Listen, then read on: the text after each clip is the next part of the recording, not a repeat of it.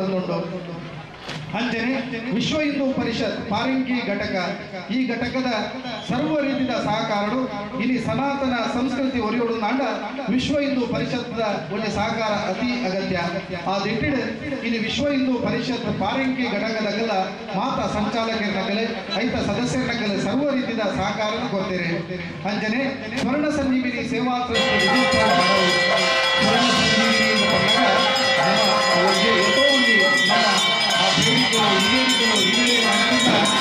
ಅವರ ಸಂಸ್ಥೆ ಇಲ್ಲಿ ಸ್ವರ್ಣ ಸಂಜೀವಿನಿ ಸಂಘದ ಕಟ್ಟಲು ಜನಕುಲೆಗಳು ಅನಾರೋಗ್ಯ ಪೀಡಿತರಿಗೆ ಸಹಕಾರ ಮಾಡುವುದರಿಂದ ಸ್ವರ್ಣ ಸಂಜೀವಿನಿ ಸೇವಾ ಟ್ರಸ್ಟ್ ಬಂದರೆ ಇಲ್ಲಿ ಮಸ್ತ್ ರೀತಿಯ ಸಹಕಾರ ಕೊಡಲು ಸಮಾಜದಲ್ಲಿ ವ್ಯಕ್ತಿಯ ಸುರಕ್ಷಿತ ಒಂದು ಹಾರೈಕೆಯನ್ನು ಪಡೆಯುವಂತಹ ತಂಡ ಸ್ವರ್ಣ ಸಂಜೀವಿನಿ ಸೇವಾ ಟ್ರಸ್ಟ್ ಮುಂದಿನ ಸರ್ವ ರೀತಿಯ ಸದಸ್ಯರಲ್ಲಿ ಸಹಕಾರ ಕೊಡ್ತಾರೆ ಅಂತೆಯೇ ರಿಕ್ಷಾ ಚಾಲಕರು ಮಾನವರ ಸಂಘ ಮಾಡುತ್ತಾರೆ ಇಲ್ಲಿ ಮಳಂಚಾರದ ಒಂದು ಸರ್ವೋಪತೆ ಮಳಂಚಾರದ ಕರ್ಮಣೆ ಪೂರ್ವಿಕ ಒಂದು ಸಮಯ ಸಂಗ್ರಹಿಸಿಕೊಂಡಾಗ ಒಂದು 10 ರೂಪಾಯಿನ ಸೇವೆಯನ್ನು ಸಂಗ್ರಹಿಸಿಕೊಂಡಾಗ ರಿಕ್ಷಾ ಚಾಲಕರು ಮಾಲಕರ ಸಂಘ ಆ ಸಂಘಕ್ಕೆಲ್ಲ ಉತ್ತಮವಾದ ಕಾಲ ಪಡೆಯುತ್ತದೆ ಅಂತೆಯೇ ಬಳ್ಳಮಂಡದ ಆ ಒಂದು ಊರು ಜಾತ ಕಾರ್ಯಕ್ರಮ ಆಯೋಜನೆ ಮಾಡಿದೆ ಕನ್ನಡದ ಮುಖಾಂತರ ನಮ್ಮ ಈ ಉತ್ಸವದ ಮಸ್ತ್ ರೀತಿಯ ಸಹಕಾರ ಕೊಡುವುದರಿಂದ ನ್ಯೂಸ್ ಆ್ಯಂಡ್ ಸ್ಪೋರ್ಟ್ಸ್ ಕ್ಲಬ್ ಬಳ್ಳಮಂಡಲಕ್ಕೆ ಅಂತೆಯೇ ಶ್ರೀ ಮಹಿಷಮರ್ದಿನಿ ಯಕ್ಷಗಾನ ಸಂಘ ಆರಂಭಿಸಿ ಒಂದು ಕಲಾವಿದರ ಸಂಘ ಎಂಟೆಂಟು ತಂಡ ಶ್ರೀ ಮಹಿಷಮರ್ದಿನಿ ಯಕ್ಷಗಾನ ಸಂಘದ ಪ್ರತಿ ವಾರವಾರ ಅಂಗಾಂಗಗಳನ್ನು ಒಂದು ಸರ್ಕಾರದ ಪ್ರತಿಭೆಗಳನ್ನು ಬೆಳೆಸಿಕೊಳ್ಳುವ ಮಲ್ಲ ರೀತಿಯ ಯೋಜನೆ ಮಕ್ಕಳು ಮಲ್ಲ ಒಂದು ಕನ್ನಡ ಕಟ್ಟಲು ಆ ಅಮೋಘ ಪ್ರತಿಭೆಯನ್ನು ಗುರುತಿಸಿಕೊಳ್ಳುವ ತಂಡ ಇಟ್ಟುಕೊಂಡಾಗ ಶ್ರೀ ಮಹಿಷಮರ್ದಿನಿ ಯಕ್ಷಗಾನ ಸಂಘ ಪಾರಂಗಿ ಯಕ್ಷಗಾನದ ಒಂದು ಆ ಪೆರ್ಮೆಯನ್ನು ಹೊಂದುತ್ತದೆ 5 ಕೋಟಿಗಳು ನಡೆದುಕೊಂಡ ಸಂಗೀತ ಆ ಒಂದು ಸಂಘದ ಸಂಚಾಲಕರು ಸರ್ವ ರೀತಿಯ ಸದಸ್ಯರು ಈ ಒಂದು ಕಾರ್ಯಕ್ರಮದ ಮುಗಿದುಕೊಂಡು ಸಹಕಾರ ಮಾಡಿದ್ದಾರೆ ಇಲ್ಲಿ ಮಾತನಾಡಿದ ಈ ಒಂದು ಪುಸ್ತಕ ಸಾಧನೆಯಿಂದ ಶ್ರೀ ಗಣೇಶೋತ್ಸವ ಸಮಿತಿಯ ಪರವಾಗಿ ಅನಂತಾನಂತ ಸೌಂದರ್ಯ ಸಂದಾಯಿತ ಮಾಡಿಕೊಂಡು ಶ್ರೀ ವಿಘ್ನೇಶ್ವರ ದೇವರ ಅನುಗ್ರಹ ಮಾತನಾಡಿದ ಇಬ್ಬರು ಕೋರಿಕೆಯನ್ನು ಬಿಡಲು ಮಾತಿಲ್ಲ ಅನ್ನ ಪ್ರಸಾದದ ಭೋಜನ ಪ್ರಸಾದ ಸ್ವೀಕಾರ ಮಾಡಿಕೊಂಡು ವಿನಂತಿಯನ್ನು ಮಾಡಿಕೊಂಡು ನನ್ನ ನಡೆಸಿದ ಪ್ರತಿಯೊಂದು ಕಾರ್ಯಕ್ರಮಗಳ ನಿಮಗೆ ಪಾಲು ಪಡೆದು ಈ ಕಾರ್ಯಕ್ರಮದ ಯಶಸ್ಸು ಮಾಡಿಕೊಳ್ಳುವುದಕ್ಕೆ ಕೆಳಗಡೆ ವಿನಂತಿ ಮಾಡಿಕೊಂಡ ಆತ್ಮೀಯ ಬಂದರೆ ಈ ಒಂದು ಕಂಜುಗಳ ಪಾಲು ಪಡೆಯುವಂತಿನ ಮಾತ್ರ ಭಕ್ತ ಬಂಧುಗಳಿಗೆ ಮನೋರ ಪಿಯೋರ ಸ್ವಾಗತ ಕೊಟ್ಟವರು ನನ್ನ ನೀವು ವನಸ್ಸು ಮಾರ್ಗದರ್ಶನ ಪೂರ್ಣವಾಗಿದೆ ಇಲ್ಲಿ ಈ ವೇದಿಕೆಗೆ ಒಂದು 35 ಒಂದು ಪ್ರಸಂಗ ಯಕ್ಷಗಾನ ತಾಳಮದ್ದಳೆ ನಡೆದುಕೊಂಡು ಗಾಂಧೀವ ಇಂದನೇ ಪಟ್ಟಣಕ್ಕೆ ಹೊನ್ನಗಂಡದ ತಾಳಮದ್ದಳೆ ಆಯೋಜನೆ ಮಾಡಿದರೆ ಯಕ್ಷಮಿತ್ರರು ಮಾಡುತ್ತಾರೆ ಇದು ಈ ಒಂದು ಕಾರ್ಯಕ್ರಮದ ವೀಕ್ಷಣೆ ಮಾಡಿಕೊಂಡು ಈ ಕಾರ್ಯಕ್ರಮ ಯಶಸ್ಸು ಮಾಡಿಕೊಳ್ಳುವುದನ್ನು ಕೆಳಕಳಿತ ವಿನಂತಿ ಮಾಡಿಕೊಂಡು ಮಾತೆಲ್ಲ ಪ್ರಸಾದ ಸ್ವೀಕಾರ ಮಾಡಬಹುದು ಅದನ್ನೇ ಬೇರೆ ಬೇರೆ ಸೇವೆಗಳು ಮಾಡುವಂತಹ ಅವಕಾಶ ಉಂಟು ಸೇವಾ ಸೌಂದರ್ಯ ಬೋದು ಸೇವಾ ರಕ್ಷಣೆ ಜನರು ಸೇವೆಗಳ ಪಾಲು ಪಡೆಯುವುದು ನಮ್ಮ ಗಣಪತಿ ದೇವರ ಸಿದ್ಧಿವಿನಾಯಕ ದೇವರ ವಿಘ್ನೇಶ್ವರ ದೇವರ ಮೋದಕ್ಕೆ ಪ್ರಿಯ ಗಣಪತಿ ದೇವರ ಆರೈಕೆ ಆಶೀರ್ವಾದದ ಪಡೆಯುವುದು ಆ ಮುಖೇನ ನಮ್ಮ ಜೀವನ ಪಾವನ ಆಗಿ ನಮ್ಮ 2 ಕಣ್ಣು ಮುಗಿದು 2 ಕೈಗಳು ಮುಗಿದು ಆ ದೇವರ ಪ್ರಾರ್ಥನೆ ಮಾಡಿದರೆ ನಮ್ಮ ಸಂಕಷ್ಟ ದೂರ ಮಾಡಿ ಗಣಪತಿ ಪಡೆದು ಪ್ರಾರ್ಥನೆ ಸಂದಾಯಿತ ಮತ್ತೊಂದು ಈ ಉತ್ಸವದಲ್ಲಿ ಕೆಲವು ಮಾತಿಲ್ಲ ಪಾಲು ಪಡೆಯುವ ಪಡೆದು ವಿನಂತಿ ಮಾಡಿಕೊಳ್ಳೋಣ.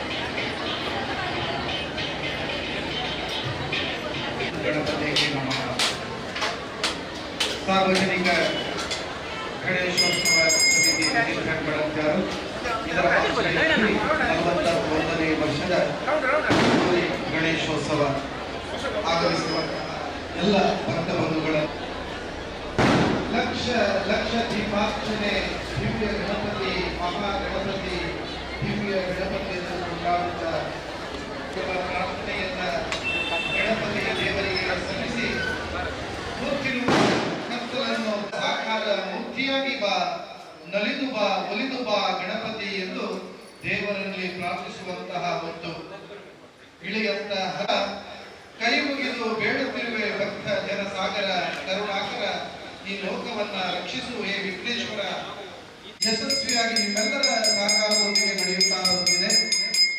ಈಗಾಗಲೇ ಗಣಪತಿ ಮಂಟಪದ ಬಗ್ಗೆ ನನ್ನ ತೀಕ್ಷ್ಣ ದೃಷ್ಟಿಯಿಂದ ಬಂದಂತಹ ಭಕ್ತರನ್ನ ಅನಿಸುತ್ತಿರುವ ಸಕಲ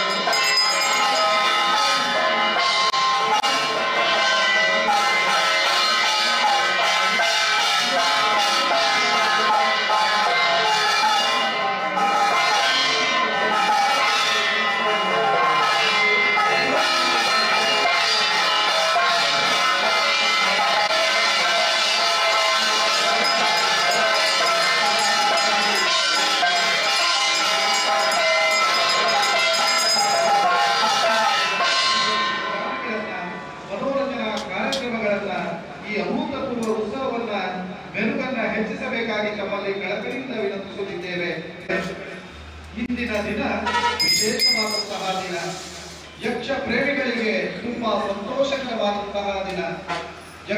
ಯಕ್ಷಗಾನ ಗೆಲ್ಗೆ ಎಂಬ ಮಾತಿನಿಂದ ತುಳುನಾಡಿನಲ್ಲಿ ಬಹಳ ಅದ್ಧೂರಿಯಾಗಿ ಪ್ರತಿಯೊಂದು ಯಕ್ಷಗಾನ ಬಂದಳೆ.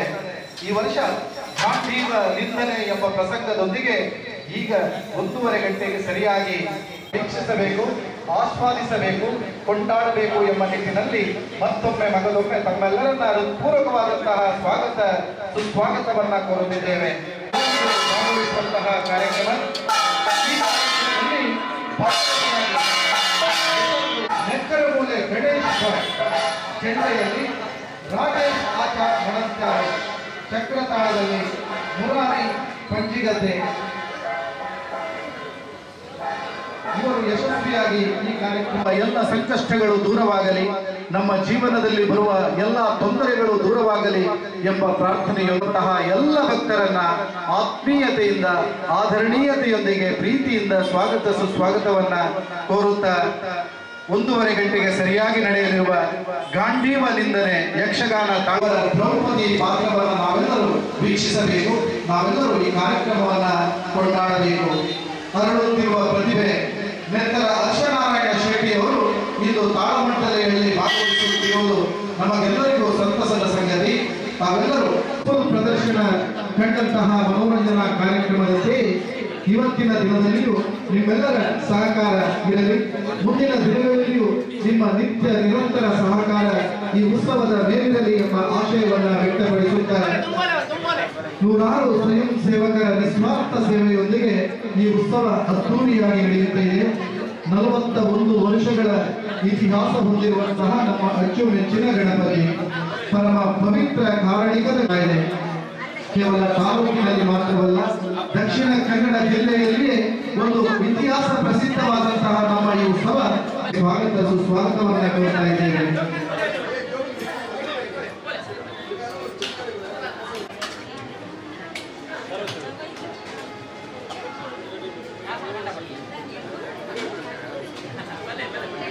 ನೀವು ಸಹಕರಿಸಿ ಅವರ ಪಡೆದು ವಿನಂತಿ ಮಾಡುವುದಿಲ್ಲ. ಅಂಚನೆ 1:30 ಗಂಟೆಗೆ ಸರಿಯಾದ ಮುಂಜೆ ಕೊರ್ಲ ಖಂಡದ ಯಕ್ಷಗಾನ ತಾಳಮದ್ದಳೆ ನಡೆಪರುಂಡು ಯಕ್ಷಮಿತ್ರರು ಮಣಂತಿರುವ ಸದಸ್ಯರನ್ನ ಪರವಾದ ನಿಂಗಳ ವಿನಮ್ರ ವಿನಂತಿನ ಮಂತೊಂದಲ್ಲ ಪ್ರೀತಿದ ಭಕ್ತ ಬಂಧುಲೆ ಇನಿ ಬಯ್ಯದ ಮನೋರಂಜನಾ ಕಾರ್ಯಕ್ರಮ ತುಳು ನಾಟ್ಯ ವೈಭವ ಪಂಪನ ತುಳು ನಾಟ್ಯ ವೈಭವ ಕಾರ್ಯಕ್ರಮ ನಡೆಪೆರಗೊಂಡು ಈ ಕಾರ್ಯಕ್ರಮ ಮುಲ್ಕಿ ನವವೈಭವ ಕಲಾವಿದರನ ಅದ್ದೂರಿಯಾಯಿನ ಕಾರ್ಯಕ್ರಮ ತುಳುನಾಡ ತುಳರು ಪಂಪನ ಒಂದು ಪೊರ್ಲ ಕಂಡು ಆ ಸ್ವಯಂ ಸೇವಕರನ್ನ ನಿಸ್ವಾರ್ಥ ಕಾಳಜಿಡು ನಿಸ್ವಾರ್ಥ ಆಲೋಚನೆಗಳು ಕರಿನ ಒಂಜಿ ತಿಂಗಳು ಬೊಕ್ಕ ರಾತ್ರಿ ಪಗೆಲು ಪಣ್ಣದ ಜವಾಬ್ದಾರಿ ತಂದು ಈ ಪೊರ್ಲ ಘಟ್ಟದ ಕಾರ್ಯಕ್ರಮನ ಆಯೋಜನೆ ಮಾಡ್ತೀರಿ ಇಂಚಿನ ಆಯೋಜನೆ ಮಾಡ್ತಿರವರ ಈ ಪೊರ್ಲಂಬ ಚಿತ್ತ ಈ ಉತ್ಸವ ಅಪಗದ ಮಹನೀಯರು ಅಪಗದ ಈ ಊರ್ದ ಹಿರಿಯರು ಅಪಗದ ಸಮಾನ ಮನಸ್ಕ ಜನಗಳು ಈ ಊರ್ದ ಮುಖಂಡರಿನಾಗಲು ಮಾತ ಭಕ್ತಾದಿಲಿನ ಒಟ್ಟು ಪಾಡ್ದು ಮಲ್ತನ ಚಿತ್ರ ಈ ಉತ್ಸವ మన ವರ್ಷೋಲ ನೆನಪು ಮಲ್ಪನ ಚಿತ್ತ ಈ ಉತ್ಸವಡು ನಮ್ಮ ಗಣಪತಿ ನಮ್ಮ ಬಂಗಲಿನ ದೂರ ಮಲ್ತದೆ ನಮಕ್ ಮಾತೆರೆಗಳ ಸುಖನು ಕೊರ್ಪುನ ಚಿತ್ತ ಒಂದು ಭಕ್ತಿಡು ಪ್ರಾರ್ಥನೆ ಮಲ್ತನ ಚಿತ್ತ ಮಲ್ತಂಡ ಐನ ಸಿದ್ಧಿ ಮಲ್ಪನ ಚಿತ್ತ ಗಣಪತಿ ಆ ಗಣಪತಿ ದೇವರಿಗೆ ಕೋಟಿ ಕೋಟಿ ನಮನನ ಸಲ್ಲಾಯ್ತ ಮಲ್ಪುಗ ಅಂಚನೆ ಆ ನಮ್ಮ ಮಾತೆರೆಗಳ ಇಪ್ಪಾಡು ಪಂಪುನ ಕಲ್ಪನೆ ಮಾತೆಲ್ಲ ಈ ಒಂದು ಅನ್ನ ಪ್ರಸಾದನ ಸ್ವೀಕಾರ ಮಲ್ಪಡು ಭಕ್ತಿಡು ಶ್ರದ್ಧೆಡು ಸ್ವೀಕಾರ ಮಲ್ಪಡು ಪಣ್ಣದು ವಿನಂತಿ ಮಲ್ತೊಂದಲ್ಲ ಈ ಆಯೋಜನೆ ಮಲ್ತಿನ ಉತ್ಸವದ ನಿಖಲ್ ಮಾತೆಲ್ಲ ಪಾಲು ಪಡೆತಾರೆ ಪಾಲು ಪಡೆಯಂಚಿನ ನಿಖಲ್ನ ಸರ್ವ ರೀತಿಯ ಸಹಕಾರ ಈ ಉತ್ಸವಡಿ ಪಡೆ ಸಾರ್ವಜನಿಕ ಶ್ರೀ ಗಣೇಶೋತ್ಸವ ಸಮಿತಿದ ಪರವಾದ ನಿಖಲೆಗೆ ಒಂಜಾತ್ ಸೊಲ್ಮೆಲೆ ಒಂದು ಸಂದೇಶ ಕೊರ್ಪುನ ಧಾರ್ಮಿಕ ಪ್ರವಚನ ಕೊರ್ಪುನ ಚಿತ್ತ ಒಂದು ಪತ್ರಾಟನೆ ಕ್ಲಾಸಿನ ಕಲ್ಪನ ಚಿತ್ತ ಒಂದು 14ನೇ ವರ್ಷದ ಒಂದು ಬಾಲ್ಯನ ಕಲಿತೀರಿ ಧಾರ್ಮಿಕ ಪ್ರವಚನ ಪ್ರಬುದ್ಧ ಪ್ರವಚನ ಬೆಂಗಳೂರು ದೂರದ ಬೆಂಗಳೂರು ಈ ಒಂದು ಕಾರ್ಯಕ್ರಮದ ಕೂಡ ನಮಕ್ ಮಾತೆರೆಗಳ ಒಂದು ಧರ್ಮ ಚಿಂತನೆ ಅವಡು ಪಂಪರಜಿ ತಿಟ್ಟಿಡು ಈ ಕಾರ್ಯಕ್ರಮ ಆಯೋಜನೆ ಮಾಡ್ತಾರೆ ಆ ದೃಷ್ಟಿ ನಿಖಲ್ ಮಾತೆಲ್ಲ ಎಲ್ಲದ ಧಾರ್ಮಿಕ ಸಭಾ ಕಾರ್ಯಕ್ರಮಗಳು ಪಾಲು ಪಡೆಯುವುದು ಪಂಪನ ವಿನಮ್ರ ವಿನಂತಿ ಭಿನ್ನರಾದ ಬರವಲ್ಲರೆ ಬೆಳ್ತಂಗಡಿ ವಿಧಾನಸಭಾ ಕ್ಷೇತ್ರದ ಜನಪ್ರಿಯ ಶಾಸಕರಾಯನ ಶ್ರೀಯುತ ಹರೀಶ್ ಪೂಂಜಾ ಕರ್ನಾಟಕ ಸರ್ಕಾರದ ವಿಧಾನ ಪರಿಷತ್ ಮಾನ್ಯ ಶಾಸಕರಾಯನ ಶ್ರೀಯುತ ಹರೀಶ್ ಕುಮಾರ್ ಅಂಚನೆ ಶ್ರೀ ಕ್ಷೇತ್ರ ಪಾರಕ್ಯದ ಈ ಕಾರ್ಯಕ್ರಮಗಳು ಹೆಚ್ಚಿನ ಸಂಖ್ಯೆಯ ಪಾಲು ಪಡೆಯುವುದು ಬಣ್ಣದ ನಿಖಲ ಕಳಕಳಿತ ವಿನಂತಿ ಬಂತೊಂದಲ್ಲ ಅಂಚನೆ ಈ ಉತ್ಸವದ ಎಲ್ಲದ ಕಾರ್ಯಕ್ರಮ ಬಯ್ಯಡು 6 ಗಂಟೆಗೆ ಸರಿಯಾದ ನಮ್ಮ ಮನೆ ಬೇತೆ ಬೇತೆ ಆಕರ್ಷಣೆ ವಂಶಿಕ ಆರ್ಟ್ಸ್ ಗುರುವಾಯಣಕೆರೆ ಮುಕುಲ್ನ ಕೇರಳ ಶೈಲಿದ ತಯ್ಯಂ ಬೊಕ್ಕ ಕೀಲು ಕುದುರೆ ನಿಖಲು ತೂವೋಡು ದೊಡ್ಡ ಪಣ್ಣದ ನಿಖಲ ಕಳಕಳಿತ ವಿನಂತಿ ಮಲ್ತೊಂದಲ್ಲ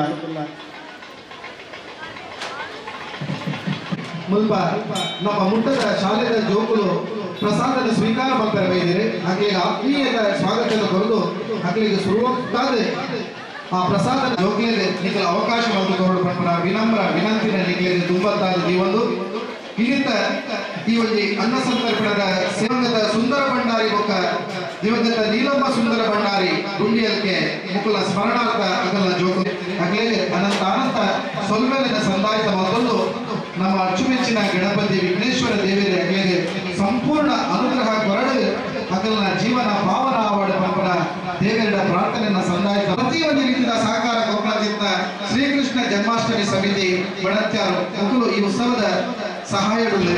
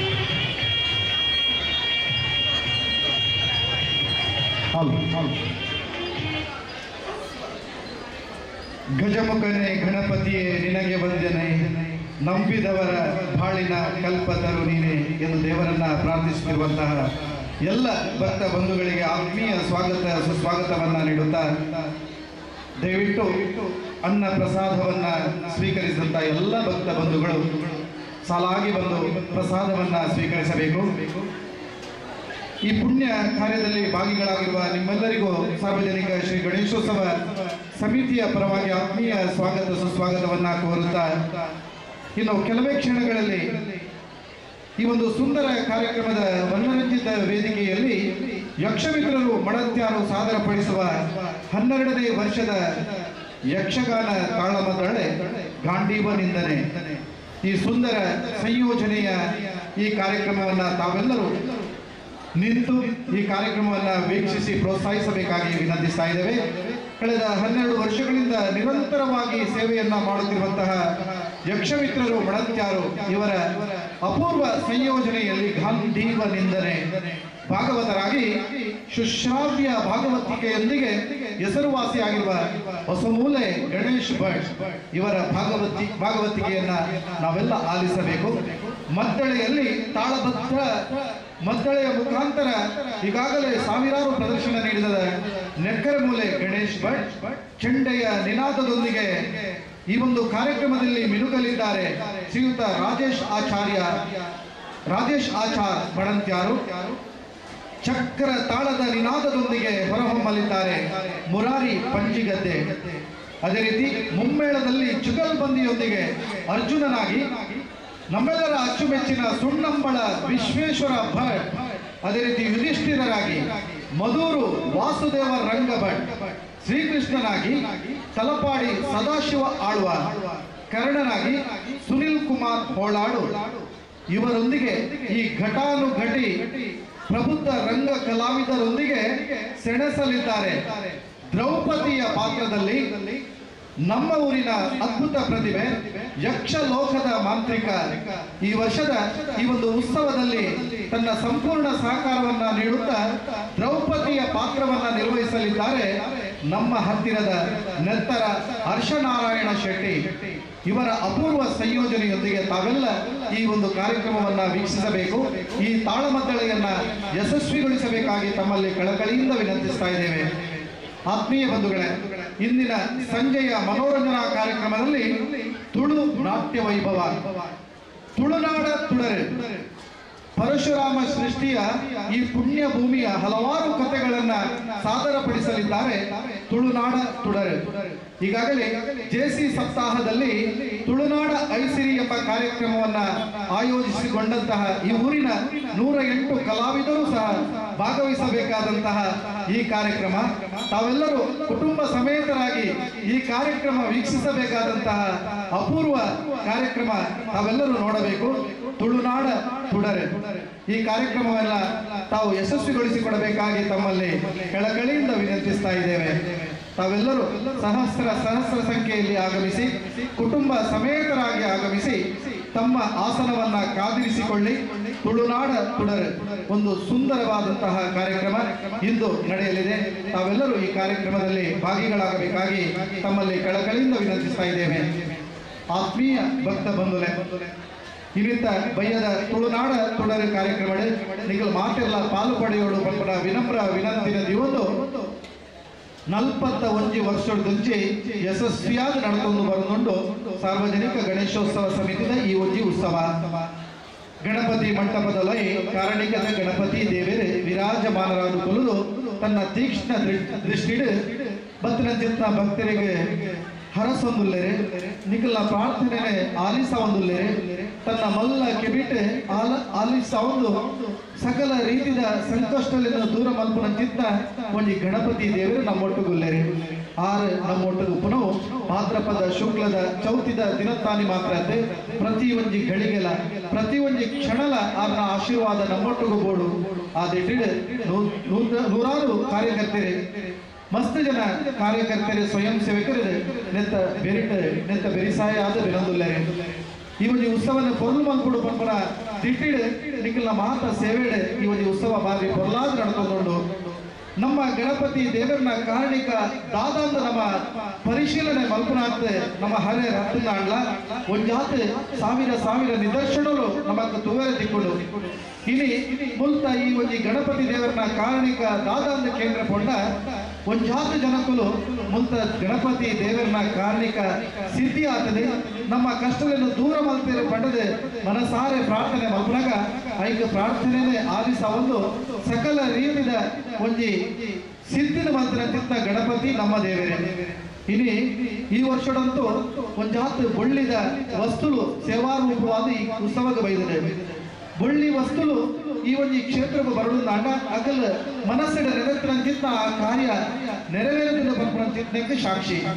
ಕೇವಲ ಒಂದು ಹಣ್ಣುಕಾಯಿಂದ ಸೇವೆ ಕೊರಲಲ್ಲ ಈ ಗಣಪತಿ ದೇವರೇ ಖಂಡಿತಲ ಕೈ ಬಿಡ್ಯಾರೆ ಅಂಚಿನ ಕಾರಣಿಕದ ಗಣಪತಿ ನಮ್ಮೊಟ್ಟಿಗೆ ಉಲ್ಲೇರೆ ನಮ್ಮ ಜೀವನ ಪಾವನ ಆಪುನ ಒಂಜಿ ಲಕ್ಷಣ ನಮಕ್ ತೋಲಿದು ಬೈದಿನ ಇದ್ರದವರ ನಮ್ಮ ಮಾತಿರ್ಲ ಆ ಗಣಪತಿ ದೇವರನ್ನ ಆರಾಧನೆಯನ್ನು ಮಲ್ತೊಂದು ಪ್ರತಿ ವರ್ಷಲ ಈ ಉತ್ಸವ ಮೆರುಗು ಜಿಂಜೋಡು ಪಂಪನ ವಿನಮ್ರ ವಿನಂತಿನ ನಿಖಿಡ ದುಂಬುಗು ದಿವೊಂದು ನಿಖಿಲ್ ಮಾತಿರ್ಲ ಸರ್ವ ರೀತಿಯ ಸಹಕಾರ ಕೊರಡು ಪಂಪನ ವಿನಮ್ರ ವಿನಂತಿನ ಮಲ್ತೊಂದು ನನ್ನ ಕೆಲವೇ ಕ್ಷಣಟ್ಟು ಗಾಂಡೀವ ನಿಂದನೆ ಪಂಪನ ಮಾತಿನ ಮಂಟಪದ ಈ ಕಾರ್ಯಕ್ರಮದ ಪೊರುಳು ಮತ್ತು ಕೊರಡು ಪಂಡದ ನಿಖಿಲ ಕೆಳಕಳಿತ ವಿನಂತಿ ಮಲ್ತೊಂದುಲ್ಲ ಪ್ರೀತಿದ ಭಕ್ತ ಬಂಧುಲೆ ಎಲ್ಲದ ಸಭಾ ಕಾರ್ಯಕ್ರಮಗಳ ನಿಖಿಲ ಹೆಚ್ಚಿನ ಸಂಖ್ಯೆಯ ಭಾಗವಹಿಸೋಡು ಧಾರ್ಮಿಕ ಪ್ರವಚನ ಕೊರವಲ್ಲರೆ ಬಾಲವಾಗ್ಮಿ ಕುಮಾರಿ ಹಾರಿಕಾ ಮಂಜುನಾಥ್ ಬೆಂಗಳೂರು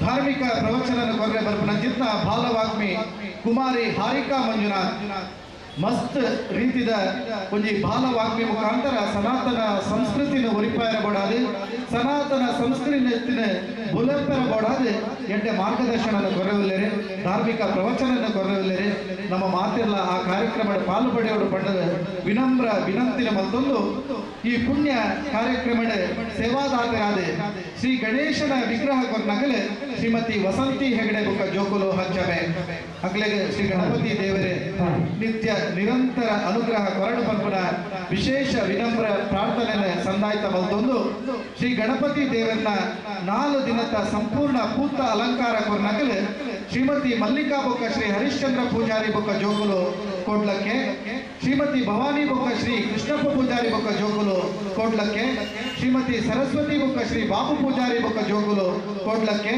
ಶ್ರೀಮತಿ ಹರಿಣಾಕ್ಷಿ ಬೊಕ್ಕ ಶ್ರೀ ಗಿರಿಯಪ್ಪ ಪೂಜಾರಿ ಬೊಕ್ಕ ಜೋಕುಲು ಕೋಡ್ಲಕ್ಕೆ ಮುಕ್ಲೆಗ್ಲ ಗಣಪತಿ ದೇವರ ಸಂಪೂರ್ಣ ಅನುಗ್ರಹ ಇಪ್ಪಡ ಪಂಪನ ಪ್ರಾರ್ಥನೆ ದೇವರ ನಟ್ಟೊಂದು ಆಮಂತ್ರಣ ಪತ್ರಿಕೆದ ಮುದ್ರಣದ ಸಹಕಾರ ಕೊರ್ನಾರೆ ಶ್ರೀಯುತ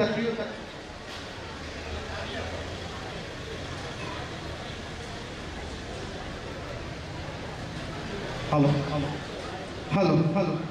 ಆಮಂತ್ರಣ ಪತ್ರಿಕೆದ ಮುದ್ರಣದ ಸೇವೆಯನ್ನು ಕೊರ್ನಂಚಿತ್ತ ಶ್ರೀಯುತ ಶ್ರೀಧರ್ ಭಟ್ ಪಾರಂಕಿ ಇಂಬೆರೆಗ್ಲ ದೇವರ ಅನುಗ್ರಹ ಇಪ್ಪಾಡು ಪಂಪನ ಒಂಜಿ ಪ್ರಾರ್ಥನೆಯ ಸಂದಾಯಿತ ಮತ್ತೊಂದು ಛಾಯಾಗ್ರಾಹಕರಾದ ಸಹಕಾರ ಕೊರ್ನಾರೆ ಬಳ್ಳ ಮಂಜದ ಪ್ರಖ್ಯಾತ ಡಿಜಿಟಲ್ ಸ್ಟುಡಿಯೋದ ಮಾಲಕರಾಯಿನ ಹರ್ಷ ಡಿಜಿಟಲ್ ಸ್ಟುಡಿಯೋದ ಗುರುಕಾರರಾಯಿನ ಶ್ರೀಯುತ ಹರೀಶ್ ಇಂಬೆರೆಗ್ಲ ಸೊಲ್ಮೆಲೆ ಸಂದಾಯಿತ ಮಲ್ತೊಂದು ಅತಿಥಿಗಳಿಗೆ ಬೊಕ್ಕ ಸ್ವಯಂ ಸೇವಕರಿಗೆ ಶಾಲದ ವ್ಯವಸ್ಥೆಯನ್ನು ಮಲ್ತರಂಚಿತ್ತ Bajaj Allianz life insurance Kudla ನೆತ್ತ ಚೀಫ್ ರೀಜನಲ್ ಮ್ಯಾನೇಜರ್ ಆಯ್ನಂಚಿತ್ತ ಶ್ರೀಯುತ ಬಿ ಪದ್ಮನಾಭ ಸುವರ್ಣ ಇಂಬೆರೆಗ್ಲ ಅನಂತ ಸೊಲ್ಮೆಲೆ ಸಂದಾಯಿತ ಮಲ್ತೊಂದು ನಿಗಲ ಮಾತ ಸರ್ವ ರೀತಿಯ ಸಹಕಾರಡು ಈ ಒಂದು ಉತ್ಸವ ಬಾರಿ ಪೊರ್ಲಾದ ನಡೆದುಕೊಂಡು ಮಾತೆರೆಗಳ ಅನಂತ ಸೊಲ್ಮೆಲೆನ ಸಂದಾಯಿತ ಮಲ್ತೊಂದು ನನ್ನ ದುಡುಗು ಗಾಂಡೀವ ನಿಂದನೆ ಪನ್ಮನ ಯಕ್ಷಗಾನ ಕಾಳ ಬಂದಳೆ ಮಾತೆಲ್ಲ ವನಸ್ಸು ಬಂದದೆ ಪ್ರಸಾದನ ಸ್ವೀಕಾರ ಬಂದದೆ ಈ ಕಾರ್ಯಕ್ರಮದ ಯಶಸ್ಸು ಮಲ್ತುಕೊಂಡು ಪಟ್ಟದಲ್ಲಿ ಕೆಳಗಳಿತ ವಿನಂತಿ ಬಂದಲ್ಲ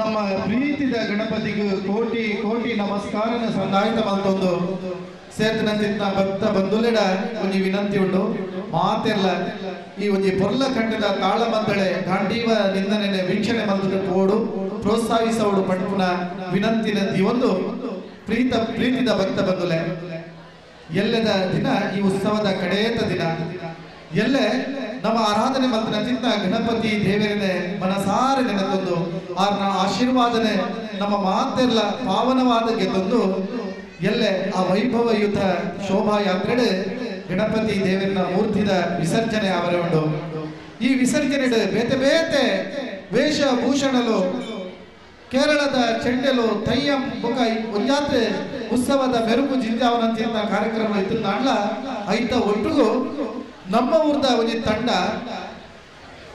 ಒಂಜಿ ನಿರಂತರವಾದ ಒಂಜಿ ಗಂಟೆ ಸುಡುಮದ್ದು ಪ್ರದರ್ಶನನ ಒಂಜಿ ಗಂಟೆ ಮಿತ್ ಒಂಜಿ ಸುಡುಮದ್ದು ಪ್ರದರ್ಶನನ ಕೊರ್ರವುಳ್ಳೇರು. ಸುಡುಮದ್ದು ಪ್ರದರ್ಶನದ ಪೊರ್ಲುನು ನಮ್ಮ ಎಲ್ಲೆ ನಮ್ಮ ಕಣ್ಣಾರೆ ತೋಡು. ಈ ವರ್ಷ ವಿಶೇಷದಾದ ಬಣ್ಣ ನಿರಂತರವಾದ ಒಂಜಿ ಗಂಟೆ ಮಿತ್ ಸರಿಯಾದ 4 ಗಂಟೆಗೆ ಪ್ರಾರಂಭ ಮಾಡ ಮುಟ್ಟ 6 ಗಂಟೆ ಮುಟ್ಟ ಈ ಒಂದು ಸುಡುಮದ್ದು ಪ್ರದರ್ಶನ ಅವರೇ ಉಂಟು. ಇಂದು ಈ ವರ್ಷದ ವಿಶೇಷತೆ ನೆನ್ನು ತೋಡು ದಾಟ ನಿಖಲು ಮಾತೆಲ್ಲ ಹೆಚ್ಚಿನ ಸಂಖ್ಯೆಗೆ ಬರಡು.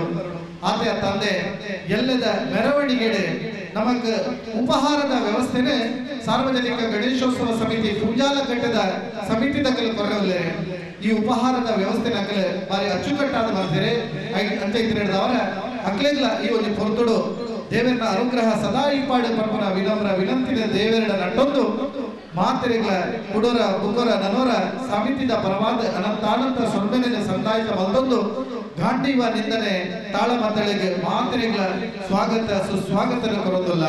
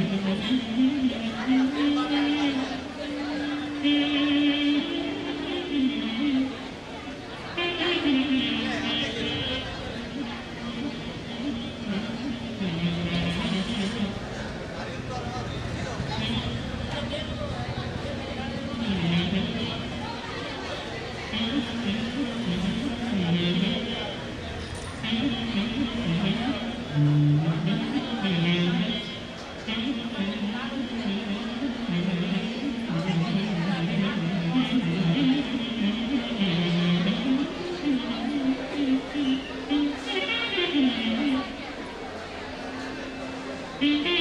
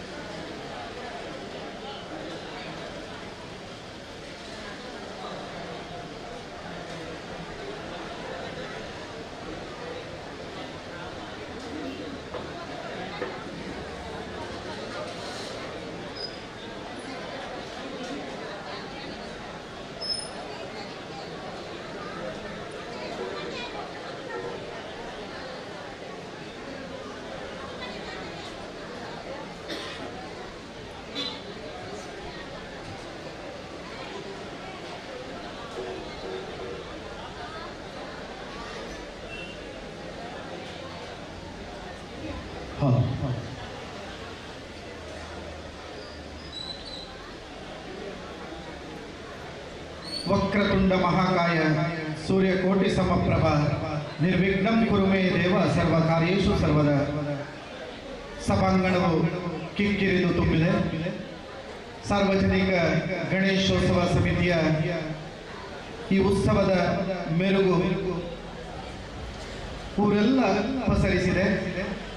ಇದೀಗ ಕೆಲವೇ ಕ್ಷಣಗಳಲ್ಲಿ ಯಕ್ಷಮಿತ್ರರು ಮಡಂತ್ಯಾರು ಇವರು ಸಾದರಪಡಿಸುವ 12ನೇ ವರ್ಷದ ಹಗಲು ಯಕ್ಷಗಾನ ತಾಳಮದ್ದಳೆ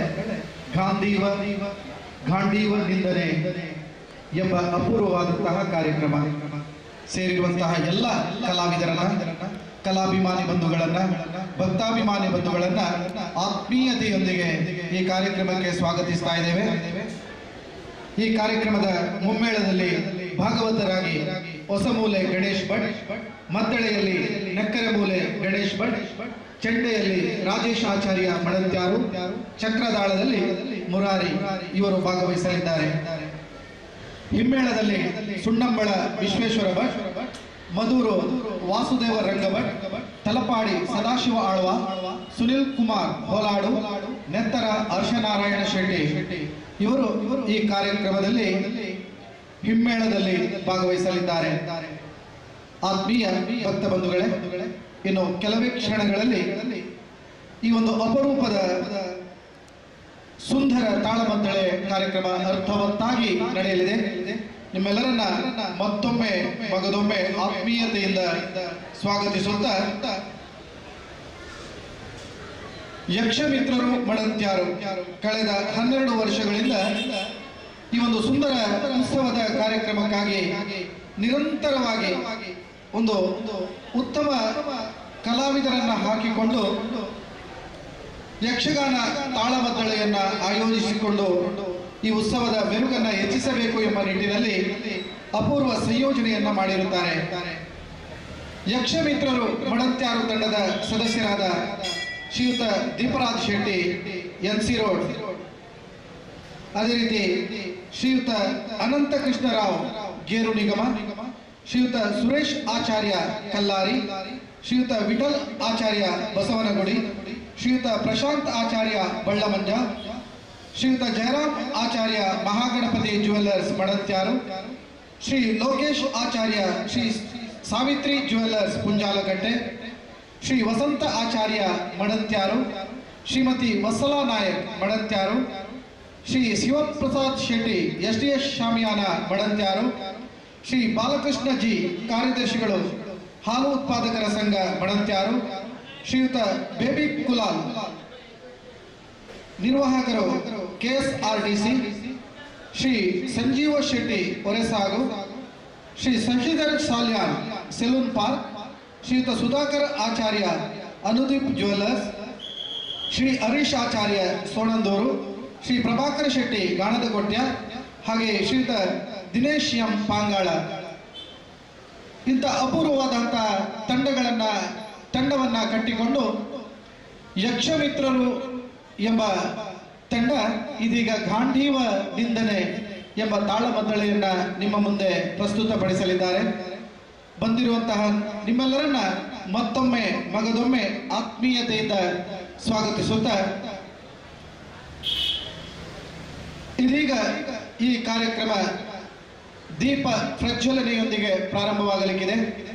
ಸೇರಿರುವಂತಹ ಎಲ್ಲ ಭಕ್ತಾಭಿಮಾನಿ ಬಂಧುಗಳನ್ನ, ಅದೇ ರೀತಿ ಎಲ್ಲ ಕಲಾಭಿಮಾನಿ ಬಂಧುಗಳನ್ನ ಆತ್ಮೀಯತೆಯಿಂದ ಸ್ವಾಗತಿಸುತ್ತಾ, ನಮ್ಮ ಈ ಉತ್ಸವದ ಪ್ರಧಾನ ರೂವಾರಿಗಳಾಗಿರುವ ಶ್ರೀಯುತ ಅನಂತ ಕೃಷ್ಣ ಭಟ್ ಕುಕಿಲ ಇವರ ಪೌರೋಹಿತ್ಯದಲ್ಲಿ ಈ ಒಂದು ಉತ್ಸವ ಅದ್ಧೂರಿಯಾಗಿ ನಡೀತಾ ಇದೆ.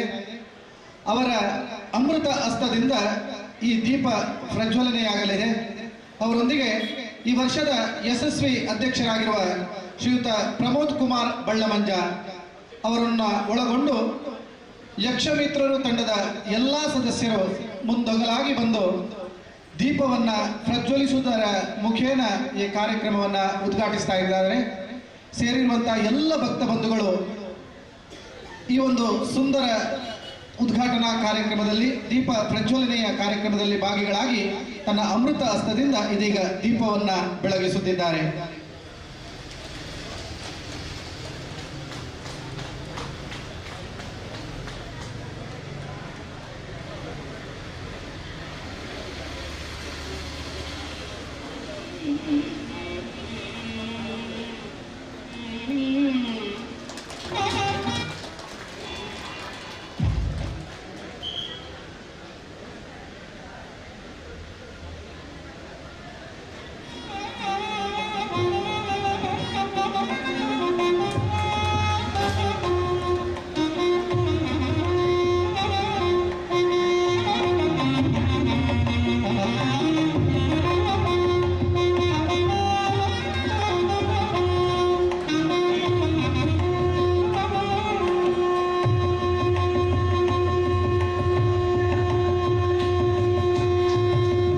ಮಂಟಪದಲ್ಲಿ ವಿರಾಜಮಾನರಾಗಿರುವ ಗಣಪತಿಯಲ್ಲಿ ಪ್ರಾರ್ಥಿಸುತ್ತಾ ದೀಪ ಬೆಳಗುತ್ತಾ ಈ ತಾಳಮದ್ದಳೆಯ ಕಾರ್ಯಕ್ರಮ ದೀಪ ಪ್ರಜ್ವಲನೆಯೊಂದಿಗೆ ಪ್ರಾರಂಭವಾಗಲಿಕ್ಕಿದೆ.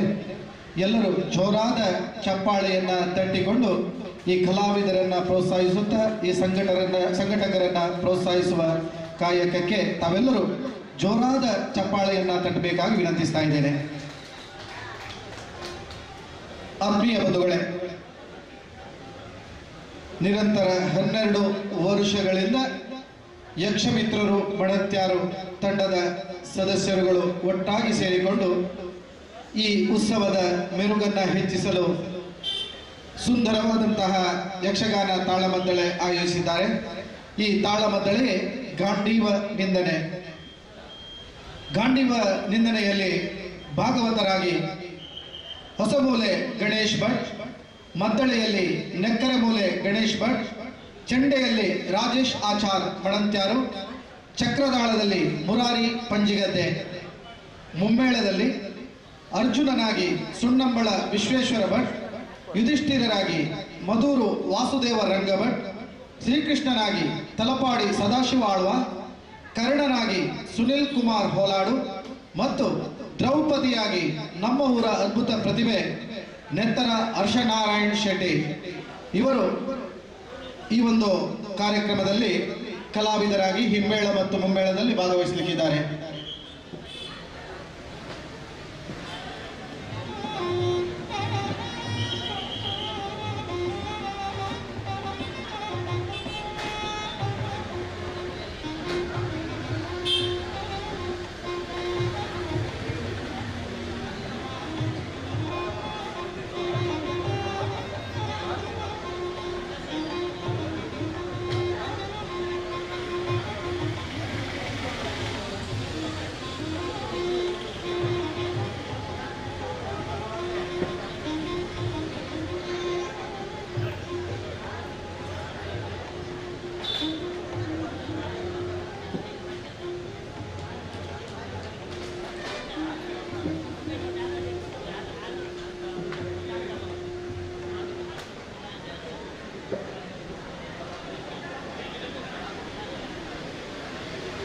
ಆತ್ಮೀಯರೇ, ಗಣಪತಿ ಉತ್ಸವದ ಸಾರ್ವಜನಿಕ ಗಣೇಶೋತ್ಸವದ ಈ ಒಂದು ಉತ್ಸವದಲ್ಲಿ ಇದೀಗ ಗಾಂಡೀವ ನಿಂದನೆ ಭಾಗವತರಾಗಿ ಈ ಒಂದು ಕಾರ್ಯಕ್ರಮದಲ್ಲಿ ಭಾಗವಹಿಸಲಿರುವ ಶ್ರೀಯುತ ಹೊಸಮೂಲೆ ಗಣೇಶ್ ಭಟ್ ಇವರನ್ನ ನಿಮ್ಮೆಲ್ಲರ ಪರವಾಗಿ ಆತ್ಮೀಯತೆಯಿಂದ ಈ ಕಾರ್ಯಕ್ರಮಕ್ಕೆ ಸ್ವಾಗತಿಸ್ತಾ ಇದ್ದೇವೆ. ಜೋರಾದ ಚಪ್ಪಾಳೆಯೊಂದಿಗೆ ಅವರನ್ನ ಸ್ವಾಗತಿಸಬೇಕು. ನಮ್ಮ ಯಕ್ಷಮಿತ್ರರು ತಂಡದ ಸದಸ್ಯರು ಅವರಿಗೆ ಹೂಗುಚ್ಛವನ್ನ ನೀಡುವುದರ ಮುಖೇನ ಅವರನ್ನ ಈ ಕಾರ್ಯಕ್ರಮಕ್ಕೆ ಸ್ವಾಗತಿಸಬೇಕಾಗಿ ವಿನಂತಿಸ್ತಾ ಇದ್ದೇವೆ. ಶ್ರೀಯುತ ಹೊಸಮೂಲೆ ಗಣೇಶ್ ಭಟ್ ಇವರಿಗೆ ನಿಮ್ಮೆಲ್ಲರ ಪರವಾಗಿ ಆತ್ಮೀಯ ಸ್ವಾಗತ.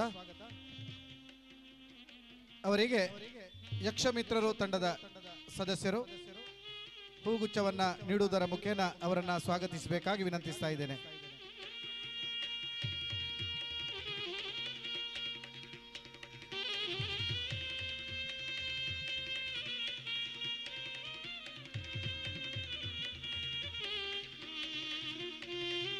ಎಲ್ಲರೂ ಜೋರಾದ ಚಪ್ಪಾಳೆಯೊಂದಿಗೆ ಕಲಾವಿದರನ್ನ ಸ್ವಾಗತಿಸುವಂತಹ ಹೊತ್ತು ಶ್ರೀಯುತ ಅನಂತ ಕೃಷ್ಣ ರಾವ್ ಸ್ವಾಗತಿಸ್ತಾ ಇದ್ದಾರೆ. ಅದೇ ರೀತಿ ಮದ್ದಳೆಯಲ್ಲಿ ನೆಕ್ಕರಮೂಲೆ ಗಣೇಶ್ ಭಟ್ ಅವರಿಗೆ ಆತ್ಮೀಯ ಸ್ವಾಗತ.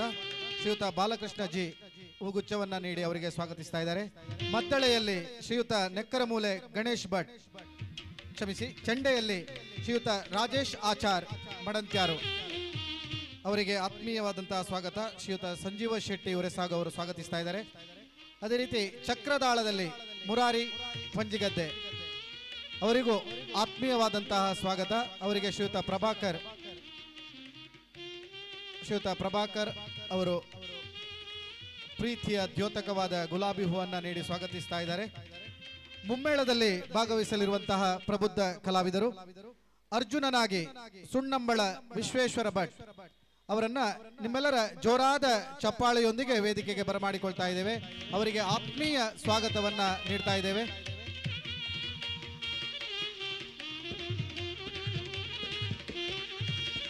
ಅದೇ ರೀತಿ ಯುಧಿಷ್ಠಿರರಾಗಿ ಮಧೂರು ವಾಸುದೇವ ರಂಗಭಟ್ ಆಗಮಿಸ್ತಾ ಇದ್ದಾರೆ.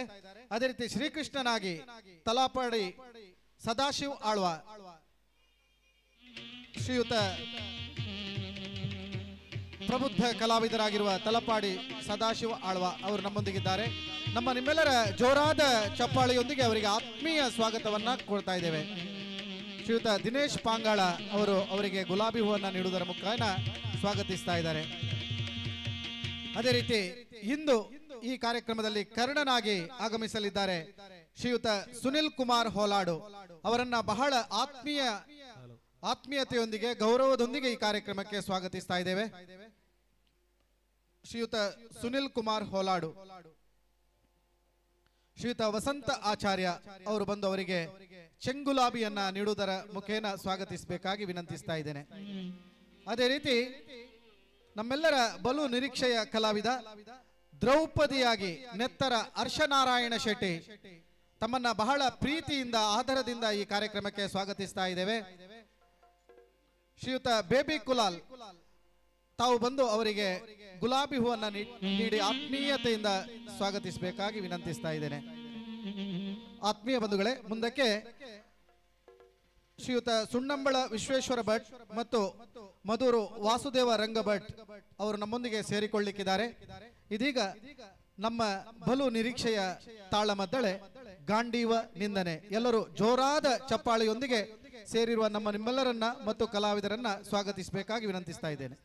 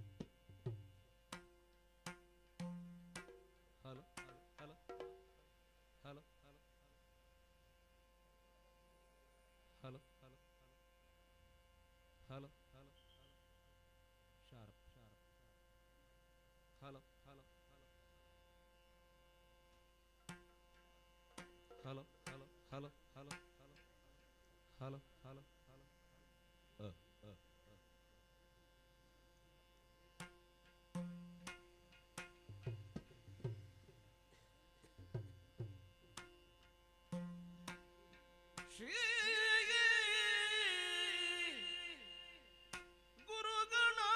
ಗುರುಗಣಾಧಿಪತಯೇ ನಮಃ.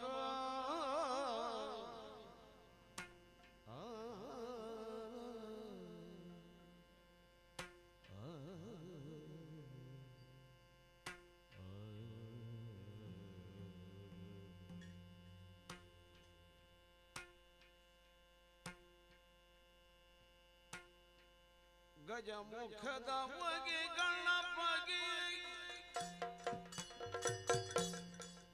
ಚಲ್ವತ್ರಿಜಾಗ ವಂದಿತನಿಗಾರತಿ ಎತ್ತೀರ.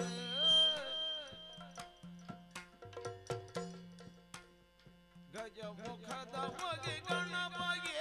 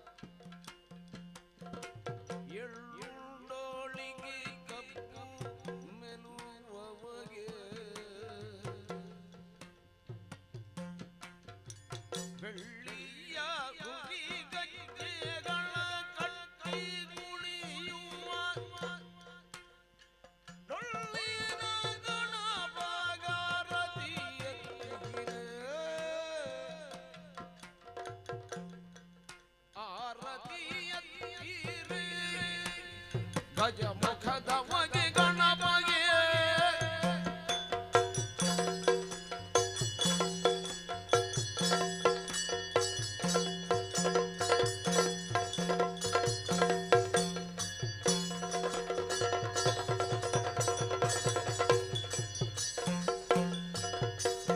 ದೇವಾದಿಗಳ ಕೈಯ ಕಪ್ಪವಗುಂಬಗೆ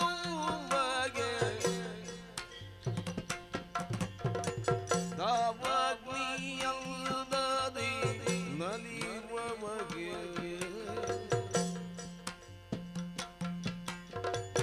ಆವಾಗ ಮನದೋಳು ನೆನೆದ ಇಷ್ಟಾರ್ಥವ ಇವಾಗ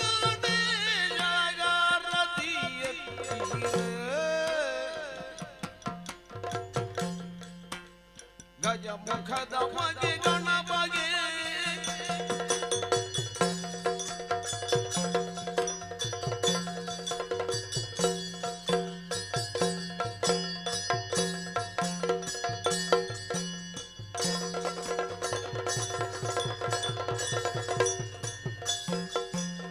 ಕರದೊಳು ಬರಡು ಬಾಜಾಂಕುಶಧಾರಿಗೆ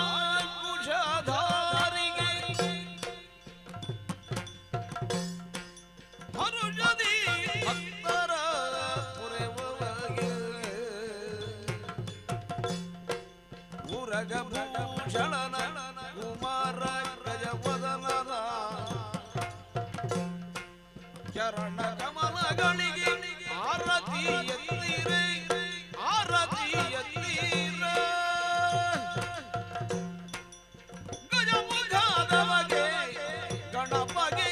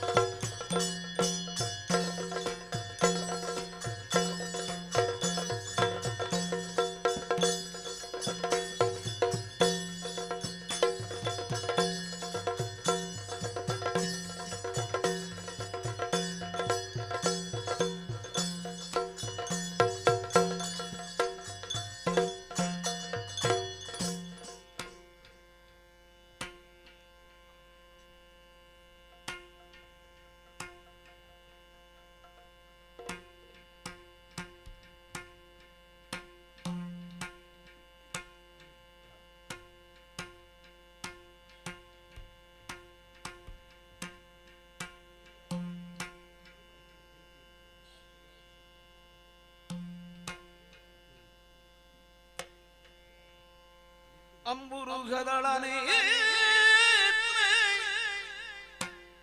ಶ್ರೀ ದುರ್ಗಾಂಬಿಗೆಯ ಬಲಗೊಂಡು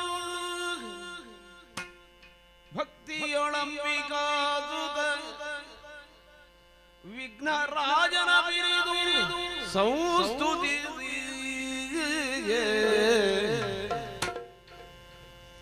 ಅಮ್ಮನಿದಿಯ ಆತ್ಮಜೆಗೆ ಕೈ ಮುಗಿದು ಅಂಬುಜಾಸನ ಮಾಡಿಯರ ಪಾದಾಂಬುಜಗೆ ಮೊಣಮಡುದ ವರ್ಣಿಬನಿ ಕಥಾಮೃತವ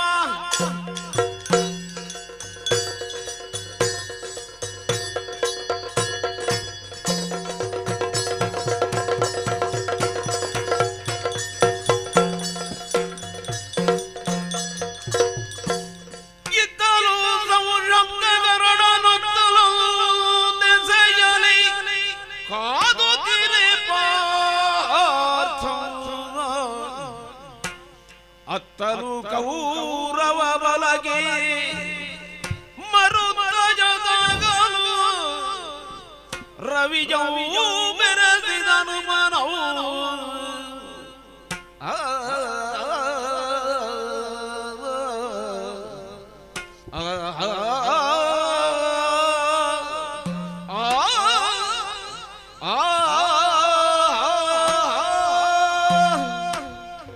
ಬಹಳ ತಡವಾಗಿ ಹೋಯಿತು. ಇಷ್ಟೆಲ್ಲ ನಿರೀಕ್ಷೆ ಇರಲಿಲ್ಲ ನಮಗೆ ತಡ ಆಗುತ್ತದೆ ಎನ್ನುವ ಹಾಗೆ. ಯಾವ ತಡ? ಯುದ್ಧದಲ್ಲಿ ತೊಡಗಿಕೊಂಡ ಮೇಲೆ ಜಯಸಿರಿಯನ್ನು ಅವಸರದಲ್ಲಿ ತರಿಸಿಕೊಡ್ತೇನೆ ಎನ್ನುವ ಹಾಗೆ ಲವಲವಿಕೆಯಿಂದಲೇ ತೊಡಗಿದವನು ಈ ಕರ್ಣ. ನಿನ್ನೆಯ ದಿನವೇ ಸೇನಾಧಿಪತಿಯಾದವ ನಾನು. ಒಂದು ದಿನ ತಡವಾಗಿ ಹೋಯಿತು, ಅಲ್ಲ ತೊಡಕಾಗಿ ಹೋಯಿತು ನನ್ನ ಪಾಲಿಗೆ. ಈ ತಡೆ ಬಂದದ್ದು ಯಾವುದರಿಂದ ಕೇಳಿದರೆ, ಯೋಗ್ಯನಾದಂಥ ಸಾರಥಿಯೊಬ್ಬ ನನ್ನ ಪಾಲಿಗೆ ಪ್ರಾಪ್ತವಾಗದೇ ಇದ್ದ ಕಾರಣಕ್ಕೆ ಬೇಕಾಗಿಯೇ ತಡವಾದದ್ದು, ಅಲ್ಲ ನನ್ನ ಪಾಲಿಗೆ ತೊಡಕಾದದ್ದು. ಇದನ್ನೇ ಗ್ರಹಿಸಿ ನೋಡಿದರೆ ಕೇವಲ ಈ ಒಂದು ದಿನ ಮಾತ್ರ ಆದದ್ದಲ್ಲ, ಕರ್ಣನ ಬದುಕಿನುದ್ದಕ್ಕೂ ಯಾವುದು ಯಾವಾಗ ಘಟಿಸಬೇಕು, ಯಾವುದು ಯಾವಾಗ ತಿಳಿಯಬೇಕು, ಅದು ಯಾವುದು ತಿಳಿಯದೆ ತಡವಾಗುತ್ತಲೇ ತಿಳಿಯುತ್ತಾ ಬಂದದ್ದು, ಪ್ರಾಪ್ತವಾಗುತ್ತಾ ಬಂದದ್ದು. ಬದುಕೇ ಹೀಗಾಯಿತು ಅಂತಾದ ಮೇಲೆ ಈ ಒಂದು ದಿನವನ್ನು ನಾ ಲಕ್ಷಿಸುವುದಕ್ಕಿಲ್ವಲ್ಲ. ಯಾವ ಕಾಲಕ್ಕೆ ನಾನ್ಯಾರು ಎನ್ನುವಂಥ ಸತ್ಯ ತಿಳಿಯಬೇಕಿತ್ತು, ಅದು ತಿಳಿಯಲೇ ಇಲ್ಲ. ಯಾವಾಗ ತಿಳಿಯಬಾರದಿತ್ತು, ತಡವಾಗಿ ನನ್ನ ಪಾಲಿಗೆ ತಿಳುವಳಿಕೆಗೆ ಬಂತು. ಈ ಯುದ್ಧವೇ ಇಷ್ಟು ತಡವಾಗಿ ಪ್ರಾರಂಭ ಆಗಬೇಕಿತ್ತು. ಎಷ್ಟೋ ಬಾರಿ ನಾವು ಹೇಳಿದ್ದುಂಟು ನಮ್ಮೊಡೆಯನಾದಂತಹ ಸುಯೋಧನನಲ್ಲಿ, ತಡ ಮಾಡಬೇಡ, ವಿರೋಧಿಯಾಗಿರುವಂತಹ ಯಾವ ಪಾಂಡವರಿದ್ದಾರೋ ಅವರನ್ನು ನಿವಾರಿಸುವಲ್ಲಿ ಬಹಳ ಬೇಗ ಯುದ್ಧದಲ್ಲಿ ತೊಡಗಿಕೊಳ್ಳೋಣ ಎನ್ನುವ ಹಾಗೆ ನಾನಾಡಿದವ. ಆದರೆ ಏನು ಮಾಡೋಣ, ಅದ್ಯಾವುದಕ್ಕೂ ಕಾಲ ಸನ್ನಿಹಿತವಾಗಿ ಬರಲಿಲ್ಲ ನಮ್ಮ ಪಾಲಿಗೆ. ಪಾಂಡವರು ಕೌರವರು ಎನ್ನುವಂಥ ಉಭಯರ ನಡುವಿನ ಕದನ ಎನ್ನುವುದು ಪ್ರಾರಂಭವಾದಂತಹ ಬಗೆಯೇ ಬಹಳ ರೋಚಕವಾದದ್ದು. ತಮಗೆ ರಾಜ್ಯ ಎನ್ನುವ ಹಾಗೆ ಹಸ್ತಿನೆಯಲ್ಲಿ ಸ್ಥಾಪಿಸುವುದಕ್ಕೆ ಮುಂದಾದರೂ ಉಭಯರು. ಪಾಂಡವರೇ ಇಲ್ಲದೆ ಯುದ್ಧ ಕಾಲಕ್ಕೆ ಯಾವನಿಗೆ ರಾಜಮರ್ಯಾದೆಗಳೆಲ್ಲ ಪ್ರಾಪ್ತವಾಯಿತು, ಮುಂದಿನ ಯುವರಾಜ ಎನ್ನುವ ಹಾಗೆ ಅವನನ್ನೇ ಕಾಣುತ್ತಾ ಚಿತ್ರಿಸುತ್ತಾ ಬಂದರು. ಅದನ್ನೇ ತುಂಬಿಕೊಂಡಂಥ ನಮ್ಮೊಡೆಯನಾದಂಥ ಸುಯೋಧನ ಅಪೇಕ್ಷಿತ ಪಟ್ಟದ್ದು ತಪ್ಪಲ್ಲ ಯಾವ ಕಾಲಕ್ಕೂ. ಯಾವಾಗ ಋಷಿ ಸಮೂಹವನ್ನು ಕೂಡಿಕೊಂಡು ಪಾಂಡವರು ಇವರತ್ತ ಬಂದರೋ ತನಗೆ ಸಿಗಬೇಕಾದಂಥ ಮಾನ್ಯತೆಗಳೆಲ್ಲ ಇಲ್ಲ ಎನ್ನುವ ಕಾರಣಕ್ಕೆ ಬೇಕಾಗಿಯೇ ಮಹತ್ವಾಕಾಂಕ್ಷೆ ಎನ್ನುವುದು ವಿರೋಧವಾಗಿ ಬದಲಾಗುವುದಕ್ಕೆ ಪ್ರಾರಂಭವಾಯಿತು. ಮಹತ್ವಾಕಾಂಕ್ಷೆ ಯಾರಿಗಿರುವುದಿಲ್ಲ ಹೇಳಿ? ಮಹತ್ವಾಕಾಂಕ್ಷೆಯೇ ಇಲ್ಲ ಅಂತಾಗಿದ್ದರೆ ಕೌರವ ಹಾಗೆ ಮಾಡುವುದಕ್ಕಿತ್ತು, ಅದಲ್ಲ ಈ ಕರ್ಣ ಹೀಗೆ ಬೆಳೆಯುವುದಕ್ಕಿತ್ತೋ? ಪ್ರತಿಯೊಬ್ಬರಿಗೂ ಇದ್ದದ್ದೇ. ಅಸ್ತಿತ್ವದ ಪ್ರಶ್ನೆ ಒಂದು ಎದುರಾದ ಕಾಲಕ್ಕೆ ವಿರೋಧಿಸಬೇಕಾದದ್ದು ಧರ್ಮ ಅಲ್ಲ ನೆಲೆ ಎನ್ನುವ ಕಾರಣಕ್ಕೆ ಬೇಕಾಗಿಯೇ ಕೌರವ ತೊಡಗಿಕೊಳ್ತಾನೆ ಅಂತಾದರೆ, ಅದೇ ಅಪೇಕ್ಷೆ ಇದ್ದಂತಹ ಕರ್ಣನು ಅವನಿಗೆ ಬೆಂಬಲಿಗನಾಗಿ ನಿಂತದ್ದು ನಾನು. ಪರೀಕ್ಷಾ ರಂಗದಲ್ಲಿ ಪಾರ್ಥನೊಬ್ಬನೇ ಪ್ರಬಲ ಪರಾಕ್ರಮಿ ಎನ್ನುವ ಹಾಗೆ ದ್ರೋಣರೋ ಗುರುಗಳಾದಂಥ ಕೃಪರೋ ಆಡಿದಂಥ ಮಾತಿಗೆ ಸಭೆಯರೆಲ್ಲ ಮೌನದ ಸಮ್ಮತಿಯನ್ನು ಕೊಟ್ಟರು. ಆ ಕಾಲಕ್ಕೆ ವಿರೋಧಿಸಿ ನಿಂತಿದ್ದೇನೆ. ಅಂದೇ ಪ್ರಾಪ್ತವಾಗಬೇಕಿತ್ತು ಕದನ. ಅಂದೇ ಪ್ರಾಪ್ತವಾಗಿದ್ದರೆ ನಾನೇನು ಎನ್ನುವುದನ್ನು ತೋರಿಕೊಡುವುದಕ್ಕೆ ನನ್ನ ಪಾಲಿಗೆ ಅವಕಾಶ ಇತ್ತು. ಆದರೆ ಏನು ಮಾಡೋಣ, ಕುಲ ಒಂದೇ ಕಾರಣವಾಗಿ ಯುದ್ಧ ಎನ್ನುವುದು ನಮ್ಮ ಪಾಲಿಗೆ ಪ್ರಾಪ್ತವಾಗದೇ ಹೋಯಿತು. ಅಲ್ಲಿ ತುಂಬಿಕೊಂಡಂತಹ ಯಾವ ವೈರಭಾವ ಉಂಟು, ಕೇವಲ ಪಾರ್ಥನ ಕುರಿತಾದಂತಹ ಒಂದು ಅಭಿಮಾನದ ಮಾತಿಗಾಗಿ ಹುಟ್ಟುಕೊಂಡಂತಹ ವಿರೋಧ ಎನ್ನುವುದು ಪಾಂಡವರನ್ನೇ ವಿರೋಧಿಸುವ ಮಟ್ಟಿಗೆ ಬೆಳೆದು ನಿಂತಿತು. ಎಲ್ಲಿಯವರೆಗೆ ಅದು ಬೆಳೆದು ನಿಂತಿತು ಕೇಳಿದರೆ, ನಿನ್ನೆಯ ದಿನ ಸೇನಾಧಿಪತಿಯಾಗಿ ಕರ್ಣ ಕಾಣಿಸಿಕೊಳ್ಳುವ ತನಕ ಆ ಒಂದು ಮಹತ್ವಾಕಾಂಕ್ಷೆ ಎನ್ನುವುದು ಬೆಳೆದು ನಿಂತಿತು. ಹೆಮ್ಮೆ ಉಂಟು ಆ ಕುರಿತಾಗಿ ನನಗೆ. ಯಾವ ವಿರೋಧವನ್ನು ನಾವು ವ್ಯಕ್ತಪಡಿಸಿದನೋ, ಯಾವ ವಿರೋಧಿಸುವುದಕ್ಕೆ ಇದು ಭೂಮಿಕೆ ಸರಿಯಲ್ಲ ಎನ್ನುವ ಹಾಗೆ ಎಲ್ಲರೂ ಆಡಿದರು. ಅಂಥವರ ಸಮ್ಮುಖದಲ್ಲಿ ನಾನು ತೋಡಿಕೊಂಡಂತಹ ಯಾವ ವಾಂಛೆ ಉಂಟು ಅದು ಸರಿ ಎನ್ನುವ ಹಾಗೆ ಸ್ಥಾಪಿಸುವ ಹಾಗೆ ಮಿತ್ರನಾದಂತಹ ಸುಯೋಧನ ಕೇವಲ ಅಂಗರಾಜ್ಯವನ್ನು ಮಾತ್ರ ಅಲ್ಲ, ಸದಾಕಾಲ ವೇದಿಕೆಯನ್ನು ನನಗೆ ಕಲ್ಪಿಸುತ್ತಾ ಸೇನಾಧಿಪತಿಯನ್ನಾಗಿಯೂ ಮಾಡಿದ್ದಾನೆ. ತಡಾಯಿತು ಅಂತ ತೊಡಗುವುದಕ್ಕೆ ಈ ಕಾರಣವೂ ಉಂಟು. ನನಗೆ 3ನೆಯ ಬಾರಿ ಸೇನಾಧಿಪತಿ ಆಗುವುದಕ್ಕಿಂತಲೂ ಮೊದಲೇ ಆಗಬೇಕೆನ್ನುವಂಥ ಅಪೇಕ್ಷೆ ಇದ್ದಿತ್ತು. ಆಡಿದ್ದೆ ಭೀಷ್ಮಾಚಾರ್ಯರಿಗೆ ಕೊಡುವ ಕಾಲಕ್ಕೆ.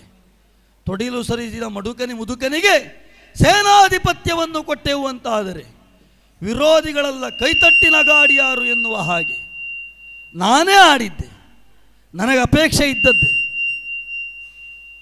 ಆದರೆ ಏನು ಮಾಡೋಣ, ಅರ್ಧರತಿ ಎನ್ನುವ ಹಾಗೆ ಭೀಷ್ಮಾಚಾರ್ಯರು ನನ್ನನ್ನು ನಿರುತ್ಸಾಹಗೊಳಿಸಿ ಬಿಟ್ಟರು. ಆ ಕಾಲಕ್ಕೆ ನಾನು ಆಡಿದಂತಹ ಮಾತು ಎಲ್ಲಿಯ ತನಕ ಭೀಷ್ಮಾಚಾರ್ಯರು ಸಮರಮುಖದಲ್ಲಿರ್ತಾರೋ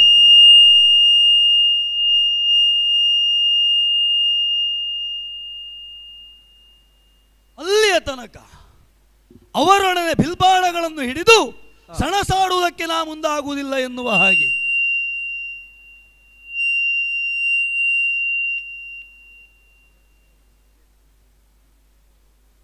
ಒಂದು ಉದ್ಯಮದಲ್ಲಿ ತೊಡಗಿಕೊಂಡಾಗ ಕಷ್ಟವೋ ನಷ್ಟವೋ ತೊಂದರೆಗಳೋ ಬರುವುದು ಸ್ವಾಭಾವಿಕ.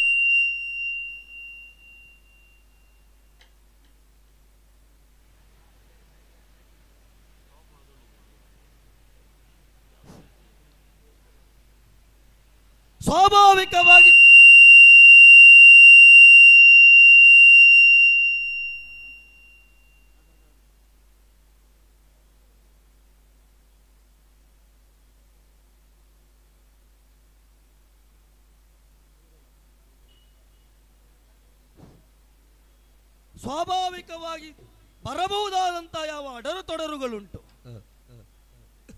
ಅದನ್ನು ನಿವಾರಿಸಬೇಕಾದದ್ದು ಅನಿವಾರ್ಯವೇ. ಒಡೆಯನಾದಂಥ ಕೌರವನಿಗೆ ಎಂತೆಂಥ ಸಂದಿಗ್ಧತೆಗಳ ಒದಗಿ ಬಂತು. ಮಿತ್ರನಾದಂಥ ನಾನಾದರೂ ಕೂಡ ಸೇನಾಧಿಪತ್ಯವನ್ನು ಕೊಟ್ಟದ್ದು ಸರಿಯಿಲ್ಲ ಎನ್ನುವ ಹಾಗೆ ತಿರಸ್ಕರಿಸಿ ನಿಂತ ಕಾಲಕ್ಕೆ ಓಲೈಸಬೇಕಾಗಿ ಬಂತು, ಒಡಂಬಡಿಕೆಯನ್ನು ಮಾಡಬೇಕಾಗಿ ಬಂತು. ಆ ಬಳಿಕ ಕಾಣಿಸಿಕೊಂಡವರು ದ್ರೋಣಾಚಾರ್ಯರು. ಸಮರೋತ್ಸಾಹದಲ್ಲಿ ಪರಾಕ್ರಮಿಗಳಾದಂಥವರು, ಶಸ್ತ್ರದಲ್ಲೂ ಶಾಸ್ತ್ರದಲ್ಲೂ ನೈಪುಣ್ಯವನ್ನು ಹೊಂದಿದವರು. ಅವರಿಂದಲಾದರೂ ಜಯ ಪ್ರಾಪ್ತವಾಗ್ತದೆ ಎನ್ನುವ ಹಾಗೆ ನಮ್ಮವರೆಲ್ಲ ವಿಶ್ವಾಸವನ್ನು ಇರಿಸಿಕೊಂಡಿದ್ರು. ಕೇವಲ ಎಲ್ಲವರಿಗೆ ಮಾತ್ರ ಅಲ್ಲ, ವಿಶ್ವಾಸವನ್ನು ತುಂಬುವಲ್ಲಿ ಸುಯೋಧನನಿಗೆ ನಾನೇ ಆಡಿದ್ದೆ. ಮಿತ್ರ, ದ್ರೋಣಾಚಾರ್ಯರಿಗೆ ಕೊಡಬೇಕಾದಂಥ ಸೇನಾಧಿಪತಿತ್ವ ಎನ್ನುವ ಹಾಗೆ ಏನು ಮಾಡೋಣ, ಅವರನ್ನು ಅನಿವಾರ್ಯವಾಗಿ ಕಳೆದುಕೊಳ್ಳಬೇಕಾದಂಥ ಪ್ರಶಸ್ತಿ ನಮ್ಮ ಪಾಲಿಗೆ ಒದಗಿ ಬಂತು. ಆ ಬಳಿಕ ಅವರ ಸೂನುವಾದಂಥ ಅಶ್ವತ್ಥಾಮನ ನಿರ್ದೇಶನದ ಮೇರೆಗೆ ನನ್ನ ಪಾಲಿಗೆ ಪ್ರಾಪ್ತವಾದದ್ದು ಈ ಸೇನಾಧಿಪತಿತ್ವ. ಸಂತೋಷದಿಂದ ಉತ್ಸಾಹದಿಂದಲೇ ತೊಡಗಿಕೊಂಡವನು ನಾನು. ಯಾಕೆ ಕೇಳಿದರೆ, ಮಿತ್ರ ನಂಬಿರುವುದು ನನ್ನನ್ನು. ಸಂಧಾನಕ್ಕೆ ಬಂದಿರುವಂಥ ಕೃಷ್ಣನ ಸಭೆಯಲ್ಲಿ ಎಂತೆಂತಹ ಮಹಾಜನರೇ ಇದ್ದ ಕಾಲಕ್ಕಾದರೂ ನನ್ನ ಮಿತ್ರನಾದಂಥ ಕೌರವನಾಡಿದಂತಹ ಮಾತು ಆಹಾ ಕೇಳಿದೆಯ ಕರ್ಣ ಅಷ್ಟು ಪ್ರಾಶಸ್ತ್ಯವನ್ನು ನನ್ನ ಪಾಲಿಗೆ ಒದಗಿಸಿಕೊಡ್ತಾನೆ ಅಂತ ಆದರೆ ಜಯವನ್ನು ತಂದುಕೊಡುವಲ್ಲಿ ಕರ್ಣನಲ್ಲದೆ ಇನ್ನೊಬ್ಬರಿಲ್ಲ ಎನ್ನುವ ಹಾಗೆ ಅವ ಆಶ್ರಯಿಸಿ ನಿಲ್ತಾನೆ ಅಂತ ಆದರೆ ಕೊಟ್ಟಿರುವಂಥ ಅವಕಾಶವನ್ನು ಸದುಪಯೋಗ ಮಾಡಿಕೊಳ್ಳಬೇಕಾದಂಥ ಅನಿವಾರ್ಯತೆಯನ್ನು ಹೊಂದಿದಂತಹ ನಾನು ತೊಡಗಿಕೊಂಡೆ. ಕೇವಲ ಸಂಭ್ರಮ ಮಾತ್ರ ಅಲ್ಲ, ನನ್ನ ಸಂಭ್ರಮ ಎನ್ನುವುದು ಕೌರವನ ಮುಖದಲ್ಲಿ ಕಾಣಬೇಕು ಅಂತ ಆದರೆ ಅವನಿಗೆ ಪ್ರಾಪ್ತವಾಗಬೇಕಾದದ್ದು ವಿಜಯ ಪ್ರಾಪ್ತವಾಗಬೇಕು ಅಂತ ಆದರೆ ಎದುರಾಳಿಗಳಲ್ಲೆಲ್ಲರನ್ನೂ ನಿಗ್ರಹಿಸಬೇಕೆಂದೇನೂ ಇಲ್ಲ.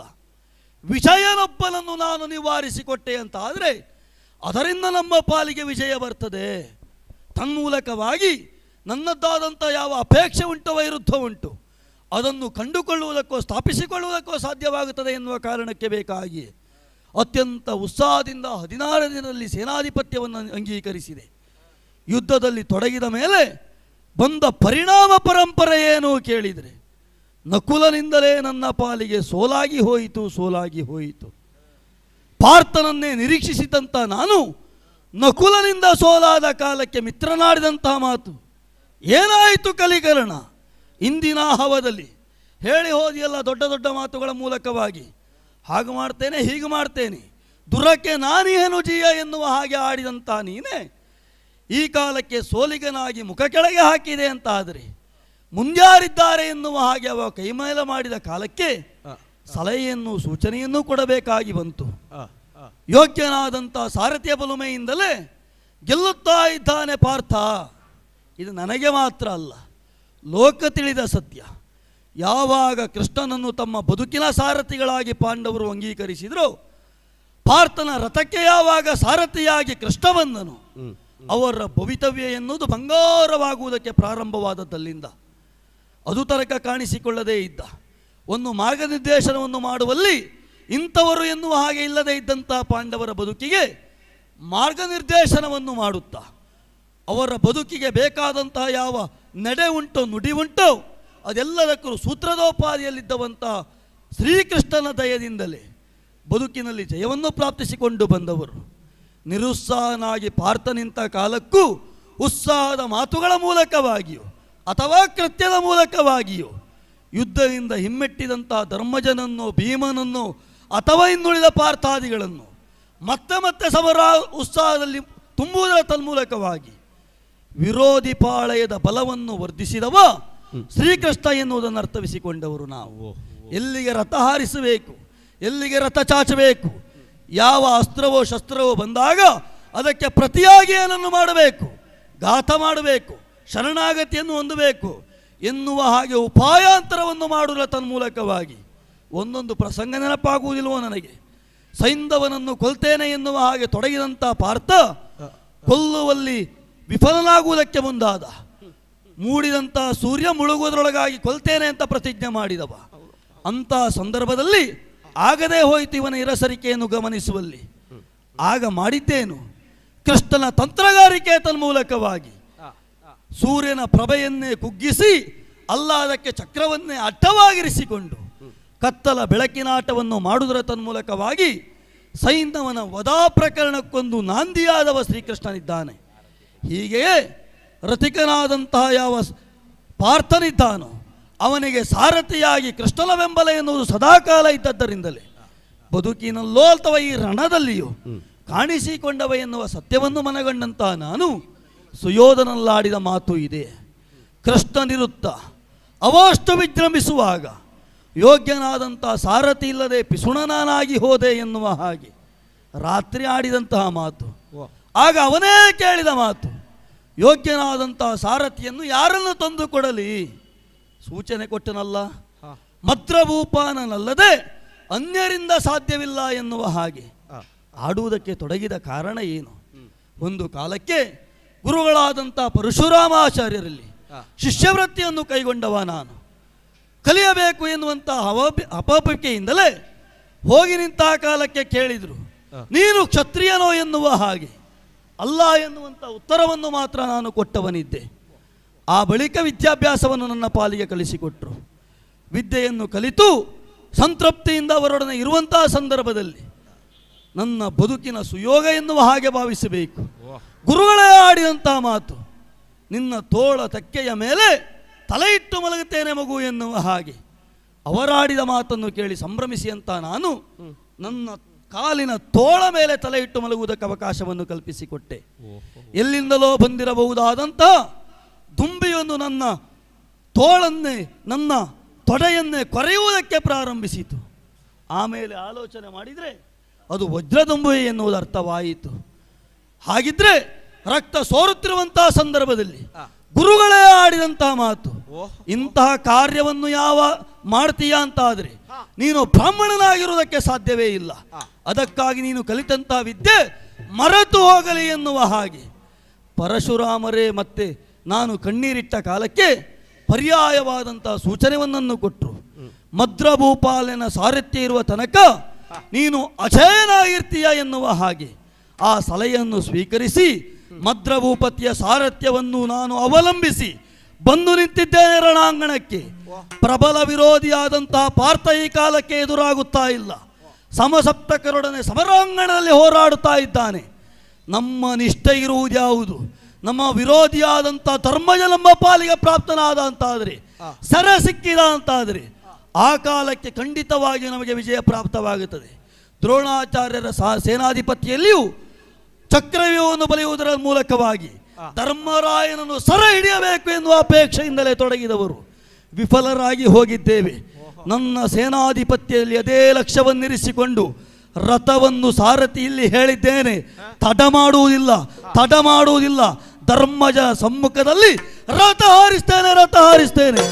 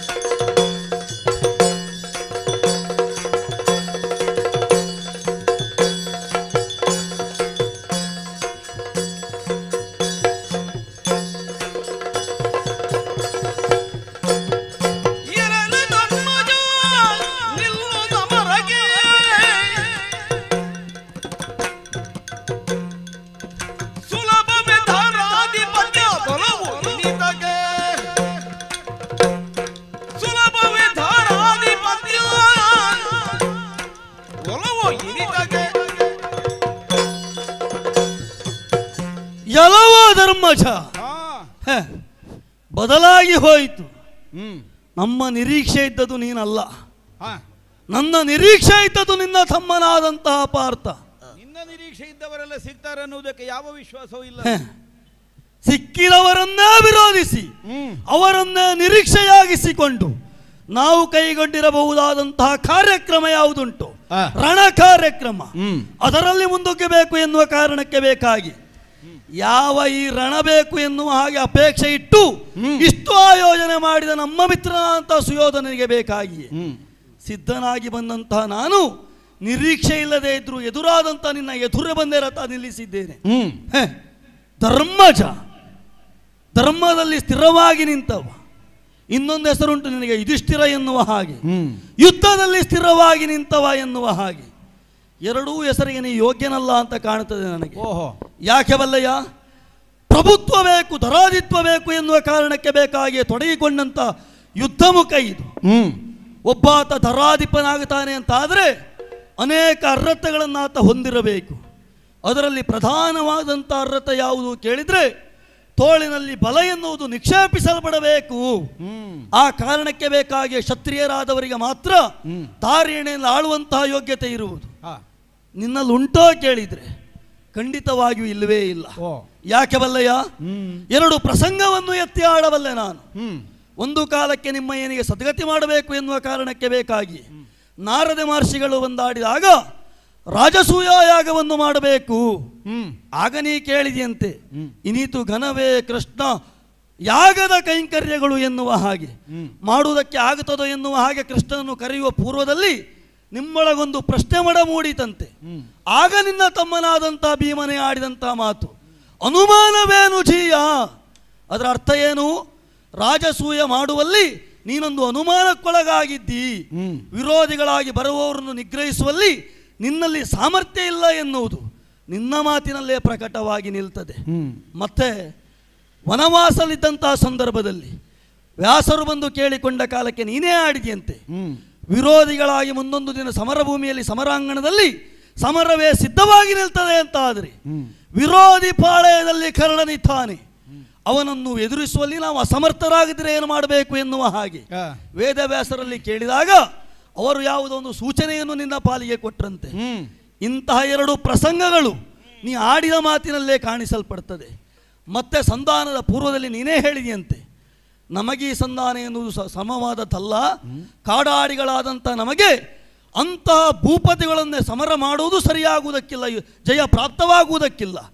ಅದಕ್ಕಾಗಿ ಕಾಡಾಡಿಗಳಾದಂತಹ ನಾವು ಕಾಡಲ್ಲಿ ಇರುವುದೇ ಯೋಗ್ಯ ಎನ್ನುವ ಹಾಗೆ ನಿನ್ನ ಬಾಯಲ್ಲೇ ಬಂದಿರಬಹುದಾದಂತಹ ಮಾತು. ಇಷ್ಟೆಲ್ಲ ಹೊಂದಿದಂತಹ ನೀನು ಈ ಕಾಲಕ್ಕೆ ತರಾಧಿಪತ್ವ ಸಿಗುತ್ತದೆ ಎನ್ನುವ ಒಂದು ಕಾಂಕ್ಷೆಗಾಗಿ ಸಮರಕ್ಕೆ ಸಿದ್ಧನಾಗಿ ನಿಲ್ತೀಯ ಅಂತ ಆದರೆ ನಿನ್ನಲ್ಲಿರುವಂತಹ ಯುಧಿಷ್ಠಿರ ಎನ್ನುವ ನಾಮ ಅಳಿಸುವ ಹಾಗೆ ಮತ್ತೆ ಧರ್ಮರಾಯ ಎನ್ನುವ ಹೆಸರುಂಟು ನಿನಗೆ.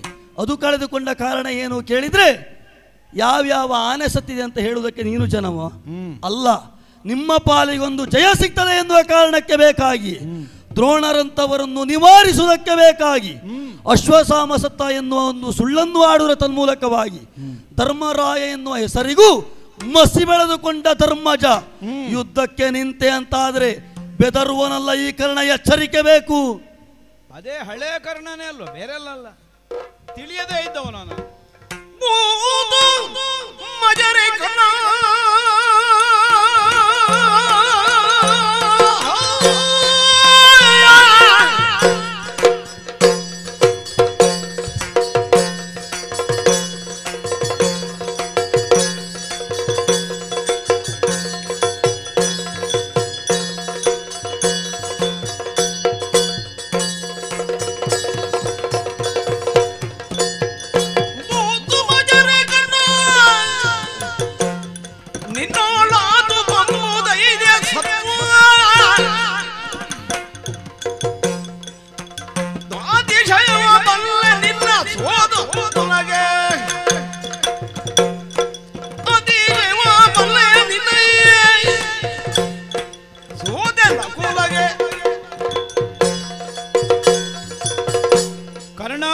ಧರ್ಮಜ ಸಮರ ಕ್ಷೇತ್ರದಲ್ಲಿ ಮುಖಾಮುಖಿಗಳಾದಂತಹ ಕಾಲಕ್ಕೆ ಪರಸ್ಪರ ತಾತ್ಸಾರವಾದಂತಹ ದೃಷ್ಟಿಯನ್ನಿರಿಸಿಕೊಂಡು ಮಾತನಾಡುವುದು ಹಾ ತೀರಾ ಆಕ್ಷೇಪಕರವಾದದ್ದೇನೂ ಅಲ್ಲ. ಆಹಾ ತನ್ನ ಪರಾಕ್ರಮದ ಕುರಿತಾಗಿ ಯಾವನೇ ಆಗಲಿ ಒಬ್ಬಾತ ಸತ್ಪುರುಷ ಆಡಿಕೊಳ್ಳಕೂಡದು ಅಂತ ಒಂದು ನಿರ್ಣಯ ಉಂಟು.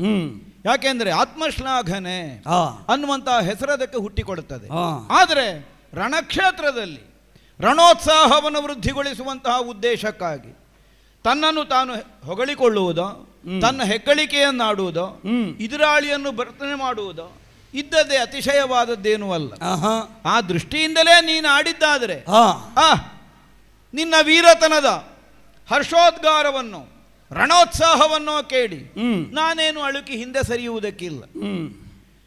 ಒಬ್ಬಾತ ವ್ಯಕ್ತಿ ಸಾರ್ವಕಾಲಿಕವಾಗಿ ಈ ಪ್ರಪಂಚದಲ್ಲಿ ವಿಜಯಿಯಾಗಿಯೇ ಉಳಿಯುತ್ತಾನನ್ನುವುದಕ್ಕೆ ಯಾವ ಸಿದ್ಧಾಂತವೂ ಇಲ್ಲ. ಯಾವನು ಅಜೇಯ ವಿಕ್ರಮಿ ಅಂತ ಅನ್ನಿಸಿಕೊಂಡವನು ಅವನು ಆಗಾಗ ಅಲ್ಲಲ್ಲಿ ಸೋತಂತಹ ಕಥನವನ್ನು ನಾವು ಕೇಳುತ್ತೇವೆ. ಆದರೆ ಆತ್ಯಂತಿಕವಾದ ಗೆಲುವು ಹೇಗೆ ಅನ್ನುವುದರ ಮೂಲಕವಾಗಿ ನಾವು ಸೋಲು ಗೆಲುವಿನ ನಿರ್ಣಯಕ್ಕೆ ಮುಂದಾಗುತ್ತೇವೆ. ಒಂದು ಯುದ್ಧಾರಂಭವಾಗಿ ಇಂದಿಗೆ ದಿವಸ 16 ಕಳೆದು ಹೋಯಿತು. 17ನೆಯ ದಿವಸದ ಯುದ್ಧ ಇದು. ಹೌದು, ಸೋಲು ಗೆಲುವಿಗಳ ಒಂದು ನಿರ್ಣಯವನ್ನು ಕೈಗೊಳ್ಳುವುದಕ್ಕೆ ನಮಗೆ ಸಾಧ್ಯ ಆಗಲಿಲ್ಲ ಅಲ್ವಾ? ಅನೇಕರು ಇಲ್ಲಿ ಬಂದು ಹೋರಾಟವನ್ನು ಮಾಡಿದರು. ಒಂದೊಂದು ದಿವಸದ ಸಮರದ ಪರಿಣಾಮವನ್ನು ಅವಲೋಕಿಸಿದರು. ಅಲ್ಲಿಯೂ ಅನೇಕರು ಸತ್ತಿದ್ದಾರೆ, ಈ ಕಡೆಯಲ್ಲಿಯೂ ಅನೇಕರ ಮರಣವಾಗಿದೆ. ಹಾಗಿದ್ರೆ ಸೋಲು ಗೆಲುವಿನ ನಿರ್ಣಯವನ್ನು ಮಾಡಿಕೊಳ್ಳುವುದಕ್ಕೆ ಹೇಗೆ ಸಾಧ್ಯ? ಹೇಗೆ? ಎಲ್ಲಿಯ ತನಕ ಉಭಯ ಪಕ್ಷಗಳಲ್ಲಿ ಹೋರಾಟದ ಕಾವು ಆರುವುದಿಲ್ವೋ, ಅಥವಾ ಹೋರಾಡುವುದಕ್ಕೆ ಮಂದಿಗಳೇ ಇಲ್ವೋ, ಅಥವಾ ಹೋರಾಟದಿಂದ ಅವರು ಹಿಂದೆಗೆಯುವುದಿಲ್ವೋ, ಅಷ್ಟರ ತನಕ ಸೋಲು ಗೆಲುವನ್ನು ನಿರ್ಣಯಿಸುವುದಕ್ಕೆ ನಮಗೆ ಸಾಧ್ಯ ಆಗುವುದಿಲ್ಲ. ಇಂದು ಸೋತವ ನಾಳೆಗೆ ಗೆಲ್ಲಬಾರದೆಂದೇನೂ ಇಲ್ಲ, ಅಥವಾ ಇಂದು ಗೆದ್ದವ ನಾಳೆಗೆ ಸೋಲಬಾರದೆಂದೇನೂ ಇಲ್ಲ. ಯಾಕೆ? ಜಯಲಲನೆ ಅನ್ನುವಳು ಚಂಚಲೆ, ಒಂದೆಡೆಯಲ್ಲಿ ಸ್ಥಿರವಾಗಿ ನಿಲ್ತಾಳೆ ಅನ್ನುವುದಕ್ಕೆ ಯಾವ ವಿಶ್ವಾಸವೂ ಇಲ್ಲ. ಕೇವಲ ರಟ್ಟೆಯ ತ್ರಾಣದಿಂದಲೇ ಗೆಲುವೋ? ಅದು ಅಹುದಾದರೆ ಈ ಪ್ರಪಂಚದಲ್ಲಿ ಶರೀರದ ತ್ರಾಣ ಇದ್ದವರೆಲ್ಲ ಆತ್ಯಂತಿಕವಾದ ಗೆಲುವನ್ನು ಕಾಣಬೇಕಿತ್ತು. ಹಾಗಿದ್ರೆ ಒಬ್ಬಾತ ವ್ಯಕ್ತಿಯ ಗೆಲುವಿನ ಹಿಂಬದಿಯಲ್ಲಿ ವಿಕ್ರಮವೆಷ್ಟು ಪ್ರಧಾನವೋ ಅವನದ್ದಾದಂತಹ ಸಚ್ಚಾರಿತ್ರ್ಯ ಸನ್ನಡತೆಗಳು ಅಷ್ಟೇ ಪ್ರಧಾನವಾಗುತ್ತದೆ. ಅನೂಚಾನವಾಗಿ ಒಪ್ಪಿಕೊಂಡು ಬಂದಂತಹ ಅನೇಕ ನಂಬುಗೆಗಳು ನಮ್ಮಲ್ಲಿದೆ. ನಾವು ಧರ್ಮಾಚರಣೆಯನ್ನು ಮಾಡಿದರೆ, ನಾವು ಸತ್ಯಸಂಧರಾಗಿ ಬದುಕಿದರೆ, ನಾವು ಸಜ್ಜನ ಸಂಪ್ರೀತಿಯನ್ನು ಸಂಪಾದಿಸಿದರೆ ಆಪತ್ತಿನ ಕಾಲದಲ್ಲಿ ನಮಗೆ ರಕ್ಷಣೆಯಾಗಿ ಅದೇ ಒದಗಿ ಬರ್ತದೆ. ಈ ವಿಶ್ವಾಸವನ್ನು ತಳ್ಳಿ ಹಾಕುವುದಕ್ಕೇನು ಇಲ್ವಲ್ಲ.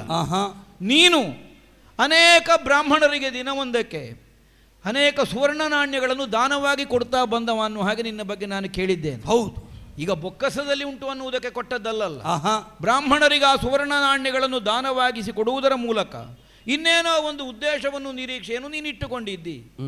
ಏನು ಅಲ್ಲದೆ ಇದ್ರು ಬ್ರಾಹ್ಮಣರು ನನ್ನ ಮುಂಭಾಗದಿಂದ ಕೊಂಡು ಹೋಗಿದ್ದಾರೆ, ಆ ಒಂದು ಸಮಾಧಾನ ಆದರೂ ನಿನಗೆ ಬರ್ತದೋ ಇಲ್ಲೋ? ಬರ್ತದೆ. ಅಥವಾ ಬ್ರಾಹ್ಮಣರಿಗೆ ಯಾಕೆ ಕೊಡಬೇಕದನ್ನು? ಲೋಕದಲ್ಲಿ ಅನಾಥರು ಬಹಳ ಮಂದಿಗಳಿದ್ದಾರಲ್ಲ, ಯಾರು ದರಿದ್ರನಿದ್ದಾನ ಅಂಥವನಿಗೆ ಕರೆದು ಕೊಡಬಹುದಿತ್ತಲ್ಲ. ಕೊಡದೆ ನೀನು ಬ್ರಾಹ್ಮಣರನ್ನೇ ದಾನ ದಕ್ಷಿಣೆಗಳಿಂದ ಸಂತೃಪ್ತಿ ಪಡಿಸ್ತಿ ಅಂತಾದ್ರೆ ಅರ್ಥ ಏನು? ಏನು? ಧಾರ್ಮಿಕವಾದಂತಹ ನೆಲೆಗಟ್ಟಿನಲ್ಲಿ ಶ್ರದ್ಧೆಯೇ ಇಲ್ಲದೆ ಇದ್ದವ ನೀನು ಅಂತ ಅರ್ಥ ಅಲ್ಲ ಅಲ್ವಾ? ಹಾಗಿದ್ರೆ ಅದುಂಟು, ನಿನ್ನ ಮಿತಿಯಿಂದ ನೀನು ಅದನ್ನು ಆಚರಿಸಿಕೊಂಡು ಬಂದಿದ್ದಿ. ಆದರೆ ನಿನಗೆ ಆಪತ್ತಿನ ಕಾಲದಲ್ಲಿ ಅದೆಷ್ಟು ಅನುಕೂಲವನ್ನು ಸಹಾಯವನ್ನು ಒದಗಿಸಿಕೊಟ್ಟಿದೆ. ಬಹಳ ಹೆಗ್ಗಳಿಕೆಯ ಮಾತು ಹೇಳಿದೆ. ಅವತ್ತು ರಾಜಸೂಯದ ಕಾಲದಲ್ಲಿ ಹೇಗೆ ಮುಂದುವರಿಸುವುದಕ್ಕೆ ಸಾಧ್ಯ? ಪೂರ್ವ ಯೋಚನೆಯನ್ನು ಮಾಡುವುದು ಒಬ್ಬ ಬುದ್ಧಿವಂತನ ಕರ್ತವ್ಯ. ಹೊಳೆಗೆ ನಾವು ಇಳಿಯುವುದಕ್ಕಿಂತ ಮುನ್ನ ಅದರ ಆಳದ ಕುರಿತು ನಮಗೊಂದು ವಿಮರ್ಶೆ ಬೇಕಾಗುತ್ತದೆ. ವಿಮರ್ಶೆ ಇಲ್ಲದೆ ದುಡುಕಿನಿಂದ ಧುಮುಕಿದವ ಹೊಳೆಯ ಸೆಳೆತಕ್ಕೆ ಸಿಲುಕಿ ತನ್ನ ಪ್ರಾಣವನ್ನು ಕಳ್ಕೊಳ್ಬೇಕಾಗುತ್ತದೆ. ಹೇಗೆ? ಈಜುವುದಕ್ಕೆ ನಮ್ಮ ಕೈಕಾಲುಗಳಿಗೆ ಗಟ್ಟಿ ಸಾಕು. ಹೀಗೆ ಮೊದಲು ಪೂರ್ವಭಾವಿಯಾಗಿ ಒಬ್ಬ ವಿಮರ್ಶೆ ಮಾಡಿದ ಅಂತಾದರೆ ಅವ ಅದರಲ್ಲಿ ಹಿಂದೆಗೆದ ಅಂತ ಅರ್ಥ ಅಲ್ಲ, ಅಥವಾ ಅವ ಹೆಂಬೇಡಿ ಅಂತಲೂ ಅರ್ಥ ಅಲ್ಲ. ಸರಿಯಾಗಿ ಸಮಾಲೋಚನೆಯನ್ನು ಕೈಗೊಂಡು ಕಾರ್ಯವನ್ನು ಕೈಗೆತ್ತಿಕೊಳ್ಳಬಹುದಾದಂತಹ ವಿಚಕ್ಷಣವಾದ ಮತಿಯನ್ನು ಹೊಂದಿದವ ಅಂತ ಮಾತ್ರ ಅರ್ಥ. ಗುರುಮಠದಲ್ಲಿ ಗುರುಗಳು ಹೇಳಿದಂತಹ ವಿದ್ಯೆಗೆ ಒಂದು ಪರೀಕ್ಷೆ ಒಡ್ಡುವ ಕಾಲಕ್ಕಾದರೂ ನಾವು ಅದಕ್ಕೆ ಬೇಕಾದಂತಹ ಪೂರ್ವ ತಯಾರಿಯನ್ನು ಮಾಡ್ತೇವೆ. ಎಳೆಯ ಮಕ್ಕಳಾಗಿರುವಾಗಲೇ ಅಲ್ಲಿಂದ ಆರಂಭವಾಗುತ್ತದೆ. ಒಂದು ಮುನ್ನೋಟ ಇಲ್ಲದೆ ಕಾರ್ಯಾರಂಭ ಮಾಡುವುದಕ್ಕಿಲ್ಲ. ಬಹುದೊಡ್ಡದಾದಂತಹ ಒಂದು ಕಾರ್ಯಕ್ರಮವನ್ನು ಕೈಗೆತ್ತಿಕೊಳ್ತೇವೆ. ಬಹಳ ವೆಚ್ಚವನ್ನು ನಿರೀಕ್ಷಿಸಬಹುದಾದಂತಹ ಕಾರ್ಯದಲ್ಲಿ ಎಷ್ಟು ಬಂದಿತು ಅನ್ನೋ ಹಾಗೆ ಮೊದಲೇ ಒಂದು ಲೆಕ್ಕಾಚಾರ ಮಾಡಿದರೆ ಇವ ವೆಚ್ಚ ಮಾಡುವುದಕ್ಕಿಲ್ಲದ ದರಿದ್ರ ಅಂತ ಯಾವನು ಬುದ್ಧಿ ಇದ್ದವ ಹೇಳಲಿಕ್ಕೆ ಇಲ್ಲ. ಆಹಾ. ವ್ಯವಹಾರ ಅಂದ್ರೆ ಹಾಗೆ. ರಾಜಸೂಯವನ್ನು ಕೈಗೊಳ್ಳುವಲ್ಲಿ ಬಂದದ್ದು ಹೇಗೆ? ಅಖಂಡ ಭೂಮಂಡಲದಲ್ಲಿರುವ ಸಕಲ ಪೃಥ್ವಿ ಪಾಲಕರನ್ನು ಗೆದ್ದು ಕೈಗೊಳ್ಳಬೇಕಾದಂತಹ ರಾಜಸೂಯವಾದ್ದರಿಂದ ಅಷ್ಟಕ್ಕೆ ನಮ್ಮಲ್ಲಿ ಸಾಕು. ಇನ್ನೂ ಒಂದು, ಒಬ್ಬಾತ ವ್ಯಕ್ತಿಯ ಅಂತರಂಗದ ಭಾವ ಹೇಗಿರಬೇಕಾದದ್ದು, ಎಲ್ಲವನ್ನೂ ಸಾಧಿಸುವಂತಹ ಸಾಮರ್ಥ್ಯ ನಮ್ಮಲ್ಲಿದ್ದರೂ ಆಂತರಿಕವಾಗಿರಬೇಕಾದ ಭಾವ ಹೇಗೆ ಕೇಳಿದರೆ ಹೇಗೆ? ದೇವರ ಅನುಗ್ರಹದಿಂದ ಇದು ಸಾಧ್ಯ ಆಗುತ್ತದೆ. ದೇವರು ಇದನ್ನು ಮುನ್ನಡೆಸಿಕೊಡ್ತಾನೆ. ಕೃಷ್ಣನನ್ನು ಕೇವಲ ಒಬ್ಬ ಯಾದವನೆಂದೋ ಗೋವಳನೆಂದೋ ಭಾವಿಸಿದವಲ್ಲ ಧರ್ಮಜ. ನನ್ನ ದೇವನಾಗಿ ನಾನವನನ್ನು ಒಪ್ಪಿಕೊಂಡವ, ನನ್ನನವ ಅನುಗ್ರಹಿಸುವುದಕ್ಕೆ ಸಿದ್ಧನಾದವ.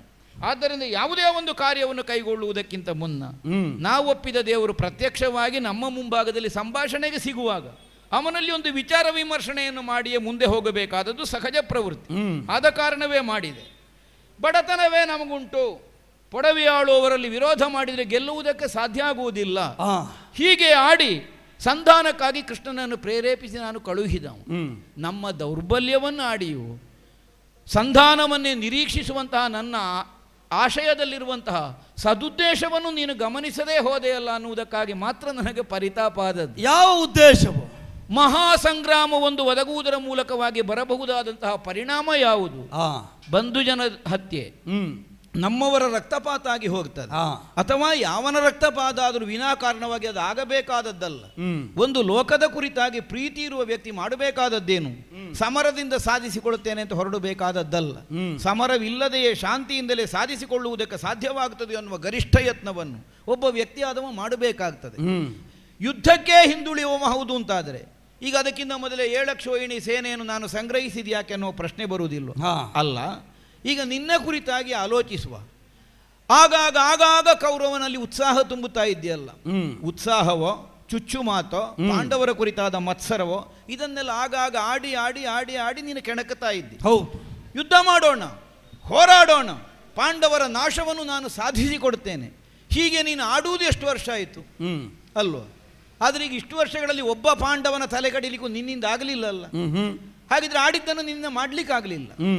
ಆಡಿಯೂ ಮಾಡುವುದಕ್ಕಾಗದೇ ಇದ್ದ ಮಾತುಗಳನ್ನು ಆಡುವುದಕ್ಕಿಂತ ಮಾಡುವುದಕ್ಕಿಂತ ಮುನ್ನವೇ ನನ್ನಿಂದ ಆಗಲಿಕ್ಕಿಲ್ಲ ಅಂತ ಹೇಳಿ ಹಿಂದೆ ಸರಿಯುವುದೇ ಸರಿಯಾದ ಕ್ರಮ. ಪಾಂಡವ ವಿರೋಧವನ್ನು ಕೌರವನಲ್ಲಿ ಸದಾಕಾಲ ಪ್ರೇರೇಪಿಸಿ ಅದು ಊರ್ಜಿತದಲ್ಲಿ ಉಳಿಯುವ ಹಾಗೆ ನೀನು ಮಾಡುತ್ತಾ ಬಂದೆ. ಆದರೆ ಎಲ್ಲಿ ಸಂಗರ ಸಂಭವಿಸಿತೋ ಆ ಕಾಲಕ್ಕಾಗುವಾಗ ತನಗೆ ಶಸ್ತ್ರ ಸನ್ಯಾಸ ಅಂತ ಹೇಳಿಕೊಂಡು ಭೀಷ್ಮರ ಸೇನಾಧಿಪತ್ಯದಲ್ಲಿ ರಣಕ್ಷೇತ್ರಕ್ಕೆ ನೀನು ಬೆನ್ನು ಹಾಕಿದೆ. ನಿಜವಾಗಿ ಪಾಂಡವ ವಿರೋಧವೇ ನಿನ್ನ ಪ್ರಧಾನ ಉದ್ದೇಶ ಹೌದು ಅಂತಾದರೆ, ಅದಕ್ಕಿಂತ ಆಚೆಗಿನದ್ದು ಒಂದು ದೃಷ್ಟಿ ನಿನ್ನಲ್ಲಿಲ್ಲ ಅಂತಾದರೆ ಆ ಕಾಲಕ್ಕೆ ನೀನು ಸಮರ ಕ್ಷೇತ್ರಕ್ಕಲ್ಲೂ ಬರಬೇಕಾದದ್ದು. ನಾನೇನು 10 ದಿವಸ ನಿವೃತ್ತಿ ತೆಕ್ಕೊಂಡು 11ನೇ ದಿವಸ ರಣಕ್ಷೇತ್ರಕ್ಕೆ ಬಂದ ಧರ್ಮರಾಯ ಅಲ್ಲಲ್ಲ. ಯುದ್ಧಾರಂಭ ಆದಂದಿನಲ್ಲೂ ರಣಕ್ಷೇತ್ರಕ್ಕೆ ಬರ್ತಾ ಇದ್ದೇನೆ.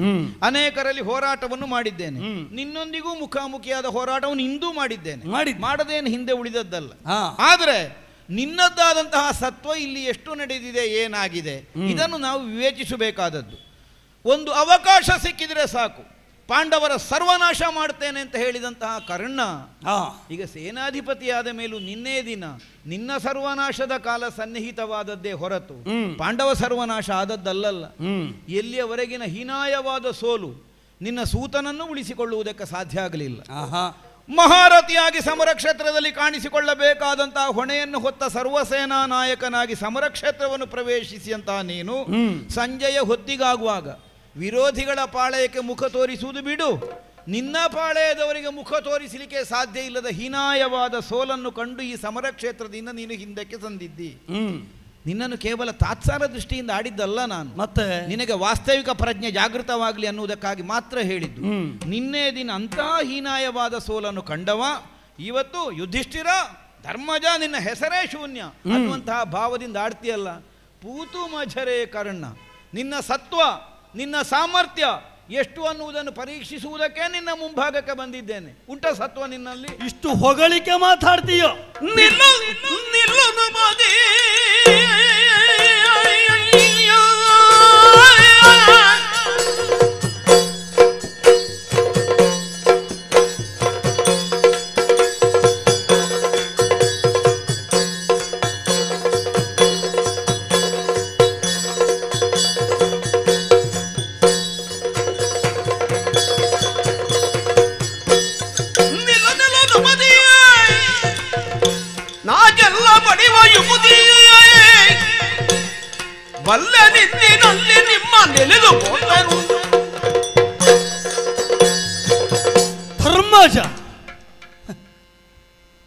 ಮಾಗಧಾದಿಗಳನ್ನು ಕೊಲ್ಲುವಲ್ಲಿ ತೊಡಗಿಕೊಂಡಿರಬಹುದಾದಂತಹ ರಾಜಸೂಯದಲ್ಲಿ ಒಬ್ಬ ವಿಚಕ್ಷಣವತಿತ್ವವನ್ನು ಹೊಂದಿದಂತಹ ರಾಜಕಾರಣಿಯಾಗಿ ನೀ ತೊಡಗಿದ್ದು ಒಪ್ಪಿಕೊಳ್ಳುವ.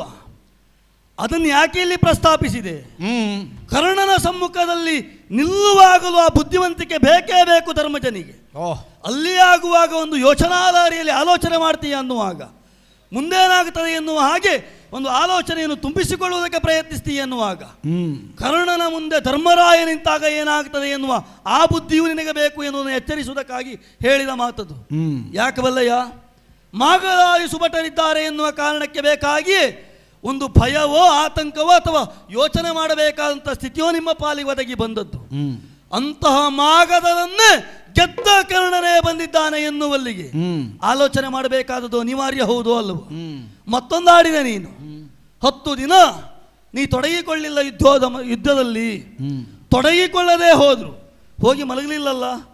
ಮಾಡಬೇಕಾದಂಥ ಯಾವ ಉಳಿದ ಕರ್ತವ್ಯಗಳುಂಟು ಅದನ್ನು ಮಾಡುವುದಕ್ಕೆ ಮುಂದಾದೆ. ಹಾಗಿದ್ರೆ ಶರವನ್ನು ಹಿಡಿದು ರಣಾಂಗಣದಲ್ಲಿ ಹೋರಾಟ ಮಾಡಲಿಲ್ಲ ಯಾಕೆ?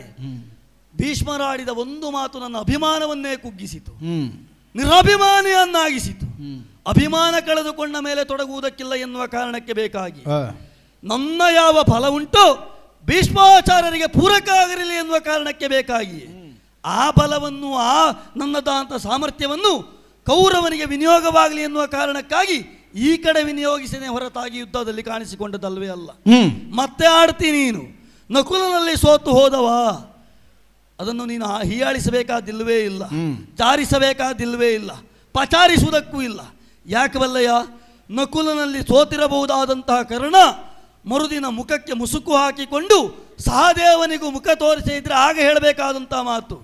ಈಗ ಹಾಗಲ್ಲ.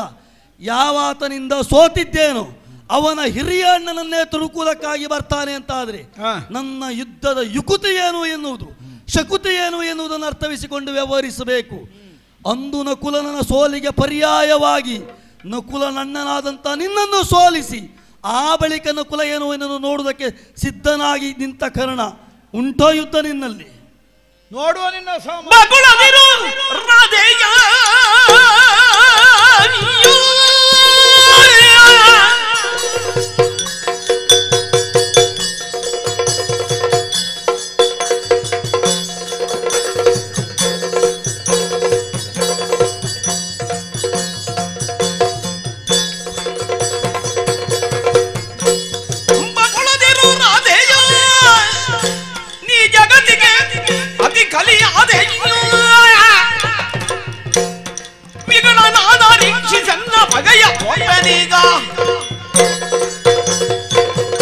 ಪ್ರಪಂಚದ ಸಕಲರ ವಿಕ್ರಮವನ್ನು ಸೂರೆಗೊಂಡಂತಹ ಧಟನು ನನ್ನ ಮುಂಭಾಗದಲ್ಲಿ ಆಡುವುದಕ್ಕೆ ಹೊರಡಬೇಡ.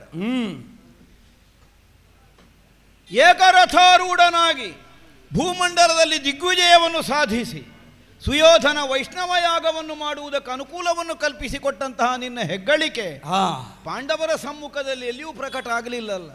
ನಾನು ಅದನ್ನ ಆಡಿದ್ದು. ಈಗ ಅಲ್ಲೆಲ್ಲ ಗೆಲ್ಲುವ ಸಾಮರ್ಥ್ಯವನ್ನು ನೀನು ಹೊಂದಿದವ ಹೌದು ಅಂತಾದ್ರೆ ಹಾಗಿದ್ರೆ ಇಲ್ಲಿ ಯಾಕೆ ನಿನ್ನಿಂದ ಗೆಲ್ಲುವುದಕ್ಕೆ ಸಾಧ್ಯ ಆಗಲಿಲ್ಲ? ಕೇವಲ ವಿಕ್ರಮ ಒಂದೇ ಸಾಕಾಗುವುದಿಲ್ಲ ಗೆಲ್ಲುವುದಕ್ಕೆ. ಕೌರವ ಪಾಂಡವರೊಳಗಿನ ಈ ಸಮರವನ್ನುವುದು ಕೇವಲ ಪರಾಕ್ರಮದ ಪ್ರತಿಷ್ಠೆಯನ್ನು ಮೆರೆಸುವುದಕ್ಕಾಗಿ ಮಾತ್ರ ಒದಗಿ ಬಂದಂತಹ ಯುದ್ಧ ಅಲ್ಲ. ಇದನ್ನು ನೀನು ಪ್ರಧಾನವಾಗಿ ಗಮನಿಸಬೇಕಾಗುತ್ತದೆ. ಯಾವ ಭೀಷ್ಮಾಚಾರ್ಯರಂತವರು ಸರಳ ಮಂಚ ಕೊರಗುವ ಸ್ಥಿತಿಯಾಗಿ ಹೋಯಿತು. ದ್ರೋಣಾಚಾರ್ಯರ ಸೇನಾಧಿಪತ್ಯದಲ್ಲಿ ಸುಯೋಧನೆಗೆ ಗೆಲುವನ್ನು ಕಾಣುವುದಕ್ಕೆ ಸಾಧ್ಯ ಆಗಲಿಲ್ಲ. ಈಗ ನಿನ್ನ ಸೇನಾಧಿಪತ್ಯದಲ್ಲಿ ಗೆಲುವನ್ನು ಕಾಣುತ್ತೇವೆ ಅಂತ ಹೊರಟಂತಹ ಸುಯೋಧನನಿಗೆ ಗೆಲುವನ್ನು ಒದಗಿಸಿಕೊಡುವಂತಹ ಹುಮ್ಮಸ್ಸಿನಿಂದ ನೀನು 2ನೆಯ ದಿವಸಕ್ಕೆ ಒದಗಿ ಬಂದಿದ್ದಿ. ಶಲ್ಯ ಭೂಪತಿಯ ಸೂತತ್ವ ಉಂಟು, ವಿಜೃಂಭಿಸುವುದಕ್ಕೆ ಪ್ರಾರಂಭಿಸಿದ್ದ ಯುದ್ಧ ಕ್ಷೇತ್ರದಲ್ಲಿ. ಆದರೆ ಆತ್ಯಂತಿಕವಾದಂತಹ ನಿನ್ನ ಗೆಲುವಿಗೆ ಇದು ಸಾಧನವಾಗಿ ಪರಿಣಮಿಸ್ತದೆ ಎನ್ನುವಂತಹ ಭ್ರಮೆಯಿಂದ ನೀನು ಮುಂದುವರಿಯಬೇಕಾದದ್ದಿಲ್ಲ. ಯಾಕೆಂದ್ರೆ ನೀನಾಗಿ ವಿಜೃಂಭಿಸುವ ಕಾಲದಲ್ಲೆಲ್ಲ ಸೋಲಿನ ಮುಖವನ್ನು ಕಾಣಬೇಕಾದಂತಹ ನಿನ್ನ ಸ್ಥಿತಿಯನ್ನು ನೀನು ಮರೆಯುವುದಕ್ಕಿಲ್ಲ. ಚಿತ್ರಸೇನ ಕಾಳಗದಲ್ಲಿಯೂ ಮಾಡಿದ್ದು ಪಲಾಯನವೇ. ಮೊನ್ನೆ ಗೋಗ್ರಹಣಕ್ಕೆ ಬಂದವನು 3 ಸಲ ಮುಖಾಮುಖಿಯಾದ್ರೂ ನಮ್ಮ ಅರ್ಜುನನ ಮುಂಭಾಗದಲ್ಲಿ ನಿನ್ನ ಕೈ ಮೇಲೆ ಹೋಗಲಿಲ್ಲ. ಹಾಗಿದ್ರೆ ಇದು ಏನನ್ನು ಸೂಚಿಸ್ತದೆ? ಸಮಸ್ತ ಸೇನೆ ಬಂದು ನಿಂತ ಕಾಲಕ್ಕೂ ಪಾಂಡವರಲ್ಲಿ ಒಬ್ಬ ಬಂದರೂ ಸೋಲು ಬೇಕಾದಂತಹ ಸ್ಥಿತಿ ಕರ್ಣನಂತಹ ವೀರನಿದ್ದು ಇದ್ದಾನೆ ಬರ್ತದೆ ಅಂತ ಆದ್ರೆ ಹಾಗಿದ್ರೆ ನಿನ್ನದ್ದಾದ ಪೌರುಷ ಎಂತದ್ದು? ಧರ್ಮಜ, ಸೋಲೆನ್ನುವುದು ಪ್ರತಿಯೊಬ್ಬರಿಗೂ ಪ್ರಾಪ್ತವಾಗುತ್ತದೆ. ಫಲಿತಾಂಶದಲ್ಲಿ ಏನು ಎನ್ನುವುದನ್ನು ಕಾಣಬೇಕು. ಅಷ್ಟು ಬಾರಿ ಎದುರಾದ ಕಾಲಕ್ಕೂ, ಅಷ್ಟು ಬಾರಿ ಸೆಣಸಾಡಿ ಸೋಲನ್ನು ಅನುಭವಿಸಿದ ಕಾಲಕ್ಕೂ ಕರ್ಣನ ಸಾವನ್ನು ಕಾಣುವುದಕ್ಕೆ ನಿಮ್ಮ ಪಾಲಿಗಾದರೂ ಪ್ರಾಪ್ತ ಆಯಿತು. ನಿಮ್ಮಲ್ಲೇ ಕೇಳ್ತೇನೆ, ನಿನ್ನ ತಮ್ಮನಾದಂಥ ಭೀಮ 11,000 ಆನೆಯ ಫಲ ಉಂಟಂತೆ. ಒಂದು ಸುಪತ್ರಿಕ ನಾಮಕವಾದಂತಹ ಆನೆಯಲ್ಲಿ ಹೋರಾಟ ಮಾಡುವ ಕಾಲಕ್ಕಾದರೂ ಎಷ್ಟು ಒದ್ದಾಟ ಮಾಡಿದ್ದಾನೆ. ಆನೆಯಲ್ಲಾದರೂ ಸೋತು ಕೆಳಗೆ ಬಿದ್ದಿದ್ದಾನೆ ಭೀಮ ಎನ್ನುವಲ್ಲಿಗೆ. ಸೋಲು ಗೆಲುವು ಎನ್ನುವಂತಹದ್ದು ಪ್ರತಿಯೊಬ್ಬರಿಗೂ ಇದ್ದದ್ದೇ. ಫಲಿತಾಂಶದಲ್ಲಿ ಸೋಲಾಗಿದೆಯೋ ಗೆಲುವಾಗಿದೆಯೋ ಅದರ ನಿರ್ಣಯಕ್ಕೆ ಬರುವಾಗ ಇಲ್ಲಿಗೆ ಬಂದು ನಿಂತಿದ್ದೇವೆ. ಈಗ ತೊಡಗುವ ಕರ್ಣ ಹೇಗೆ ಬಲ್ಲಯ್ಯ? ಫಲಿತಾಂಶ ಕೊಡುವುದಕ್ಕಾಗಿ ಬಂದು ನಿಂತ ಕರ್ಣ, ಅದಕ್ಕಾಗಿ ತೊಡಗಿಕೊಂಡದ್ದು ನಾನು. ಧರ್ಮಶಃ ಫಲಿತಾಂಶ ಹೇಗೆ ನಿರ್ಣಯ ಆಗಬೇಕು? ನಿನ್ನ ತಮ್ಮಂದಿರ ಕಣ್ಣಿನಲ್ಲಿ ನೀರು ಬರಿಸುವ ಹಾಗೆ ನಿನ್ನ ತಲೆ ತೆಗೆದು ಫಲಿತಾಂಶ ತೋರಿಸ್ತೇನೆ. ನೋಡುವ ನಿನ್ನ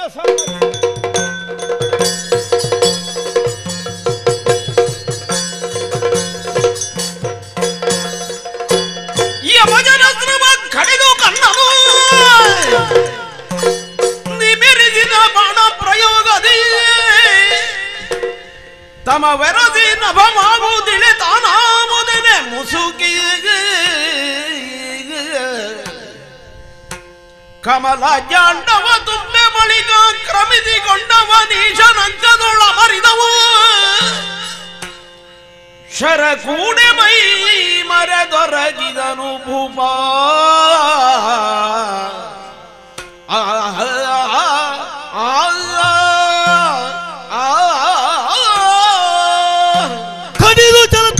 ಕಡಿದು ಚಲತಾ ಇದ್ದೆ. ಏನು ಮಾಡುವ? ಕರುಳ ಕರೆವನ್ನುಂಟಲ್ಲ, ಕರೆದವರು ಯಾರು? ಶಲ್ಯ ಭೂಪತಿಗಳು. ಅವರಿಗುಂಟಲ್ಲ ಕರುಳ ಸಂಬಂಧ. ನೇರವಾಗಿ ಅಲ್ಲದೆ ಹೋದರೂ ಇವನ ತಾಯಿಯಾದಂಥ ಕುಂತಿ ಮತ್ತು ತಂಗಿಯ ಮಾದ್ರಿಗೂ ಅವರಿಗೂ ಇರುವ ಸಂಬಂಧ ಅಣ್ಣ ತಂಗಿಯ ಸಂಬಂಧ. ಇವನ ಚಿಕ್ಕ ತಾಯಿ ಆ ಕರುಳ ಸಂಬಂಧವೋ ಎನ್ನುವ ಹಾಗೆ, ಕರುಳ ಕರೆಯೋ ಎನ್ನುವ ಹಾಗೆ ತಡೆಯಾಗಿ ನಿಂತರವರು ಈ ಕಾಲಕ್ಕೆ. ಅವರೂ ತಡೆದ ಮೇಲೆ ಅವರ ಮಾತಿಗೆ ಮಾನ್ಯತೆಯನ್ನು ಕೊಟ್ಟು ಬಿಡುವ ಮನಸ್ಸು ಮಾಡಿದ್ದೇನೆ ಇವನನ್ನು. ನನ್ನ ಲಕ್ಷ್ಯ ಇವ ಅಲ್ಲ ಅಂತ ಆದಮೇಲೆ ಮತ್ತೆ ಇವನನ್ಯಾಕೆ ನಾವು ಹೊಡಿಬೇಕು, ಇವನನ್ಯಾಕೆ ಕಡಿಯಬೇಕು? ಆದರೆ ಇವನಿಗೊಂದು ಅಪಮಾನ ಆಯಿತು ಅಂತಾದರೆ ನನ್ನ ವಿರೋಧಿಯಾದಂಥ ಪಾರ್ಥ ನನ್ನ ಸಮ್ಮುಖಕ್ಕೆ ಬಂದೇ ಬರ್ತಾನೆ. ಈ ಲಕ್ಷ್ಯವನ್ನು ಹೊಂದಿದಂಥ ನಾನು ಮಾಡಬೇಕಾದಂಥ ಕಾರ್ಯ ಎನ್ನುವುದನ್ನು ಅರ್ಥವಿಸಿಕೊಂಡಿದ್ದೇನೆ. ರಥಹೀನನಾಗಿ ಬಿದ್ದಿರಬಹುದಾದಂಥ ಧರ್ಮರಾಯನಿಗೆ ನನ್ನ ಬಿಲ್ಲಿನ ತುವಿಯಿಂದ ತಿವಿದಿದ್ದೇನೆ. ಹಾಗು ಬದುಕು ತರಗರಿದುದ ನಡೆದಂತೆ ದ್ರೌಪದಿ, ತರಗರಿದುದ ನಡೆದಂದು ದ್ರೌಪದಿ ಸಖಿ ಜನ ಸಖಿದೌ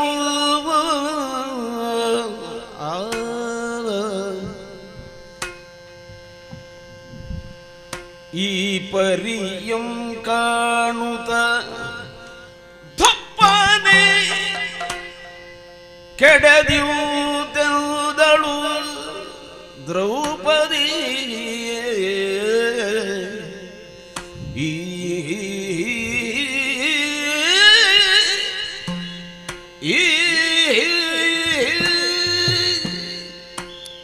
ಕಾಂತ ಕಾಂತ ಏನಾಯಿತಲೆ ಕಾಂತ,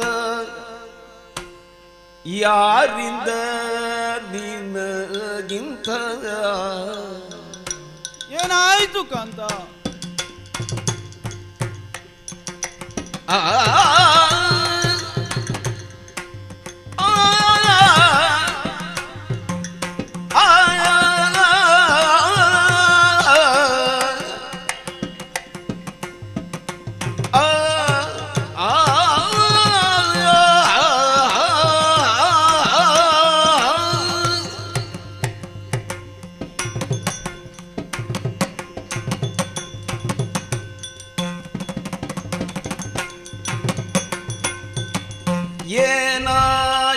ಏನಾಯಿತಲಗಾಂತ, ಯಾರಿಂದ ನಿನಗೆ ಇಂಥ? ಯಾರಿಂದ ಸ್ವಾಮಿ? ತಾನಿರಲಿ ಈ ವಿಧಿ ಬಂದು ತಪವ ಸೈರಿಬುದೆಂದು ತಾನಿರಲಿ ವಿಧಿ ಬಂದು ತಾಪವ ಸೈರಿಬುದೆಂದು ಕಾಂತದ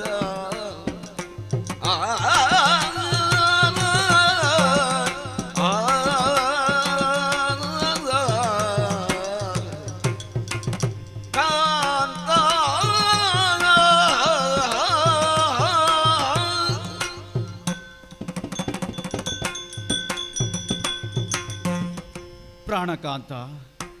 ಯಾರು? ದ್ರೌಪದಿಯಾ? ಸ್ವಾಮಿ, ದ್ರೌಪದಿಯನ್ನು ಗುರುತಿಸಿಕೊಳ್ಳಿ ವಿಫಲವಾಗುತ್ತಾ ಇದ್ದೀರೇ ಸ್ವಾಮಿ. ಕಣ್ಣು ಕತ್ತಲು ಬರ್ತಾ ಇರುವಾಗ, ರಕ್ತ ಸುರಿಯುತ್ತಾ ಇರುವಾಗ ನಮಗೆ ಸಹಿಸುವುದಕ್ಕಾಗದ ವೇದನೆ ಎಲ್ಲವನ್ನು ಮರೆ ಮಾಡುತ್ತದೆ.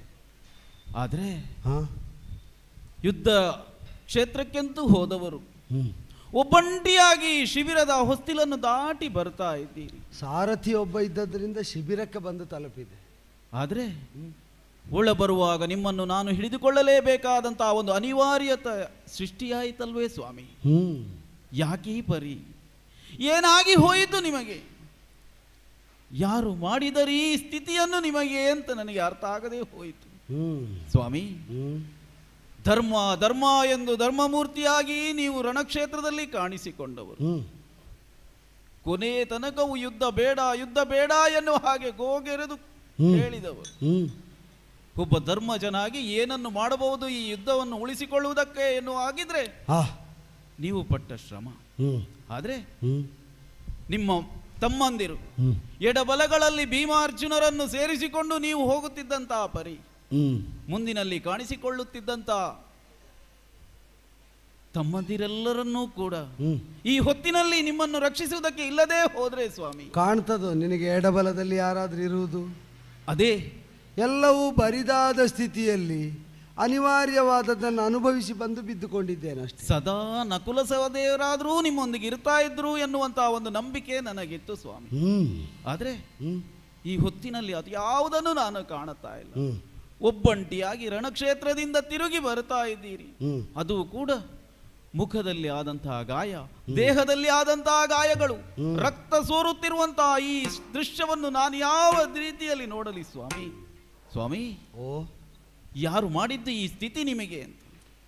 ಆ ದುಷ್ಟರು ಏನನ್ನಾದ್ರೂ ಮಾಡಿ ಜಯಿಸಿಯಾರು ಎನ್ನುವಂಥದ್ದನ್ನು ನಾವು ಒಪ್ಪಿಕೊಳ್ಳಲೇಬೇಕಾಗುತ್ತದೋ ಏನೋ ಎನ್ನುವ ಹಾಗೆ ಸ್ವಾಮಿ.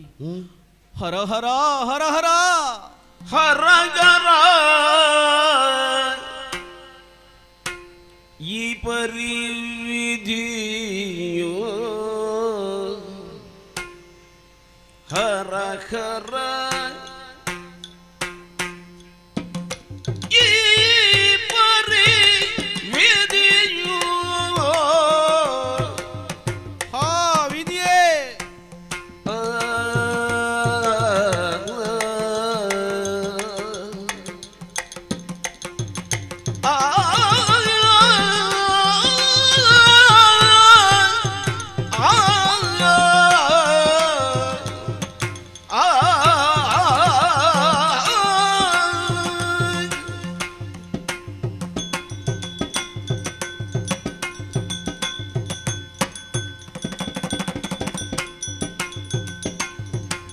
ಹರಗರ ಈ ಪರಿ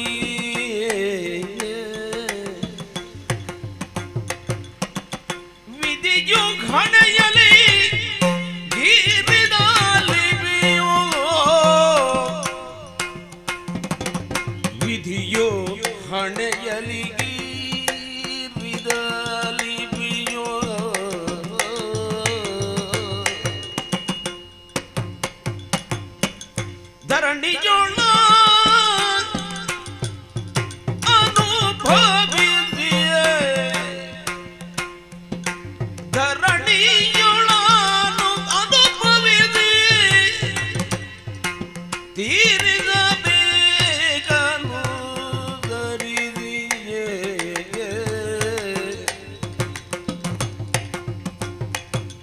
ಹರ ಹರ ಈ ಪರಿ ವಿಧಿಯು ಹಣೆಯಲ್ಲಿ ಗೀರಿನಲ್ಲಿ ಬೀಯುವ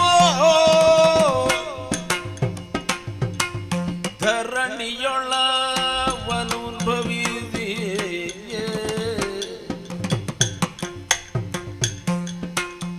ತಿರಿಗಬೇಕನು ಮರಿದಿ ಹರ ಹರ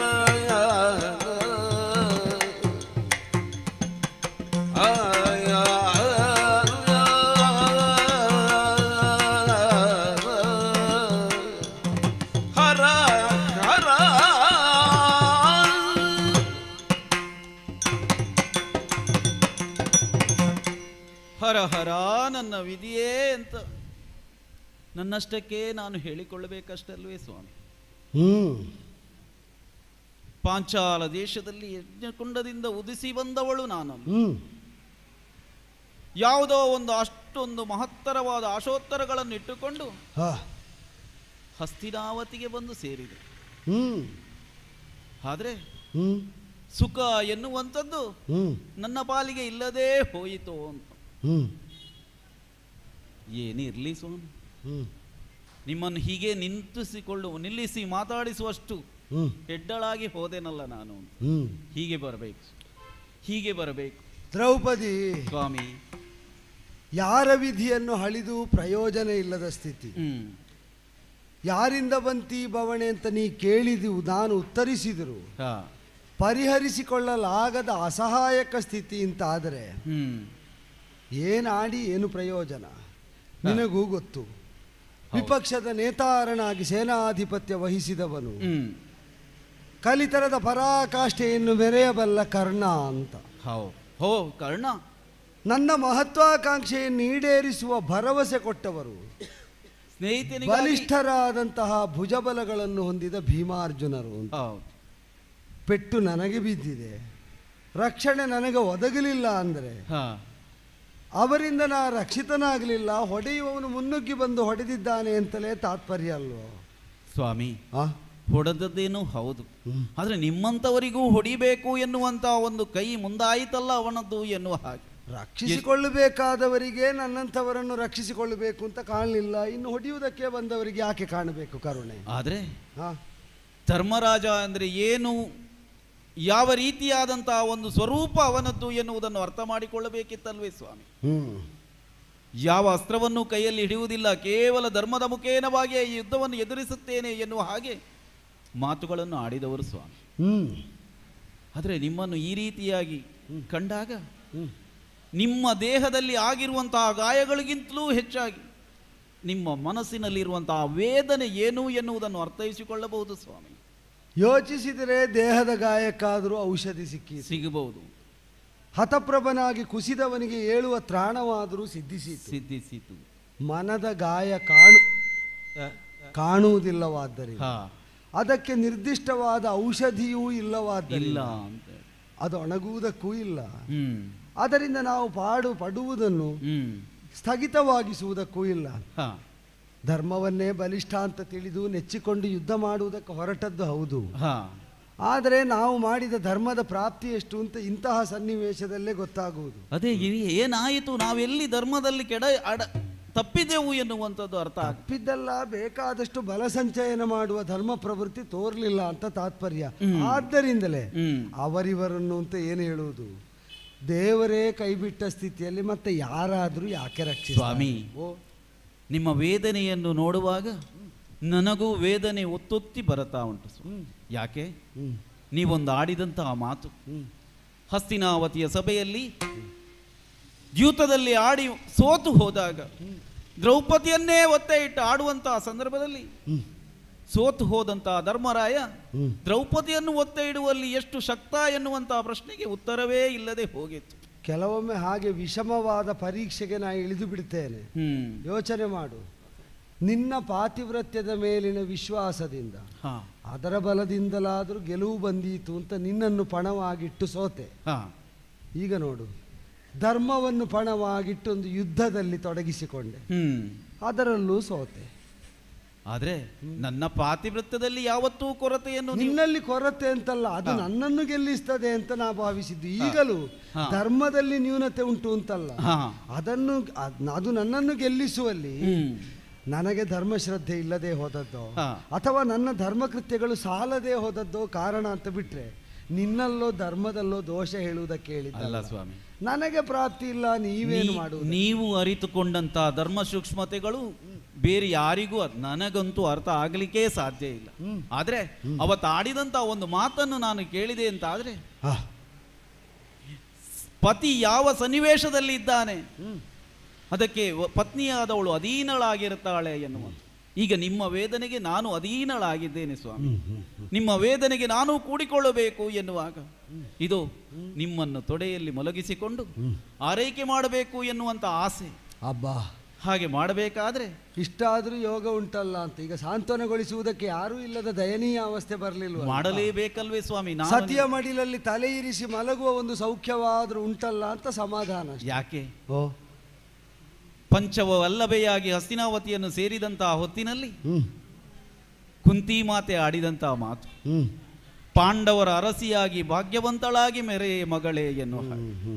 ಆದ್ರೆ ಪಾಂಡವರ ಅರಸಿಯಾಗಿ ಈ ಭಾಗ್ಯವನ್ನು ಅರಸುತ್ತಲೇ ಇದ್ದೇನೆ, ಅದು ಸಿಗುವ ಹಾಗೆ ಕಾಣಲೇ ಇಲ್ಲ ನನಗೆ. ಆದರೆ ಈ ಹೊತ್ತಿಗೆ ಆಗುವಾಗ ನಿಮ್ಮನ್ನು ಶುಶ್ರೂಷೆ ಮಾಡುವಾಗ ಈ ಕೆದರಿದ ಕೂದಲು ನಿಮ್ಮ ಮುಖದಲ್ಲಿ ಮೇಲೆ ಬಿದ್ದು ಎಲ್ಲಿ ನಿಮಗೆ ಒಂದು ರೀತಿಯಾದಂತಹ ತೊಂದರೆಯನ್ನು ಮಾಡುತ್ತದೆ ಎನ್ನುವ ಹಾಗೆ ಅನುಭವ. ಕಟ್ಟಿಕೊಳ್ಳಲೇ ಅಂತ ಮುಂದುವರೆದೆ. ನನ್ನನ್ನು ಇರಿಯುವುದೇ ನನ್ನ ಮೈ ಮೇಲೆ ಬಿದ್ದು ಬಿದ್ದು ಅಭ್ಯಾಸ ಆದ ಮೇಲೆ ಈಗ ನನ್ನನ್ನು ಇರಿಯುವುದಕ್ಕೆ ಅಂತ ನಿನ್ನ ಕಬರಿಯೇ ನನ್ನ ಮುಖಕ್ಕೆ ಬಿದ್ದರು. ಈಗ ವಿಶೇಷ ಘಾತ ಏನೂ ಇಲ್ಲ, 10ರೊಟ್ಟಿಗೆ 11 ಅಂತ ತಿಳಿಯುವುದಷ್ಟೇ ಸ್ವಾಮಿ. ಹಾಗಾದ್ರೆ ಈ ಸೆರಗಿನಿಂದ ನಿಮಗೆ ಗಾಳಿಯನ್ನು ಹಾಕುತ್ತೇನೆ, ಆದ್ರೆ ಸೆರಗನ್ನು ಎತ್ತಿದೆ ಅಂತ ಆದ್ರೆ ನನಗೆ ನೆನಪಾಗುವುದು ಯಾವುದು? ಹಸ್ತಿನಾವತಿಯ ಸಭೆಯಲ್ಲಿ ಎಳೆದಂತ ದುಶ್ಯಾಸನ ಕೈಯಿಂದ ಎಳೆಯಲ್ಪಟ್ಟಂತ ಈ ಸೆರಗು, ಆ ಕೃಷ್ಣನಿಂದ ಕರುಣಿಸಲ್ಪಟ್ಟಂತ ಈ ಸೆರಗು ಅಷ್ಟೇ ಅಲ್ಲ, ಆ ಕೀಚಕನ ಕೈಯಿಂದ ಎಳೆಯಲ್ಪಟ್ಟಂತ ಈ ಕೈಯಿಂದ ನಿಮಗೆ ಶುಶ್ರೂಷೆ ಮಾಡಬೇಕಲ್ಲ ಅಂತ ನನಗೊಂದು. ನಿನಗೆ ಸೆರಗಿಗೆ ಕೈ ಇಕ್ಕುವುದಕ್ಕಾಗುವಾಗ ಅಕ್ಷಯವಾಗಿಸುವುದಕ್ಕೆ ಕೃಷ್ಣನಾದ್ರೂ ಇದ್ದ. ನನ್ನ ಮೈಯಿಂದ ರಕ್ತ ಬಸಿಯಲ್ಪಡುವಾಗ ಅವನಿಗೂ ಕಾಣದೆ ಹೋಯ್ತಲ್ಲ ಅಂತ. ಕೃಷ್ಣ ಎಲ್ಲಿದ್ದಾನೆ ನಮ್ಮ ಕೃಷ್ಣ ಅಂತ ದುರದು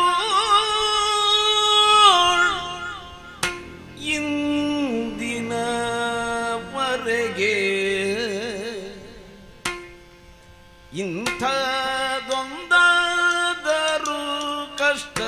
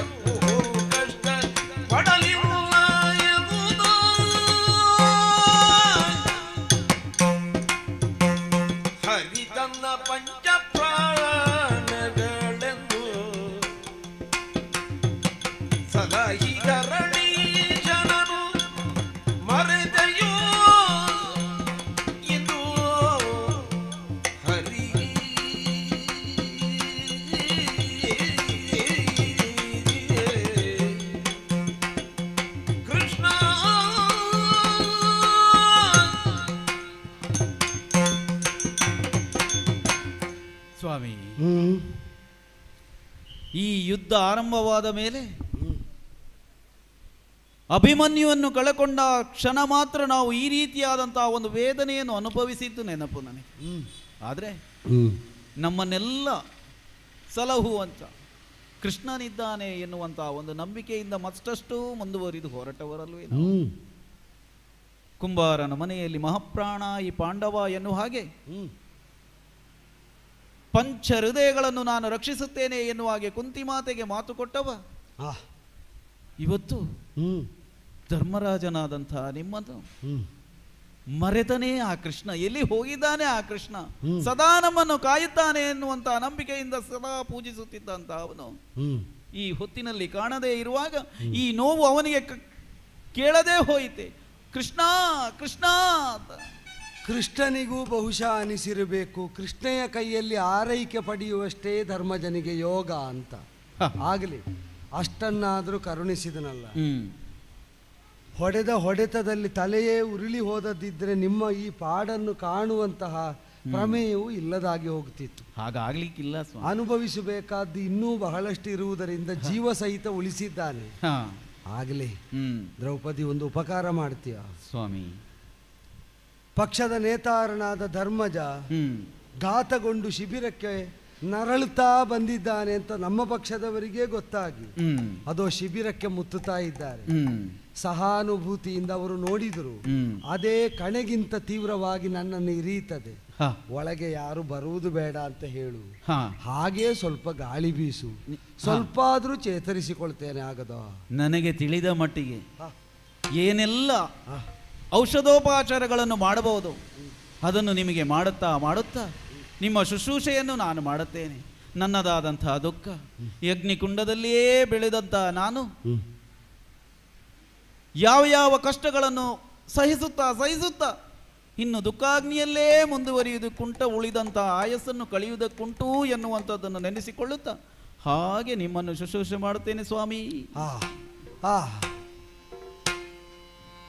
ಸೇನೆಯು ತೆರಳುವ ಕದನವನಂದ ದಾನವರಿ ಪುತಾಗ ನೆರೆಕೊಂಡು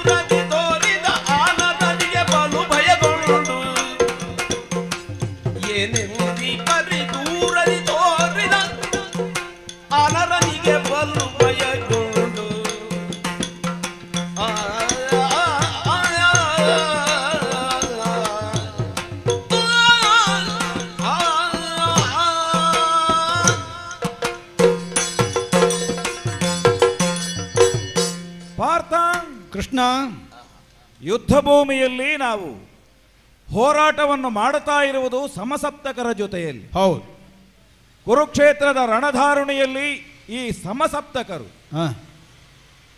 ನಮಗೆ ಕೊಟ್ಟದ್ದು ಆಹ್ವಾನದ ಯುದ್ಧ. ಅವರು ಅದಕ್ಕಾಗಿಯೇ ಮೀಸಲಾಗಿದ್ದವರು. ಪಂಥಾಹ್ವಾನ ಕೊಡುವುದು, ಯುದ್ಧ ಮಾಡುವುದು. ಬಹುತೇಕ ನಮ್ಮ ಸಮಯ ಇವರ ಜೊತೆಯಲ್ಲಿ ಹೋರಾಟ ಮಾಡುವುದಕ್ಕೆ ಮೀಸಲಾಗಿ ಬೇಕಾದದ್ದು ಅನಿವಾರ್ಯವಾಗಿ ಹೋಗಿದೆ. ಈ ಯುದ್ಧ ಕ್ಷೇತ್ರವನ್ನುವುದು ಅನೇಕ ನಮ್ಮ ಹಳೆ ವಿರೋಧಿಗಳಿಗೆಲ್ಲ ಒಂದು ಒಳ್ಳೆ ಆಹಾರ ಕೊಟ್ಟಿದೆ ಅಲ್ವಾ? ಎಲ್ಲ ದ್ವೇಷ ನೆನೆಸಿಕೊಂಡು ಈ ಸಲ ಮುಂದೆ ಬರುವುದವರು ಒಟ್ಟು ಎಲ್ಲ ಹಗೆಯನ್ನು ತೀರಿಸುವುದಕ್ಕೆ ಇದನ್ನೊಂದು ವೇದಿಕೆಯಾಗಿ ಬಳಸಿಕೊಂಡ ಹಾಗೆ ಕಾಣುತ್ತದೆ. ಒಂದು ದೃಷ್ಟಿಯಿಂದ ಒಳ್ಳೇದೇ ಆಯಿತು ಕೃಷ್ಣ. ಇನ್ನು ಬೇರೆ ಬೇರೆ ಅವರನ್ನು ಹುಡುಕಿ ಹೋಗುವ ಕೆಲಸ ಇಲ್ಲ ಅಲ್ಲ, ಎಲ್ಲ ಒಂದೇ ಕಡೆಯಲ್ಲಿ ಬಿಟ್ಟರೆ. ಹೌದು, ಅದನ್ನೇ ನಾವು ಕೂಡ ಬಳಸಿಕೊಂಡವರು ಹೌದು. 10 ದಿವಸ ಯುದ್ಧವನ್ನು ಭೀಷ್ಮಾಚಾರ್ಯರು ಮಾಡಿದರು. ಆಮೇಲೆ ದ್ರೋಣಾಚಾರ್ಯರದ್ದು ಮುಗಿದು ಹೋಯಿತು. ಈಗ ನಿನ್ನೆಯಿಂದ ಕರ್ಣನದ್ದಾದಂತಹ ಒಂದು ಸೇನಾಪತಿತ್ವದಲ್ಲಿ ಯುದ್ಧ ನಡೀತಾ ಉಂಟು. ಹೊಸ ಸೇನಾಧಿಪತಿ ಬಂದಿದ್ದಾನೆ. ಹೌದು. ಒಟ್ಟಿನಲ್ಲಿ ನಾರಾಯಣರೆನಿಸಿಕೊಂಡು ನಾವು ಒಂದು ಕಡೆಯಲ್ಲಿ ಸ್ಥಿರವಾಗಿ ನಿಂತಿದ್ದೇವೆ. ಆ ಕಡೆಯಿಂದ ಸರದಿಯ ಪ್ರಕಾರವಾಗಿ ಒಬ್ಬೊಬ್ಬರೂ ಬರ್ತಾ ಇದ್ದಾರೆ. ಹಾಗಾದರೆ ಸೂಳಿನಲ್ಲಿ ಬರುತ್ತಿರುವಂತಹ ಇವರನ್ನು ನಾವು ಎದುರಿಸಿ ಜಯಿಸಬೇಕಾದದ್ದು ಕರ್ತವ್ಯ ಹೌದು ಅಂತಾದರೂ ನಮಗೆ ಒಂದು ಏಕಲಕ್ಷ್ಯವನ್ನಿಟ್ಟುಕೊಂಡು ಹೋರಾಟ ಮಾಡುವುದಕ್ಕೆ ಇಂತಹ ಅಡೆತಡೆಗಳು ಬರ್ತಾ ಉಂಟು. ಆದರೂ ಅದನ್ನು ಮೀರಿ ನಾವು ಈ ಹೊತ್ತು ಉತ್ತರಿಸ್ತಾ ಇದ್ದೇವೆ ರಣಧಾರುಣಿಯಲ್ಲಿ. ಕಾಲ ಕಾಲಕ್ಕೂ ಬೇಕಾದ ಪ್ರಚೋದನೆಯನ್ನು ಕೊಟ್ಟು ಪಥದರ್ಶನವನ್ನು ಮಾಡಿ ರಣದಲ್ಲಿ ಹೇಗೆ ಮುಂದುವರಿಯಬೇಕು ಅನ್ನೋ ಹಾಗೆ ನೀನೇ ಮುನ್ನಡೆಸಿಕೊಂಡು ಹೋಗ್ತಾ ಇದ್ದೆ. ಹೌದೇ ಹೌದು. ವರ್ತಮಾನದಲ್ಲಿ ಕರ್ಣನನ್ನು ನಾವು ಎದುರಿಸಬೇಕಾದದ್ದು ನಮಗೆ ಲಕ್ಷ್ಯ ಹೌದು ಅಂತಾದರೂ ನೇರವಾಗಿ ಕರ್ಣನನ್ನು ಎದುರಿಸುವುದಕ್ಕೆ ಅವಕಾಶ ಇದುವರೆಗೆ ಲಭ್ಯವಾಗಲಿಲ್ಲ. ಹಾಗಂತ ಅದು ಅವಕಾಶ ಸಿಗದೇ ಹೋಗುವುದಿಲ್ಲ ಅಂತ ನಾವು ಖಂಡಿತ ಭಾವಿಸುವುದಕ್ಕಿಲ್ಲ. ಯಾಕಂದ್ರೆ ಅವನು ಅಳಿಯಬೇಕಾದವನೇ, ನಿನ್ನ ಎದುರು ಬರಲೇಬೇಕಾದವನೇ. ಪ್ರತಿಜ್ಞಾಬದ್ಧರಾಗಿ ನೀವು ಯುದ್ಧಕ್ಕೆ ನಿಂತಿದ್ದೀರಿ ಅಂತ ಆದ ಮೇಲೆ ಅದು ಆಗಲೇಬೇಕಾದದ್ದು. 10 ದಿವಸ ರಣಕ್ಷೇತ್ರಕ್ಕೆ ಬಾರದೇ ಇದ್ದ ಕರ್ಣ ದ್ರೋಣರ ಸೇನಾಧಿಪತಿತ್ವದಲ್ಲಿ ರಣಮುಖನಾದ. ಹೌದು. ಆಮೇಲೆ ಈ ಯುದ್ಧ ಭೂಮಿಯಲ್ಲಿ ಅನೇಕ ಸಲ ನಾವು ಎದುರಿದರಾಗಿದ್ದೇವೆ. ಹೌದು. ಆದ್ರೆ ನಿತ್ತು ಹೋರಾಟ ಅಂತ ಆಗಲೇ ಇಲ್ಲ. ಒಂದು ಆಂಶಿಕವಾದ ಹೋರಾಟ ಮಾತ್ರ. ಹೌದು. ಒಂದು ಬದಿ ನಮ್ಮನ ರಥ ಬರ್ತದೆ, 4 ಏಟು ದಿನದ ತಕ್ಷಣಕ್ಕೆ ಮತ್ತೊಂದು ಕಡೆಗೆ ಹೋಗ್ತದೆ. ಹೌದೇ. ಅಥವಾ ನಮ್ಮ ಗಮನವನ್ನು ನೀನು ಬೇರೆಡೆಗೆ ಹರಿಸ್ತಿ, ನಾವು ಬೇರೆಯವರ ಮುಂಭಾಗಕ್ಕೆ ಯುದ್ಧಕ್ಕಾಗಿ ಸಾಗಬೇಕಾಗ್ತದೆ. ಹೌದು. ನಿನ್ನೆಯ ದಿನ ಹೀನಾಯವಾದಂತಹ ಸೋಲನ್ನು ರಣಕ್ಷೇತ್ರದಲ್ಲಿ ಆ ಕರ್ಣ ಕಂಡವ. ನಕುಲನಿಂದಲೂ ಕೂಡ ಪೆಟ್ಟು ತಿನ್ನಬೇಕಾದಂತಹ ದುಸ್ಥಿತಿ. ಯಾಕೆಂದ್ರೆ ಒಬ್ಬ ಸೇನಾ ನಾಯಕನನ್ನಿಸಿಕೊಂಡಂತಹ ಕರ್ಣ ಅಂತಹ ಸೋಲನ್ನು ಕಾಣುವುದನ್ನು ಅವರೂ ನಿರೀಕ್ಷಿಸುವುದಕ್ಕಿಲ್ಲ, ನಮಗೂ ನಿರೀಕ್ಷೆ ಇಲ್ಲ. ಹೌದು. ಅಂತಹ ಸೋಲನ್ನು ಅವ ಕಂಡಿದ್ದಾನೆ. ಹೌದು. ಆದ್ರೆ ವಿಶೇಷ ಅನ್ನುವ ಹಾಗೆ ಇವತ್ತು ಬಹಳ ವಿಜೃಂಭಿಸ್ತಾ ಇದ್ದಾನೆ. ಹೌದು. ಅದಕ್ಕೆ ಕಾರಣವಾದದ್ದು ಅವನಲ್ಲಿ ಅವನ ಸತ್ವ ಅಲ್ಲ, ಅವನ ಮುಂಭಾಗದಲ್ಲಿ ಕೂತ ಆ ರಥವನ್ನು ನಡೆಸ್ತಾ ಇದ್ದಾರಲ್ಲ, ನಿಮ್ಮ ಮಾವನದ್ದಾದಂತಹ ಬಲುಮೆಯಿಂದ ಆ ಸಾಮರ್ಥ್ಯವನಿಗೆ ಉಂಟಾಗಿದೆ ಈಗ. ಹೌದೇ ಹೌದು. ಈ ಕಾಲಕ್ಕಾಗುವಾಗ ಒಂದು ಆಯಾಮದಿಂದ ನಾವಿಲ್ಲಿ ಯುದ್ಧ ಮಾಡ್ತಾ ಇದ್ದೇವೆ, ಮತ್ತೊಂದು ಮಗ್ಗುಲಲ್ಲಿ ಯುದ್ಧ ಸಾಗುತ್ತಾ ಉಂಟು. ಭೀಮಸೇನಂತೂ ಕಾಡಾಕಾಡಿಯಾದಂತಹ ಬವರವನ್ನೇ ಮಾಡ್ತಾ ಇದ್ದಾನೆ. ಆ ಕಾಲಕ್ಕಾಗುವಾಗ ನಿನಗೊಂದು ಸೂಚನೆಯನ್ನು ನಾನು ಕೊಟ್ಟದ್ದು. ಹೌದು. ನನ್ನ ದೃಷ್ಟಿ ಎನ್ನುವುದು ಕೇವಲ ನಿನ್ನ ಈ ಸಮಸಪ್ತಕರ ಜೊತೆಯಲ್ಲಿ ನಡೆಯುತ್ತಿರುವಂತಹ ಯುದ್ಧದ ಕಡೆಗೆ ಮಾತ್ರ ಅಲ್ಲ, ಇಡೀ ಕುರುಕ್ಷೇತ್ರದ ರಣಧಾರುಣಿಯಲ್ಲಿ ಎಲ್ಲೆಲ್ಲಿ ಏನಾಗ್ತಾ ಉಂಟು ಎನ್ನುವುದನ್ನು ನೋಡ್ತಾ ಇದ್ದವ ನಾನು. ಸದಾ ಮೈಯೆಲ್ಲ ಕಣ್ಣಾದವನ ಹಾಗೆ ನೀನು ಕಾಯ್ತಾ ಇರ್ತಿ. ಹಾಗಾಗಿಯೇ ಒಂದು ಬಾರಿ ಆ ಕಡೆಗೆ ಬೊಟ್ಟು ಮಾಡಿ ನಾನು ತೋರಿಸಿದಾಗ ಒಂದು ಕೋಲಾಹಲ ಎದ್ದು ಬಂದದ್ದನ್ನು ನೀನು ಗಮನಿಸಿದ್ದುಂಟಲ್ಲ. ಅದೇ ನಮ್ಮ ಪಾಳಯದಲ್ಲಿ ಎಲ್ಲ ಗಲಿಬಿಲಿ ಕಾಣಿಸಿತು. ಯಾವತ್ತಿದ್ರೂ ಕೂಡ ನಮ್ಮಲ್ಲಿ ಉತ್ಸಾಹವೇ ತುಂಬಿ ಬರ್ತಾ ಇದ್ದದ್ದು. ನಮ್ಮ ರಥ ಎನ್ನುವುದು ಎಲ್ಲಿಯೂ ಕೂಡ ಹಿಂದೆ ಹೋದದ್ದೇ ಇಲ್ಲ. ಈ ಕಾಲಕ್ಕಾಗುವಾಗ ಪಾಂಡವರ ರಥ, ಅದರಲ್ಲಿ ಪಾಂಡವರಲ್ಲಿ ಒಬ್ಬನದ್ದಾದಂತಹ ರಥಕ್ಕೇನು ಆಗಿದೆ ಎನ್ನುವಂತಹ ಸೂಚನೆಯನ್ನು ನಾನು ಕೊಟ್ಟ ಆ ಕಾಲಕ್ಕೆ ಏನು ಆಗಿದೆ ಅಂತ ಗಲಿಬಿಲಿಗೆ ಒಳಗಾದವ ನೀನು ಅಲ್ವಾ? ಹೌದೌದು. ಹಾಗಾದರೆ ಅಲ್ಲಿಂದ ಇಲ್ಲಿವರೆಗೆ ಏನಾಗಿದೆ ಎನ್ನುವುದನ್ನು ನೋಡಬೇಕಿದ್ರೆ ಅದಕ್ಕೆ ಹಿನ್ನೆಲೆಯಾಗಿ ಒಂದು ಆತಂಕದ ಧ್ವನಿಯನ್ನು ಎಬ್ಬಿಸಿದವ ನೀನಿದ್ದಿ. ಏನಾಗಿದೆ ಅಲ್ಲಿ ಕಾಣ್ತಾ ಉಂಟಲ್ಲ? ಹೌದು. ಏನದು ಕೋಲಾಹಲ? ಅದು ಯಾರ ರಥ ಗೊತ್ತಾಗಿದೆಯೋ ನಿನಗೆ? ಗೊತ್ತಾಗಿದೋ ಇಲ್ಲೋ ಅನ್ನುವುದಕ್ಕಿಂತಲೂ ಹೆಚ್ಚಾಗಿ ಅದನ್ನು ನೋಡಿದ ಕ್ಷಣದಲ್ಲಿ ನನಗಾಗುತ್ತಿರುವಂತಹ ಅಂತರಂಗದ ವೇದನೆ ಆಡುವುದಕ್ಕೆ ಕಷ್ಟ ಆಗುತ್ತೆ ಅಲ್ವೋ? ಮುರರಿಪೋ ಕೇಳು ಮುರರಿಪೋ, ಕೇಳು ಮುರರಿಪೋ, ಕಮಲಲೋ ಜನ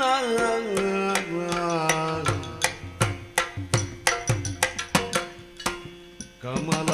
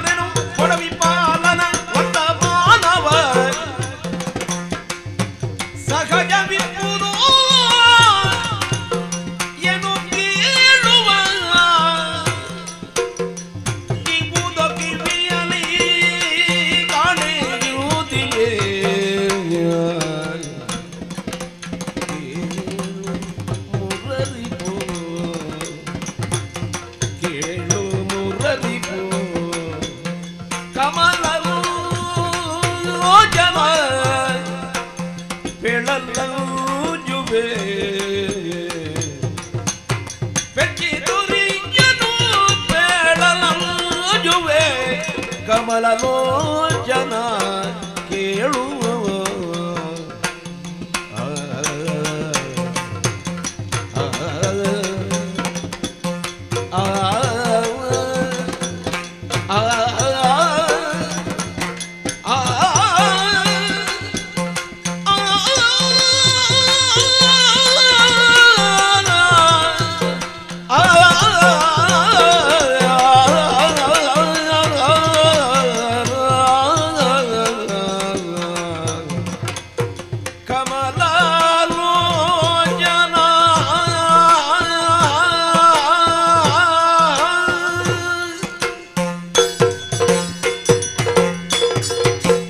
ಕೃಷ್ಣ, ಪಾರ್ಥ, ರಣಕ್ಷೇತ್ರದಲ್ಲಿ ಆಗುತ್ತಿರುವಂತಹ ಹಾ ಕಲಾಪಗಳನ್ನೆಲ್ಲ ನಾವು ದೂರದಿಂದ ಕಂಡವರೆ. ಹೌದು. ಯುದ್ಧೋತ್ಸಾಹದಿಂದ ಮುಂದುವರಿಯುತ್ತಿರುವಂತಹ ಕರ್ಣ ಹ್ಮ್ ನಮ್ಮ ಪಾಳೆಯದ ಅನೇಕರನ್ನಿಂದಿನ ದಿನ ಯುದ್ಧದಲ್ಲಿ ಕೆಡಹಾಕ್ತಾ ಮುಂದೆ ಮುಂದೆ ಸಾಗುತ್ತಾ ಇದ್ದ. ನಿನ್ನೆ ಹಾಗೆ ಇವತ್ತಲ್ಲ ಅಂತ ಸ್ಪಷ್ಟ ಆಗಿದೆ. ಯುದ್ಧೋತ್ಸಾಹದಿಂದ ಮುಂದುವರಿಯುತ್ತಿರುವಂತಹ ನಾವು ಆ ಕರ್ಣನನ್ನು ಎದುರಿಸುವಂತಹ ಉದ್ದೇಶಕ್ಕೆ ಹೋಗುವಂತಹ ಸಂದರ್ಭದಲ್ಲಿ ಆ ಸಂಶಪ್ತಕರು ನಮ್ಮ ಪಥಕಡ್ಡವಾಗಿ ಬಂದರು. ಹೌದು. ಪ್ರತಿಜ್ಞಾಬದ್ಧರಾಗಿ ಸಮರ ಕ್ಷೇತ್ರದಲ್ಲಿ ಕಾಣಿಸಿಕೊಳ್ಳುವಂತಹ ಪ್ರವೃತ್ತಿ ಉಳ್ಳ ಅವರು ಸುಯೋಧನನಿಗೆ ಲಾಭ ಆಗಬೇಕು ಅಂತಲೂ ಬಂದದ್ದಲ್ಲ, ಅಥವಾ ಪಾಂಡವರ ಮಿಕ್ಕವರಲ್ಲಿ ಅವರ ದ್ವೇಷವೂ ಅಲ್ಲ, ಪ್ರತ್ಯಕ್ಷವಾಗಿ ಅವರ ದ್ವೇಷಿಯಾಗಿರುವ ಅರ್ಜುನ. ಹೌದು. ತನ್ನ ತಂದೆಯ ಮರಣಕ್ಕೆ ಕಾರಣನಾದವ. ಹೌದು. ಅನ್ನುವಂತಹ ಕಾರಣದಿಂದ ಹಳೇ ದ್ವೇಷವನ್ನು ತೀರಿಸಿಕೊಳ್ಳುವುದಕ್ಕೆ ಸಿಕ್ಕಿದ ಹೊಸ ವೇದಿಕೆ ಅನ್ನುವಂತಹ ನಿರ್ಣಯದಿಂದಲೇ ಇಲ್ಲಿ ಬಂದು ಒದಗಿದವರು. ಹೌದು. ಆದ್ದರಿಂದ ಆಗಾಗ ಆಗಾಗ ಆಗಾಗ ಸಮರ ಕ್ಷೇತ್ರದಲ್ಲಿ ನನ್ನ ಗಮನವನ್ನತ್ತ ಕಡೆಗೆ ಸೆಳೆದು ಹೌದು ನಮ್ಮ ಪಥಕಡ್ಡವಾಗಿ ನಿಂತು ನಮ್ಮ ಅನ್ಯ ಉದ್ದೇಶಗಳಿಗೆ ಭಂಗವನ್ನು ತರ್ತಾ ಇರುವವರು. ಹೌದೇ ಹೌದು. ಯುದ್ಧ ಭೂಮಿಯಲ್ಲಿ ಮುಂದೆ ಬಂದ ಕಾಲಕ್ಕೆ ಆಗುವುದಿಲ್ಲ ಅಂತ ಹಿಂದೆ ಸರಿಯುವುದಕ್ಕಿಲ್ವಲ್ಲ. ಆದ್ದರಿಂದಲೇ ಅವರಲ್ಲಿ ಯುದ್ಧದಲ್ಲಿ ನಾನು ಆಸಕ್ತನಾಗಿದ್ದಂತಹ ಕಾಲಕ್ಕೆ ಪ್ರಜ್ವಲಿಸುತ್ತಿರುವಂತಹ ವಿರೋಧಿ ಪಾಳೆಯದ ಸೇನಾಧಿಪತಿಯಾದಂತಹ ಕರ್ಣ ಹೌದು ನಮ್ಮಲ್ಲಿ ಅನೇಕರಿಗೆ ಇದರಾದ. ಈಗ ನೋಡಿದರೆ ಇದರಾದವರಾರು ಗೆಲುವನ್ನು ಕಾಣುವುದಕ್ಕೆ ಸಾಧ್ಯವಾಗದೇ ಇದ್ದ ಒಂದು ಸೋಲಿನ ಅನುಭವವನ್ನು ಎಲ್ಲರಿಗೂ ಉಣಿಸುತ್ತಾ ಉಣಿಸುತ್ತಾ ಯುದ್ಧ ಭೂಮಿಯಲ್ಲಿ ವಿಜೃಂಭಿಸುತ್ತಾ ಇದ್ದಾನೆ. ಹೌದು. ಪಕ್ಕನೆ ನೀನೇ ನನ್ನ ಕಡೆ ಗಮನವನ್ನು ಅತ್ತೆ ಕಡೆಗೆ ಸೆಳೆದದ್ದು. ಹೌದು. ನೋಡಲ್ಲಿ ರಣಕ್ಷೇತ್ರದಲ್ಲಿ ನಮ್ಮ ಪಾಳಯದಲ್ಲಿ ಏನೋ ಒಂದು ಕೋಲಾಹಲ ಕಾಣಿಸ್ತಾ ಉಂಟು. ನೋಡಿದರೆ ನಮ್ಮ ಅಣ್ಣನಾದಂತಹ ಧರ್ಮಜನ ರಥ ಶಿಬಿರದತ್ತ ಮುಖ ಮಾಡಿದೆ. ಧ್ವಜ ಇಲ್ಲದೆ ಇದ್ದಂತಹ ರಥ ಆ ಕಡೆಗೆ ಸಾಗುತ್ತಾ ಉಂಟು. ಹೌದು. ಅದನ್ನು ಅನುಸರಿಸಿಕೊಂಡು ಮಾದ್ರಿ ಕುಮಾರಕರ ರಥ. ಹೌದು. ಮಾತ್ರವಲ್ಲ ನಮ್ಮ ಪಾಳೆಯದ ಅನೇಕ ಯೋಧರುಗಳ ರಥ. ಹೌದು. ಎಲ್ಲವನ್ನು ಅನುಸರಿಸಿ ಅನುಸರಿಸಿ ಶಿಬಿರಕ್ಕೆ ಮುಖ ಮಾಡಿ ಹೋಗುತ್ತಾ ಇದೆ. ಹೌದು. ಈ ಸನ್ನಿವೇಶದಲ್ಲಿ ಈ ಸಂದರ್ಭದಲ್ಲಿ ನಾವು ಶಿಬಿರಕ್ಕೆ ಮುಖ ಮಾಡಬೇಕಾದಂತಹ ಸ್ಥಿತಿ ಇಲ್ಲ. ಹೌದು. ಯಾಕೆಂದ್ರೆ ಸೂರ್ಯಾಸ್ತಮಾನದ ತನಕವೂ ಯುದ್ಧ ನಡೆಯುತ್ತದೆ. ಹೌದು. ಸೂರ್ಯಾಸ್ತಮಾನದ ಕಾಲಕ್ಕಾಗುವಾಗ ನಾವು ಶಿಬಿರವನ್ನು ಸೇರ್ತೇವೆ. ಹೌದು. ಮತ್ತೆ ಮರುದಿವಸ ಯುದ್ಧಕ್ಕೆ ಸಿದ್ಧರಾಗಿ ಬರ್ತೇವೆ. ಈ ಮಧ್ಯಾಹ್ನದ ಹೊತ್ತಿಗೆ ರಥ ಶಿಬಿರದ ಕಡೆಗೆ ಹೋಗ್ತದೆ ಅಂತಾದ್ರೆ ಏನೋ ಒಂದು ಆತಂಕ ಕಾರಣವಾಗಿರಬೇಕು ಅನ್ನುವಂತಹ ಭಾವದಿಂದ ನಾನು ಉದ್ವಿಗ್ನ ಮಾನಸನಾಗಿ ಹೋದೆ. ಹೌದು. ಆ ಕಾಲಕ್ಕೆ ನೀನು ಹೇಳಿದಿ ಏನೋ ಧರ್ಮರಾಯನಿಗೆ ಆಪತ್ತಡಸಿರಬೇಕು, ಆದ್ದರಿಂದ ಆ ಕಡೆಗೆ ರಥ ಹೋಗುತ್ತಾ ಉಂಟು. ಬರೀ ರಥ ಹೋಗ್ತಾ ಉಂಟು ಅಂತ ಕೇಳಿದರೆ ಅದರ ಸ್ಥಿತಿಯನ್ನು ಇಲ್ಲಿಂದ ನಮಗೆ ತರ್ಕಿಸುವುದಕ್ಕೆ ಸಾಧ್ಯ ಆಗ್ತದೆ. ಧ್ವಜ ಇಲ್ಲ ರಥದಲ್ಲಿ. ಹೌದು. ರಥದ ಧ್ವಜಕ್ಕೆ ಆಘಾತ ಆಗಿದೆ ಅಂತ ಆದ್ರೆ ರಥಿಕನಾದವನಿಗೆ ಏನೋ ಒಂದು ಆಗಿದೆ ಎನ್ನುವುದನ್ನು ಊಹಿಸುವುದಕ್ಕೆ ಬರುವುದಿಲ್ವೋ ಸ್ವಾಮಿ? ಕೇವಲ ದೃಶ್ಯವನ್ನು ನೋಡಿ ವಸ್ತುವಿನ ಯಥಾರ್ಥವನ್ನು ಭಾವಿಸಬೇಕಾದಂತಹ ಸ್ಥಿತಿ ಇರುವುದು ನಮ್ಮಂತಹ ಸಾಮಾನ್ಯರಿಗೆ. ಹೌದು. ನಿನಗೆ ಅದಲ್ವಲ್ಲ. ಪ್ರತ್ಯಕ್ಷವಾದದ್ದನ್ನು ತಿಳಿಯಬಲ್ಲೆ, ಹೌದು, ಪರೋಕ್ಷವಾದದ್ದನ್ನು ತಿಳಿಯಬಲ್ಲೆ. ನೀನು ದರ್ಶಿಸದೇ ಇದ್ದದ್ದನ್ನು ಇನ್ನಿತರರಿಗೆ ದರ್ಶನವಾಗುವ ಹಾಗೆ ಮಾಡಬಲ್ಲೆ. ಈ ಸಾಮರ್ಥ್ಯವನ್ನು ನೀನು ಹೊಂದಿದವನ್ನು ಹಾಗೆ ನಾವು ಒಪ್ಪಿಕೊಂಡವರು. ಹೌದು. ಕೇವಲ ನನ್ನ ರಥದ ಸಾರಥಿ ಅಂತ ನಿನ್ನನ್ನು ಅಂಗೀಕರಿಸಿದ್ದಲ್ಲ, ಪಾಂಡವರ ಬದುಕಿನ ಸಾರಥಿ ಅಥವಾ ಸನಾತನನಾದಂತಹ ಸಾರಥಿ. ಈ ಪ್ರಪಂಚದಲ್ಲಿ ಸಜ್ಜನರಿಗೆ ನೀನು ಸಾರಥಿ, ಅವರಿಗೆ ಮಾರ್ಗದರ್ಶಕವನ್ನು ಮಾಡುವುದಕ್ಕಿದ್ದವ, ಅವರು ಸಾಗಿದಂತಹ ಪಥದಲ್ಲಿ ಅನುಗ್ರಹವನ್ನು ಮಾಡುವುದಕ್ಕಿದ್ದವ. ಈ ವಿಶ್ವಾಸದಿಂದಲೇ ನಿನ್ನನ್ನು ಒಪ್ಪಿಕೊಂಡವರು. ಪಾಂಡವರ ಬದುಕಿನಲ್ಲಿ ನಾವು ಹಂಬಲಿಸಿ ನೀನು ಬಂದು ಒದಗಿದ್ದಲ್ಲ. ನೀನಾಗಿ ಅರಸಿಕೊಂಡು ಬಂದು ಪಾಂಡವರ ಜೀವನದಲ್ಲಿ ನೀನು ಒದಗಿ ಬಂದಿದ್ದಿ. ಹೌದೇ ಎಲ್ಲೋ ಕುಲಾಲ ಭವನದಲ್ಲಿ ಉಣ್ಣುವುದಕ್ಕೆ ಕೊಡುವುದಕ್ಕೆ ಗತಿ ಇಲ್ಲದೆ ಇರುವಂತಹ ಸ್ಥಿತಿಯಲ್ಲಿ ಪಾಂಡವರನ್ನು ಹುಡುಕಿಕೊಂಡು ನೀನಲ್ಲಿಗೆ ಬಂದಮ್ಮ. ನಿನ್ನ ಕಾಲುಗಳಿಗೆ ನಮ್ಮ 5 ಮಂದಿಗಳ ತಲೆಯನ್ನು ಚಾಚಿದಂತಹ ಕಾಲಕ್ಕೆ ರಕ್ಷಿಸುವಂತಹ ಉದ್ದೇಶದಿಂದ ರಟ್ಟೆಗೆ ಕೈಗೊಟ್ಟು ಎತ್ತಿ ಗಾಢಾಲಿಂಗನವನ್ನು ಒದಗಿಸಿಕೊಟ್ಟ. ಹೌದು, ಅಲ್ಲಿಂದ ಪ್ರಾರಂಭವಾದ ನಮ್ಮ ಪರಿಚಯ. ಈಗ ಎಲ್ಲಿಯ ತನಕ ಬೆಳೆದು ನಿಂತಿದೆ ಕೇಳಿದರೆ ನೀನು ಕೇವಲ ನಮ್ಮ ಪಾಲಿನ ದೇವ ಮಾತ್ರ ಅಲ್ಲ, ಸಂಬಂಧದಿಂದ ನಮಗೆ ಭಾವ, ವ್ಯವಹಾರದಲ್ಲಿ ನನಗೆ ಬೋವ, ಹೀಗೆಲ್ಲ ನೀನು ಒದಗಿ ಬಂದಿದ್ದಿ. ಹೀಗೆ ಒದಗಿ ಬರುವುದಕ್ಕೆ ಕಾರಣವಾದದ್ದು ಕೇವಲ ಪಾಂಡವರ ಪಾತ್ರತ್ವ ಮಾತ್ರ ಅಲ್ಲ, ಅದು ಒಂದು ಹೌದು. ಆದರೆ ನಿನ್ನ ಕರುಣಾ ವಿಶೇಷವೇ ಹೆಚ್ಚಿನದ್ದು ಅನ್ನುವುದನ್ನು ನಾವು ಪ್ರಾಮಾಣಿಕವಾಗಿ ಒಪ್ಪಿಕೊಂಡವರು. ಯಾಕೆ? ಮುರಾದಿ ಪಾಶಗಳಿಂದ ಬಂಧಿತನಾಗಿ ಭವಬಂಧನದಲ್ಲಿ ಬಳಲುತ್ತಿರುವಂತಹ ಬವಿಗಳನ್ನು ಉದ್ಧರಿಸುವ ಉದ್ದೇಶಕ್ಕಾಗಿ ಈ ದರೆಗಿಳಿದು ಬರುವಂತಹ ಮಹಾನುಭಾವ ನೀನು. ಅಂತಹ ಬಂಧನಗಳನ್ನೆಲ್ಲ ಕಳಚಿ ಅವರನ್ನು ಉದ್ಧರಿಸುವಂತಹ ಉದ್ದೇಶಕ್ಕಾಗಿ ಸದಾಕಾಲ ಒದಗಿ ಬರುವವ ನೀನು. ಮುರರಿಪು ಕೇವಲ ಮುರಾಸುರ ನಾಮಕನಾದಂತಹ ಯಾವನೋ ಒಬ್ಬ ನರಕದಾನವನ ಬಲವನ್ನು ನೀನು ತರಿದಿದ್ದೀಯ ಅನ್ನುವುದಕ್ಕಷ್ಟೇ ನೀನು ಮುರರಿಪು ಅಲ್ವಲ್ಲ. ಅದು ಸಾಂಕೇತಿಕವಾಗಿ ಒಂದು ಅಂಕಿತ ಮಾತ್ರ. ಮುರಾಸುರನನ್ನು ನೀನು ಕೊಂದಿದ್ದಿ. ಮುರಾದಿ ಪಾಶಗಳನ್ನು ಕತ್ತರಿಸಿ ಜೀವನೋದ್ಧಾರವನ್ನೇ ಸಗುವಂತಹ ಉದ್ದೇಶಕ್ಕಾಗಿ ಸದಾ ಒದಗುವವನು ನೀನು ಅನ್ನುವ ಕಾರಣಕ್ಕಾಗಿ ಮುರರಿಪು. ಹೌದು, ಕಮಲಲೋಚನ.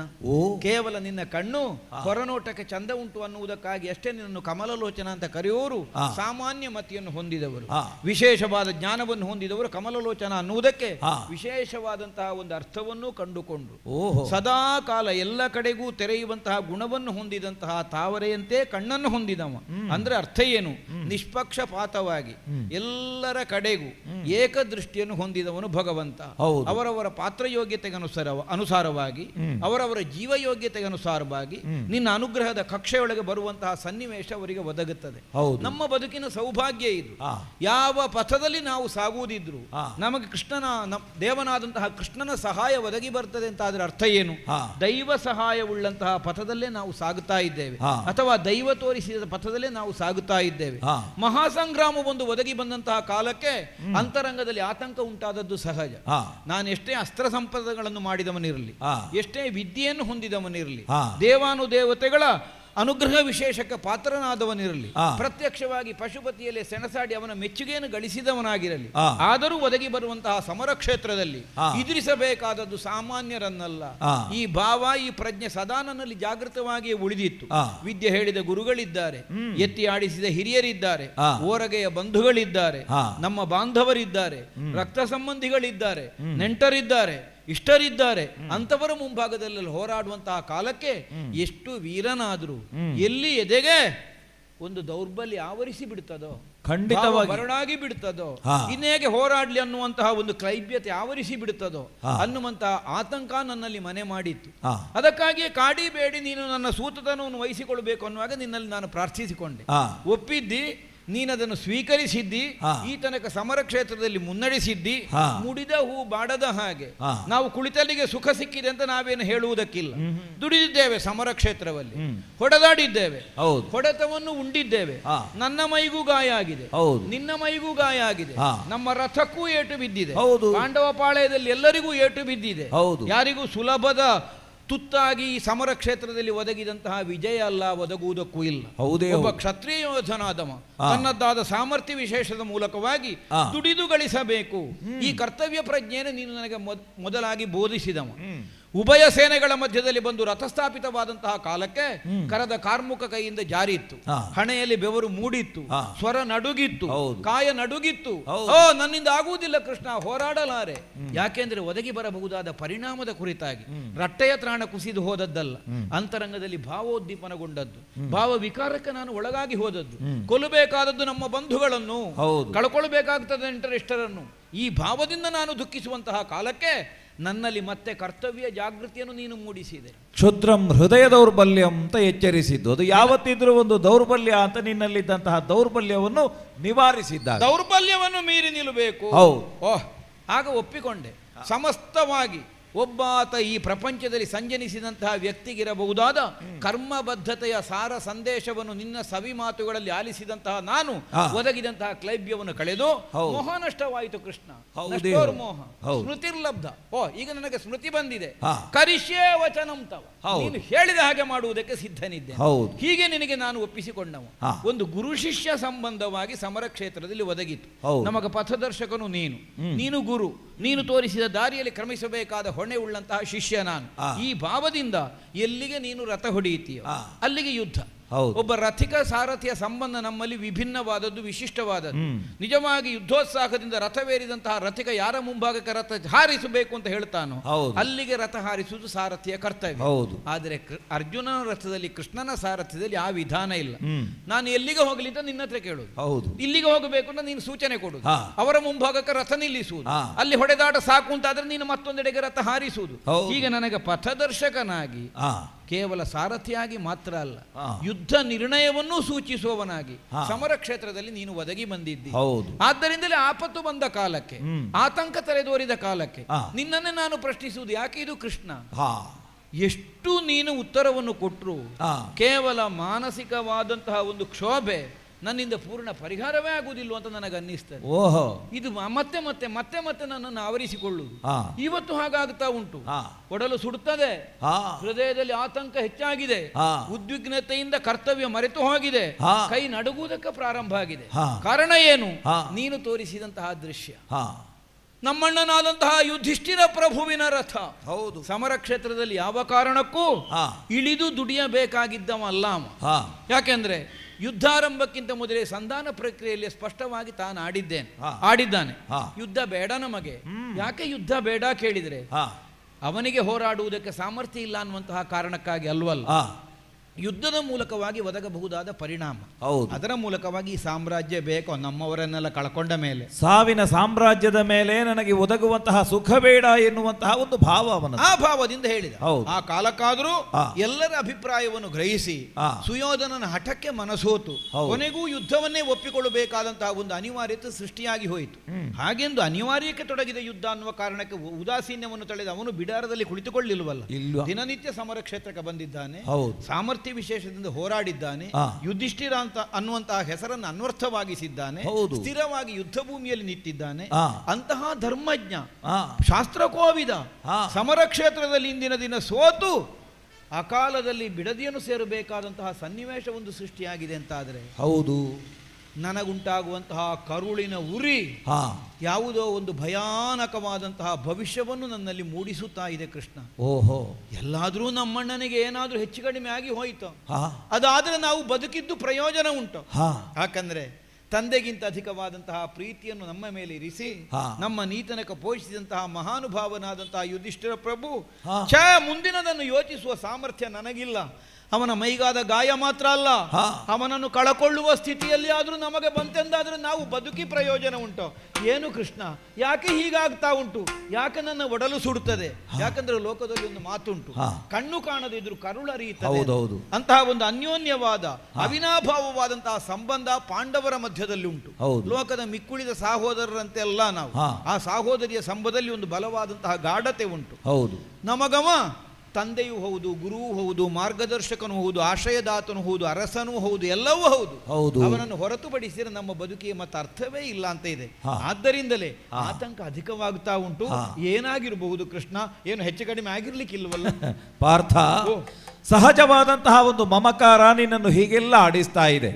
ನೀನೇ ಒಂದು ಮಾತನ್ನ ಆಡಿದ್ದಿ, ಮಮ ಪ್ರಾಣಾಹಿ ಪಾಂಡವ ಅಂತ ಹೇಳಿಕೊಂಡು ನಿಮ್ಮ ರಕ್ಷಣೆಗೆ ನಿಂತವ ನಾನು.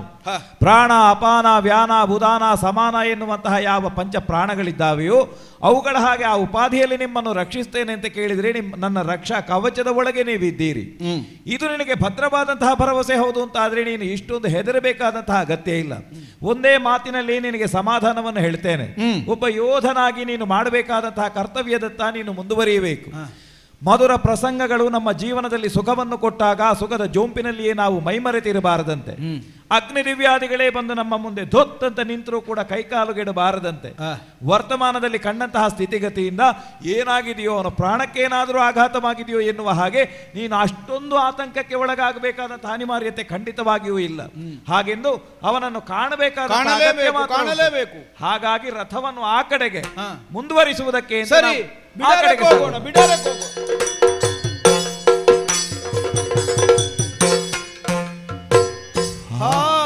ಕೃಷ್ಣ, ಏನು ಅವಸ್ಥೆ ಇದೆ ಅಣ್ಣನದ್ದು? ಏನು ಅಣ್ಣನವರಿಗೆ ಇಂಥ ವಿಧಿ ಸಂಘಟಿವಿದೆ.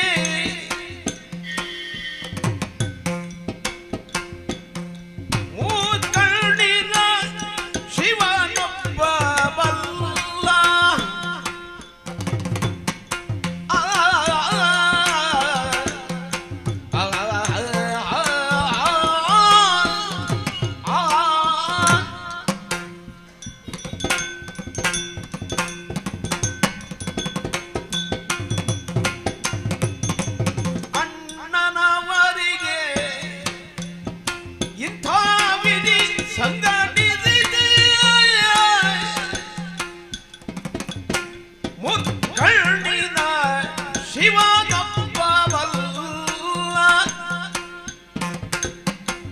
ಪುಣ್ಯಹೀನರು ನಾವಾದುದರಿಂದ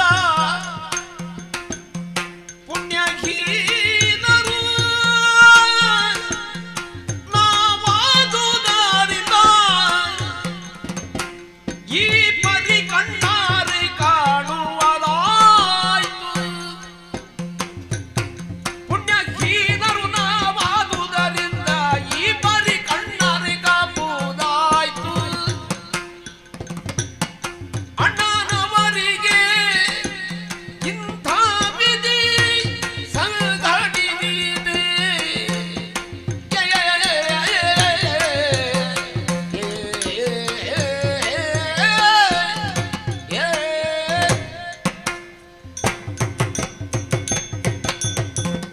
ಕೃಷ್ಣ ಕೃಷ್ಣ, ಪಾರ್ಥ, ಎಂತಹ ದೃಶ್ಯವನ್ನು ಕಾಣಬೇಕಾದ ದುಸ್ಥಿತಿ ಬಂತು ಪಾರ್ಥನ ಬದುಕಿನಲ್ಲಿ. ರಥದಲ್ಲಿ ಬರುವ ಕಾಲಕ್ಕೆ ನಾನು ನಿನ್ನಲ್ಲಿ ಮತ್ತೆ ಮತ್ತೆ ಮತ್ತೆ ಮತ್ತೆ ಆಡಿದೆ. ಕೈಕಾಲುಗಳು ನಡುಗುತ್ತಾ ಉಂಟು, ಗಂಟಲೊಣಗಿ ಹೋಗಿದೆ, ಯಾವುದೋ ಶರೀರದಲ್ಲಿ ಬಳಲಿಕೆ ಕಾಣಿಸ್ತಾ ಇದೆ. ಹೌದು, ಕೇವಲ ಅಣ್ಣನಿಗೆ ಆಪತ್ತು ಅಡಸಿದೆ ಅನ್ನುವಂತಹ ಒಂದು ಆಲೋಚನೆಯಿಂದಲೇ ನನಗಿಂತಹ ಸ್ಥಿತಿಯಾಗ್ತದೆ ಅಂತ ನಾನು ಭಾವಿಸಿದ್ದೆ. ಭೀಮಸೇನ ಆಡಿದಂತಹ ಮಾತು ಅದಕ್ಕೆ ಮತ್ತಷ್ಟು ಪುಷ್ಟಿಯನ್ನು ಕೊಟ್ಟದ್ದು ಈಗ ಕಾಣುವಂತಹ ದೃಶ್ಯ ಅದಕ್ಕೆ ಸಾಕ್ಷಿಯಾಗಿದೆ. ಇಲ್ಲ ಕೃಷ್ಣ, ಹೀಗಿದ್ದೀತು ಅಣ್ಣನ ಸ್ಥಿತಿ ಅನ್ನುವುದನ್ನು ನಾನು ಕಲ್ಪಿಸಿಯೂ ಇರಲಿಲ್ಲ. ಸಮರ ಕ್ಷೇತ್ರದಲ್ಲಿ ಹೋರಾಟ ಮಾಡುವಂತಹ ಕಾಲಕ್ಕೆ ಏನೋ ಅಷ್ಟೋ ಇಷ್ಟೋ ಗಾಯ ಆಗಿ ವಿಶ್ರಾಂತಿಯನ್ನು ಹೊಂದುವಂತಹ ಉದ್ದೇಶಕ್ಕಾಗಿ ಅಣ್ಣನನ್ನು ಸಾರಥಿ ಮರಳಿಸಿರಬೇಕು. ಈ ಭಾವವನ್ನು ನಾನು ತಡೆದಿದ್ರೆ ನೋಡಿದೆಯಲ್ಲ ನೀನು. ಹೌದು, ಪಾಂಚಾಲ ಎದೆ ಮೇಲೆ ಒರಗಿ ಗುರುಗುರಿಸುವಂತಹ ಉಚ್ಛ್ವಾಸ ನಿಶ್ವಾಸಗಳನ್ನು ಮಾಡುತ್ತಾ, ಹೌದು, ಮೈಯಲ್ಲಿ ಆದಂತಹ ಗಾಯದಿಂದ ರಕ್ತ ಸೋರುತ್ತಿರುವಂತಹ ಸ್ಥಿತಿಯಲ್ಲಿ ಈ ಲೋಕದ ಪರಿಜ್ಞಾನವೇ ಇಲ್ಲದವನ ಹಾಗೆ ಬಿದ್ದುಕೊಂಡಂತಹ ನಮ್ಮಣ್ಣನ ಸ್ಥಿತಿಯನ್ನು ನೀನೊಮ್ಮೆ ನೋಡು. ಕಾಣ್ತಾ ಇದ್ದೇನೆ. ಅಯ್ಯೋ, ಏನಾಗಿ ಹೋಯಿತಿದು. ಎಷ್ಟೊಂದು ವಿಶ್ವಾಸವನ್ನಿರಿಸಿದ್ದ ತಮ್ಮವರೆಲ್ಲರ ಕುರಿತಾಗಿ. ಸಾಕಷ್ಟು ಯೋಚಿಸದೆ ಯಾವ ಕಾರ್ಯವನ್ನು ಕೈಗೆತ್ತಿಕೊಳ್ಳುವಂತಹ ಪ್ರವೃತ್ತಿಯಲ್ಲ ನಮ್ಮಣ್ಣನಾದಂತಹ ಧರ್ಮಜನದ್ದು. ಹೌದು, ಎಷ್ಟು ಸಲ ನಾವು ಹೇಳಲಿಲ್ಲ, ಹೌದು, ಯುದ್ಧ ಭೂಮಿಯಲ್ಲಿ ಪ್ರತ್ಯಕ್ಷವಾಗಿ ಭಾಗವಹಿಸಬೇಕಾದ ಅವಶ್ಯಕತೆ ಇಲ್ಲ. ಯಾಕೆಂದ್ರೆ ಹೋರಾಡುವುದಕ್ಕೆ ಕೆಚ್ಚದೆಯ ಕಲಿಗಳಾಗಿ ನಾವಿದ್ದೇವೆ. ಹೌದು, ನಿನಗೆ ಯಾವ ನೋವು ಆಗದ ಹಾಗೆ, ನಿನ್ನ ಮೈಯ ಒಂದು ಕೂದಲು ಕೊಂಕದ ಹಾಗೆ ಹೌದು, ಸದಾ ನಮ್ಮ ಕಣ್ಣ ಮುಂಭಾಗದಲ್ಲಿ ಉಳಿದು ನಮ್ಮನ್ನು ಹರಸುವುದಕ್ಕಾಗಿ ನೀನು ಒದಗಿ ಬರಬೇಕಾದ ಮಣ್ಣ. ಹೌದು, ಆದರೂ ಕೇವಲ ತಮ್ಮಂದಿರೋ ನಮ್ಮವರೋ ನಮಗಾಗಿ ಸಮರ ಕ್ಷೇತ್ರದಲ್ಲಿ ಹೋರಾಡಿ ನೋವನ್ನುಣ್ಣುತ್ತಿರುವುದನ್ನು ಕಂಡು ಸಹಿಸುವುದಕ್ಕೆ ಸಜ್ಜನನಾದಂತಹ ಅವನ ಮನಸ್ಸು ಒಪ್ಪಲಿಲ್ಲ. ಹೌದು. ತಾನೂ ಸಮರ ಭೂಮಿಯಲ್ಲಿ ಹೋರಾಡಬೇಕು, ಹೌದು, ತನ್ನಿಂದ ಆದಷ್ಟು ಹೋರಾಟವನ್ನು ಮಾಡಬೇಕು ಅನ್ನುವಂತಹ ನಿರ್ಣಯದಿಂದ ಸಮರ ಕ್ಷೇತ್ರವನ್ನು ಅವನೂ ಪ್ರವೇಶಿಸಿದ. ಕ್ಷತ್ರಿಯನಾಗಿ ಹೋರಾಟ ಮಾಡುವುದರಲ್ಲಿ ಅವನಲ್ಲಿ ದೃಢತೆಯನ್ನು ಕಡಿಮೆ ಅಂತ ನಾವು ಎಲ್ಲಿಯೂ ಊಹಿಸುವುದಕ್ಕಿಲ್ಲ. ಅವನ ಮನಸ್ಸು ಹಾಗಿತ್ತು, ಯುದ್ಧ ಬೇಡ ಅಂತ ಹೇಳ್ತಾ ಇದ್ದ ಅಂತ ಬಿಟ್ರೆ ಅವ ಯುಧಿಷ್ಠಿರನೇ ಅಲ್ವೋ. ಅದನ್ನು ಈ ತನಕ ಸಮರ ಕ್ಷೇತ್ರದಲ್ಲಿ ಕಾಣಿಸುತ್ತಾ ಬಂದವ. ಹೌದು. ಯುಧಿಷ್ಠಿರ ಅನ್ನುವಂಥ ಅವನ ಹೆಸರನ್ನು ನಿಜವಾಗಿಯೂ ಅನ್ವರ್ಥವನ್ನಾಗಿಸಿ ಸಮರ ಕ್ಷೇತ್ರದಲ್ಲಿ ವಿಜೃಂಭಿಸಿದ. ಹೌದು. ಹಿಂದೆ ಮೊದಲೇನು ಸಮರ ಕ್ಷೇತ್ರಕ್ಕೆ ಹೋದದ್ದಲ್ವಲ್ಲ, ಅಲ್ವೇ ಅಲ್ಲ. ಯುದ್ಧಾರಂಭದ ದಿವಸದಿಂದ ಪ್ರತಿದಿನವೂ ಯುದ್ಧ ಭೂಮಿಯಲ್ಲಿ ಹೋರಾಡಿದ್ದೇನೆ. ಹೌದು. ಮಹಾರಥಿಗಳನ್ನು, ಯೋಧರನ್ನು ಯುದ್ಧದಲ್ಲಿ ಎದುರಿಸಿ ಅವರನ್ನು ಸಮರ ಕ್ಷೇತ್ರದಲ್ಲಿ ಹಿಮ್ಮೆಟ್ಟಿಸಿದ್ದಾನೆ. ಆದರೆ ಸದಾಕಾಲ ಸಮರ ಕ್ಷೇತ್ರದಲ್ಲಿ ತನ್ನನ್ನು ತಾನು ಉಳಿಸಿಕೊಂಡು ಇದಿರಾದವನನ್ನು ದೆಸೆಗೆಡಿಸಿ ಬರುತ್ತಿರುವಂತಹ ನಮ್ಮಣ್ಣ ಧರ್ಮಜ ಇಂದಿನ ದಿನ ಎಂತಹ ಒಂದು ಹೀನಾಯವಾದಂತಹ ಸ್ಥಿತಿಗೆ ತಲುಪಿದ ನೋಡು ಕೃಷ್ಣ. ಸೋರುತ್ತಿರುವಂತಹ ರಕ್ತ ನೆಲವನ್ನೆಲ್ಲ ಕೊಳೆಯಾಗಿಸಿದೆ. ಹರಿಯುತ್ತಿರುವಂತಹ ಪಾಂಚಾಲೆಯ ಕಣ್ಣೀರು ಅಯ್ಯೋ ಆಕೆಯ ಮುಖವನ್ನು ಕಳಾಹೀನವನ್ನಾಗಿಸಿದೆ. ನೋಡಿದೆಯೋ ನಮ್ಮವರೆಲ್ಲ ಶಿಬಿರದಲ್ಲಿ ಹೌದು ಮೌನ ವ್ರತವನ್ನ ಅಂತವರಂತೆ ತಲೆ ಕೆಳಗೆ ಹಾಕಿ ಅಪರಾಧಿ ಪ್ರಜ್ಞೆಯಿಂದ ಕಾಲವನ್ನು ಕಳೆಯುತ್ತಾ ಇದ್ದಾರೆ. ಹೌದು. ಯಾಕೆ? ಒಬ್ಬ ಯೋಧನ ಸೋಲಲ್ಲ ಇದು. ಪಾಂಡವ ಪಕ್ಷನಾಯಕನಾದಂತಹ ಯುಧಿಷ್ಠಿರನಿಗಾದಂತಹ ಇಂದಿನದ್ದಾದಂತಹ ಸ್ಥಿತಿ ಹೌದು. ಪಾಂಡವ ಸೇನೆಯೇ ತಲೆ ತಗ್ಗಿಸುವಂತಹ ಸನ್ನಿವೇಶವನ್ನು ಉಂಟು ಮಾಡಿದೆ ಅನ್ನುವುದು ಸ್ಪಷ್ಟ. ಹೀಗಾಗಿ ಹೋಯಿತು. ಆಗಾಗ ನೀನು ಹೇಳುತ್ತಿ ಧರ್ಮವನ್ನು ಆಚರಿಸಿದವನಿಗೆ, ಸತ್ಯವ್ರತ ಪಾಲಕನಿಗೆ ಈ ಪ್ರಪಂಚದಲ್ಲಿ ಸೋಲು ಬರುವುದಕ್ಕಿಲ್ಲ. ಕೌರವರ ಪಕ್ಷದಲ್ಲಿರುವವರೆಲ್ಲ ಅಧರ್ಮವನ್ನು ಬೆಂಬಲಿಸಿ ನಿಂತವರು, ಎಂತಹ ಯೋಧರೇ ಆಗಿರಲಿ, ಆದರೆ ಅವರು ಗೆಲುವನ್ನು ಕಾಣುವುದಕ್ಕಿಲ್ಲ.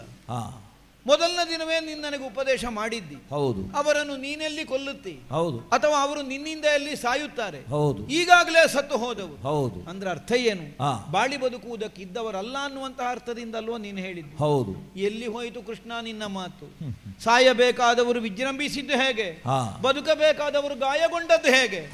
ಯಾವನು ಕನಸು ಮನಸ್ಸಿನಲ್ಲಿಯೂ ತನ್ನ ವಿರೋಧಿಗೂ ಕೇಡಾಗಲಿ ಅನ್ನುವಂತಹ ಭಾವವನ್ನು ಹೊಂದಲಿಲ್ವೋ, ಯಾವನು ಬದುಕಿನುದ್ದಕ್ಕೂ ಈ ತನಕ ಒಬ್ಬನೇ ಒಬ್ಬನನ್ನು ಶತ್ರುವಾಗಿ ಪರಿಭಾವಿಸದೆ ಬದುಕಿದನು, ಆದ್ದರಿಂದಲೇ ಅವನಿಗೆ ಅಜಾತ ಶತ್ರು ಅಂತ ಹೆಸರು.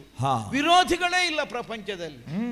ತನ್ನ ಪ್ರಾರಬ್ಧದಿಂದ ತನಗೆ ಸಂಕಟ ಬಂದಿದೆ, ತನಗೆ ಸಂಕಷ್ಟ ಒದಗಿದೆ ಅನ್ನುವಂತಹ ಮನಸ್ಥಿತಿಯಿಂದ ಪ್ರತಿಯೊಂದು ಘಟನೆಯನ್ನು ತಿಳಿದುಕೊಳ್ಳಬಹುದಾದಂತಹ ಸೌಮನಸ್ಯವನ್ನು ಹೊಂದಿದವ. ಪರರಿಗೆ ಎಳ್ಳಿನಿತು ಕೇಡನ್ನೆಣಿಸಿದವಲ್ಲ. ಎಲ್ಲಿಯವರೆಗೆ ಕೇಳಿದ್ರೆ ತನ್ನ ಸಕಲ ಸೌಭಾಗ್ಯಗಳನ್ನು ಕಸಿದುಕೊಂಡು ವಿಜೃಂಭಿಸುವನಾದರೂ ಸಂಕಟದ ಕಾಲದಲ್ಲಿ ಸಿಕ್ಕಿದಂತಹ ಕಾಲಕ್ಕೆ ಹೋಗಿ ಅವನನ್ನು ಬಿಡಿಸಿಕೊಂಡು ಬರತಕ್ಕದ್ದು. ಅವನನ್ನು ಬಿಡಿಸಿ ತಾರದೇ ಇದ್ರೆ ತಾನು ಉಪವಾಸ ವ್ರತ ಕೈಗೊಂಡು ಪ್ರಾಣ ಕಳ್ಕೊಳ್ತೇನೆ, ಹೀಗೆ ಹೇಳಿದಂತಹ ಒಬ್ಬಾತ ಧರ್ಮಾತ್ಮ. ನೋಡಿದೆಯಾ ಇಂದು ಬಿದ್ದಿರುವಂತಹ ಸ್ಥಿತಿಯನ್ನು? ಹಾಗಿದ್ರೆ ಇದು ಧರ್ಮರಾಯನಿಗೆ ಬಂದ ಸೋಲಲ್ಲ, ಇದು ಧರ್ಮಕ್ಕೆ ಬಿದ್ದ ಹೊಡೆತ ಅಲ್ವ ಕೃಷ್ಣ? ಇದೊಬ್ಬ ಸತ್ಯಾತ್ಮನಿಗೆ ಬಿದ್ದಂತಹ ಹೊಡೆತ ಅಲ್ವ? ಹಾಗಿದ್ರೆ ಸತ್ಯ ಧರ್ಮಕ್ಕೆ ಏನು ಮೌಲ್ಯ ಉಳಿದ ಹಾಗಾದೀತು ಪ್ರಪಂಚದಲ್ಲಿ? ಯಾಕೆ ಹೀಗಾಯಿತು? ಇವನ ಈ ಸಂಕಷ್ಟಕ್ಕೆ ಕಾರಣ ಏನು? ಇವನಿಗೆ ಒದಗಿದಂತಹ ಈ ವಿಪತ್ತು ನೋಡಿ ಸಹಿಸಿಕೊಳ್ಳುವುದಕ್ಕೆ ನನ್ನಿಂದ ಸಾಧ್ಯ ಆಗುವುದಿಲ್ಲ ಕೃಷ್ಣ. ಯಾಕೆ ಹೀಗಾಯಿತು? ಪಾರ್ಥ, ಧರ್ಮವನ್ನು ಯಾರು ರಕ್ಷಿಸ್ತಾರೋ ಅಂತವರನ್ನು ಧರ್ಮವೇ ರಕ್ಷಿಸ್ತದೆ ಎನ್ನುವುದು ಆತ್ಯಂತಿಕವಾದಂತಹ ಸತ್ಯ. ಧರ್ಮವನ್ನು ರಕ್ಷಿಸುವವರಿಗೆ ಒದಗಿ ಬಂದಂತಹ ಕ್ಷಣಕಾಲದ ಒಂದು ದುಃಖ ಇರಬಹುದು, ಅದು ಶಾಶ್ವತ ಅಲ್ಲ ಎನ್ನುವುದು ಸತ್ಯ. ಈ ಕಾಲಕ್ಕಾಗುವಾಗ ಒಬ್ಬ ಯೋಧನೇನು ಭೀಮಾಭಿರಕ್ಷಿತವಾಗಿ ಪಾಂಡವ ಸೇನೆ ಉಂಟು ಅಂತ ಕೇಳಿದರೆ ಅದರಲ್ಲಿ ಅರ್ಜುನನ ಹೊಣೆಗಾರಿಕೆ ಇಲ್ಲ ಅಂತ ಅರ್ಥ ಅಲ್ಲ. ಪ್ರಧಾನವಾಗಿ ನಿಮ್ಮಿಬ್ಬರಿಂದಾಗಿ ಇವತ್ತು ಇಡೀ ಸೈನ್ಯ ಎನ್ನುವುದು ಮುನ್ನಡೆಸಲ್ಪಡ್ತಾ ಉಂಟು. ಈ ಕ್ಷಣದಲ್ಲಿ ನಿನಗೆ ನಾನು ಇಷ್ಟೇ ಸೂಚನೆಯನ್ನು ಕೊಡ್ತಾ ಇದ್ದೇನೆ. ಈಗ ನೀನು ಇಲ್ಲಿ ಕಣ್ಣೀರು ಸುರಿಸ್ತಾ ಇದ್ರೆ ಉಳಿದವರೆಲ್ಲ ಇಲ್ಲಿ ಆತಂಕಕ್ಕೆ ಒಳಗಾಗ್ತಾರೆ. ನೀನು ಯಾವ ಕಾರಣಕ್ಕೂ ಚಿತ್ತದ ಕ್ಲೈಬ್ಯಕ್ಕೆ ಒಳಗಾಗಬಾರದು, ದುಃಖವನ್ನು ಹೊಂದಬಾರದು. ನೀನು ದುಃಖಿತನಾದೆ ಅಂತ ಆದರೆ ಇಲ್ಲಿದ್ದ ದ್ರೌಪದಿ ದುಃಖಿಸ್ತಾಳೆ. ಎಲ್ಲೆಲ್ಲಿಯೂ ಕೂಡ ಕಾರ್ಯ ಕೆಡುವಂತಹ ಒಂದು ಸ್ಥಿತಿ ಉಂಟು. ಆದಷ್ಟು ಧೈರ್ಯವನ್ನು ತಂದುಕೊಳ್ಳು.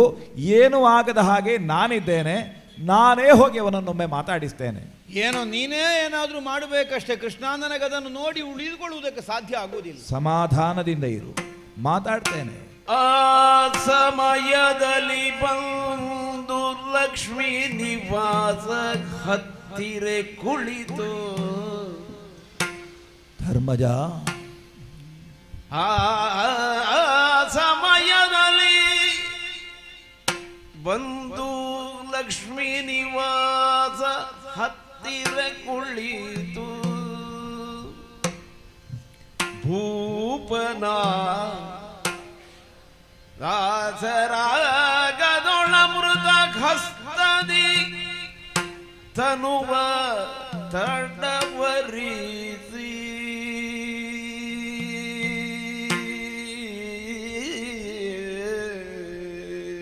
ಯುಧಿಷ್ಠಿರ ಯುಧಿಷ್ಠಿರ ಭೂಪನ ದಾಸರಾಗದೋ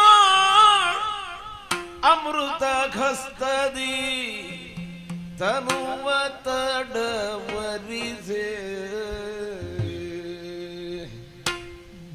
ಯೇಸುನೊಂದೈ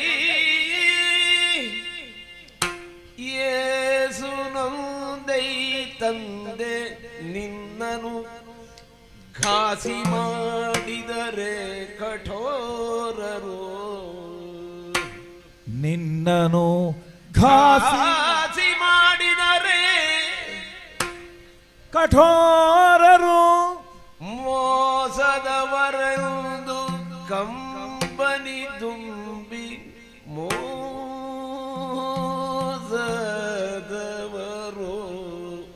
ಎಷ್ಟು ಹೇಳಿದ್ರು ಕಡಿಮೆ ಮೋಸದವರು ಎಂದು ಕಂಬನಿ ತುಂಬಿ ಕೃಷ್ಣ ಹತ್ತಿರ ಕುಳಿತು ಭೂಪನ ಹಸ್ತದಿ ತನುವ ತಡವರಿಸೆ ಈ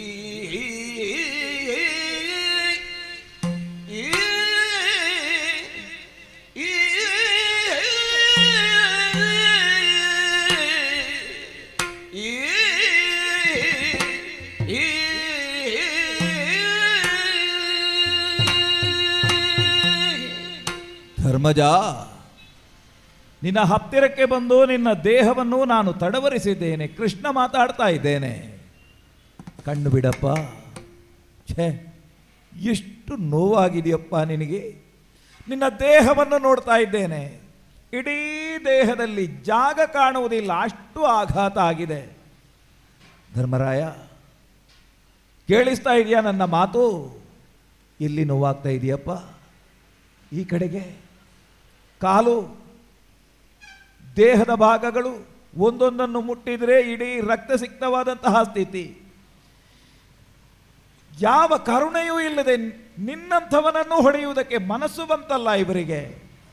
ಯುದ್ಧ ಭೂಮಿಯಲ್ಲಿ ನಿನ್ನಂಥವ ಹೋರಾಟ ಮಾಡುವಾಗ ಯಾವತ್ತು ನ್ಯಾಯ ಪಕ್ಷಪಾತಿಯಾಗಿಯೇ ನೀ ಇರ್ತಿ ಹೊರತು ಯಾರಿಗೂ ಕೂಡ ಕೇಡನ್ನು ಬಯಸಿದವ ನೀನಲ್ಲ. ಹೋರಾಟ ಮಾಡುವಾಗ ನಿನ್ನ ಮೇಲೆ ಇಷ್ಟೊಂದು ಆಘಾತ ಮಾಡಬೇಕು ಅಂತ ಇದ್ದರೆ ಯಾವ ಹಾಗೆಯಪ್ಪ ನಿನ್ನ ಮೇಲೆ ಹೀಗೊಂದು ಉದ್ದೇಶಪೂರ್ವಕವಾಗಿ ಸಾಯಬೇಕು ಅಂತ ಹೇಳಿಯೇ ಬಡಿದದ್ದಿರಬೇಕು. ಏನೋ ಕರುಣೆಯಿಂದ ನೀ ಬದುಕಿದ್ದಿ ಎನ್ನುವುದು ಸತ್ಯ, ದೇವರ ದಯದಿಂದ ಬದುಕಿದ್ದಿ ಅಂತ ಹೇಳುವುದು ಸತ್ಯ. ಅಷ್ಟು ಆಘಾತ ಆಗಿದೆ. ನಿನ್ನನ್ನು ಹೊಡೆದವರಿಗಂತೂ ಕರುಣೆ ಅಂತ ಹೇಳುವುದರ ಲವಲೇಶವೂ ಇಲ್ಲ, ಇದು ಸ್ಪಷ್ಟ. ಧರ್ಮರಾಯ, ಹೇಳಪ್ಪ, ಏಳು. ನಿನಗೆ ಏಳುವುದಕ್ಕೆ ಕೂಡುವುದಿಲ್ಲ ಅಂತಾದರೆ ಇದೋ ನಿನಗೆ ನಾ ಆಧರಿಸ್ತೇನೆ. ನಿನ್ನ ದೇಹವನ್ನು ನಾ ತಡವರಿಸಿದಲ್ಲಿಗೆ ಆ ಕಡೆ ಈ ಕಡೆ ಇದ್ದವರೆಲ್ಲ ಸ್ವಲ್ಪ ಮಟ್ಟಿಗೆ ನಾ ಬಂದದ್ರಿಂದ ಅವರು ಸಮಾಧಾನಗೊಂಡಿದ್ದಾರೆ. ನನ್ನ ಕರಸ್ಪರ್ಶದಿಂದ ನಿನಗೇನಾದರೂ ಸ್ವಲ್ಪ ಹಿತವಾಗ್ತದೆ ಅಂತ ಹೇಳುವಂತಹ ವಿಶ್ವಾಸ ನನಗೆ. ಧರ್ಮಾತ್ಮರಾದವರು ಯಾವತ್ತಿದ್ರೂ ಕೂಡ ನೋಯಬಾರದು. ಧರ್ಮಾತ್ಮರಾದವರ ಕಣ್ಣೀರು ಈ ಭೂಮಿಗೆ ಮೇಲೆ ಬಿತ್ತು ಅಂತಾದರೆ ಮತ್ತೆ ಭೂಮಿಗೆ ಬೇರೆ ಕ್ಷಾಮ ಬರುವುದು ಬೇಡ, ಬಂದೇ ಬರ್ತದೆ. ಅದು ಖಂಡಿತ ತತ್ತುತ್ತದೆ ಆ ಶಾಪ. ಧರ್ಮಜ, ಎಷ್ಟು ನೋಯಿಸಿದ್ರಪ್ಪ ನಿನಗೆ. ಇಷ್ಟೊಂದು ಮಾಡಿದಂತಹ ಕಠೋರರು ಅವರು ಖಂಡಿತ ಉಳಿಯುವುದಿಲ್ಲ. ಅವರಿಗೆ ಖಂಡಿತವಾಗಿಯೂ ಅವರದ್ದಾದಂತಹ ಪಾಪ ಎನ್ನುವುದು ತಟ್ಟಿಯೇ ತಟ್ಟುತ್ತದೆ. ಧರ್ಮಕ್ಕೆ ಒಂದು ಕ್ಷಣಕಾಲ ಕ್ಲೈಬ್ಯ ಬರಬಹುದು, ಆದರೆ ಯಾವತ್ತಿದ್ರೂ ಧರ್ಮ ಸೋಲುವುದಿಲ್ಲ, ಇದು ಸತ್ಯ. ಹೇಳಪ್ಪ, ನೋಡು, ಕಣ್ತೆರೆದು ನೋಡು. ನಾನು ಕೃಷ್ಣ ಬಂದಿದ್ದೇನೆ, ಕೃಷ್ಣ ಮಾತಾಡ್ತಾ ಇದ್ದೇನೆ. ಯಾರ ಕಣ್ಣು ಬಿಡು, ಕಣ್ಣು ಬಿಡು. ದ್ರೌಪದಿ, ಸ್ವಲ್ಪ ಹಿಡ್ಕೋ, ಸ್ವಲ್ಪ ಹಿಡ್ಕೋ, ನನ್ನ ಎಬ್ಬಿಸು, ಎಬ್ಬಿಸು. ಆಧರಿಸಿ ಎದ್ದು ಕೂತಿದ್ದಾರೆ. ಅಮೃತಕರಾಗ್ರಮುದೋಗಲು ಭೂಪದಿ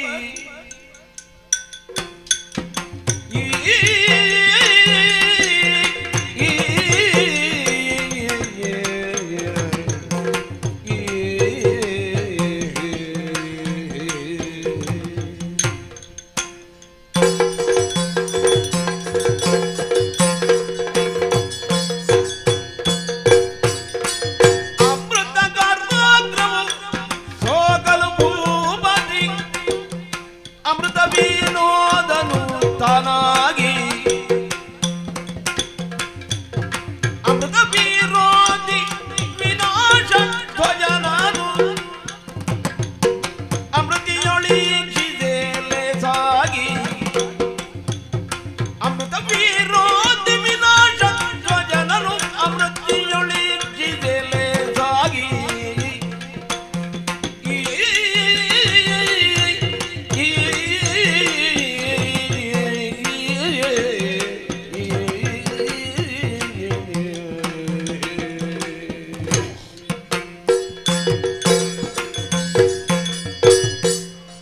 ಶ್ರೀಕೃಷ್ಣ.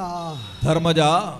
ಆಹಾ ಆಹಾ ಆಹಾ, ಅಡಿಗಡಿಗೆ ನೋಯ್ತಾ ನೋಯ್ತಾ ಹಾ ಸ್ಮೃತಿ ತಪ್ಪುತ್ತಾ ಇದ್ದಂತಹ ನಾನು ಹಾ ಯಾವಾಗ ಮೂರ್ಛಿತನಾದನೋ ಮತ್ಯಾವಾಗ ಎಚ್ಚೆತ್ತುಕೊಂಡೆನೋ, ಹಾ ತಿರುಗಿ ಯಾವಾಗ ಮೂರ್ಛೆಗೆ ಸಂದೆನೋ ನನ್ನರಿವಿಗೆ ಇಲ್ಲದ ಸ್ಥಿತಿ. ಹಾ ಸತಿಯಾದ ದ್ರೌಪದಿ ಹಾ ತತ್ಪರತೆಯಿಂದ ಕಾಳಜಿಯಿಂದ ಸೇವಿಸ್ತಾ ಇದ್ದದ್ದರಿಂದಷ್ಟೇ ಉಸಿರಾಡ್ತಾ ಇದ್ದೇನೆ ಅಂತ ಹಾ ಎಚ್ಚರವಾದಾಗಲೆಲ್ಲ ಸಮಾಧಾನ ಮಾಡಿಕೊಂಡು ಹಾ. ಮತ್ತೆ ನಿದ್ರೆಗೆ ಜಾರ್ತಾ ಇದ್ದ ಅವಸ್ಥೆಯಲ್ಲಿ ಹಾ ಒಮ್ಮಿಂದೊಮ್ಮೆಗೆ ಒಳಗಿನಿಂದಲೂ ಹೊರಗಿನಿಂದಲೂ ಸಂಚಲನ. ಹಾ ಈ ಚೇತರಿಕೆಗೆ ಕಾರಣ ಏನು ಅಂತ ಕಣ್ಣು ಬಿಟ್ಟು ಕಂಡ ಕಾಲದಲ್ಲಿ ಹಾ ಕಮನೀಯವಾದ ಕಾಯಕಾಂತಿಯಿಂದ ಕಂಗೊಳಿಸುವ ಕೃಷ್ಣನಾದ ನೀನು. ಹೌದೇ ಹೌದು. ನಿನ್ನನ್ನು ಕಂಡ ಮೇಲೂ ಹಾ ಅದೋ ಇಲ್ಲೇ ಇರುವ ಈ ಮಂಚದಲ್ಲಿ ಹೀಗೆ ಮಲಗಿದ್ದಕ್ಕೆ ಹತಾಶೆಯಿಂದಲೇ ದ್ರೌಪದಿಯ ತೋಳಾಸರೆಯನ್ನು ಹೊಂದಿ ಹಾ ಎದ್ದು ಕುಳಿತೆ.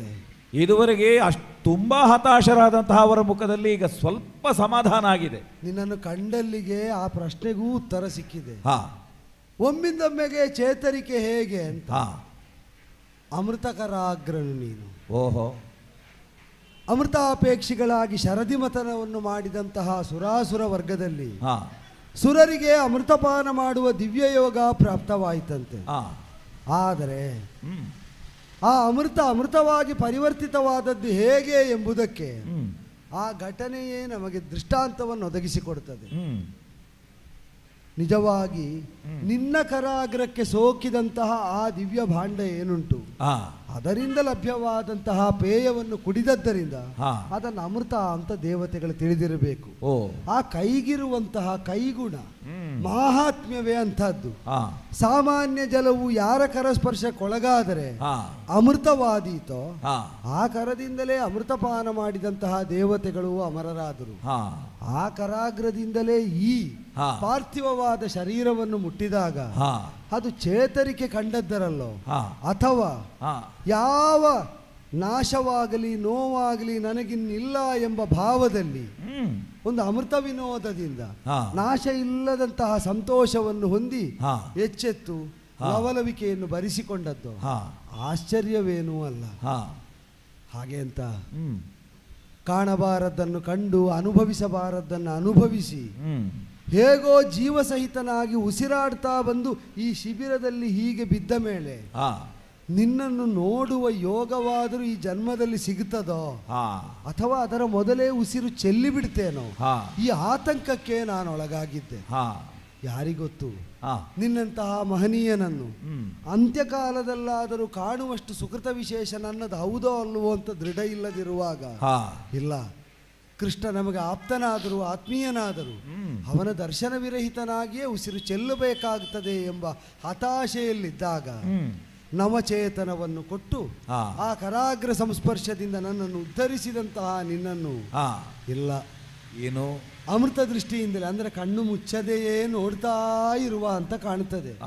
ನಿನ್ನನ್ನು ಹಾಗೆ ನೋಡ್ತಾ ಇದ್ದರೆ ಮನಸ್ಸಿಗೂ ಮೈಗೂ ಎಲ್ಲದಕ್ಕೂ ಒಂದು ಹಿತ ಅನುಭವ.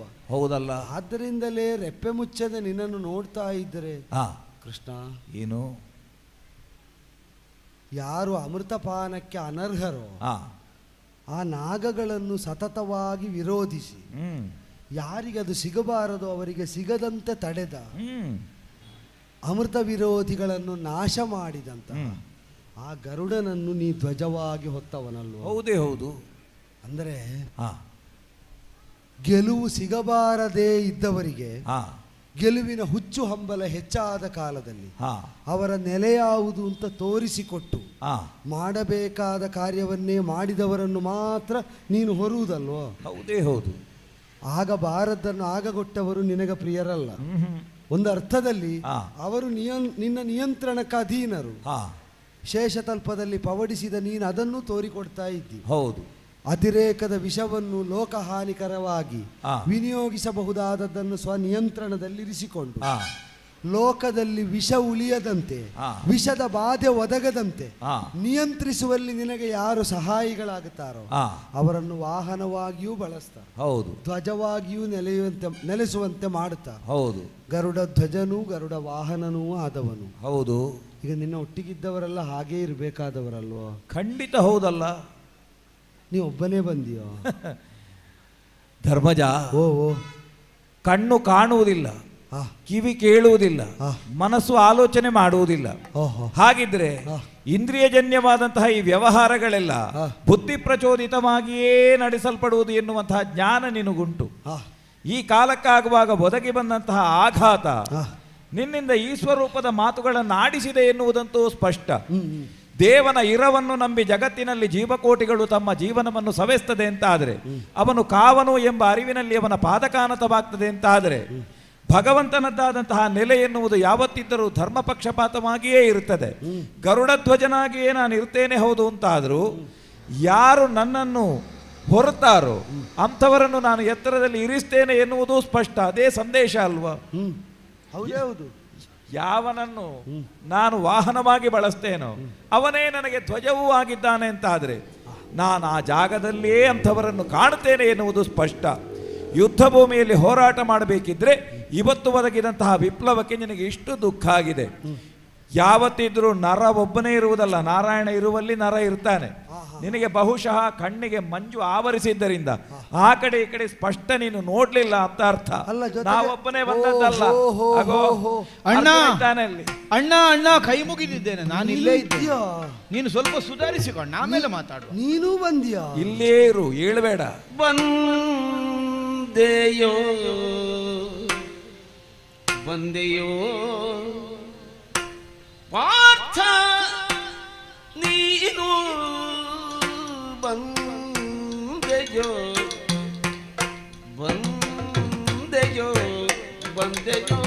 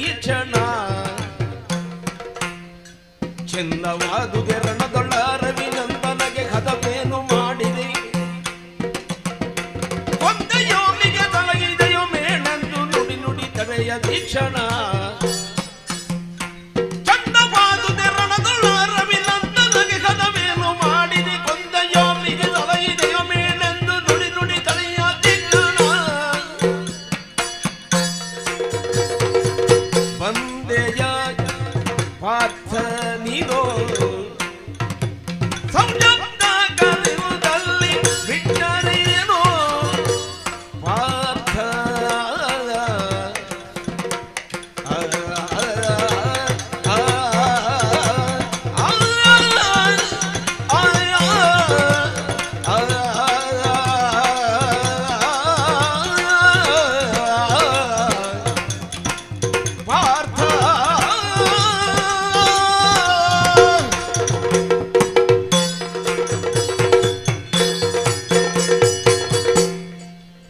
ಪಾರ್ಥ ನೀನು ಬಂದೆ ಅಲ್ವೋ?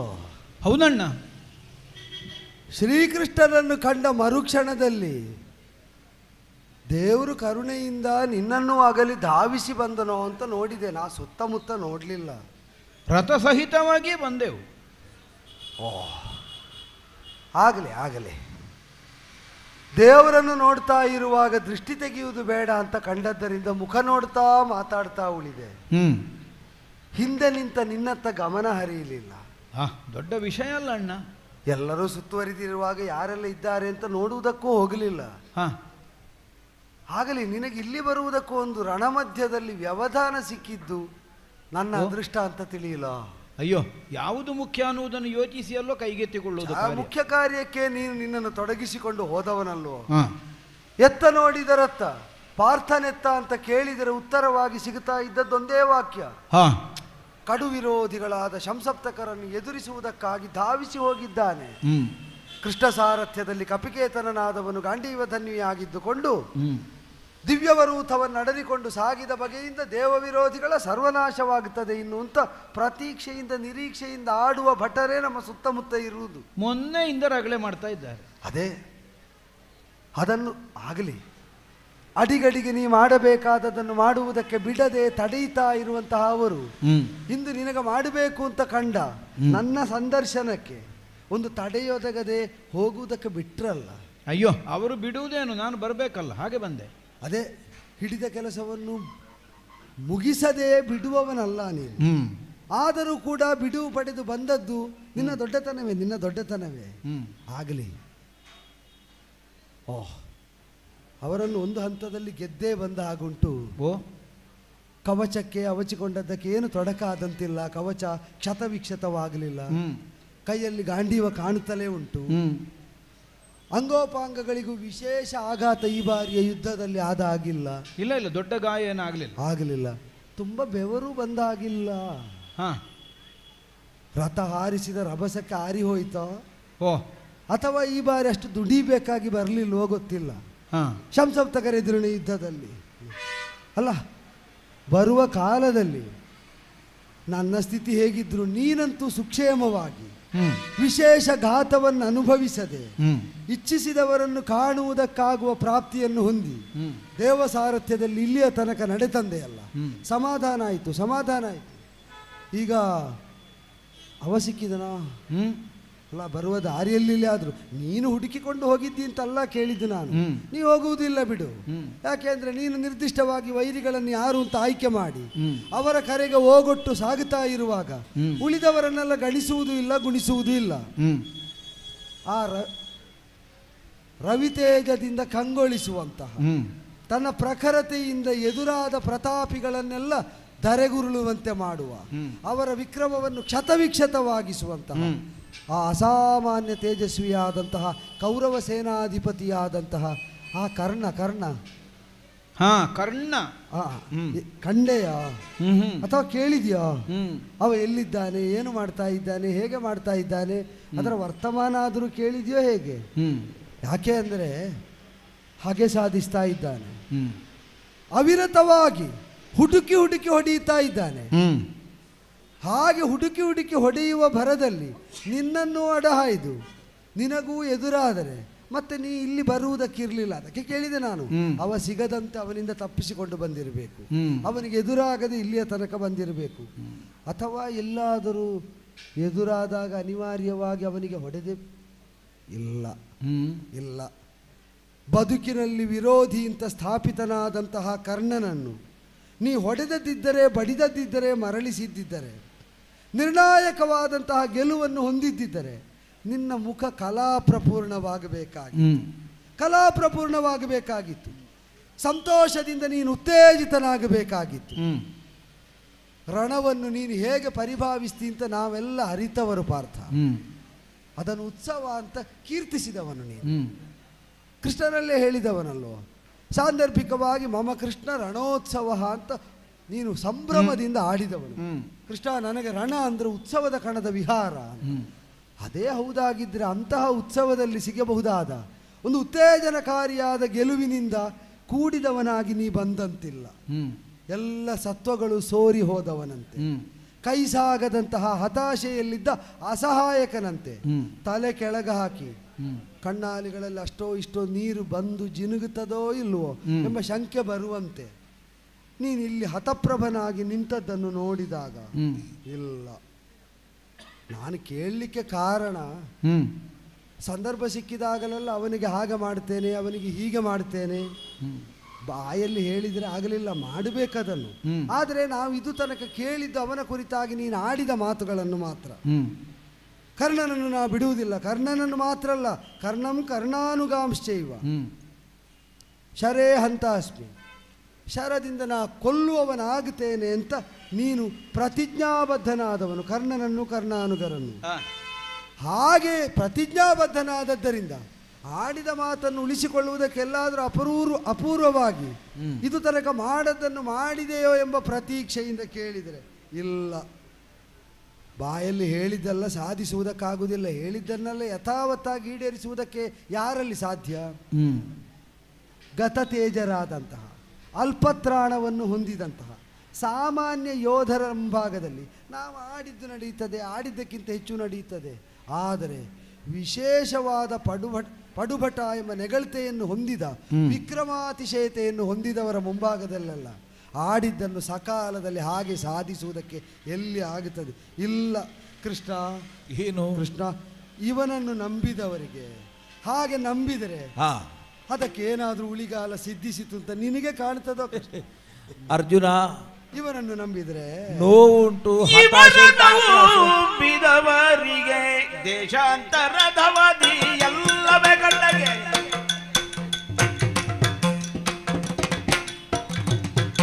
ಸೇರುವುದು ದಾನವನಿ ಎಂಬುದು ಸುಮ್ಮಗೆ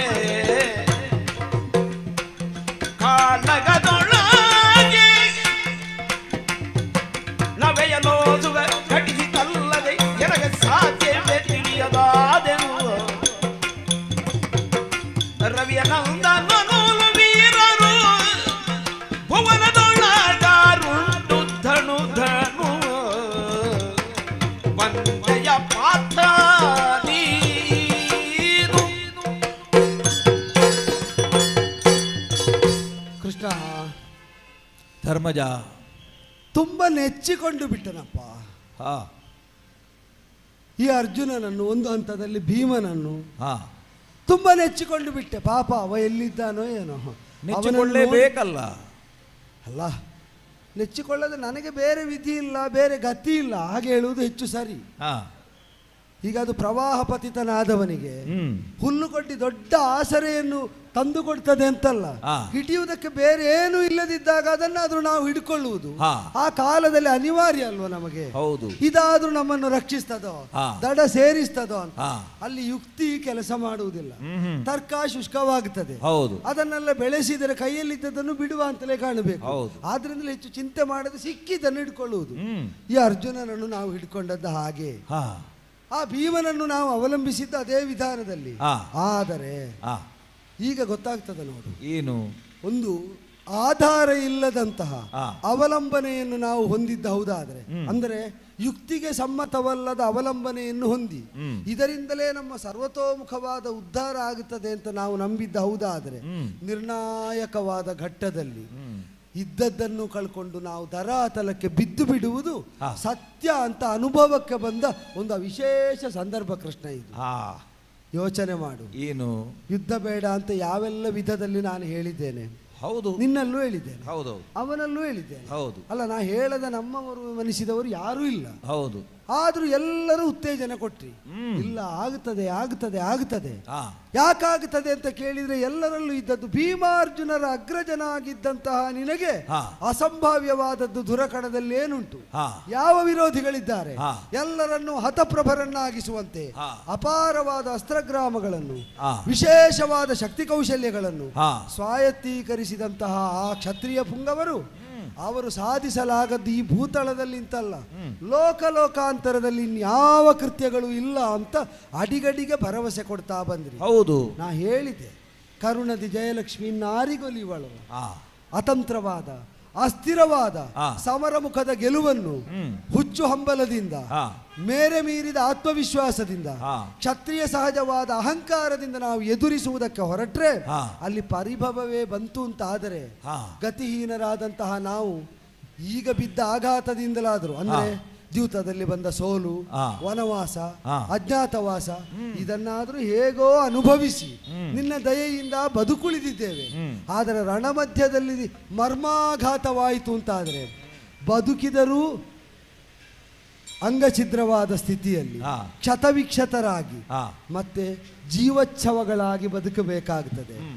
ಆ ಒಂದು ದಯನೀಯ ಅವಸ್ಥೆ ನಮಗೆ ಬೇಡ ಬೇಡ ಅಂತ ಹೇಳಿದ್ರೆ ನಾವಿದ್ದೇವೆ ಅಂತ ಎದೆಯುಬ್ಬಿಸಿ ಆಡಿದವರಲ್ಲಿ ಇವನು ಇರ್ಲಿಲ್ವೋ? ಅವನು ಇದ್ದಾನೆ, ಭೀಮನು ಇದ್ದಾನೆ, ಉಳಿದ ಇಬ್ಬರು ಇದ್ದಾರೆ. ಆಗುವುದಕ್ಕೆ ಇವನು ಶಕ್ರನಂದನ, ಅಸಾಮಾನ್ಯ ತೇಜಸ್ವಿ ಅಲ್ವೋ? ಇವನನ್ನು ಎದುರಿಸೋ, ಇವನನ್ನು ನಂಬಿದ್ದು ಹೇಗಾಯ್ತು ಗೊತ್ತುಂಟು? ಹೇಗೆ? ಈಗ ಗಾಳದಲ್ಲಿ ಸಿಲುಕಿಕೊಂಡಂತಹ ಮಾಂಸವನ್ನು ಗ್ರಹಿಸುವುದಕ್ಕೆ, ತಿನ್ನುವುದಕ್ಕೆ ಮೀನೊಂದು ಹಾತೊರೆದು ನೀರು ಬಿಟ್ಟ ಸ್ಥಿತಿ ಅಲ್ವೋ?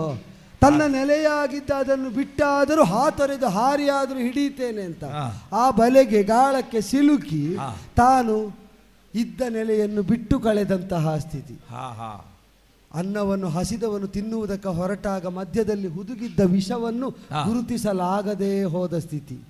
ಹೌದೌದು, ಗಾಳದಲ್ಲಿ ಸಿಲುಕಿದ ಮಾಂಸದ ತುಂಡಿಗೆ ಆಸೆ ಪಟ್ಟ ಮೀನಿನಂತೆ ಹಸಿದು ಕಂಗೆಟ್ಟು ಇನ್ನು ಸತ್ತೇ ಹೋಗ್ತೇನೆ ಎಂಬ ಸ್ಥಿತಿಯಲ್ಲಿ ವಿಷವನ್ನು ಗುರುತಿಸಲಾಗದೆ ಅನ್ನವನ್ನು ಭುಂಜಿಸಿ ವಿಷದಿಂದ ದಗ್ಧನಾಗಿ ಹೋದ ಹತಭಾಗ್ಯನ ವಿಧಿ.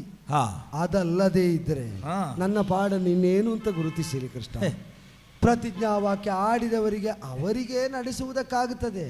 ಯಾವುದೋ ಕಾಲದಲ್ಲಿ ಹೇಗೋ ಯಾವುದೋ ಒಂದು ಕಾರಣದಿಂದ ಸಂಭವಿಸಿದ ಯುದ್ಧದಲ್ಲಿ ಕೊಂದರೂ ಆಗ್ತದೆ, ಕೊಲ್ಲದಿದ್ರೂ ಆಗ್ತದೆ.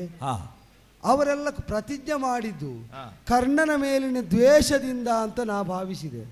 ಈಗ ಕಾಣ್ತದೆ ಅಲ್ವೋ ಅಂತ. ಮತ್ತೆ ಆ ಪ್ರತಿಜ್ಞೆಯನ್ನೆಲ್ಲ ಪೂರೈಸುವಲ್ಲಿ ಆಸಕ್ತಿ ಇಲ್ಲದಿರುವಾಗ ಕೆಲವೊಮ್ಮೆ ಈ ಮನೆಯಲ್ಲಿ ಯಜಮಾನನಾದವ ಅಥವಾ ಸಾಮರ್ಥ್ಯವನ್ನು ಹೊಂದಿದವ ತನ್ನ ಯಾಜಮಾನ್ಯ ನಡೆಯದಿದ್ದ ವೇಳೆಯಲ್ಲಿ, ಸಾಮರ್ಥ್ಯವನ್ನು ಪ್ರಯೋಗಿಸುವುದಕ್ಕಾಗದಿದ್ದ ವೇಳೆಯಲ್ಲಿ ಹತಾಶೆಯಿಂದ ಕಂಡವರ ಮೇಲೆ ಏರಿ ಹೋಗುವುದಿಲ್ವೋ?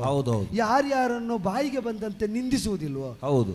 ದ್ಯೂತ ಸಭೆಯಲ್ಲಿ ಬಹುಶಃ ನನ್ನ ಕೃತ್ಯವನ್ನು ಪ್ರತಿಭಟಿಸಲಾಗದೆ ಅಸಹಾಯಕತೆಯಿಂದ ತಾವು ಸ್ತಬ್ಧರಾಗಿ ಉಳಿಯಬೇಕಾದ ದುಸ್ಥಿತಿಯನ್ನು ನೆನೆದು ಆ ಆಕ್ರೋಶವೇ ಸ್ಫೋಟಿಸಿದ ಸ್ಥಿತಿಯಲ್ಲಿ ಎದುರಲ್ಲಿ ಕಂಡವರನ್ನು ಕೊಲ್ಲುತ್ತೇನೆ ಅಂತ ಆ ಭೀಮನು ಪ್ರತಿಜ್ಞೆ ಮಾಡಿದ. ಪಾಪ ಅವನಾದ್ರೂ ಒಂದು ಪ್ರತಿಜ್ಞೆ ಮಾಡಿದ್ದೇನೆ ಅಂತ ಕಂಡಲ್ಲಿ ಕೌರವರನ್ನು ಸಾಧ್ಯ ಆದಷ್ಟು ಸದೀತಾ ಬಂದಿದ್ದಾನೆ. ಆದರೆ ಈಗಲೂ ದುಡಿತಾ ಇದ್ದಾನೆ. ದುಡಿತಾ ಇಲ್ಲ. ಅವನನ್ನು ಎಲ್ಲಿದ್ದಾನೋ, ಹೇಗಿದ್ದಾನೋ, ಯಾವ ಕಷ್ಟಕ್ಕೆ ಸಿಕ್ಕಿದ್ದಾನೋ ಕಂಡವರು ಯಾರಿದ್ದಾರೆ. ಆದರೆ ಇವನಿಗೆ ಮನಸ್ಸಿದ್ದು ಮಾಡಿದ್ದಲ್ಲ ಬಹುಶಃ. ಅವ ಹೇಳಿದ ಭೀಮಸೇನ ನಿಯೋಗ ಅತ್ತೆ ಹಂತಾಹಂ ಕರ್ಣಮಾಹವೇ, ಅವನ ಪ್ರತಿಜ್ಞೆ ಆಗಲ್ವಾ? ನಾನು ನನಗಾಗಿ ಮಾಡ್ತೇನೆ ಅಂತ ಅವ ಹೇಳಿದ್ದೆ ಅಲ್ಲ. ಭೀಮಸೇನ ನಿಯೋಗದಿಂದ ಕರ್ಣನನ್ನು ಕೊಲ್ಲುವವನು ಅರ್ಜುನ ಅಂತ ಮೊದಲಿಗೆ ಪ್ರತಿಜ್ಞೆ ಮಾಡಿದ್ದು ಭೀಮ. ಹೌದು, ಭೀಮಸೇನ ನಿಯೋಗ ಅತ್ತೆ ನನಗೆ ಒತ್ತಾಸೆಯಿಂದ ಈಗ ಒಂದು ನಿಯೋಗವನ್ನು ಹೇರಿದ್ದಾನೆ. ಹೇಗಾದ್ರೂ ಮಾಡಲೇಬೇಕಲ್ಲ. ಅಣ್ಣಂದಿರಿಗೆ ವಿಧೇಯನಾದ ತಮ್ಮ ಅಂತ ನನ್ನನ್ನು ನಾನು ಸ್ಥಾಪಿಸುವುದಕ್ಕಾದರೂ ಅಣ್ಣಂದಿರನ್ನು ಅತಿಕ್ರಮಿಸಕೂಡದು. ಅಣ್ಣನಾದ ಧರ್ಮಜನನ್ನು ದ್ಯೂತದಲ್ಲಿ ಅತಿಕ್ರಮಿಸದವನು ಅಣ್ಣನಾದ ಭೀಮನನ್ನು ಪ್ರತಿಜ್ಞೆಯಲ್ಲಿ ಅತಿಕ್ರಮಿಸುವುದಕ್ಕುಂಟು. ಅನಿವಾರ್ಯವಾಗಿ ಒಂದು ಪ್ರತಿಜ್ಞೆ ಮಾಡಿದ. ಆದರೆ ಮಾಡಿದ ಪ್ರತಿಜ್ಞೆಗಾಗಿ ತನ್ನ ಮನದಲ್ಲೇ ಎಷ್ಟು ಮರುಗಿದ್ದಾನೋ ಏನೋ. ಆ ಕಾರಣದಿಂದಲೇ ಪ್ರತಿಜ್ಞೆ ಮಾಡಿದ ಇವನು ಹೇಗಾದ್ರೂ ಪೂರೈಸ್ತಾನೆ ಅಂತ ನಂಬಿಕೊಂಡವರಿಗೆ ಹತಾಶೆ ಮಾತ್ರವಲ್ಲ, ಅವರಿಗೆ ಕಾನನಾಂತರದಲ್ಲಿ ದುರ್ಗತಿಯನ್ನು ಅನುಭವಿಸ್ತಾ ಮತ್ತೆ ನವೆಯುವ ದುರ್ಯೋಗವಲ್ಲದೆ ಮತ್ತೇನಾದರೂ ಬರುವುದಕ್ಕುಂಟು. ಇಷ್ಟಕ್ಕೂ ಆ, ಪ್ರತಿಜ್ಞೆಯ ಒಂದು ಮಾತನ್ನು ನೆಚ್ಚಿಕೊಂಡು ನಾನೊಂದು ಪ್ರತೀಕ್ಷೆಯಲ್ಲಿ ಇದು ತನಕ ಕಾಲ ಕಳೆದನಲ್ಲ ಕೃಷ್ಣ. ಹೌದು. ಯಾಕೆ ಅಂದ್ರೆ ಆ, ಪ್ರತಿಜ್ಞೆಯಾದರೂ ಕಾರ್ಯ ಸಾಧ್ಯವೋ ಅಂತ ಯಥಾರ್ಥದ ನೆಲೆಯಲ್ಲಿ ಯೋಚಿಸುವುದಾದರೆ ಅವ ಪ್ರತಿಜ್ಞೆ ಮಾಡಿದ್ದು ಯಾರಲ್ಲಿ, ಎಂಥವರಲ್ಲಿ? ಯಾರಲ್ಲಿ? ಅಸಾಮಾನ್ಯ ತೇಜಸ್ವಿಯಾದಂತಹ ಅಮಿತ ವಿಕ್ರಮಿಯಾದ ಕರ್ಣನಲ್ಲಿ. ಆ. ಆ ಕರ್ಣ ಎಂಥವನು? ಎಂಥವ? ಕಲಿಕರ್ಣ. ಆ, ಯಾಕೆ? ತನ್ನದ್ದಾದ ವಿಕ್ರಮದಿಂದ. ಹ್ಮ್. ಈಗ ಅವನ ಯೋಗ ನೋಡು. ಆ. ನಾವು ಇದು ತನಕ ನೆಚ್ಚಿಕೊಂಡಂತಹ ಆ, ಪಾರ್ಥ ಅಸಮರ್ಥ ಅಂತ ಈ ಕಾಲದಲ್ಲಿ ನನಗೆ ಗೊತ್ತಾಗ್ತದೆ. ಆ, ನಾವೆಲ್ಲ ನಿಂದಿಸ್ತಾ ಬಂದದ್ದು ಹೌದಾ? ಹೌದು. ಸಕಾಲದಲ್ಲಿ ಒಂದು ಸಂದರ್ಭದಲ್ಲೂ ಒಡೆಯನ ಸಹಾಯಕ್ಕೆ ಒದಗಿ ಬರದವನು ಕರ್ಣ ಅಂತ. ಹೌದು, ಕಾಣ್ತದ, ಕಂಡವರು ನಾವು ಅದನ್ನು. ಬೇಕಾದಾಗ ಒದಗುವ ತಮ್ಮಂದಿರು ನನಗೆ ಅಂತ. ಆ. ಎರಡು ನಿರೀಕ್ಷೆಗೆ ಕಾರಣ ಆದದ್ದು. ಹೌದು. ಒಂದು, ನಾವು ಹೆದರುತ್ತಾ ಅಥವಾ ಆತಂಕ ಪಡ್ತಾ ಇದ್ದ ಕರ್ಣ ಆ. ಇದು ತನಕ ಕೌರವನಿಗೆ ಒದಗಿದ ಚರಿತ್ರೆ ಇಲ್ಲ. ಆ, ಇವರು ಕೈ ಬಿಟ್ಟ ಚರಿತ್ರೆ ಇಲ್ಲ. ಆ. ಚರಿತ್ರೆ ಬದಲಾದ ಬಗೆ ನೋಡಿ ಬೆರಗು ಹೊಡೆದೆ ಕೃಷ್ಣ. ಹೌದಾ? ಇದು ತನಕ ಒದಗದವನು ಅಂತ ಹೀಯಾಳಿಸಿಕೊಂಡಿದ್ದಂತಹ ಕರ್ಣ ಆ, ಇಂದಿನ ದುರದಲ್ಲಿ ಮೆರೆಯುತ್ತಾ ಇರುವ ಬಗೆ ನೋಡಿದರೆ ಆ, ಅಸಾಮಾನ್ಯ ತೇಜಸ್ವಿಯಾಗಿ ಅಮಿತ ವಿಕ್ರಮಿಯಾಗಿ ಆ, ಸುರನರೋರಗರ ಮಧ್ಯದಲ್ಲಿ ಕೀರ್ತಿವಂತನಾದವನು ಇವನಲ್ಲ, ಇವನ ಪಿತೃಸ್ಥಾನೀಯನಾದ ಶಕ್ರ. ಆ, ಮುಕ್ಕೋಟಿ ದೇವತೆಗಳನ್ನು ಒಗ್ಗೂಡಿಸಿಕೊಂಡು ರಣಮಂಡಲದಲ್ಲಿ ಪಾಂಡವ ಸಹಾಯಕ್ಕೆ ಬರ್ತೇನೆ ಅಂತ ಆ ಶಕ್ರನೇ ಧಾವಿಸಿ ಬಂದು ನಿಂತರು. ತನ್ನ ನಿಶಿತ ಮಾರ್ಗಣದಿಂದ ಲಕ್ಷ್ಯಭೇದನದಿಂದ ಆ ದೇವತೆಗಳನ್ನಾದರೂ ಹಾರಿಸಿ ಕೌರವನಿಗೆ ಬೇಕಾದ ಗೆಲುವನ್ನಿಂದು ಕೊಡಿಸಿಯೇ ಸಿದ್ಧ ಅಂತ ಬದ್ಧ ಸಂಕಲ್ಪನಾಗಿ ಶಲ್ಯ ಸಾರಥ್ಯದಲ್ಲಿ ವಿಜೃಂಭಿಸ್ತಾ ಇದ್ದ ಆ ಕರ್ಣ ಎಲ್ಲಿ ಇದು ತನಕ ಒದಗುವವನು ಎಂಬ ಭ್ರಮೆಯನ್ನು ತಮ್ಮ ಪರಾಕ್ರಮದಿಂದ ಮೂಡಿಸುವುದಕ್ಕಷ್ಟೇ ಪರ್ಯಾಪ್ತರಾಗಿ ನೋಡು ನೋಡು ಹೊಡೆಯಲೇಬೇಕಾದ ವಿರೋಧಿಯನ್ನು ಹೊಡೆಯದೆ ಒಂದರ್ಥದಲ್ಲಿ ರಣಕ್ಕೆ ನೇರ ಸಂಬಂಧ ಇಲ್ಲದವರನ್ನು ಹುಡುಕಿಕೊಂಡು ಹೋಗಿ ಹೊಡೆಯುವಂತಹ ಬೇಡದಿದ್ದ ಕೆಲಸದಲ್ಲಿ ತೊಡಗಿಕೊಂಡ ಈ ಪಾರ್ಥನಲ್ಲಿ ನಿಮ್ಮನ್ನೆಲ್ಲ ನೆಚ್ಚಿಕೊಂಡು ಬೇಡಿತ್ತು, ನನಗೆ ಬೇಡಿತ್ತು, ಬರುವುದಿಲ್ಲ, ಹೋರಾಡುವುದಿಲ್ಲ, ಮಾಡುವುದಿಲ್ಲ ಅಂತ ಆಡಿದವರನ್ನು ಎಲ್ಲ ಸೇರಿ ಹುಚ್ಚುಕಟ್ಟಿಸಿ ನೋಡು ನೋಡು ಕೃಷ್ಣ, ಈ ದುರವಸ್ಥೆಗೆ ಎಲ್ಲರಿಗೂ ಹತಾಶ ಬರುವ ಸ್ಥಿತಿಗೆ ನನ್ನನ್ನು ಇಡು ಮಾಡಿದ್ರಲ್ಲ, ಯಾಕೆ ಬೇಕಿತ್ತು ಪಾರ್ಥ? ಯಾಕೆ ಕೃಷ್ಣ ಇದು? ಧರ್ಮಜ, ಸ್ವಲ್ಪ ನಿಧಾನಕ್ಕೆ. ಮೈಕೈಯ ನೋವಿನಿಂದ ನೀನು ಹೊತ್ತು ಹೌದು ಕಷ್ಟಪಟ್ಟು ಹಾಗೆ ಹೀಗೆ ಅಂತ ಹೇಳಿಕೊಂಡು ಆಘಾತ ಅನುಭವಿಸುವುದಲ್ಲ ಅಂತ ಗೊತ್ತಾಯ್ತು. ಈಗ ಹೇಳಬೇಕು ಕೃಷ್ಣ, ಅವ ಮಾಡಬೇಕಾದ್ದು ಮಾಡದೇ ಇದ್ದದ್ದು ಕೊರತೆ ಅಲ್ಲ, ಅವ ಮಾಡಲಿಲ್ಲ ಅಂತ ನಾನು ಹೇಳಿದ ಮಾತು ಮಾತ್ರ ಹೆಚ್ಚಾಯ್ತು. ಈಗ ಮನಸ್ಸಿಗೆ ನೋವಾಗಿದೆ ಅಂತ ಸ್ಪಷ್ಟ ಆಗಿದೆ. ಕಾರಣ ಇಲ್ಲದೆ ಹೀಗೆಲ್ಲ ಆಗಲಿಲ್ಲ. ಒಟ್ಟು ನೋವು ಪಡಬೇಡ ಅರ್ಜುನ. ಇದು ಹತಾಶೆ, ಆಕ್ರೋಶ, ನೋವು ಒಟ್ಟು ಮೇಳೈಸಿ ಇಷ್ಟು ಮಾತಾಡ್ತಾ ಇದ್ದಾನೆ ಕೃಷ್ಣ. ಸಮಾಧಾನಿಸ್ಬೇಕು ಅವನನ್ನೀಗ. ನಾನು ಅರ್ಥ ಮಾಡಿಕೊಳ್ಳಬಲ್ಲೆ. ಅಣ್ಣನಿಗಾದ ಗಾಯವನ್ನು ನಾನು ಪ್ರತ್ಯಕ್ಷವಾಗಿ ಕಾಣ್ತಾ ಇದ್ದೇನೆ. ಹೌದು. ತಲೆ ಎತ್ತುವುದಕ್ಕೂ ಸಾಧ್ಯವಿಲ್ಲದೆ ಇದ್ದಂತಹ ಹೊಡೆತವನ್ನು ಅಣ್ಣ ಉಂಡಾಗಿದೆ, ಅನುಭವಿಸಿ ಆಗಿದೆ. ಹೌದು. ಕೇವಲ ಶರೀರಕ್ಕೆ ಮಾತ್ರ ಗಾಯ ಆದದ್ದು, ಅದು ಮಾನಸಿಕವಾದಂತಹ ಜರ್ಜರಿಕೆಗೂ ಕಾರಣವಾಗಿ ಒದಗಿದೆ. ಹೌದು. ಇದು ನನಗೆ ತಿಳಿಯದೇ ಇದ್ದದ್ದಲ್ಲ. ಹೌದು. ಇಂದೇನು ಯುದ್ಧ ಕಣದಲ್ಲಿ ಪ್ರತ್ಯಕ್ಷವಾಗಿ ಕರ್ಣನಿಂದ ಹೊಡೆತ ಬಿದ್ದ ಮೇಲಲ್ಲ, ವನವಾಸದ ಅವಧಿಯಲ್ಲಿಯೂ ಕರ್ಣ ನಮಗ ಆಪತ್ತು ಕಾರಣನಾಗಿ ಪರಿಣಮಿಸ್ತಾನೆ ಅನ್ನುವಂತಹ ಆತಂಕದಿಂದಲೇ ಅಣ್ಣಯ್ಯ ಬದುಕುತ್ತಾ ಇದ್ದವ. ಒಂದು ಪೆಡಂಭೂತದ ಹಾಗೆ ಒಂದು ಚಿತ್ರಣವನ್ನು ನಮ್ಮ ಮನಸ್ಸಿನ ಒಳಗೆ ನಾವು ಕಲ್ಪಿಸಿಕೊಂಡದ್ದಿದ್ರೆ, ಅದು ಮತ್ತೆ ಸ್ವಲ್ಪ ಆಘಾತವಾಗಿ ಪರಿಣಮಿಸಿದರೆ ಇದಕ್ಕಿಂತ ದೊಡ್ಡ ಪರಿಣಾಮ ಉಂಟು? ಹಾಗೆ ಆದದ್ದು ಇವನಿಗೆ ಅಲ್ಲಿರುವಾಗಲೂ ಇದೇ ಚಿಂತೆ, ಕರ್ಣ ಕರ್ಣ ಕರ್ಣ ಕರ್ಣ. ಇವತ್ತು ಸರಿಯೇ ಆಯ್ತದು. ಯಾಕಂದ್ರೆ ಕೇವಲ ಕೌರವ ಪ್ರೀತಿಯೊಂದೇ ಪ್ರಧಾನ ಲಕ್ಷ್ಯವಾಗಿ ಉಳ್ಳಂತಹ ಕರ್ಣನಿಗೆ ಕೌರವನ ಪ್ರೀತಿಯನ್ನು ಸಂಪಾದಿಸುವ ಉದ್ದೇಶಕ್ಕಾಗಿ ಪಾಂಡವರನ್ನು ದಂಡಿಸುವಂತಹ ವಿಧಾನಗಳಲ್ಲಿ ಏನೇನು ವಿವೇಕ ಇಲ್ಲ ಅನ್ನುವುದು ಮೊದಲೇ ನಮಗೆ ಶ್ರುತವಾದದ್ದು. ಹೌದು. ಅದು ಮಾನಸಿಕವಾದ ಹೊಡೆತಕ್ಕಿರಬಹುದು, ದೈಹಿಕವಾದ ಹೊಡೆತಕ್ಕಿರಬಹುದು, ನಮ್ಮ ಉತ್ಕರ್ಷಕ್ಕಾಗಿ ಅವ ಮತ್ಸರಿಸುವಂತಹ ಕಾಲದಲ್ಲಿರಬಹುದು. ಎಲ್ಲವೂ ಪ್ರಧಾನ ಕಾರಣವಾಗಿ ಪರಿಣಮಿಸಿದ್ದೇನು ಪಾಂಡವರ ಏಳಿಗೆಯನ್ನು ಕೌರವ ನಿರೀಕ್ಷಿಸುವುದಿಲ್ಲ. ಹೌದು. ಅಥವಾ ಪಾಂಡವರ ಏಳಿಗೆಯನ್ನು ಸಹಿಸಿಕೊಳ್ಳುವುದಕ್ಕೆ ಅವನಿಗೆ ಸಾಧ್ಯ ಆಗುವುದಿಲ್ಲ. ಅವನ ಹಿತವನ್ನು ಸಂಪಾದಿಸುವುದಕ್ಕೆ ಬೇಕಾಗಿ ಪಾಂಡವರನ್ನು ದಂಡಿಸುವಲ್ಲಿಯೋ ನೋಯಿಸುವಲ್ಲಿಯೋ ಸದಾ ಉತ್ಸುಕನಾಗಿಯೇ ಕಾಲವನ್ನು ಕಳೆಯುತ್ತಾ ಇದ್ದವ ಕರ್ಣ. ಹೌದೇ ಹೌದು. ಆದ್ದರಿಂದಲೇ ಅಣ್ಣನಿಗೆ ಆ ತರನಾದಂತಹ ಆತಂಕವು ಬಾಧಿಸ್ತಾ ಇದ್ದದ್ದು. ಹೌದು. ನಾಳೆ ಭೀಷ್ಮ ದ್ರೋಣಾದಿಗಳಾದರೂ ನಮ್ಮ ಕುರಿತು ಸ್ವಲ್ಪವಾದರೂ ಅನುಕಂಪ ಉಳ್ಳವರು. ಯಾಕೆಂದ್ರೆ ನಮಗೂ ಅಜ್ಜ ಹೌದು, ನಮಗೂ ಗುರುಗಳು ಹೌದು. ಆದ್ದರಿಂದ ಅವರಿಂದ ಬರಬಹುದಾದಂತಹ ಆಘಾತದಲ್ಲಿ ಸ್ವಲ್ಪ ಅನುಕಂಪದ ಸೆಲೆಯಾದ್ರೂ ಇರುತ್ತದೆ. ಆದಿಯೊಳವರಂ ಪಿರಿದೊಂದು ಆದರದಿಂದ ನಡೆಸಿದ ರಜ್ಜ ರಪ್ಪುದರಿಂದ ಆ ವ್ಯಾಮೋಹ ಎನ್ನುವುದು ಅಷ್ಟು ತೀವ್ರವಾಗಿ ಅವರ ಮೇಲೆ ಇದ್ದೀತು ಅಂತ ಹೇಳುವಂತಹ ಒಂದು ಊಹೆ. ಆ ನಿರೀಕ್ಷೆಯು ಸುಳ್ಳಾಗಲಿಲ್ಲ, ಹಾಗೇ ಆಗಿದೆ ಅದು. ಆದರೆ ಕರ್ಣ ಎಲ್ಲಿ ಸಂದರ್ಭ ಸಿಗ್ತದೆ ಅಂತ ಕಾಯ್ತಾ ಇದ್ದವ. ಹೊಡೆದಾಟಕ್ಕೆ ಅವಕಾಶ ಒದಗಿದ್ರೆ ನಮ್ಮನ್ನು ಹೀನಾಯವಾಗಿ ದಂಡಿಸ್ತಾನೆ ಅನ್ನುವಂತಹ ಅಣ್ಣನ ಆತಂಕ ಯಾವ ಕಾಲಕ್ಕೂ ಸುಳ್ಳಾಗಲಿಲ್ಲ. ಅದನ್ನೇ ಅಲ್ವ ಇಂದಿನ ದಿನ ಮಾಡಿದ್ದು. ಅಣ್ಣನ ದೇಹ ಸ್ಥಿತಿಯನ್ನು ನೋಡಿದಾಗ ಅವ ಆಡಿದ್ದು ಕಡಿಮೆ ಅಂತಲೇ ನನಗೆ ಅನ್ನಿಸ್ತದೆ. ಆದರೆ ಅವ ತಪ್ಪು ಗ್ರಹಿಸಿದನಲ್ಲ ಅನ್ನುವ ಕಾರಣಕ್ಕಾಗಿ ಮಾತ್ರ ನಾನದಕ್ಕೊಂದೆರಡು ಪ್ರತಿವಚನವನ್ನು ಹೇಳಬೇಕಾಗುತ್ತೆ. ನೋವಾಗಿದೆ, ಯಾಕಂದ್ರೆ ಅವ ತಪ್ಪು ಗ್ರಹಿಕೆಯಿಂದ ಕಂಡುಕೊಂಡಿದ್ದ. ಕರ್ಣನ ವಿಕ್ರಮಕ್ಕೆ ಅಂಜಿ ಅರ್ಜುನ ಸುಮ್ಮಗಿದ್ದಾನೆ ಅನ್ನುವಂತಹ ಭಾವವನ್ನು ಅವ ಈಗ ಅನುಭವಿಸುವ ಸ್ಥಿತಿಯಾಗಿದೆ.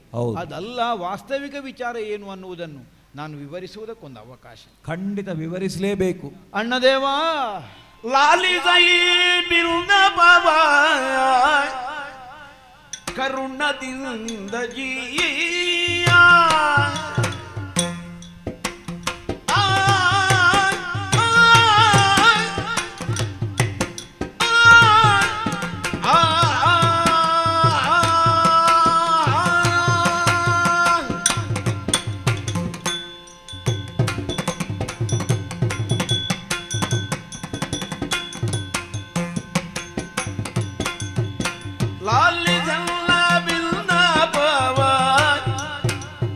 ಕರುಣದಿಂದ ಜೀಯ ಜಾಲವಲ್ಲ ಚಿತ್ತದೋಳು ಜಾಲವಲ್ಲ ಚಿತ್ತದೋಳು ನೀನೇ ಕೊಲೆದು ರಾಯ ಸಮಸಪ್ತಗರೋಳು ಕಾದುತ್ತಿದ್ದೆ ಮೊದಲಿಗೆ ಶಮಗಳನ್ನು ಕೇಳ್ತು ಮೇಲೆ ತಿರುಗಿದೆ ನೈ ಎನ್ನ ಗಮನ ಕಂಡಟ್ಟ ಬರಲು ಕಳರಾದಿರ್ನಯಿಸಿದೆನು ನಿಮಿಷದೋಳು ಗುರುದ ಜಾತಾನ ಧನುವ ಖಂಡಿಸಿದೆನು ಲಾಲಿ ಜನ್ನ ಭಿನ್ನ ಭಾವ ಕರುಣದಿಂದ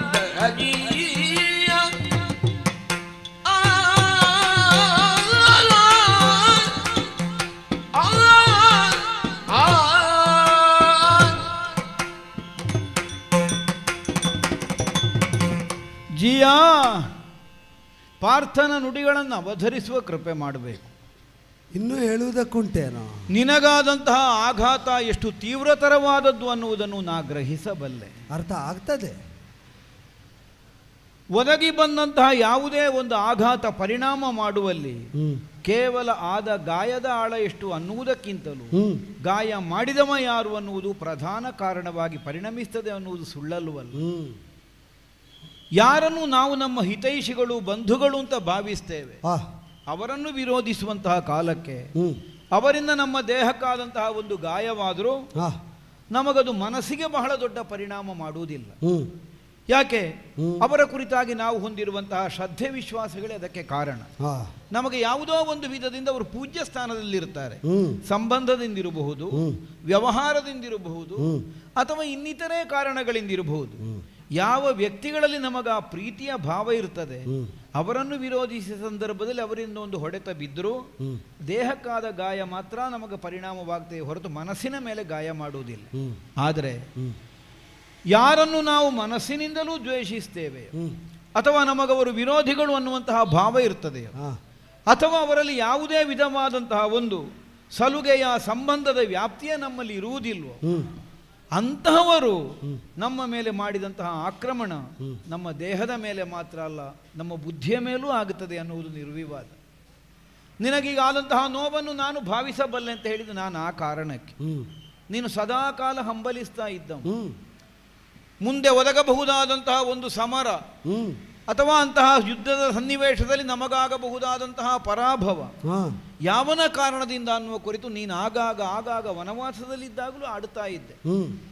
ಅದರ ಅರ್ಥ ಕರ್ಣನನ್ನುವ ಭೀಷ್ಮ ದ್ರೋಣರಿಗಿಂತ ಹೆಚ್ಚಿನದ್ದಾದಂತಹ ವಿಕ್ರಮವನ್ನು ಹೊಂದಿದ್ದಾನೆ, ಯೋಗ್ಯತೆಯನ್ನು ಸಂಪಾದಿಸಿದ್ದಾನೆ ಅಂತಲ್ಲ.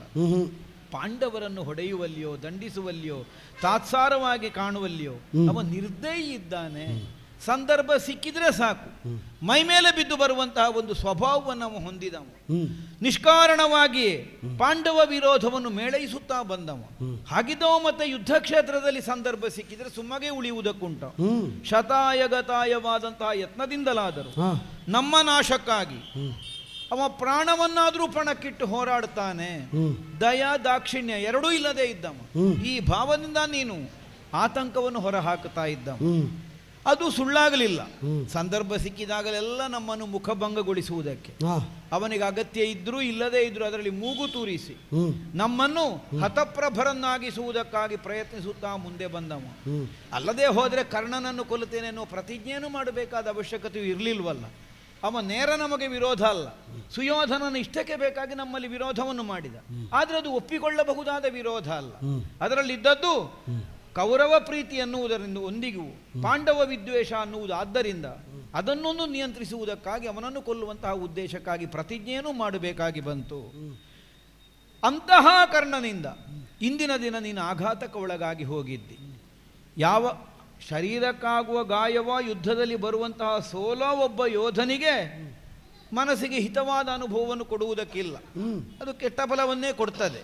ಅಂತಹದರಲ್ಲಿಯೂ ನಾವು ಯಾವನನ್ನು ಯಾವ ಕಾರಣಕ್ಕೂ ಅವನಮ್ಮನ್ನು ಗೆಲ್ಲುವುದಕ್ಕಿಲ್ಲ, ಗೆಲ್ಲಕೂಡದು ಅಂತ ಭಾವಿಸ್ತೇವೆ. ಅಂತವನಿಂದ ಸೋಲು ಬರುವಂತಹ ಕಾಲಕ್ಕೆ ಆಗುವಂತಹ ಆಘಾತ ತೀವ್ರತರವಾದದ್ದು. ಆದ್ದರಿಂದಲೇ ನೀನು ಹೇಳುವುದನ್ನೆಲ್ಲ ಕೇಳುತ್ತಾ ನಾನು ಕುಳಿತೆ. ಆದರೆ ತಪ್ಪು ಗ್ರಹಿಕೆಯಿಂದ ನೀನು ಆಡಿದ್ದಿ, ಅಥವಾ ಕರ್ಣ ಇಂದಿನ ದಿನ ವಿಜೃಂಭಿಸುವುದಕ್ಕೆ ಕಾರಣ ಸ್ಥಾನದಲ್ಲಿ ಅರ್ಜುನನದ್ದಾದಂತಹ ಔದಾಸೀನ್ಯ ಇದೆ ಅನ್ನುವಂತಹ ಭಾವದಿಂದ ನೀನು ಆಡಿದ ಕಾಲಕ್ಕೆ ನಾನು ಹೇಳಿದನಲ್ಲ, ಇದು ತನಕ ನಾನು ತಪ್ಪು ಗ್ರಹಿಕೆಯಲ್ಲಿದ್ದೆ ಅಂತ ಒಪ್ಪಿದನಲ್ಲ. ಹೌದೌದು, ಈಗ ಯಥಾರ್ಥ ದರ್ಶನ ಆಗಿದೆ ಅಂತಲೂ ಕಂಡುಕೊಂಡು, ಆದ್ದರಿಂದಲೇ ನೀನಾಡಿದ್ದು ಯಥಾರ್ಥ ಅಲ್ಲ, ಅದು ತಪ್ಪು ಗ್ರಹಿಕೆಯದ್ದು ಅಂತ ನಾನು ತಿಳಿಯುವ ಹಾಗಾದದ್ದು. ಅಂದರೆ ಈ ತನಕ ನೀನೇನನ್ನು ಭಾವಿಸಿದ್ಯೋ ಅದೇ ಯಥಾರ್ಥ.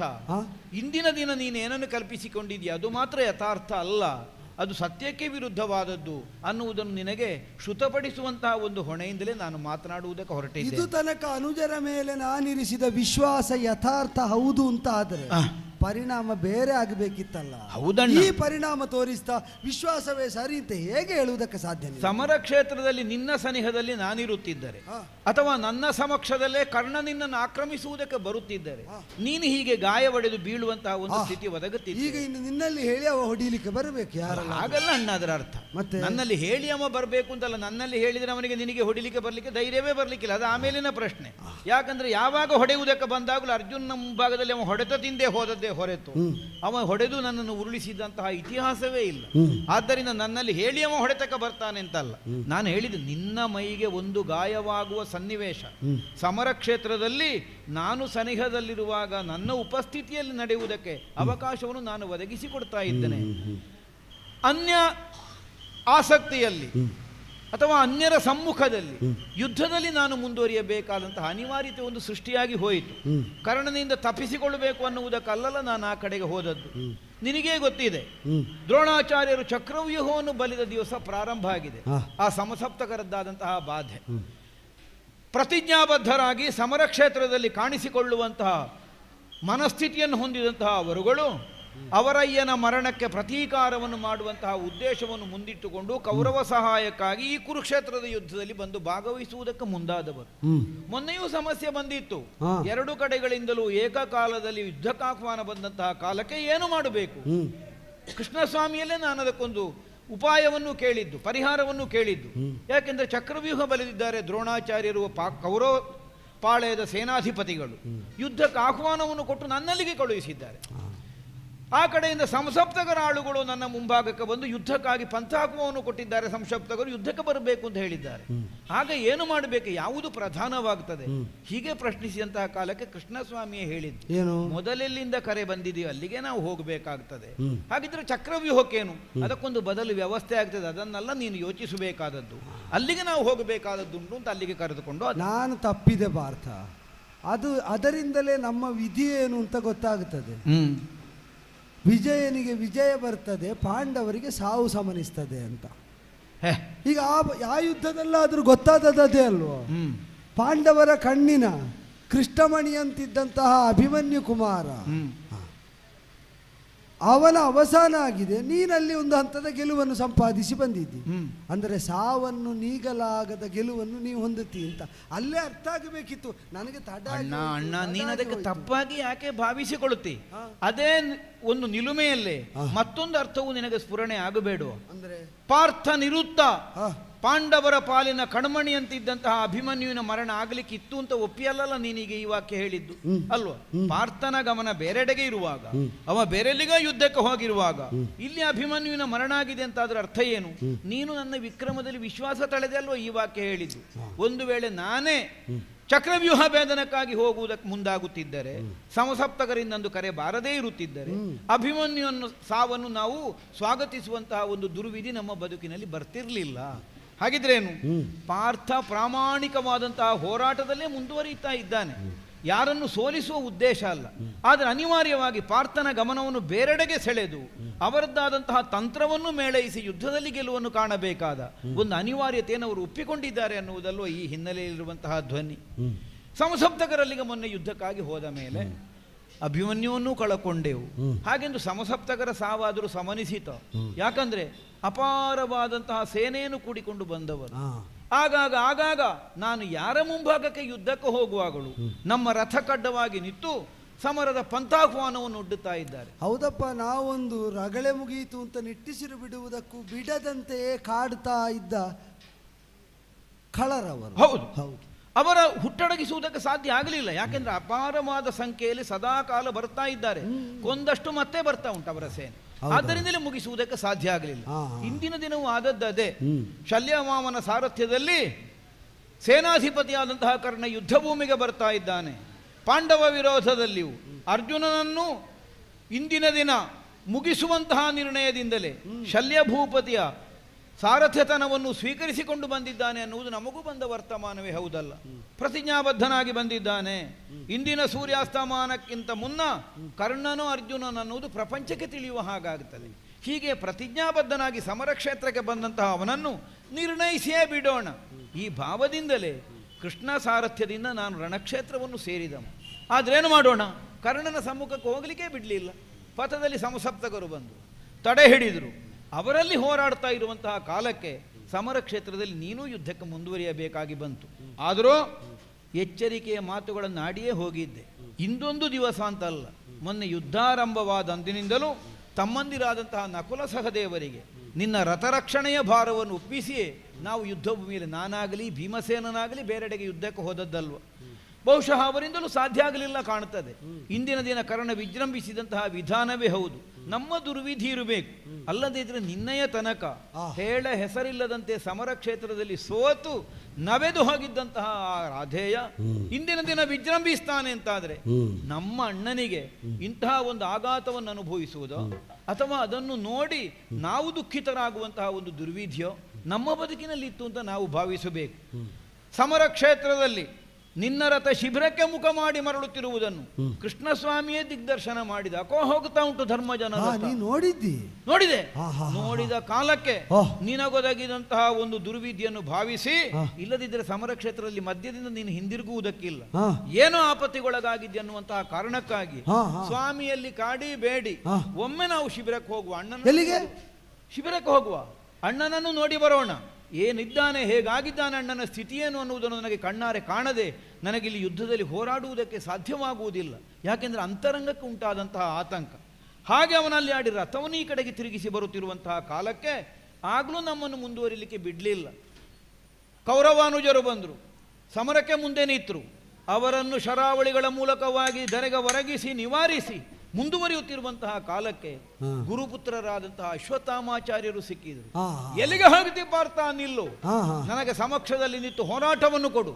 ಹೀಗೆ ಪಂಥಾಹ್ವಾನವನ್ನು ನೀಡಿ ಯುದ್ಧಕ್ಕೆ ಮುಂದಾದಂತಹ ಅಶ್ವತ್ಥಾಮನಲ್ಲಿ ಕಾಢಾಕಾಡಿಯಾಗಿ ಹೋರಾಡಿ ಅವರನ್ನೂ ಸಮರದಲ್ಲಿ ಸೋಲಿಸಿ ಮುಂದುವರಿದು ಬರುತ್ತಿರುವಂತಹ ಕಾಲಕ್ಕೆ ಮತ್ತೆ ಸಮಸಪ್ತಕರು ಸಿಕ್ಕಿದರು. ಹಾ, ಹಾ.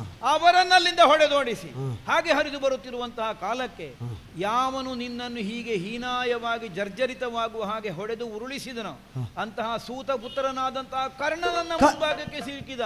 ಕರ್ಣ ಎದುರಾಗಿ ಬಂದ. ಆದರೆ ನಿನ್ನನ್ನೇ ಕಾಣುವಂತಹ ಒಂದೇ ಒಂದು ಉದ್ದೇಶದಿಂದ ತವಕದಿಂದ ಇತ್ತ ಕಡೆಗೆ ಬರುತ್ತಿರುವಂತಹ ನನಗೆ ಕರ್ಣನ ಆಯುಷ್ಯವನ್ನು ನಿರ್ಣಯಿಸುವಂತಹ ಹೋರಾಟ ಮಾಡುವ ವ್ಯವಧಾನ ಉಳಿಯಲಿಲ್ಲ. ಆದ್ದರಿಂದಲೇ ಪಥಕ್ಕಡ್ಡವಾಗಿ ಬಂದಂತಹ ಕರ್ಣನನ್ನು ಕೇವಲ ಏಕಸಾಯಕದಿಂದ ಅವನ ರಥವನ್ನತ್ತ ಹಾರಿಸಿ ಈ ಕಡೆಗೆ ನೇರವಾಗಿ ನಿನ್ನನ್ನು ಕಾಣುವಂತಹ ಉದ್ದೇಶಕ್ಕಾಗಿ ನಾನು ಓಡೋಡಿಕೊಂಡು ಬಂದೆ.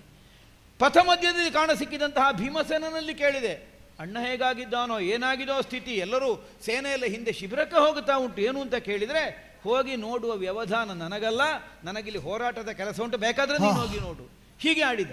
ನಿನ್ನ ಜೊತೆಗೆ ಅವ ಬರಲಿಲ್ಲ, ಅಲ್ಲಿ ಹೋರಾಡ್ತಾ ಇದ್ದಾನೆ. ಆದರೆ ಹೋರಾಟ ಆಮೇಲೆಯೂ ಮಾಡೋಣ.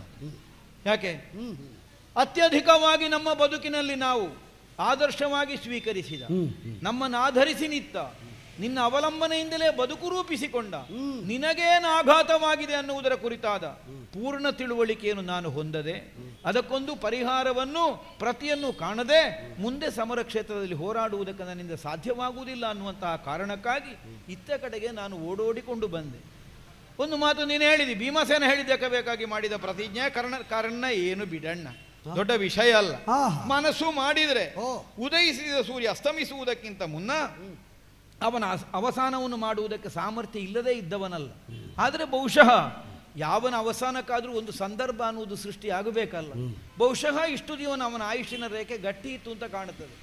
ಆದ್ದರಿಂದಲೇ ತನ್ನ ಬದುಕಿನಲ್ಲಿ ತಾನೊಂದು ದಿನ ವಿಜೃಂಭಿಸಿ ರಣಕ್ಷೇತ್ರದಲ್ಲಿ ಇದರಾದಂತಹ ಪ್ರತಿಯೊಬ್ಬ ಯೋಧನನ್ನು ಹೊಡೆದುರುಳಿಸಿದ ಒಂದು ಹೆಗ್ಗಳಿಕೆ ಹೊತ್ತೇ ಸಾಯುವುದು ಅವನ ಹಣೆಯಲ್ಲಿ ವಿಧಿ ಬರೆದಿದ್ದಾನೆ ಅಂತಾದರೆ ಅವನ ಆಯುಷ್ಯ ಇಷ್ಟು ದಿನ ಉಳಿಯದೆ ಹೇಗೆ ಉಳಿಯುತ್ತದೆ?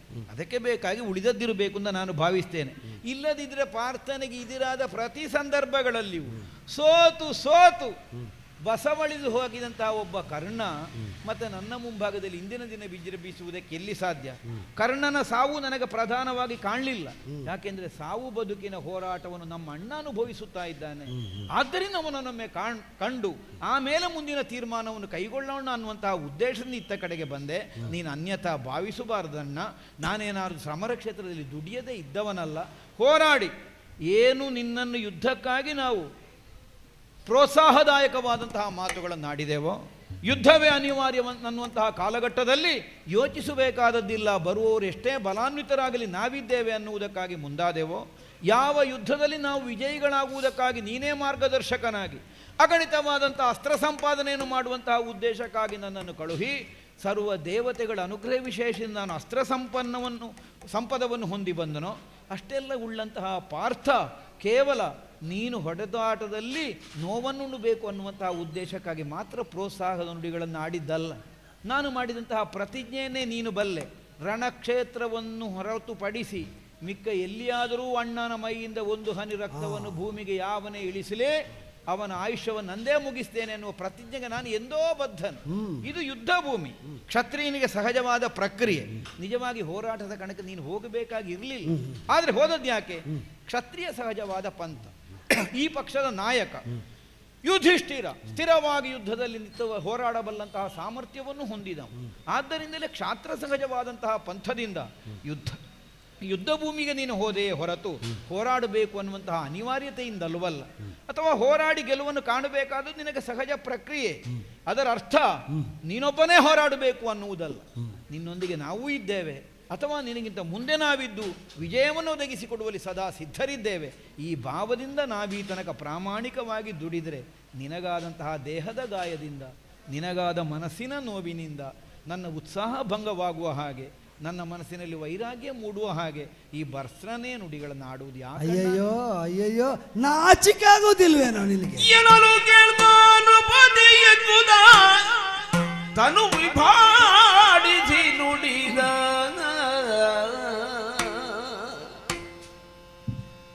ಯಾವ ಕಳಮದ ಮನ ಮದಾಂಧ ದಣಿದೆಯೈ ತಪ್ಪೇನು ತಪ್ಪೇನು ಅನುಜನಾದೊಡೆ ಎನ್ನ ಹರಿಭವ ನೆನೆದು ರಿಪು ಸೂತ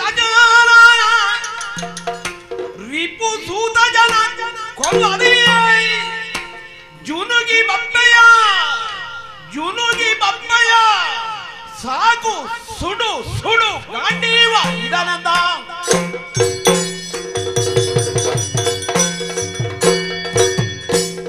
ರೂಢಿಯಲ್ಲಿ ಒಂದು ಮಾತು ಉಂಟು, ಕಳ್ಳನಿಗೆ ಪಿಳ್ಳೆನೇವ. ನಾಚಿಕೆ ಬಿಟ್ಟು ಕಾರಣ ಹೇಳ್ತಾ ಕುಳಿತಿದ್ಯಲ್ಲ, ಹಣೆ ಬರಹ ನಮ್ಮದು. ಆಗ ಮಾಡಬೇಕಾಯ್ತು, ಈಗ ಮಾಡಬೇಕಾಯ್ತು, ಅಲ್ಲಿ ಅವರು ಬಂದರು, ಇಲ್ಲಿ ಇವರು ಬಂದರು. ಸರ್ವತ್ರ ವ್ಯಾಪಕವಾದ ಶತ್ರು ಸೈನ್ಯದ ಮಧ್ಯದಲ್ಲಿ ಯಾರು ಎಲ್ಲಿಯೇ ಬಂದರೂ ಕೂಡ ಲಕ್ಷ್ಯ ಭೇದನ ಮಾಡಬಲ್ಲವನನ್ನೇ ನಿಪುಣ ಅಂತ ಮಾನಿಸುವುದು, ಇದು ನಾನು ಪಾಠ ಮಾಡಿದ್ದೀನಿ, ತಿಳಿಬೇಕಾದ ವಿಷಯ ಅಲ್ವಲ್ಲ. ನಾನಿಲ್ಲದ ವೇಳೆಯಲ್ಲಿ ಹಾಗಾದ್ರೇನು ಹೀಗಾದ್ರೇನು ಅದೇ ಹೇಳಿದ್ದು. ನಿಮಗೆ ಈಗಲೇ ಸಿದ್ಧಪಡಿಸಿದ್ದೀರಿ. ಈಗ ನೀನು ಆಡುವ ಮಾತಿನಿಂದ ಒಂದು ಸ್ಪಷ್ಟ ಆಯಿತು. ಈಗ ನಾನು ಬಿದ್ದದ್ದು ಮಾತ್ರ, ಬಿದ್ದೆದ್ದು ಬಂದು ಇಲ್ಲಿ ನರಳುತ್ತಾ ಇರುವುದು ಮಾತ್ರ. ನನ್ನ ಶವ ಬಿದ್ದರೂ ನಿನಗೆ ಹೇಳುವುದಕ್ಕೆ ಕಾರಣಕ್ಕೆ ಕೊರತೆ ಬರಲಿಕ್ಕಿಲ್ಲ ಅಂತ ಸ್ಪಷ್ಟ ಆಯಿತು ನನಗೆ. ಹೀಗೆ ಬಿದ್ದು ಹತಪ್ರಭನಾದಂತಹ ನನಗೂ ಒಂದು ಕಾರಣವನ್ನು ಒಪ್ಪಿಸಿ ಹೇಳುವುದು ಮಾತ್ರ ಅಲ್ಲ, ಅವ ಒಪ್ಪಬೇಕು ಅಂತ ಆಗ್ರಹ ಉಂಟು ಕೇಳುವ ನಾನು. ಈ ಕೌಶಲವನ್ನು ಹೊಂದಿದ ನಿನ್ನ ನಾಲಗೆಯ ಬಲುಹಿನಿಂದ ಈಗ ನಾಳೆ ಧರ್ಮರಾಯ ಸತ್ತರೂ ಕೂಡ ಅದಕ್ಕೆ ಕಾರಣ ನಾನು ಇಲ್ಲದೇ ಇದ್ದದ್ದು, ನಾನು ಇನ್ನೊಂದು ಹೋರಾಟದಲ್ಲಿದ್ದದ್ದು ಅಂತ ಲೋಕವನ್ನೇ ಹೇಳಿ ಮೆಚ್ಚಿಸಬಲ್ಲ ವಾಕ್ಕುಶಲತೆ ಅದು ನಿನ್ನಲ್ಲಿ ಸಜೀವವಾಗಿ ಉಂಟು ಅಂತ ನಾನು ಅರಿತೆ.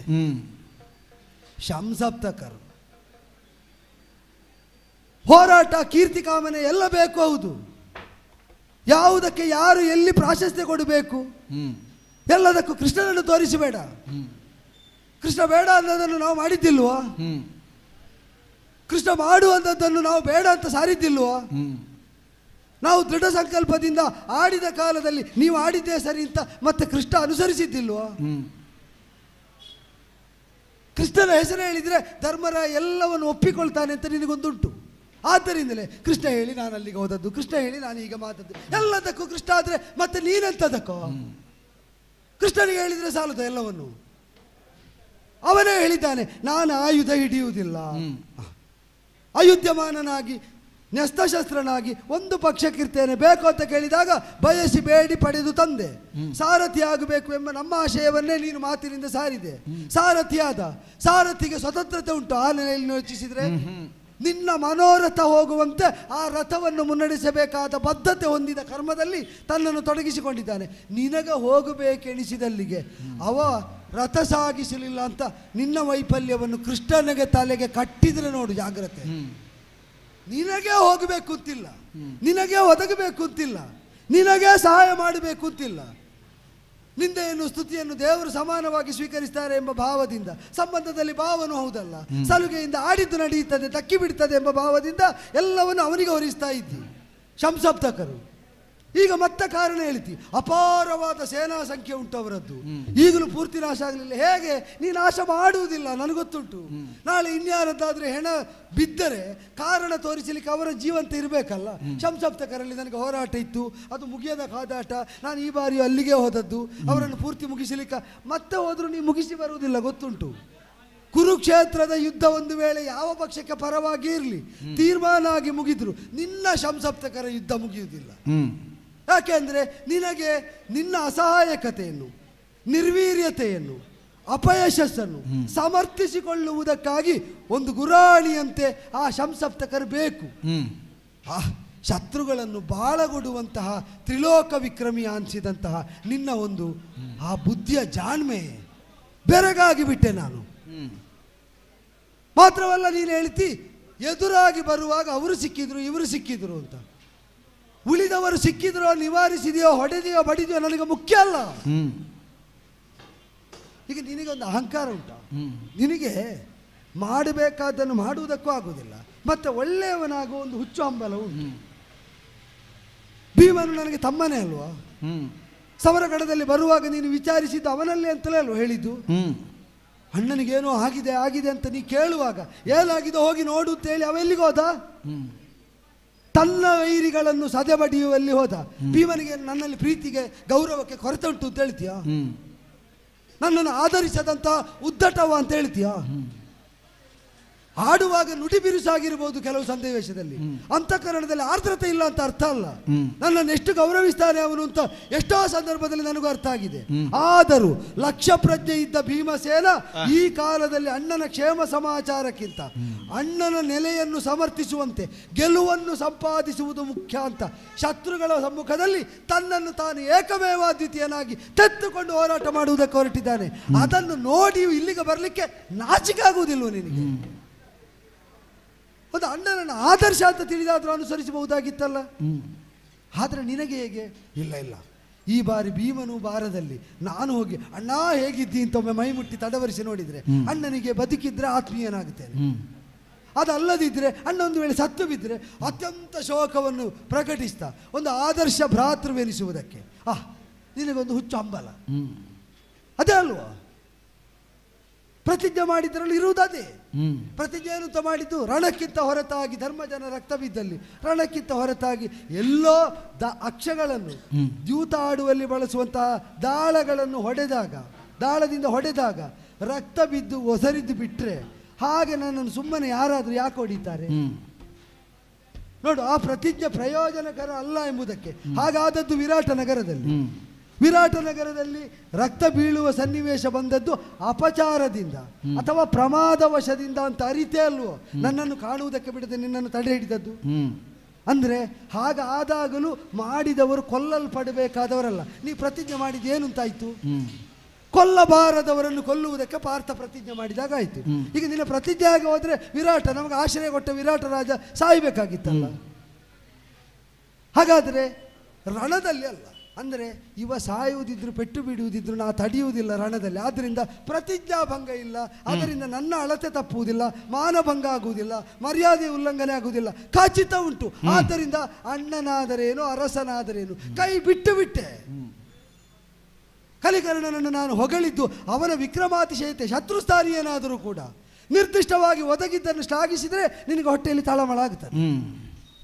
ನಾ ಹೊಂದಿದ ಅಷ್ಟಗ್ರಾಮಗಳೆಂಥದ್ದು, ಅನುಗ್ರಹಿಸಿದ ದೇವತೆಗಳೆಂಥದ್ದು, ಈ ಎಲ್ಲ ಪ್ರಾಪ್ತಿಯಿಂದ ಅವ ಲೆಕ್ಕವಂತ. ನೀನು ಲೆಕ್ಕ ಇಲ್ಲ ಅಂತ ಹೇಳ್ತಾ ಒಂದು ಬಾರಿ ಅವನನ್ನು ಲೆಕ್ಕಿಸುವುದೇ ಇಲ್ವಲ್ಲ. ವೈರಿಯನ್ನು ನಿವಾರಿಸಿಕೊಳ್ಳುವುದಕ್ಕೆ ಒಂದು ಹೆಚ್ಚಿನ ಬಲ ಇರುವುದು ಕಾರಣ ಆದರೆ ಇನ್ನೊಂದು ಉಪೇಕ್ಷೆಯೇ ಒಳ್ಳೆ ಉಪಾಯ. ಉಪೇಕ್ಷಿಸಿದ್ರೆ ಆಯ್ತು, ಅವ ಲೆಕ್ಕಕ್ಕಿಲ್ಲ ಅಂತ ಹೇಳ್ತಾ ಬದುಕನ್ನು ಕಳೆಯುತ್ತಾ ಬಂದ್ರೆ ಆಯ್ತು. ಇವ ಮೀರಿದವ ಅಂತ ಕೆಲವರಾದರೂ ಭ್ರಮಿಸ್ತಾರೆ. ಆದರೆ ಸಕಾಲದಲ್ಲಿ ಒದಗುವ ಅವನ ಛಾತಿಯನ್ನು ನಿನಗೆ ಹೊಂದಲಿಕ್ಕೆ ಆಗಲಿಲ್ಲ ಎಂಬುದು ನಿನ್ನ ಸೋಲು ಹೌದಲ್ವೋ? ಯೋಚನೆ ಮಾಡು. ಯಾರು ನಿಂದಿಸಿದ್ರು, ಯಾರು ತುಚ್ಛೀಕರಿಸಿದ್ರು, ರಣದಲ್ಲಿ ತಾನು ಅತಿಶಯವಾಗಿ ನಂಬಿದ್ದು ಕರ್ಣನನ್ನು ಅಂತ ಕೌರವ ಅಡಿಗಡಿಗೆ ಹೇಳ್ತಾ ಬಂದ. ಭೀಷ್ಮದ್ರೋಣಾದಿಗಳಿಂದ ಹೆಚ್ಚಿನ ದೃಢತೆಯಿಂದ ಇವತ್ತು ಕಾದಾಟ ನಡೆಸ್ತಾ ಇರುವುದೌದು.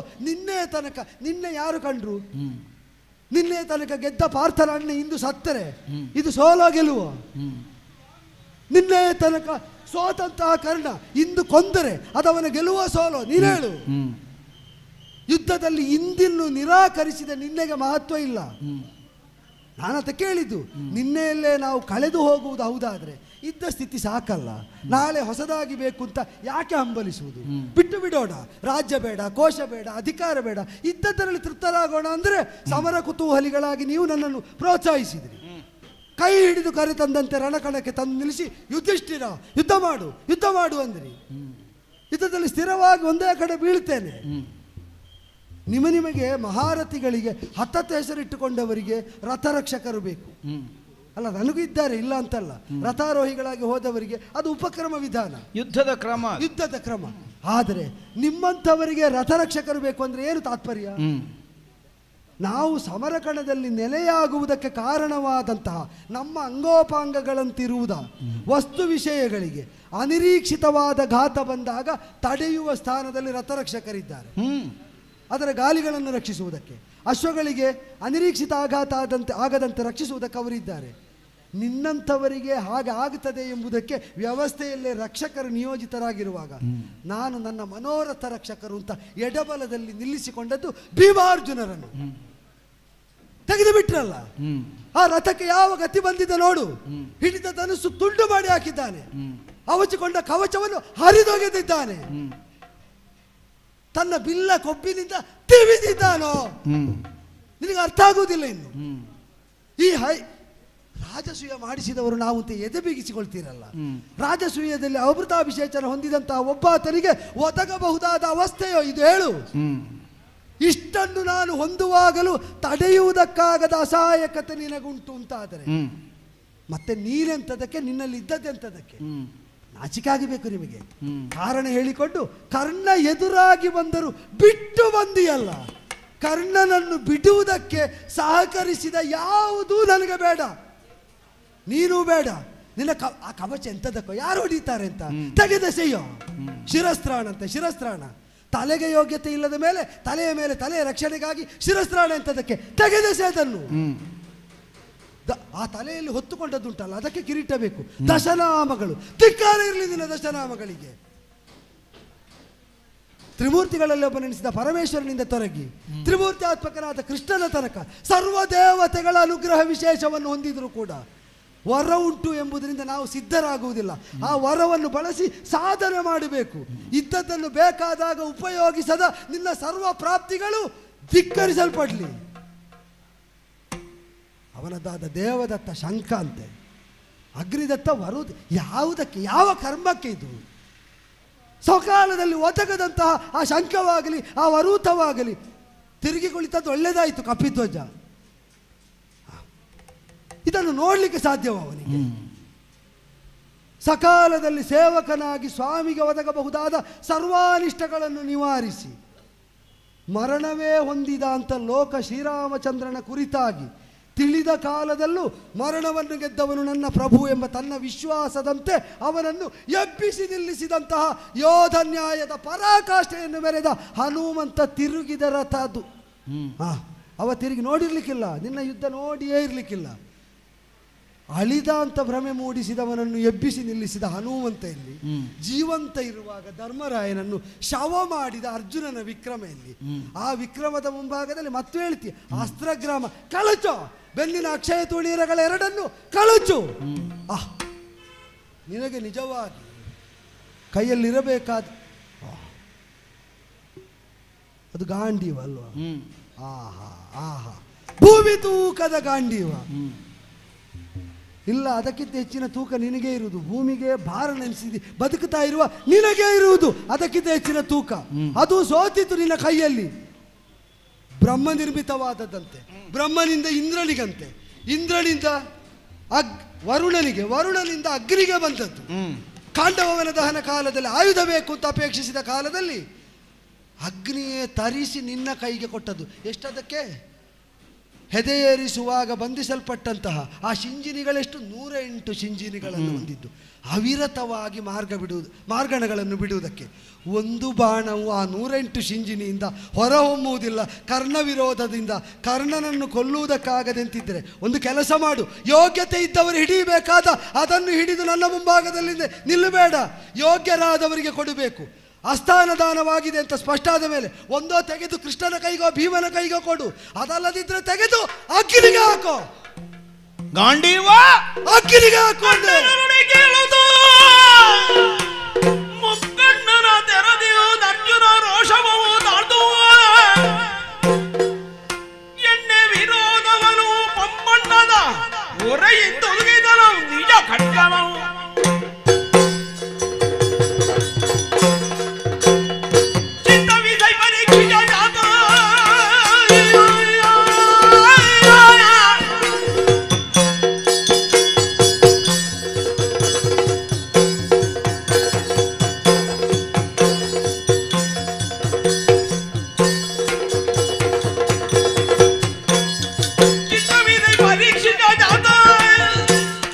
ಮುತ್ತಜ್ಜರುಗಳ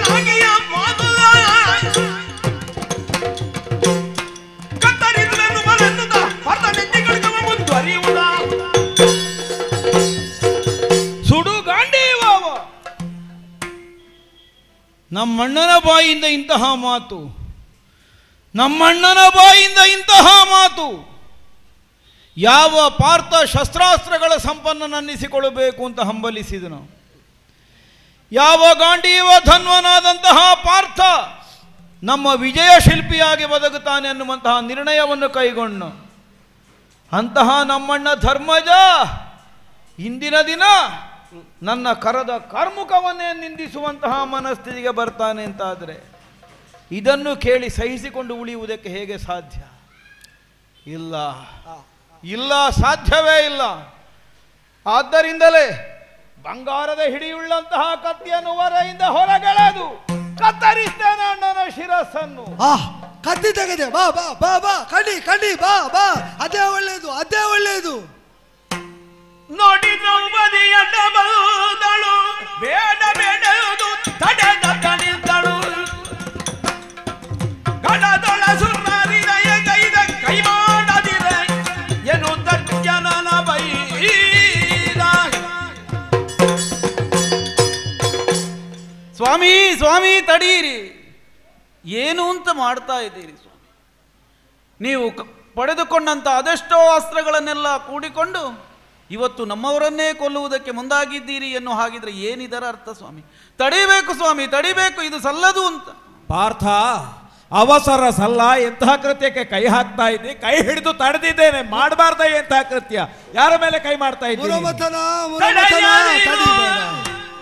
ಮುರಮಥನ ಇವನು ಸಾಗದಿ ಕಣ, ಕಡಿದೆಕ್ಕಿ ತನ್ನಯ ಪ್ರತಾಪವು ಮೆರಸಲೇ ಬಿಡು. ವೃಥ ಕಾರ್ಯಕು ಮಹದಿಯದಾರದಿರಂದು ನೃಪನಳುತ ಪೇಳಲು, ನೃಪನಳುತ ಪೇಳಲು. ಮುರಮಥನ ಧರ್ಮಜ, ಒಂದು ಮಥನ ಆಗಿ ಹೋಗಲಿ, ತಡಿಬೇಡ ತಡಿಬೇಡ.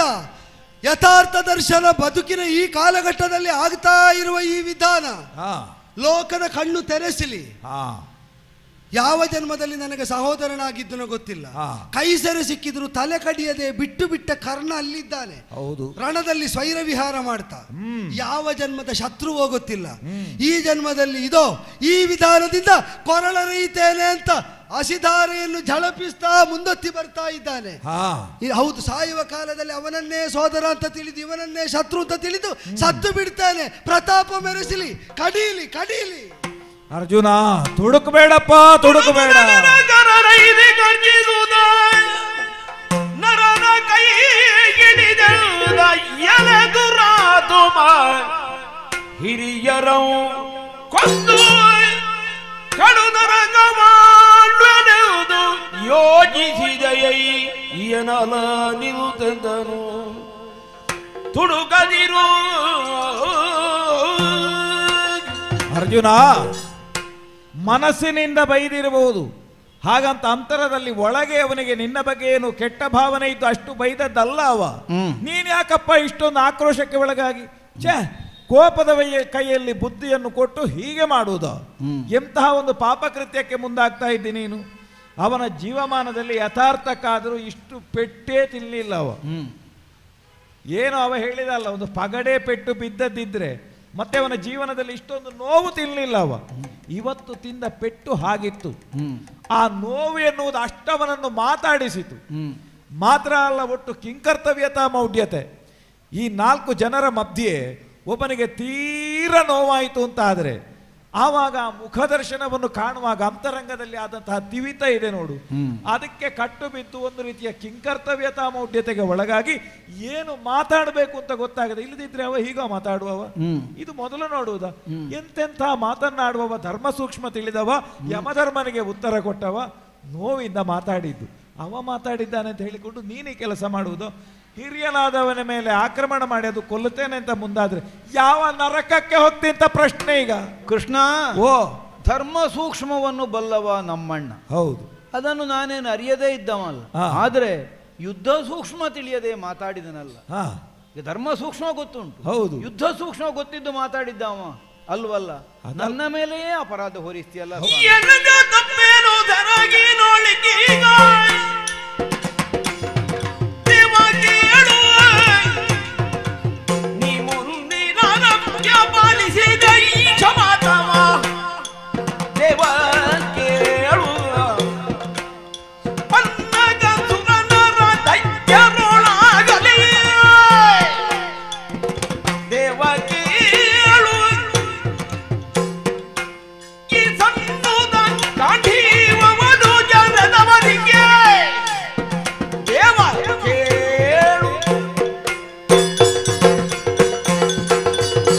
ದೇವಾ ಅರ್ಜುನ ಆಯುಧವನ್ನು ಹಿರಿದು ಕೊರಳರಿಯುವಂತಹ ಉದ್ದೇಶಕ್ಕಾಗಿ ಮುಂದಾದ ನನ್ನ ಪ್ರಕ್ರಿಯೆಯನ್ನು ತಡೆ ಹಿಡಿದು ಹೌದು ಸಮಾಧಾನವನ್ನು ಹೊಂದುವನ್ನೋ ಹಾಗೆ ಶಾಂತಿಯ ಪಾಠವನ್ನು ಮಾಡುತ್ತೆ. ಮುಂದೆ ಬರಬೇಡ, ಕೆಲಸ ಮಾಡಬೇಡ ಕೃಷ್ಣ. ಓ ಕೇವಲ ಅಣ್ಣನನ್ನು ವಿರೋಧಿಸುವುದು, ಅಣ್ಣನನ್ನು ಘಾತಿಸುವುದು ಅರ್ಜುನನ ಸಂಕಲ್ಪ ಅಂತ ನೀನು ಭಾವಿಸ್ತೀಯೋ ಹೇಳು. ಮತ್ತೇನು ಮಾಡ್ತಾ ಇದ್ದಿ ನೀನು? ಅದೇ ಹೌದಾದರೆ ಹಾ ಅವ ಇಷ್ಟು ಮಾತಾಡುವ ತನಕ ವ್ಯವಧಾನವನ್ನು ಹೊಂದಿ ನನಗೆ ಉಳಿಯಬೇಕಾದದ್ದು ಇರಲಿಲ್ವಲ್ಲ. ನೀನೇ ಸಾಕ್ಷಿಯಾಗಿ ನಿನ್ನ ಸಮಕ್ಷದಲ್ಲಿ ಅವನು ನನ್ನ ಕುರಿತಾಗಿ ಆಡಿದಂತಹ ನುಡಿಗಳಿಗೂ ನೀನು ಕೇಳಿಸಿಕೊಂಡಿದ್ದೀಯಲ್ಲ. ಹೌದು. ಈಗ ಯಥಾರ್ಥಕ್ಕಾದರೂ ಒಬ್ಬ ಧರ್ಮಜ ಹೇಳಬೇಕಾದ ಮಾತುಗಳು ಅದು ಅಲ್ಲ. ಏನು ಪಾರ್ಥನ ಬಗ್ಗೆಯೋ ಭೀಮನ ಬಗ್ಗೆಯೋ ನಕುಲ ಸಹದೇವರ ಬಗ್ಗೆಯೋ ತಿಳಿಯದೇ ಇದ್ದವ ಅಲ್ಲಲ್ಲ ಧರ್ಮಜ. ಹೀಗೆಲ್ಲ ಮಾತಾಡುವಾಗ ಅವ ಮುಂದೆ ಬಂದು ಸಮಾಧಾನ ಮಾಡ್ತಾ ಇದ್ದವ. ಏನು ತೋರಿಕೆಯ ಬದುಕೋ ನಮ್ಮದ್ದು ಅಲ್ವೇ ಅಲ್ಲ. ಅಣ್ಣನನ್ನು ಅನುಸರಿಸಿಕೊಂಡು ಬಂದಿದ್ದೇವೆ. ನಾವು ಕೈಗೊಂಡ ಪ್ರತಿಜ್ಞೆ ಇರಬಹುದು, ನಮ್ಮ ಬದುಕಿನ ಸಂಗ್ರಹಗಳಿರಬಹುದು, ನಮ್ಮ ಜೀವನದ ನಿರ್ಣಯಗಳಿರಬಹುದು, ಎಲ್ಲ ಅಣ್ಣನ ಕ್ಷೇಮಕ್ಕಾಗಿ ಅನ್ನುವುದನ್ನು ನೀನು ಪ್ರಾಮಾಣಿಕವಾಗಿ ಒಪ್ಪುತ್ತಿದ್ದಾನೆ. ಹೌದೇ ಹೌದು. ಈಗ ಒಂದೇ ಒಂದು ದಿನ ಆದರೂ ಅಣ್ಣನನ್ನು ಅತಿಕ್ರಮಿಸಿ ವ್ಯವಹರಿಸಿದ ತಮ್ಮಂದಿರೋ ನಾವು ಯಾರೂ ಮೀರಲಿಲ್ಲ. ಈಗ ಆವೇಶದ ಭರದಲ್ಲಿ ಆಗಿ ಹೋದ ಅನಾಹುತವನ್ನು ನೋಡಿ ಅಣ್ಣನಾದಂತಹ ಭೀಮಸೇನಾದರೂ ಒಂದು ಹೆಜ್ಜೆ ಎತ್ತಿ ಮುಂದಕ್ಕಿಟ್ಟಿರಬಹುದು. ಹೌದು. ಆಮೇಲೆ ಸಮಾಧಾನಗೊಂಡಿದ್ದಾನೆ, ಮುಂದೆ ಬರಲಿಲ್ಲ. ಕೈ ಸುಡ್ತೇನೆ, ತಲೆ ಒಡೆಯುತ್ತೇನೆ ಅಂತ ಹೊರಟಿರಬಹುದು. ಆದರೂ ಅತಿಕ್ರಮಿಸಿ ಮುಂದೆ ಹೋದೆವು. ಇಲ್ಲ, ಒಂದು ಮಾತು ಸಾಕಾಗ್ತದೆ, ಬೇಡ ಅಣ್ಣನ ಒಂದು ನೋಟ ಸಾಕಾಗ್ತದೆ. ನಮ್ಮನ್ನು ನಾವು ನಿಯಂತ್ರಿಸಿಕೊಂಡು ಸುಮ್ಮಗುಳಿಯುವಲ್ಲಿ ನಾವು ಸಮರ್ಥರಾಗಿದ್ದೇವೆ ಇಷ್ಟರ ತನಕ. ಈಗ ಇಂದ ಮಾಡಿದಂತಹ ನುಡಿಗಳಿಗೆನ್ನೆಲ್ಲ ನೀನು ಆಲಿಸಿದೆಯಲ್ಲ. ಹೌದು. ಇದರಲ್ಲಿ ಒಂದಾದರೂ ಯಥಾರ್ಥ ಉಂಟ? ಖಂಡಿತ. ಕೇವಲ ನನ್ನ ಹೆಗ್ಗಳಿಕೆಗೆ ಬೇಕಾಗಿ ಮಾಡಿದ್ದ ಕರ್ಣನನ್ನು ಕೊಲ್ತೇನೆ ಅನ್ನುವ ಪ್ರತಿಜ್ಞೆ ಆಗಲಿ, ಅಥವಾ ಯುದ್ಧವಲ್ಲದೇ ಇರುವಂತಹ ಸ್ಥಿತಿಯಲ್ಲಿ ಅಣ್ಣನ ಮೈಯಿಂದ ರಕ್ತ ಬಿದ್ರೆ ಅಂದ್ರೆ ನಡೀತಾ ಹೋಗುವಾಗ ಕಾಲಡವಿ ರಕ್ತ ಬಿದ್ರೆ ಕಲ್ಲು ಹುಡಿ ಮಾಡ್ತೇನೆ ಅಂತ ಪ್ರತಿಜ್ಞೆ ಅರ್ಥ ಅಲ್ಲ.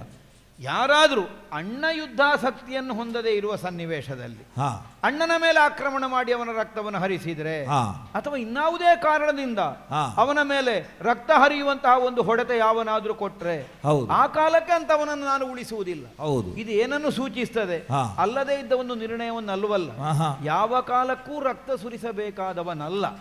ಆದ್ರೆ ಯುದ್ಧ ಭೂಮಿಯಲ್ಲಿ ಕ್ಷತ್ರಿಯನಾದವನಿಗೆ ಅದು ಸಹಜ ಪ್ರಕ್ರಿಯೆ. ಹೌದೇ ಹೌದು. ಆದ್ದರಿಂದ ಅದನ್ನು ಆಕ್ಷೇಪಿಸುವುದಕ್ಕಿಲ್ಲ. ಆದ್ದರಿಂದ ಅದೊಂದನ್ನು ಹೊರತುಪಡಿಸಿ ಮಿಕ್ಕುಳಿದಲ್ಲಿ ಎಲ್ಲಿಯೇ ನಮ್ಮಣ್ಣನ ಮೈಯಿಂದ ಒಂದು ಬಿಂದು ರಕ್ತ ಕೆಳಗೆ ಬಿದ್ರು ಅವನು ನಾನು ಬದುಕಲಿಕ್ಕೆ ಬಿಡುವುದಿಲ್ಲ. ಹೀಗೆ ನಾನು ಪ್ರತಿಜ್ಞಾಬದ್ಧನಾಗುವಲ್ಲಿ ನನ್ನ ಹೆಗ್ಗಳಿಕೆಯನ್ನು ನೀನು ಕಾಣುವುದು, ಅಣ್ಣನ ಮೇಲೆ ನಾನು ಹೊಂದಿರುವಂತಹ ಗೌರವವನ್ನು ಪ್ರೀತಿಯನ್ನು ನೀನು ಕಾಣುವುದು.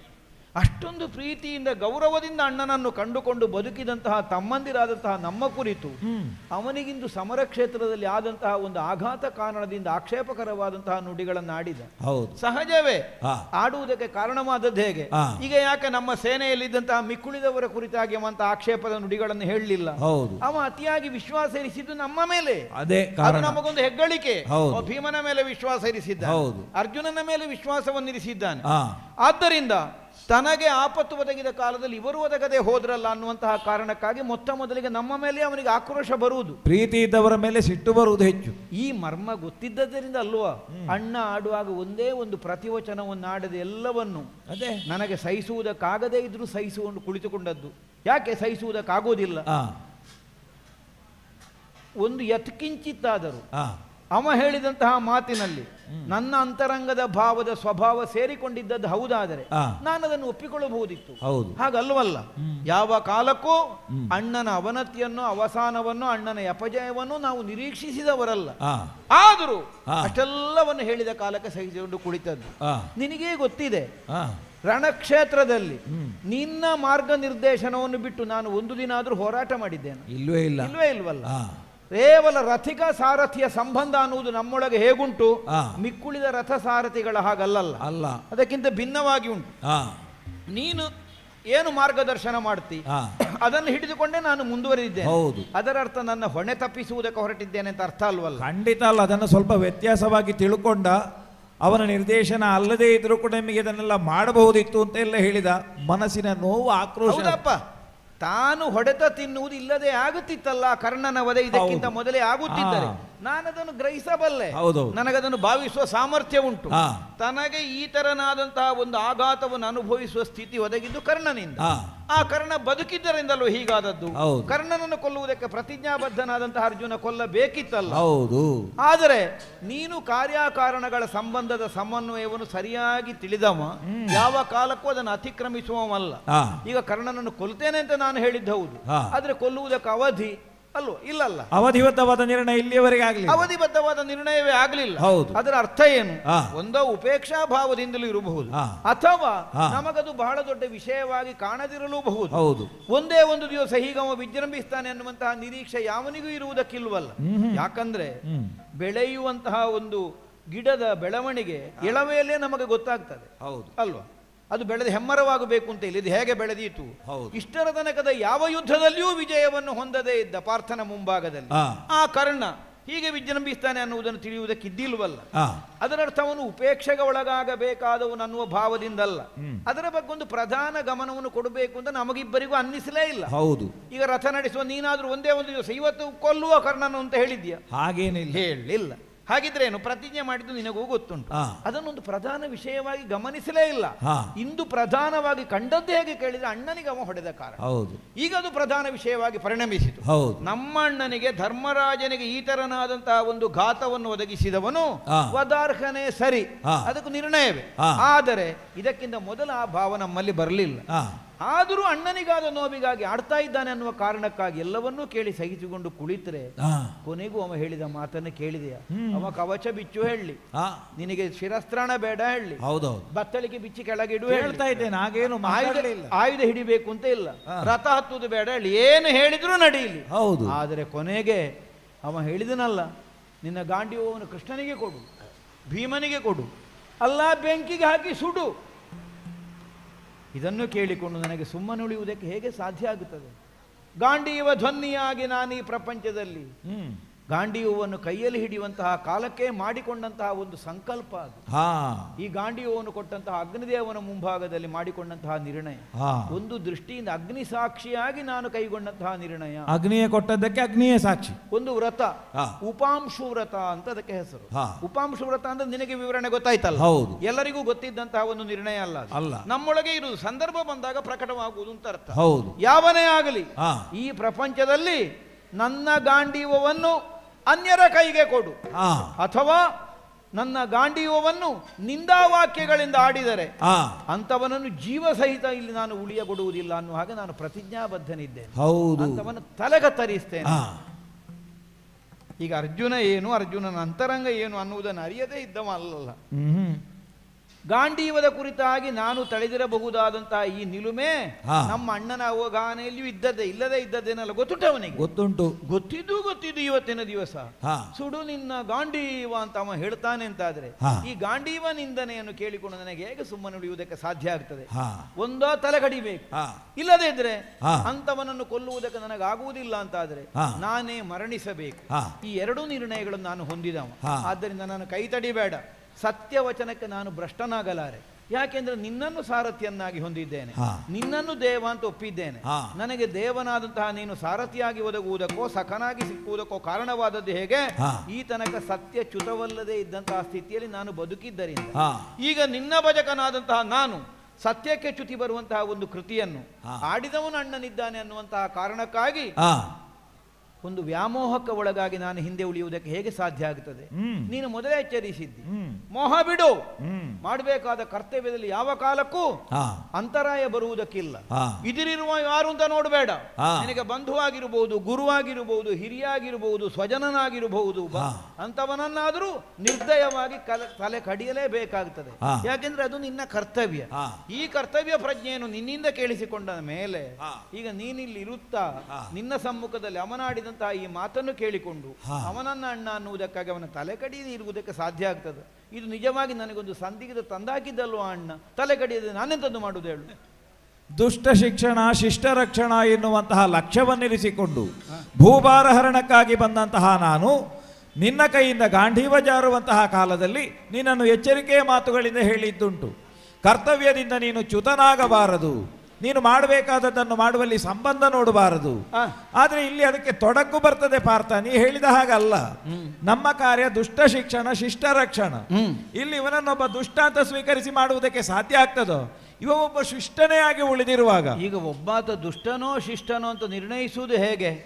ಅವ ಜೀವನ ಪೂರ್ತಿ ದುಷ್ಟ ಕೆಲಸಗಳನ್ನೇ ಮಾಡಿದ್ದರಿಂದ ದುಷ್ಟ ಅಂತಲೋ, ಅಥವಾ ಎಲ್ಲಿಯಾದ್ರೂ ಜೀವನ ಪೂರ್ತಿ ಒಳ್ಳೆಯದೇ ಮಾಡಿದನು ಒಂದು ಮಹಾಪರಾಧ ಮಾಡಿದರೆ ಅವನನ್ನು ಶಿಷ್ಟ ಅಂತ ಹೇಳುವುದಾ? ಹೇಗಪ್ಪ? ನನ್ನ ದೃಷ್ಟಿಯಲ್ಲಿ ಇದು ಹಾಗಾಗ್ಲಿಲ್ವ? ಗಾಂಡೀವನಿಂದನೆಯನ್ನು ಮಾಡಿದವನನ್ನು ಬದುಕುವುದಕ್ಕೆ ಬಿಡುವುದಿಲ್ಲ, ಇದು ನನ್ನ ಪ್ರತಿಜ್ಞೆ. ವ್ಯಕ್ತಿಗತವಾಗಿ ಕ್ಷಣಕ್ಕೆ ಒದಗಿದ ಇಂಥದ್ದೊಂದು ವಿಷಯಕ್ಕಾಗಿ ಅವನನ್ನು ನೀನು ದುಷ್ಟ ಅಂತ ಸ್ವೀಕರಿಸುವುದಲ್ಲ. ಹಾಗಾಗುವುದಿಲ್ಲವೋ? ನಿರ್ಣಯ ದುಷ್ಟವಾದದ್ದಾಗ್ಲಿಲ್ವ? ಅವ ದುಷ್ಟ ಅಂತಲ್ಲ. ಈಗ ಕೊಲ್ಲದೇ ಇದ್ರೆ ನಾನು ದುಷ್ಟ ಆಗುದಿಲ್ವಾ? ನಾನು ಸತ್ಯಕ್ಕೆ ತಪ್ಪಿದಾಗ ಆಗುದಿಲ್ಲ? ಹಾಗಾಗುವುದಿಲ್ಲಪ್ಪ. ಸಮಸ್ಯೆಗಳಿಗೆಲ್ಲ ನಾವು ಪರಿಹಾರ ಹುಡುಕಿಕೊಂಡು ಹೋದರೆ ಅದಕ್ಕೆ ಸುಲಭ ದಾರಿಗಳೆಲ್ಲ ಉಂಟು. ಪರಿಹಾರ ನಿನಗೆ ಹಾಗೆ ಆಲೋಚನೆ ಮಾಡಬೇಕು ಅಂತ ಇಲ್ಲ. ಅದಕ್ಕೊಂದು ದಾರಿ ಹೇಳ್ತೇನೆ ನಾನು. ಏನ್ ದಾರಿ?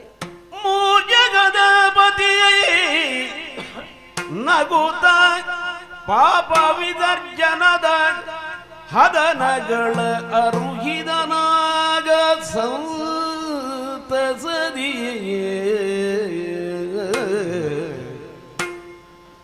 ಕೇಳು ಕೇಳಯ್ಯ ಧನಂಜಯ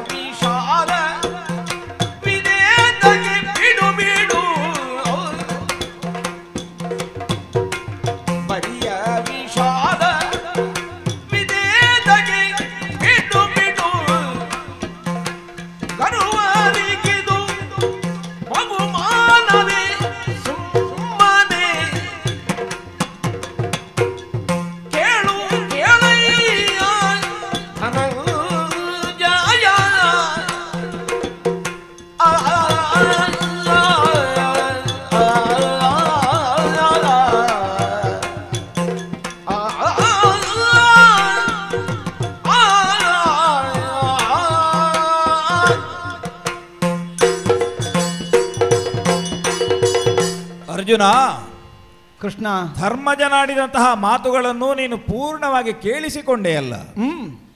ಅವನದ್ದಾದಂತಹ ದುಃಖಕ್ಕೆ ಕಾರಣವಾದದ್ದೇನು? ಸಹಜವಾಗಿಯೇ ಶಾಂತಿ ಪ್ರಿಯನಾಗಿಯೇ ಬದುಕುವವ. ಹೌದೌದು. ಇನ್ನೊಬ್ಬರಿಗೆ ನೋವು ಕೊಟ್ಟು ಬದುಕುವಂತಹ ಜಾಯಮಾನವೇ ಅವನದ್ದಲ್ಲ. ಎಲ್ಲಿಯವರೆಗೆ ತ್ಯಾಗ ಮಾಡುವುದಕ್ಕೆ ಅವ ಸಿದ್ಧನಾಗಿದ್ದಾನೆ ಅಂತ ಕೇಳಿದರೆ ನನಗೆ ರಾಜ್ಯವೇ ಬೇಡ ಅಂತ ಹೇಳಿದ್ದಾನೆ. ದೊರೆತನ ನಮಗೆ ಬೇಡ, ಸುಡ್ಲಿ, ಬಡತನವೇ ನಮಗಿರ್ಲಿ, ಕುರುರಾಯ ಅಂತ ಹೇಳುವವ ಸುಖಿಯಾಗಿದ್ರೆ ಸಾಕು ಅಂತ ಹೇಳಿಕೊಂಡು ಭಾವಿಸಿಕೊಂಡವ. ಈಗ ಅವ ಆರೋಪ ಮಾಡುವುದು ಅಡಿಗಡಿಗೆ ಅದನ್ನೇ. ನಾನು ಯುದ್ಧ ಬೇಡ ಯುದ್ಧ ಬೇಡ ಅಂತ ಹೇಳ್ತಾ ಇದ್ದವರನ್ನು ಮತ್ತೆ ಮತ್ತೆ ಪ್ರಚೋದಿಸಿ ನೀವು ನನ್ನನ್ನು ಯುದ್ಧ ಮಾಡುವ ಹಾಗೆ ಮಾಡಿದ್ರಿ ಅಂತ. ಯುದ್ಧ ಬೇಕು ಅಂತ ಈಗ ನಾವು ಪ್ರಚೋದನೆ ಮಾಡಲಿಲ್ಲಲ್ಲ. ಈಗ ಕೊನೆಗೂ ಸಂಧಾನಕ್ಕಾಗಿ ತೆರಳಿಲ್ಲುವಂತಹ ಕಾಲಕ್ಕೆ ಹೇಳಿದ್ದೆ ಹೇಗೆ? ಹೌದು, ಸಂಧಿಯ ಯತ್ನವನ್ನೇ ಮಾಡು. ಹೌದು, ಎಷ್ಟಕ್ಕೂ ಕೇಳದೆ ಹೋದರೆ ಮತ್ತೆ ಯುದ್ಧ ನಿರ್ಣಯ ಮಾಡು. ಆದ್ರೆ ಅದವನಿಗೆ ಅಷ್ಟು ಸಾಕಾಗ್ತದೆ, ಅದೇ ಸಾಕಾಗ್ತದೆ ಅವನಿಗೆ. ಆ ಮಟ್ಟಕ್ಕೆ ಉಳಿದವರಿಗೆ ಆರೋಪಿಸ್ತಾನೆ. ಅಂದ್ರೆ ಯಥಾರ್ಥಕ್ಕಾದ್ರೂ ಈಗಲೂ ಅವನ ಮನಸ್ಸಿನ ಒಳಗಿರುವುದು ಇದಾಗಬಾರದಿತ್ತು ಅಂತ ಹೇಳುವಂತಹ ಭಾವ. ಆದ್ರೆ ಅನಿವಾರ್ಯ. ನಾನೇ ಅದನ್ನು ಒತ್ತಿ ಹೇಳಿದ್ದೇನೆ. ಈಗ ರಣವೀಳ್ಯ ಕೊಟ್ಟ ಮೇಲೆ ಯುದ್ಧ ಬೇಡ ಅಂತ ಇದ್ರೆ ಕಾಡಿಗೆ ಹೋಗುವಳಿದ್ರಿಗೆ ನಾವು ಬೇಡ ಹೇಳ್ತೇವೆ, ನಾವು ಒಟ್ಟಿಗೆ ಹೋಗ್ತಿದ್ದೇವೆ. ಈಗ ನಮಗಾಗಬೇಕಾದದ್ದೇನು? ಅವನಿಗೆ ಬೇಡ ಅಂತ ಇದ್ರೆ ಇದು ಹಾಗಾಗುವುದಿಲ್ಲ, ಅದು ಮಾಡಲೇಬೇಕಾದದ್ದು ಅಂತ ನಾನೇ ಒತ್ತಾಯಿಸಿದ್ದು. ನೀವು ಕೂಡ ಅದಕ್ಕೆ ಧ್ವನಿಯಾಗಿಯೇ ನಿಂತವರು. ಹಸ್ತಿನಾವತಿಯ ಭೂಮಿ ಬೇಡ ಅನ್ನುವ ಭಾವ ಅಲ್ಲಲ್ಲ ಇದ್ದದ್ದು, ಅಲ್ಲವೇ ಯುದ್ಧ ಬೇಡ ಅನ್ನುವ ಭಾವ ಇದ್ದದ್ದು. ಯುದ್ಧ ಅಲ್ಲದೆ ಕೊಡುವುದಿಲ್ಲ ಅಂತ ಅವ ಹಠ ಹಿಡಿದ. ಹೌದು, ಆಗ ಅನಿವಾರ್ಯ ಆಯಿತು ಯುದ್ಧ ಅನ್ನುವುದು. ಇಲ್ಲಿಯವರೆಗೆ ಅಂತ ಕೇಳಿದ್ರೆ ಅದು ಅನಿವಾರ್ಯ 5 ಗ್ರಾಮಕ್ಕೆ ಕೊಡುವುದಕ್ಕೂ ಅವ ಸಿದ್ಧನಾಗ್ಲಿಲ್ಲ. ಹೌದಪ್ಪ. ಸೂಜಿಯ ಮೊನೆಯಷ್ಟು ಕೊಡುವುದಿಲ್ಲ ಅಂತ ಆದ್ಮೇಲೆ ಮತ್ತು ನಾವು ಕೆಳಗಿಳಿದ್ರೆ ಅದಕ್ಕೆ ಅರ್ಥವೇ ಇಲ್ಲ. ಹಾಗಾಗಿ ಅವನ ಸಹಜವಾದಂತಹ ಒಂದು ಸೌಮ್ಯ ಸ್ವಭಾವ ಏನುಂಟು ಅದು ಕ್ಷಾತ್ರೀಯವಾದಂತಹ ಧರ್ಮಕ್ಕೆ ವಿರುದ್ಧವಾದದ್ದು ಅಂತ ಹೇಳಿಕೊಂಡು ಕೊನೆಗೆ ಅದು ಸಂಧಿ ಮುರಿಯಿತು. ನಾವು ಯುದ್ಧವನ್ನೇ ನಿರ್ಣಯ ಮಾಡಿದ್ದೇವೆ. ಆದ್ರೆ ಸ್ವಭಾವ ಸಹಜವಾದಂತಹ ಈ ಮಾರ್ಧವತೆ ಇವತ್ತಿನ ಪೆಟ್ಟು ತಿಂದದ್ದುಂಟಲ್ಲ ಅವನಿಗೆ, ಅಷ್ಟೂ ಜನರ ಮಧ್ಯೆ ಆದಂತಹ ಒಂದು ಆಘಾತ ಅದವನನ್ನು ಒಟ್ಟು ಹತಾಶನನ್ನಾಗಿಸಿ ಇಷ್ಟೆಲ್ಲ ಮಾತಾಡಿಸಿದೆ. ಹೌದಪ್ಪ, ಈಗ ಭೀಷ್ಮ ದ್ರೋಣರಿಂದ ಬಿದ್ದ ಹೊಡೆತವನ್ನಾದರೂ ಸಹಿಸಿಕೊಂಡ. ಹೌದು. ಈಗ ಕರ್ಣ ಒಬ್ಬ ಹುಲು ಸಾಮರ್ಥ್ಯವಂತ ಅನ್ನೋ ಹಾಗೆ ಭಾವಿಸಿದವ ಯುದ್ಧದಲ್ಲಿ ಸೋತು ಬಿದ್ದ ಮೇಲೆ ಎದೆಯ ಕವಚ ಹರಿದು ಬಿಲ್ಲಿನ ಕೊಪ್ಪಿನಲ್ಲಿ ತಿವಿದು ಏನು ಪೊಡವಿ ಹೊಡೆತನ ಅನ್ನೋದು ಸುಲಭದ ಕೆಲಸವ, ಯಾರಾದ್ರೂ ತನ್ನ ನಿನ್ನ ಬಾಯಿಗೆ ಹಾಕುತ್ತಾರೋ ಅಂತ ಹೀಯಾಳಿಸಿದ ಕಾಲಕ್ಕೆ ನೋವಾಗುವುದು ಸಹಜವೇ. ಅಲ್ಲ, ಅದಕ್ಕೀಗ ನನ್ನ ಗಾಂಡೀವನಿಂದನೇ ಯಾಕೆ ಮಾಡನ್ನೇ ಆಡಿದ್ದು. ಈಗ ಅವನಿಗೆ ಸಿಟ್ಟು ಬಂದು ಅದು ಎಲ್ಲಿಯವರೆಗೆ ಬಂತು. ಎಷ್ಟೇ ಸಂಯಮಿ ಆದರೂ ಈ ಸಿಟ್ಟು ಅಂತ ಹೇಳುವುದು ಅದು ಕೋಪದ ಕೈಗೆ ಸಿಕ್ಕಿದ್ರೆ ಆವಾಗ ಏನು ಮಾತಾಡಬೇಕು ಏನು ಮಾತಾಡಬಾರದು ಅಂತ ಹೇಳುವುದು ಆ ವಿವೇಕ ಅವರು ಕಳ್ಕೊಂಡಿರ್ತಾರೆ. ತನಗೆ ಎಷ್ಟು ಕೇಡು ಮಾಡಿದ್ರು ಅವನ ಕುರಿತಾಗಿ ಕೋಪವೇ ಬಾರದ ಧರ್ಮರಾಯನ ಅಣ್ಣನಿಗೂ ಕೋಪ ಬರ್ತದೆ, ಮತ್ತೆ ಅವನ ತಮ್ಮನ ನನಗೆ ಬಾರದೇ ಇದ್ದೀತ. ಅದೇ ಹೇಳಿದ್ದು. ಈಗ ನಿಮಗೆ ಇಲ್ಲಿ ಕೋಪ ಬಂದ್ರೆ ಸಮಷ್ಟಿಯ ದೃಷ್ಟಿಯಿಂದ ನಾವು ಆಲೋಚಿಸಬೇಕೋ ಬೇಡ. ಈಗ ನೀವೇ ಕೋಪ ಮಾಡಿ ನನ್ನನ್ನು ಎಷ್ಟು ಬೇಕಾದ್ರೂ ನಿಂದಿಸಲಿ, ಆದ್ರೆ ದೇವತಾ ಪ್ರಸಾದವಾಗಿ ನನ್ನ ಕೈಗೆ ಬಂದಂತಹ ನನ್ನ ಧನುಸು ಗಾಂಡೀವ ಇದನ್ನು ನಿಂದಿಸಿದವರನ್ನು ನಾನು ಬದುಕಲಿಕ್ಕೆ ಬಿಡುವುದಿಲ್ಲ. ಇದು ನನ್ನ ಪ್ರತಿಜ್ಞೆ. ಈಗ ಒಟ್ಟು ನಾವು ಇದರಲ್ಲಿ ಗೊಂದಲ ಮಾಡಿಕೊಂಡ್ರೆ ಏನಾಗ್ತದೆ, ಈಗ ನೀನು ಅವನ ತಲೆ ಕಡಿತಿ ಅಂತ ಹೋಗಿ ತಲೆ ಕಡಿದೆ, ಮತ್ತೆ ನಿಮಗೆ ಬದುಕಲಿಕ್ಕೆ ಉಂಟು ಇಲ್ಲ, ಮತ್ತೆ ನಾನು ಸಾಯ್ತೇನೆ, ಅದು ಪ್ರಶ್ನೆ ಬೇರೆ. ಸಾಯುವುದಕ್ಕಿಂತ ಮೊದಲು ಇದು ಮಾಡ್ಬೇಕಲ್ಲ. ಈಗ ನಾವು ಅದನ್ನೇ ಹೇಳಿದ್, ನಾವು ಸಾಯುವುದಕ್ಕಿರುವವರು ಬದುಕುವುದಕ್ಕಿರುವವರು ಅಲ್ಲ, ಬದುಕಿ ಬಾಳಬೇಕಾದವರು ಅಂತ ಆದ್ರೆ ಈಗ ಬದುಕುವ ಸ್ಥಿತಿಯೇ ಇಲ್ಲ ಅಂತಾದ್ರೆ ಮತ್ತೆಂತಂದು ಮಾಡುದು, ಅನಿವಾರ್ಯವಾದ ಕಾಲಘಟ್ಟ ಹಾಗಲ್ವೋ ಈ ಕ್ಷಣಕ್ಕೆಲ್ಲ ಹಾಗಲ್ವೋ ಆಲೋಚನೆ ಮಾಡುವುದು. ಈಗ ಅದನ್ನು ಕೊಂದೆ ಅಂತ ಆದ್ರೆ, ನೀವು ಸತ್ತೆ ಅಂತ ಆದ್ರೆ ಅದರಿಂದ ಪ್ರಯೋಜನ ಗಾಂಡೀವನಿಂದನೇ ಅಂತ ಹೇಳುವಂತಹ ಪಾಪಕ್ಕಿಂತಲೂ ಅವನನ್ನು ಕೊಂದ ಪಾಪ ಅಧಿಕವಾಗಿ ನಿನ್ನನ್ನು ಆವರಿಸ್ತದೆ. ಹಾಗಿರುವಾಗ ಪರೋಕ್ಷದ ಪರಿಣಾಮದ ಅಂತ್ಯದಲ್ಲಿ ಕಾಣುವುದು ಅದು ಅತ್ಯಂತ ಕೇಡಾಗಿ, ಅದು ಗುರುತರವಾದ ಕೇಡಾಗಿಯೇ ನಿನಗೆ ಕಾಡ್ತದೆ. ಹಾಗಾಗಿ ಅದಕ್ಕೆಲ್ಲ ಹೀಗೆ ಆಲೋಚನೆ ಮಾಡುವುದಲ್ಲ, ಅವ ಕೋಪಗೊಂಡ ಅಂತ ನೀನು ಕೋಪಗೊಳ್ಳುವುದಾ? ಅಲ್ಲ, ಈಗ ಏನು ಅಂತ ಆಲೋಚನೆ ಮಾಡಬೇಕು. ಈಗ ನಾನು ಅಣ್ಣ ಬದುಕಬಾರದು ಅನ್ನೋ ಕೋಪಕ್ಕೆ ತಲೆ ಕಡಿಯುವುದಲ್ಲ. ಕೋಪ ಬಂದದ್ದು ಯಾಕೆ ಗೊತ್ತಿದ್ದು ನನ್ನ ಗಾಂಡೀವವನ್ನು ನಿಂದನೆ ಮಾಡಿದನಲ್ಲ, ಅದರ ಅರ್ಥ ಅಣ್ಣ ಬದುಕಲಿಕ್ಕೆ ಕೂಡುದನ್ನುವ ಕೋಪ ಬಂದದ್ದಲ್ಲ. ನನಗೀಗ ಗತ್ಯಂತರ ಇಲ್ಲ, ಆದ್ರೂ ಪ್ರತಿಜ್ಞೆ ಉಳಿಬೇಕಲ್ಲ. ಆದ್ರೂ ಪರಿಣಾಮದಲ್ಲಿ ಇಲ್ಲದಿದ್ರೆ ನಾನು ಸಾಯಬೇಕು.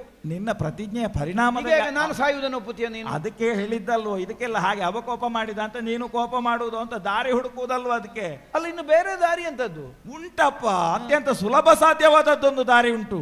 ಏನು? ಯಾವುದು ಗೊತ್ತಾ? ಮಾನನಿಧಿಗಳು ಅಂತ ಹೇಳಿಸಿಕೊಳ್ಳುವವರು ಇವರೆಲ್ಲ.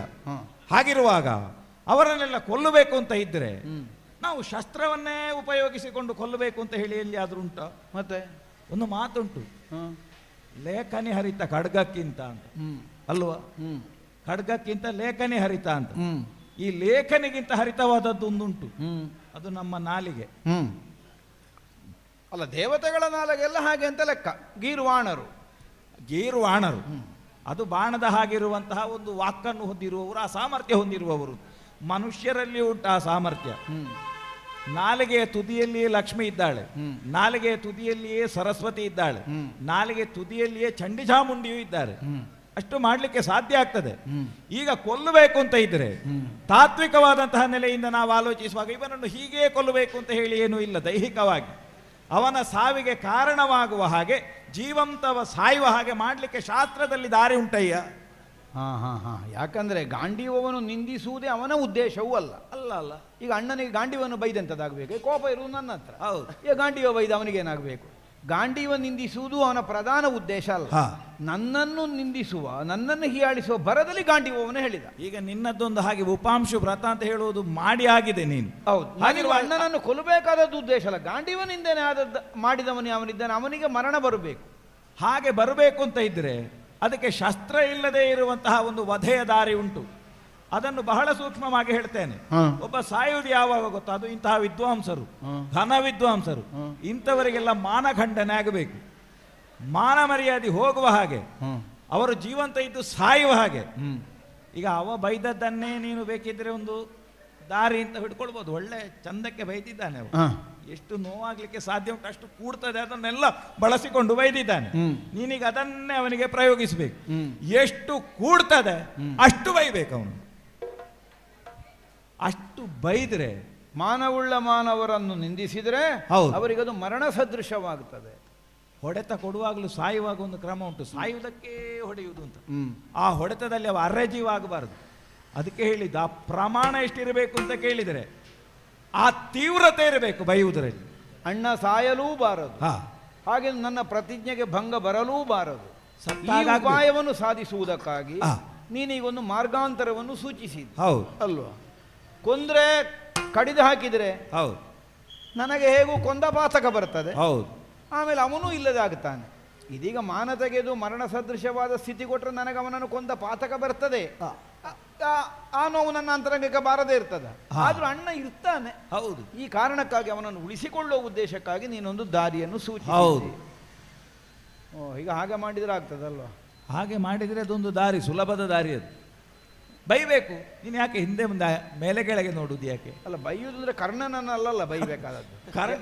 ಕರ್ಣನನ್ನು ಬೈಯುವುದಾದ್ರೆ ಬೈತಿದ್ದೆ ನಾನು. ಈಗ ಧರ್ಮರಾಯನನ್ನು ಬೈಬೇಕಲ್ಲ. ಮುಖದಲ್ಲಿ ಕರ್ಣನ ವರ್ಚಸ್ಸನ್ನು ತುಂಬಿಸಿ ನೋಡು, ಸಾಹಿತ್ಯ ಎಲ್ಲ ಸ್ವಲ್ಪ ಬದಲು ಮಾಡು. ಅಲ್ಲ ಹಾಗಲ್ಲ, ಅದು ಹಾಗೆ ಅಣ್ಣನ ಕುರಿತಾಗಿ ಏನೂ ಯೋಚಿಸಲಿಕ್ಕೆ ಬರುವುದಿಲ್ಲ. ಅದು ಹೇಗೆ ಬರೋದು? ಹೌದಾ?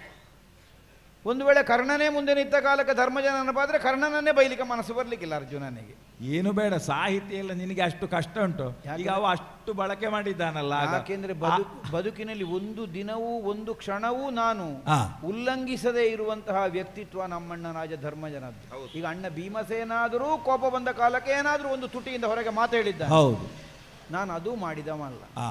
ಈಗ ಅಂಥವನನ್ನು ಬೈಬೇಕು ಅಂತ ನೀನು ಹೇಳ್ತೀಗ, ಬೈಯದೇ ಉಪಾಯ ಇಲ್ಲ. ಇಲ್ಲ ಅಣ್ಣನನ್ನು ಉಳಿಸಿ ಕಷ್ಟ ಸಾಧ್ಯ ಆದರೂ ಅದನ್ನು ಮಾಡಬೇಕು. ಔಷಧ ಕಹಿ ಆದರೂ ಅದನ್ನು ಸೇವಿಸಲೇಬೇಕು. ಅಲ್ಲ ಕೃಷ್ಣ, ನೀನು ಒಟ್ಟಿಗೆ ಬೇಕು. ನೋಡುವ ನೋಡು ಅಂತ ನೀನು ವಾಕ್ಯ ಹೇಳಬೇಕು ಅಂತಲ್ಲ. ಅಲ್ಲ, ನಿನ್ನ ಒಂದು ಕರುಣೆ ಇಲ್ಲದಿದ್ದರೆ ನನಗೆ ಬೈಲಿಕ್ಕೂ ಸಾಧ್ಯ ಇಲ್ಲ. ಹೌದಾ? ನಿನ್ನ ಕರುಣೆಯ ಮೂಲಕವಾಗಿ ಬೈಯೋ, ಮತ್ತೆಂಥದ್ದು ಮಾಡೋದಿಲ್ಲ. ಅಣ್ಣನನ್ನು ಉಳಿಸಿಕೊಳ್ಳಬೇಕು ಅನ್ನೋದಕ್ಕಾಗಿ. ಹೌದು. ನೃಪತಿ ನುಡಿಯು ನರದ ಕೇಳಿದು ತಲದೊಳು ಪರಿ ಪರಿಯಿಂದಲೇ ಧರಣಿ ಬಾಳನ ಜರೆದನು ಇಂದು ವಿರೋಧದಳು. ಎನ ಚಂಡ ನೃಪತಿ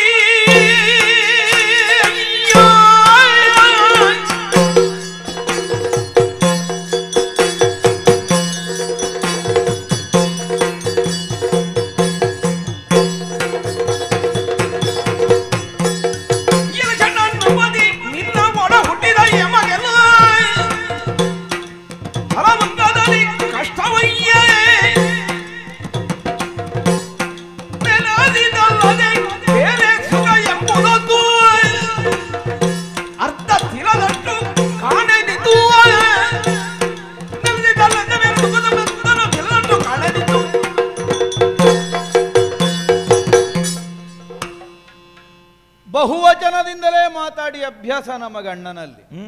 ಅವನನ್ನು ಏಕವಚನದಿಂದ ಮಾತನಾಡಿಸುವ ಕ್ರಮ ಇಲ್ಲ ನಮಗೆ. ಆದರೆ ಸದ್ಯಕ್ಕೆ ಆತ್ಮವಾಚಕ ಪದವನ್ನು ಏಕವಚನದಲ್ಲಿ ಬಳಸಬಹುದು ಅಂತ ಉಂಟು, ಹಾಗೆ ಗ್ರಹಿಸಿ ಮಾತಾಡು. ಭವಾನನ್ನು ಹಾಗೆ ಇಷ್ಟರ ತನಕವೂ ನಾವು ಸಂಬೋಧಿಸಿದ್ದವನು. ಯಾಕೆಂದ್ರೆ ಅವನಿಗಿರಬಹುದಾದಂತಹ ಮಾನೋನ್ನತಿಗೆ ಅಷ್ಟೇ ಎತ್ತರದ್ದು. ಆಗುವುದಕ್ಕವನ ಸಹೋದರರಾಗಿ ಹುಟ್ಟಿದರೂ ನಾವು ಕಂಡುಕೊಂಡದ್ದು ಗುರುಸ್ಥಾನದಲ್ಲಿ, ಪಿತೃಸ್ಥಾನದಲ್ಲಿ.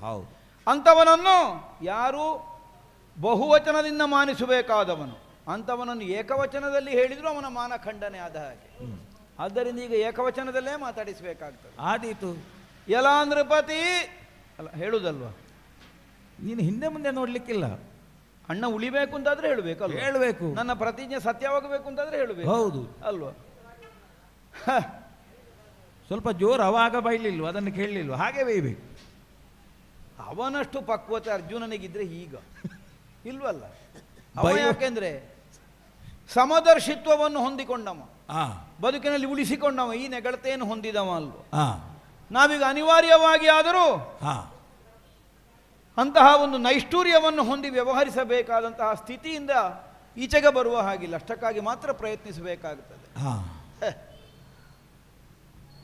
ಧರ್ಮಜ ದ್ರೌಪದಿ ದೇವಿಯ ಮೈ ಮೇಲೆ ಹೊರಗಿ ಹಯಾಗಿ ಪವಡಿಸಿದು ಕಾಣುವುದಿಲ್ಲೋ ಶೇಷಶಾಹಿಯಾದ ನಾರಾಯಣನಾಗೆ.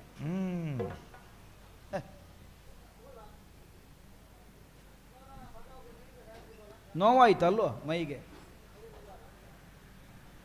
4 ಕಣೆ ಬಂದು ಮೈಯಲ್ಲಿ ಗಾಯ ಆದ ತಕ್ಷಣದಲ್ಲಿ ಸಂಬಂಧ ಎಲ್ಲ ಬಿಟ್ಟೇ ಹೋಯ್ತು. ಯಾಕೆ? ನೀನು ಭಾವಿಸಿದಿರಬೇಕು ಇದು ಸುಲಭದಲ್ಲಿ ಸುಲಿದ ಬಾಳೆಹಣ್ಣು ತಿಂದ ಹಾಗೆ ಆಗ್ತದೆ ರಾಜ್ಯ ಪ್ರಾಪ್ತಿ ಅನ್ನುವುದು.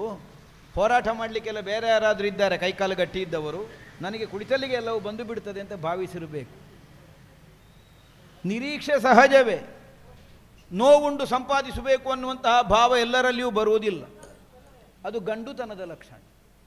ಯಾಕೆಂದರೆ ಪ್ರಯತ್ನಕ್ಕೆ ಹೆಸರೇ ಪುರುಷ ಅಂತ. ಪುರುಷ ಪ್ರಯತ್ನ, ಪುರುಷರು ಮಾಡುವ ಕಾರಣಕ್ಕೆ ಅದಕ್ಕೆ ಪುರುಷ ಪ್ರಯತ್ನ ಅಂತ ಹೆಸರಲ್ಲ. ಗಂಡುತನವುಳ್ಳವರು ಮಾಡಬಹುದಾದದ್ದರಿಂದ ಅದಕ್ಕೆ ಪುರುಷ ಪ್ರಯತ್ನ ಅಂತ ಹೆಸರು. ಈಗ ಹೆಂಗಸರು ಬದುಕಿನಲ್ಲಿ ಸಾಧನೆ ಮಾಡುವುದಿಲ್ವ, ಅದಕ್ಕೆ ಸ್ತ್ರೀ ಪ್ರಯತ್ನ ಅಂತ ಬೇರೆ ಹೆಸರಿಲ್ಲಲ್ಲ, ಪುರುಷ ಪ್ರಯತ್ನವೆಲ್ಲ ಅದು ಕೂಡ. ಹಾಗಿದ್ರೆ ಗಂಡುತನ ಸೂಚಕವಾಗಿ ಬರುವಂತಹದೇ ಹೊರತು ಲಿಂಗ ಪ್ರಭೇದದಿಂದ ಬಂದಂತಹ ಹೆಸರಲ್ಲ. ಉಂಟ ನಿನ್ನಲ್ಲಿ ಇದ್ರೆ ತಾನು ದುಡಿದು ತಾನು ಗಳಿಸ್ತೇನೆ ಅನ್ನುವಂತಹ ಭಾವದಿಂದಲೂ ಇರಬೇಕಾದದ್ದು. ಅದಕ್ಕೆ ಹೊರತಾಗಿ ನಮಗೆ ಬೇಡ ಸಾಮ್ರಾಜ್ಯ, ನನಗೆ ಬೇಡ ಸಂಗ್ರಾಮ, ಕಾಡೇಲೇಸು, ಹೋರಾಟ ಬೇಡ, ಈ ಮಾತುಗಳನ್ನೆಲ್ಲ ಕೇಳುವಂತಹ ಕಾಲಕ್ಕೆ ಲೋಕದ ಇತರೆ ಸಜ್ಜನರು ಭಾವಿಸುವುದೇನು? ಆಹಾ, ಏನು ಧರ್ಮಾತ್ಮ ಧರ್ಮಜ ಅಂದರೆ, ಏನು ಸಹೋದರಿಯ ಸಂಬಂಧದಲ್ಲಿರುವಂತಹ ಗಾಢತೆ ಅನುಬಂಧ, ತನ್ನ ಕುಟುಂಬ ವತ್ಸಲತೆಯನ್ನು ತನ್ನ ಮಾತಿನ ಮೂಲಕವಾಗಿ ಪ್ರಕಟಿಸಿದ. ಹೋರಾಟದಲ್ಲಿ ಕುಟುಂಬದವರನ್ನು ಕೊಂದು ಕಳೆದು ಬರುವಂತಹ ಪೊಡವಿಯಡೆತನಕ್ಕಿಂತ ಅಡವಿಯೇ ಲೇಸು, ಈ ಆದರ್ಶವನ್ನು ಕಾಣಿಸಿದ. ಆದರೆ ಯಥಾರ್ಥಕ್ಕಾದರೆ ಈಗ ಸ್ಪಷ್ಟ ಆಗುತ್ತದೆ. ಹೊಡೆದಾಟ ಬೇಡ ಹೊಡೆದಾಟ ಬೇಡ ಅಂತ ನೀನು ಹೇಳಿದ್ಯಾಕೆ? ಅಪ್ಪಿತಪ್ಪಿ ಒಂದು ದಿವಸ ಅನಿವಾರ್ಯಕ್ಕಾಗಿ ಸಮರ ಕ್ಷೇತ್ರಕ್ಕೆ ಹೋದರೆ ವಿರೋಧಿಯ ಕಡೆಯಿಂದ 2 ಬಾಣ ಬಂದು ಮೈಗೆ ತಾಗಿದರೆ ಮೈಗಾಯ ಆಗುವುದು ತಪ್ಪದೇ ಉಳಿತದ. ಹಾಗೆ ಆಗುತ್ತದೆ, ರಕ್ತ ಸೋರ್ತದಲ್ಲ, ಆ ನೋವನ್ನು ಉಣ್ಣಬೇಕಲ್ಲ. ನಿನ್ನ ಹೇಳಿಕೆಯ ಹಿನ್ನೆಲೆಯಲ್ಲಿದ್ದಂತಹ ಉದ್ದೇಶವೇ ಸ್ಪಷ್ಟವಾಗಿ ಕಂಡಿತು. ಪೊಡವೆಯಾಳುವಂತಹ ಕಡುಬಲಾಢ್ಯರಲ್ಲಿ ಯುದ್ಧ ಮಾಡಿ ಗೆಲ್ಲುವಂತಹ ಸಾಮರ್ಥ್ಯ ಬಡವರಾದಂತಹ ನಮಗೆಲ್ಲಿ? ಅಂದರೆ ಹೊಂದಬೇಕು ಅನ್ನುವ ಅಪೇಕ್ಷೆ ಇದ್ದರೂ ತಿಲದಷ್ಟಾದರೂ ಪರಿಶ್ರಮ ಪಟ್ಟು ಸಂಪಾದಿಸಬೇಕು ಅನ್ನುವಂತಹ ಉದ್ದೇಶವನ್ನು ನೀನು ಹೊಂದಿದ್ದಲ್ಲ ಅನ್ನುವುದು ನಿನ್ನ ಮನಸ್ಥಿತಿಯನ್ನು ನಿನ್ನ ಮಾತು ಪುಷ್ಟೀಕರಿಸ್ತದೆ. ತಿಲದಂಶದಷ್ಟಾದರೂ ಬಹಳ ಬೇಡಪ್ಪ. ಅಂತಹದನ್ನು ಮಾಡುವುದಕ್ಕೂ ಒಂದು ದಿನ ಯುದ್ಧ ಭೂಮಿಯಲ್ಲಿ ಹೋಗಿ ಕವಚ ಹರಿದು ಶಿಬಿರ ಸೇರಬೇಕಾದಂತಹ ಸನ್ನಿವೇಶ ಬಂದ ಕಾಲಕ್ಕೆ ಒಡ ಹುಟ್ಟಿದ ತಮ್ಮಂದಿರ ಸಂಬಂಧವು ಮರೆತು ಹೋಗುತ್ತದೆ. ಈ ತನಕ ನಿನ್ನನ್ನು ಅನುಸರಿಸಿಕೊಂಡು ನಾವು ಅನುಭವಿಸಿದಂತಹ ನೋವೆಷ್ಟು ಅನ್ನುವುದರ ಬಗ್ಗೆಯೂ ನಿನಗೆ ಯೋಚನೆ ಬಾರದೆ ಹೋಗುತ್ತದೆ. ಯಾವುದೇ ಒಂದು ಮನೆತನದಲ್ಲಿ ಹಿರಿಯ ಮಗನಾಗಿ ಹುಟ್ಟಿದವನ ಅದೃಷ್ಟದಂತೆ ಆಮೇಲಿನವರಿಗೆ ಅವಕಾಶಗಳೋ ಅನುಕೂಲಗಳೋ ಅನುಭವಗಳೋ ಎಲ್ಲ ಒದಗಿ ಬರ್ತದೆ. ಇದು ಲೋಕದಲ್ಲಿ ಜನಜನಿತವಾದಂತಹ ಒಂದು ವಿಶ್ವಾಸ ನಿರ್ಣಯ. ಹೇಗೆ ಹಿರಿಯ ಮಗ ಅವನ ಅದೃಷ್ಟದ ಕಾರಣವಾಗಿ ಮಿಕ್ಕುಳಿದವರಿಗೂ ಸೌಭಾಗ್ಯಗಳು ಪ್ರಾಪ್ತಿಸ್ತದೆ. ನಿನ್ನ ಒಡ ಹುಟ್ಟಿದವರಾಗಿ ಪ್ರಪಂಚದಲ್ಲಿ ಕಾಣಿಸಿಕೊಳ್ಳಬೇಕಾದಂತಹ ಒಂದು ಸ್ಥಿತಿ ನಮಗೆ ಬಂತಲ್ಲ, ಎಂತೆಂಥ ವಿಧದಲ್ಲೆಲ್ಲ ನಾವು ನೋವನ್ನು ಉಣ್ಣಬೇಕಾಗಿ ಬಂತು. ಹುಟ್ಟಿದ್ದು ಕಾಡಿನಲ್ಲಿ ಬಿಡುವ, ಕಾಡಿನಲ್ಲಿರುವಂತಹ ಕಾಲಕ್ಕೆ ನಮಗೆ ಸಂಕಷ್ಟ ಬಂದಿದೆ ಅಂತಲ್ಲ, ಏನೋ ನಮ್ಮಯ್ಯನ ಮರಣಾನಂತರ ಊರು ಸೇರುವಂತಹ ಅವಕಾಶವನ್ನು ಋಷಿಮುನಿಗಳು ಒದಗಿಸಿಕೊಟ್ರು. ನಮ್ಮ ಹಿರಿಯರು ಕೈ ನೀಡಿ ಒಳಗೆ ನಮ್ಮನ್ನು ಸ್ವೀಕರಿಸಿದರು. ಅರಮನೆಯ ಮಕ್ಕಳಾಗಿ ಬೆಳೆಯುವಂತಹ ಭಾಗ್ಯ ನಮಗೆ ಬಂತು.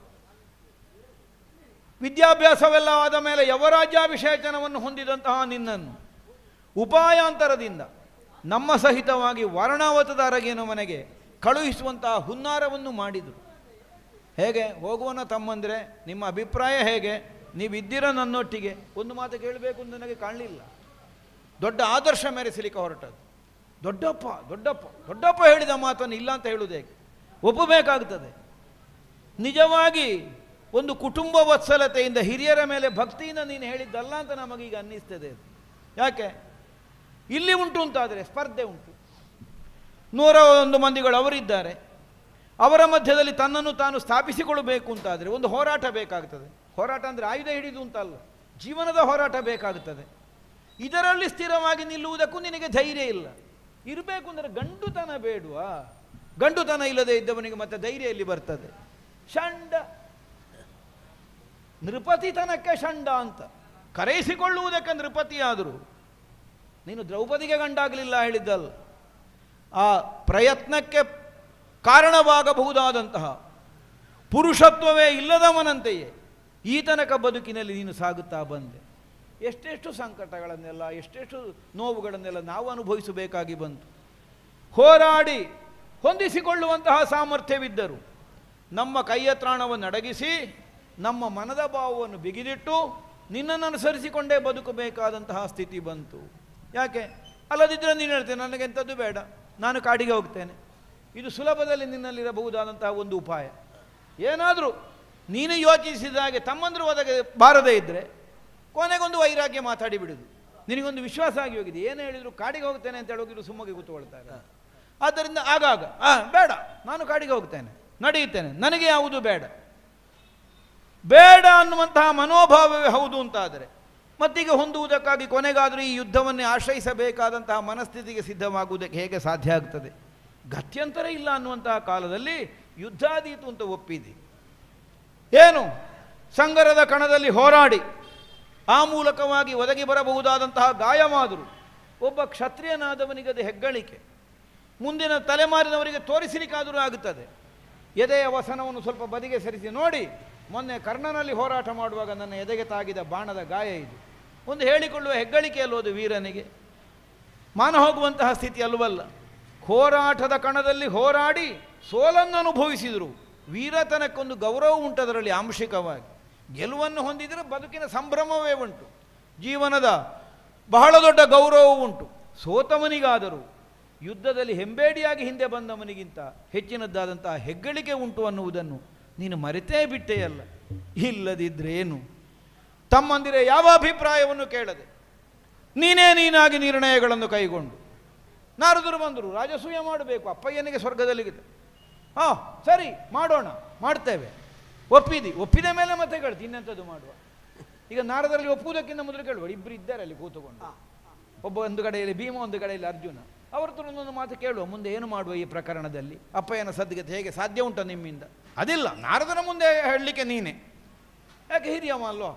ಅದು ಮಾಡುವ ಅಂತ ನಾರದರ ಹತ್ತ ಕಡೆಗೆ ಹೋದ ಮೇಲೆ ಮತ್ತೆ ಹೇಗೆ ಮಾಡುವ? ಅದಕ್ಕೆ ನಾವು ಬೇಕು, ತಮ್ಮಂದರು ಬೇಕು.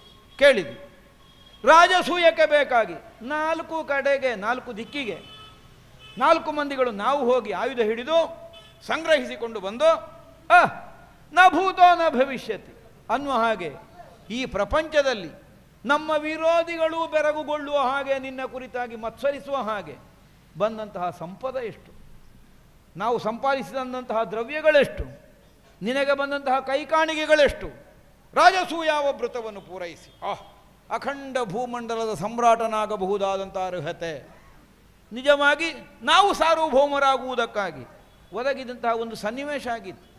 ಅಪ್ಪಯ್ಯನ ಸದ್ಗತಿಯಾದರೂ ಆನುಷಂಗಿಕವಾಗಿ ಬಂದಂತಹ ಪದವಿ ಸುಳ್ಳಲ್ವಲ್ಲ. ಆಗ ಆದರ್ಶ ದೊಡ್ಡದಾಯ್ತಿಲ್ಲ, ಅದು ದೊಡ್ಡಪ್ಪನೇ, ನಾವು ಅದನ್ನು ಮೀರಿ ನಡೀಲಿಕ್ಕಿಲ್ಲ. ಎಂಥದ್ದು ಊರಿನವರ ಮುಂದೆ ಸಂಭಾವಿತ ಅಂತ ಹೇಳಿಸಿಕೊಳ್ಳುವ ಚಟ. ಈ ಅಂಥ ಒಂದು ಕೆಲವು ಚಟ ಬಂತು ಅಂತಾದರೆ ಮತ್ತೆ ಯಾವ ಲಾಭವನ್ನಾದರೂ ಕೈ ಬಿಡುವುದಕ್ಕೆ ಮುಂದಾಗುವುದು ಬೇಡ ಅಂತ ಬಿಟ್ಟು ಆಯಿತು. ಇಂದ್ರಪ್ರಸ್ಥ ನಮಗೆ ಸಿಕ್ಕಿದ್ದು, ಅಲ್ಲಿ ಆದರೂ ನಾವು ಸಂಪಾದನೆ ಮಾಡಿದ ದ್ರವ್ಯದೊಂದಿಗೆ ಸುಖವಾಗಿ ಜೀವನ ಮಾಡೋಣವೋ? ಇಲ್ಲದೇ ಇದ್ದದ್ದೆಲ್ಲ ಕೆಲವು ವ್ರತಗಳು ನಿನಗೆ ಜೀವನದಲ್ಲಿ. ಯಾರೇ ಆಗಲಿ ದ್ಯೂತಕ್ಕೆ ಕರೆದರೆ ನಾನು ಅದರಿಂದ ನಿವೃತ್ತನಾಗುವುದಿಲ್ಲ. ನಿಜವಾಗಿ ದ್ಯೂತಕ್ಕೆ ಕರೆದರೆ ನಿವೃತ್ತನಾಗುವುದಿಲ್ಲ ಅಂತ ಹೇಳುವನಿಗೆ ದ್ಯೂತದ ಬಗ್ಗೆ ಸರಿ ತಿಳಿದಿರಬೇಡ. ಯುದ್ಧ ಭೂಮಿಯಲ್ಲಿ ಹೋಗಿ ಗಂಡಗನಾಗಿ ಹೋರಾಟ ಮಾಡೋಣ, ನಿನ್ನಿಂದ ಪೂರ್ತಿ ಕೊಡುವುದಿಲ್ಲ. ಅಲ್ಲಿ 4 ಪೆಟ್ಟು ಬೀಳುವಾಗ ನೀನು ಬೀಳ್ತಿ ಕೆಳಗೆ. ದ್ಯೂತದಲ್ಲಿ ಆದರೂ ಕೂತಲಿಗೆ ಕೆಲಸ, ದ್ಯೂತದಲ್ಲಿ ಆದರೂ ಒಳ್ಳೆ ಒಂದು ದ್ಯೂತ ಆಡುವ ಅದು ಗೊತ್ತಿಲ್ಲ, ದ್ಯೂತದಲ್ಲಿ ಸೋಲ್ತಿ. ಈಗ ಒಬ್ಬ ಸಾಮಾನ್ಯನಿಗಾದರೂ ಗೊತ್ತಾಗ್ತದೆ, ಇವತ್ತು ನನ್ನ ದಿನಫಲ ಒಳ್ಳೆದಿಲ್ಲ, 4 ಆಟದಲ್ಲಿ ನಾನು ಸೋತದ್ದೆ, ಹಾಗೆ ಇನ್ನು ಬೇಡ ಇವತ್ತಿನ ಮಟ್ಟಿಗೆ ಅಂತ ಹಿಂದೆ ತಿರುಗುವುದಿಲ್ಲ. ನಿನಗೆ ಎಲ್ಲಿಯವರೆಗಿನ ಚಟ ದೇವರೇ ಇದು? ಎಲ್ಲ ಕಳ್ಕೊಂಡು ಎಂಥದ್ದು ಒಂದು ಸ್ವತ್ತುಗಳಿಗಿಂತ ಕಡೆಯಾಗಿ ತಮ್ಮನಿದ್ದಾನೆ ನಕುಲ, ಸಹದೇವ, ಅರ್ಜುನ ಎಲ್ಲರನ್ನೂ ಒತ್ತೆ ಇಟ್ಟು ಕೈ ಹಿಡಿದ ಹೆಂಡತಿಯನ್ನೂ ದ್ಯೂತದಲ್ಲಿ ಒತ್ತೆ ಇಟ್ರು. ದೇವರೇ ಕಷ್ಟಪಟ್ಟದ್ದು ನಾವಲ್ವ? ಈಗ ನಿನಗೆ ಎಲ್ಲಿ ಆದ್ರೇನು, ಅರಮನೆ ಆದ್ರೇನು, ಕಾಡಾದ್ರೇನು, ನಿನಗೆ ಅದೇ ಬಹಳ ಹಿತ ಕಾಣುತ್ತದೆ. ಈಗ ಕಾಡಿನಲ್ಲಿ ಆದರೂ ಒಂದು ದಿವಸ ಆದರೂ ಗೆಡ್ಡೆ ಗಣಸ ಹುಡುಕಿದ್ಯಾ ನೀನು? ನಿನ್ನೊಂದು ಧರ್ಮೋಪದೇಶ ಕುಳಿತುಕೊಂಡು ಹೇಗೂ ಇದ್ದಾರೆ, ದೌಮ್ಯರು ಇದ್ದಾರೆ, ಅವರೊಂದಿಗೆ ಬಂದಂತಹ ಶಿಷ್ಯರು ಇದ್ದಾರೆ 1000 ಸಂಖ್ಯೆಯಲ್ಲಿ. ಅವರ ಮತ್ತೆ ಋಷಿಮುನಿಗಳು ಅನೇಕರು ನಿನ್ನನ್ನು ಕಾಣಲಿಕ್ಕೆ ಬರ್ತಾರೆ. ಅವರೊಂದಿಗೆ ಬೇಕಾದರೆ ದ್ಯೂತದ ವಿದ್ಯೆಯನ್ನು ಕಲಿತಿಯಲ್ಲಿ. ಅಜ್ಞಾತವಾಸದಲ್ಲಿರುವ ಕಾಲಕ್ಕೂ ನಾವೆಲ್ಲ ಒಂದೊಂದು ವೇಷ ಮಾಡಿಕೊಂಡು ಕುಳಿತೇವೆ. ಹೌದಾ? ಎಲ್ಲ ದುಡಿಮೆಯದ್ದೇ ಅಲ್ವಾ? ಈಗ ಅಡುಗೆ ಭಟ್ಟನ ಕೆಲಸ ಅಂದರೆ ದುಡಿಮೆ ಅಲ್ವ, ಬೆವರೆಷ್ಟು ಇಳಿಸಬೇಕು. ಈ ಹೆಂಗಳೆಯರಿಗೆ ನಾಟ್ಯ ಹೇಳಿಕೊಡುವ ಕೆಲಸ ಅಂದರೆ ಸುಲಭವಾದು. ದನ ಮೇಯಿಸುವ ಕೆಲಸ ಎಂತೆಂಥ ನಿಕೃಷ್ಟ ಕೆಲಸಕ್ಕೆಲ್ಲ. ರಾಜಸೂಯ ವ್ರತವನ್ನು ಪೂರೈಸಿದ ನಮ್ಮ ಇವರಸಿಯಾದಂತಹ ಪಾಂಚಾಲೆ ಆ ಸುದೇಶ್ನೆಯ ಹೆರಳು ತಿದ್ದುವ ಕೆಲಸಕ್ಕೆ ತನ್ನನ್ನು ಒಪ್ಪಿಸಿಕೊಂಡಳಲ್ಲ, ಕೊರಳು ಒಡ್ಡಿದಳಲ್ಲ. ಅಲ್ಲಿಯೂ ನಿನ್ನದು ಮರ್ಯಾದೆ ದೇವೇಶ, ಕಂಕ ಸನ್ಯಾಸಿ. ಯಾಕೆ ಈ ಬ್ರಾಹ್ಮಣರ ವೇಷ ಮಾಡಿದರೆ ಅದೊಂದು ಸುಲಭ ಉಂಟು, ಇನ್ನೊಬ್ಬರ ಮುಂಭಾಗದಲ್ಲಿ ದುಡಿಬೇಕು ಅಂತಿಲ್ಲ. ಅವರೇ ನಿನ್ನ ಮುಂಭಾಗದಲ್ಲಿ ಒಂದು ಕೈ ನೀಡುತ್ತಾರೆ. ಅದರ ಮಧ್ಯದಲ್ಲಿ ಅಲ್ಲಿ ಮಾಡಿದಂಥದ್ದು ವರ್ಷ ಪೂರ್ತಿ ಆಡಿದ ಆ ವಿರಾಟನೊಟ್ಟಿಗೆ ಜೂಜೆ ಅಲ್ವ, ಜೂತವೇ ಆಡಿಕೊಂಡು ಕುಳಿತದ್ದು. ಹಾಗಿದ್ರೆ ನಿನ್ನ ಚಟ ತೀರಿಸಿದಾಗೂ ಆಯಿತು, ನಿನಗೆ ಅಜ್ಞಾತವಾಸದ ಅವಧಿಯೂ ಮುಗಿಯಿತು, ಏನು ಸಮಸ್ಯೆ ಇಲ್ಲ. ನೀನು ಬಾಯಿ ತೆರೆದು ಕುಳಿತರೆ ದುಡಿದು ತಂದು ಹಾಕುವುದಕ್ಕೆ ತಮ್ಮಂದಿರಿದ್ದಾರೆ 4 ಮಂದಿಗಳು ಚತುರ್ಭುಜಗಳ ಹಾಗೆ, ನಿನಗದು ಸಾಕಾಗ್ತದೆ. ಹಾಗೇ ಇಷ್ಟರ ತನಕ ತಿಂದುಂಡು ಬದುಕಿವನೇ ಹೊರತು ಅಕ್ಕ ದುಡಿಬೇಕಕ್ಕ. ಒಂದು ದಿವಸ ಬಂದು ಹೋರಾಟ ಮಾಡಿದಾಗ ಗೊತ್ತಾಗ್ತದೆ, ಮೈಯ ಚರ್ಮಕ್ಕೆ ಒಂದು ಸ್ವಲ್ಪ ಸಣ್ಣ ಗಾಯ ಆದ್ದು ಮಾತ್ರ. ಈಗ ಮೊನ್ನೆಯಿಂದ ಮಾಡ್ತಾ ಇಲ್ವ ನಾವು ಯುದ್ಧ? ಈಗ ಮಾಡ್ತಾ ಇಲ್ವ ಭೀಮಸೇನ ಅಲ್ಲಿ ಹೋರಾಟ?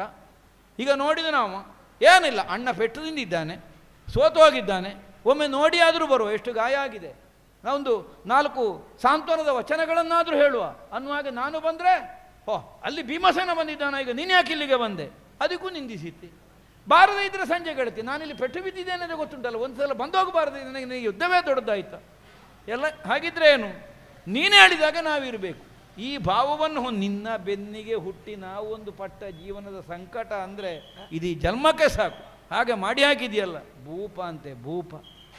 ಹೇಗೆ ಸ್ವಾಮಿ, ಸಾಕಲ್ಲ? ಅವ ಆಗಲೇ ಸತ್ತಾಗಿದೆ. ಇನ್ನು ಇದರಿಂದ ಹೆಚ್ಚು ನಿಂದಿಸಲಿಕ್ಕೆ ನನ್ನಿಂದ ಸಾಧ್ಯ ಇಲ್ಲ, ನನ್ನಿಂದ ಸಾಧ್ಯ ಇಲ್ಲ. ಇನ್ನು ನಾನು ಬದುಕುವುದಿಲ್ಲ, ಬದುಕಬೇಕಾ ನನಗೆ?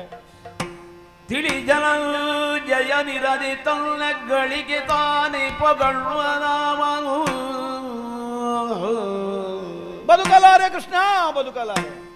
ತಿಳಿ ಧನ ಜಯ ಇರದೆ ತನ್ನ ಗಳಿಗೆ ತಾನೇ ಪೊಗಳುವನು.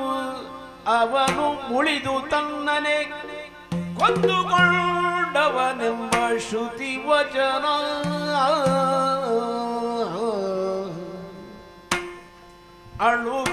ಅಳುಕದರಿಯುವುದೀಗ ತವ ಹೆಗ್ಗಳಿಗೆ ದನಗಳ ನೀನೆ ಪಗಳಿಕೋ. ಸುಳಿವ ದೋಷದ ಭಯ ವಿನಾಶನಬಹುದು ಕಡೆಗೆಂದ.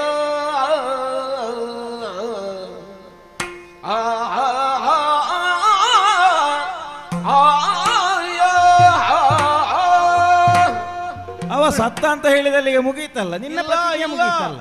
ಅಣ್ಣನನ್ನು ಈ ವಿಧವಾಗಿ ನಿಂದಿಸಿದ ಮೇಲೆ ನನಗೆ ಪ್ರಪಂಚದಲ್ಲಿ ಬದುಕುವ ಯಾವ ಅಪೇಕ್ಷೆಯೂ ಇಲ್ಲ. ಕಠಾರಿಯನ್ನು ನನ್ನ ಕೊರಳಿಗೆ ಇಟ್ಟುಕೊಂಡು ನಾನೇ ಸಾಯ್ತೇನೆ. ತಡಿ ಪಾರ್ಥ, ಈಗ ಮತ್ತೆ ಅದೇ ತಪ್ಪು ಮಾಡುವುದಲ್ವ? ಅವನನ್ನು ಕೊಂದರೆ ಮತ್ತೆ ನೀವು ಬದುಕುವುದಿಲ್ಲ. ಈಗ ನೀ ಸಾಯ್ತಿ ಅಂತ ಹೇಳ್ತಿ, ನೀನು ಸತ್ತರೆ ಮತ್ತೆ ಒಟ್ಟು ಸಾಯುವ ಆಲೋಚನೆ ಮಾಡ್ತೀರಲ್ಲ, ನಿಮಗೆ ಬದುಕುವ ಆಲೋಚನೆ ಇಲ್ವಾ? ಹಿರಿಯನಾದಂತಹ ಅಣ್ಣನನ್ನು ಈ ವಿಧವಾಗಿ ನಿಂದಿಸಿದ ಮೇಲೆ ನಾನು ಈ ಪ್ರಪಂಚದಲ್ಲಿ ಹೇಗೆ ಬದುಕಲಿ ಕೃಷ್ಣ? ಈಗ ಒಬ್ಬನನ್ನು ಮಾತಿನಲ್ಲಿ ಕೊಲ್ಲಿಕ್ಕಾಗ್ತದೆ ಅಂತ ಆದ್ರೆ ಅವನವನನ್ನೇ ಕೊಂದು ಆತ್ಮಹತ್ಯೆ ಮಾಡಿಕೊಳ್ಳುವುದಕ್ಕೆ ಮಾತಿನಿಂದ ಆಗುವುದಿಲ್ವಾ? ಅವನವನನ್ನೇ ಕೊಲ್ಲಿಕ್ಕಾಗ್ತದ? ಮತ್ತೆ ದಾರಿ 1000 ಉಂಟು, ಮನಸ್ಸಿದ್ರೆ ಮಾರ್ಗ ಉಂಟು. ಹೇಗದು? ಈಗ ನಿನಗೆ ನಿನ್ನನ್ನೇ ಕೊಲ್ಲುವಂತಹ ಪ್ರತಿಜ್ಞೆ ಒಂದು ವೇಳೆ, ಹೌದು ಹೌದು, ಈಗ ಹೇಗೋ ಅವನನ್ನು ನೀನು ಕೊಂದೆ ಅಂತ ಹೇಳುವಂತಹ ಒಂದು ದೋಷ ಬಂತು ಅಂತ ಹೇಳಿಕೊಂಡು ಈಗ ಕೊಂದ ಫಲ ಆಯ್ತು ಅಂತ ನೀನು ಹೇಳಿ. ಹೌದು. ಈಗ ನನಗೆ 2 ದೋಷ ಬಂತು. ಈಗ ಒಂದು, ಗಾಂಡಿವನಿಂದನೆ ಮಾಡಿದವನನ್ನು ಕೊಲ್ತೇನೆ ಅನ್ನುವಾಗ ಕೈ ಕೊಲ್ಲಬೇಕಾಗಿ ಬಂದರೂ ಕೊಂದದ್ದು ಹಿರಿಯನನ್ನು. ಈಗ ಹಿರಿಯನನ್ನು ಕೊಂದಾಗಾಯ್ತು, ಮತ್ತೆ ಈಗ ನಾನು ಬದುಕಿ ಉಳಿಯುವುದು ಹೇಗೆ? ಮನಸ್ಸು ಕಾರಣ ಎಲ್ಲದಕ್ಕೂ. ಹಾಗಂತ ಈಗ ನಿನ್ನ ಮಟ್ಟಿಗೆ ನಿನ್ನನ್ನೇ ನೀನು ಕೊಂದುಕೊಂಡದ್ದು ಹೌದು ಅಂತ ಆದ್ರೆ 2ಕ್ಕೂ ಉಪಶಮನ ಆಗ್ತದೆ ಅಂತ ನೀವು ತಿಳ್ಕೊಳ್ಳುವುದಾ? ಮತ್ತೆ ಇನ್ನು ಬದುಕಿ ಪ್ರಯೋಜನ? ಅದಕ್ಕೂ ದಾರಿ ಉಂಟು ಅಂತ ಹೇಳಿದ್ದಲ್ವ? ಮಾತಿನಲ್ಲಿಯೇ ನಿನ್ನನ್ನು ನೀನು ಕೊಂದರೆ ಆಯ್ತು. ನನ್ನನ್ನೇ ಬೈದುಕೊಳ್ಳುವುದಾ? ಅಲ್ಲಿ ಆಗುವುದಿಲ್ಲ, ಬೈಲಿಕ್ಕೆ ಆಗುವುದಿಲ್ಲ. ಮತ್ತೆ ಅದು ಕೊಲ್ಲುವುದಕ್ಕೆ ಮಾತ್ರ ಒಬ್ಬನನ್ನು ಬೈಯುವುದು.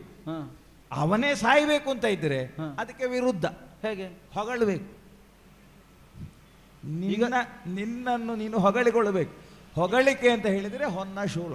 ಈಗ ತನ್ನನ್ನು ತಾನೇ ಯಾವನು ಹೊಗಳಿಕೊಳ್ತಾನೆಯೋ ಅಥವಾ ಆತ್ಮಶ್ಲಾಘನೆಯನ್ನು ಮಾಡಿಕೊಳ್ತಾನೆ, ಹೌದು, ಅವನು ತನಗೇ ತಾನು ಸಾವನ್ನು ತಂದುಕೊಂಡ ಹಾಗೆ. ಅವ ಸತ್ತ ಹಾಗೆ, ಅವನವನನ್ನೇ ಇರಿದು ಸತ್ತ ಹಾಗೆ. ಈ ಪ್ರಪಂಚದಲ್ಲಿ ಕೆಲವು ಜನ ದಿನ ಸಾಯ್ತಾರಲ್ಲ ಕೃಷ್ಣ, ಆಗಿದ್ರೆ ಗೊತ್ತಿಲ್ಲ ಅವರಿಗೆ. ಹೌದೌದು, ಅವರ ಹೆಗ್ಗಳಿಕೆಯನ್ನು ಹೇಳಿಕೊಡಿ. ಎಲ್ಲರೂ ಸತ್ಯ ಹೋದ್ರಲ್ವಾ? ಏನು ಕ್ಷಣ ಕ್ಷಣವೂ ಸಾಯ್ತಾ ಇರ್ತಾರೆ. ಹೋ ಹಾಗಾಗ್ತದೆ. ಹಾಗಿದ್ರೆ ಹೆಗ್ಗಳಿಕೆಯನ್ನು, ಹೌದು, ಹೆಗ್ಗಳಿಕೆ ಅಂದ್ರೆ ಹೇಗೆ? ಮಾಡಿದ್ದು ಸ್ವಲ್ಪ ಆದರೂ ಆಡುವುದು ಬಹಳ ಆಗಬೇಕು. ಅದು ಮಾಡಿದ್ದನ್ನು ಹೇಳಬೇಕು, ಮತ್ತೆ ಮಾಡದೇ ಇದ್ರೂ ಸ್ವಲ್ಪ ಸೇರಿಸಿದ್ರು ಆಕ್ಷೇಪ ಆಗುವುದಿಲ್ಲ. ಹೌದು. ನಿಂದಿಸುವುದು ಅಂದ್ರೆ ಹಾಗೆ, ಹೌದು. ಇದ್ದ ವಿಷಯವೇ ಆಗಬೇಕು. ಹೌದು, ಅದಕ್ಕೆ ಸ್ವಲ್ಪ ಕಾರ್ಪಣ್ಯವನ್ನೆಲ್ಲ ಸೇರಿಸಿ ಮತ್ತು ಹೌದು. ತಾತ್ಸಾರದಿಂದ ಮಾತಾಡಬೇಕು. ಹೌದು ಅಲ್ವಾ? ಈಗ ನನ್ನನ್ನು ನಾನು ಹೆಚ್ಚಾಗಿ ಹೊಗಳಿಕೊಳ್ಬೇಕು. ಹೌದು. ಈಗ ಅಣ್ಣನನ್ನು ನಿಂದಿಸಿದ್ದಕ್ಕಿಂತ ಸಣ್ಣ ಕೆಲಸ ಅಲ್ಲ ಇದು ಅಲ್ಲ, ಆದರೂ ಅಲ್ಲ ಹೇಳುವ ಅಲ್ವಾ, ಮತ್ತೆಂಥದ್ದು. ಆದರೆ ಆ ಮಟ್ಟಕ್ಕೆ ಅದಕ್ಕಿಂತ ಸ್ವಲ್ಪ ಹಗುರ ಆದೀತು ಅಂತ ಭಾವನೆ ಅಲ್ವಾ? ಹೌದೌದು. ಇದನ್ನಾದ್ರೆ ಆಕ್ಷೇಪ ಇಲ್ಲ, ನಿರ್ಬಿಡೆ ಅಂತ ಇರ್ತದೆ. ಅದಾದ್ರೆ ಸ್ವಲ್ಪ ಕಷ್ಟ. ಹೌದು. ಆದರೂ ಹಿರಿಯರ ಮುಂಭಾಗದಲ್ಲಿ ನಮ್ಮ ಹೆಗ್ಗಳಿಕೆ ಹೇಳಿಕೊಳ್ಳುವಾಗ ಸ್ವಲ್ಪ ಸಂಕಟ ಆಗುತ್ತದೆ. ಅದು ಇದ್ದದಕ್ಕಿಂತ ಹೆಚ್ಚು ಹೇಳುವುದು ನಮಗೆ ಗೊತ್ತಿದ್ದೇ ಹೇಳುವುದಲ್ವಾ? ಅಲ್ವಾ? ಈಗ ಅದು ಗೊತ್ತಿಲ್ಲದೆ ಇದ್ದವರು ನಾವೆಂತ ಭಾವಿಸಿಕೊಂಡ್ರೆ ಎಷ್ಟು ಹೇಳ್ಬೋದು, ಅದು ಪ್ರಶ್ನೆ ಬೇರೆ. ಆದರೂ ಹೇಳಲೇಬೇಕಾದ ಸ್ಥಿತಿ. ಈಗ ನಿನಗೆ ಸಾಯ್ಬೇಕು ಅಂತ ಇದ್ರೆ ನೀ ಹೇಳಲೇಬೇಕು. ಧರ್ಮಜ ಎಲ್ಲವೋ ನೃಪಾಲ ಕೇಳು,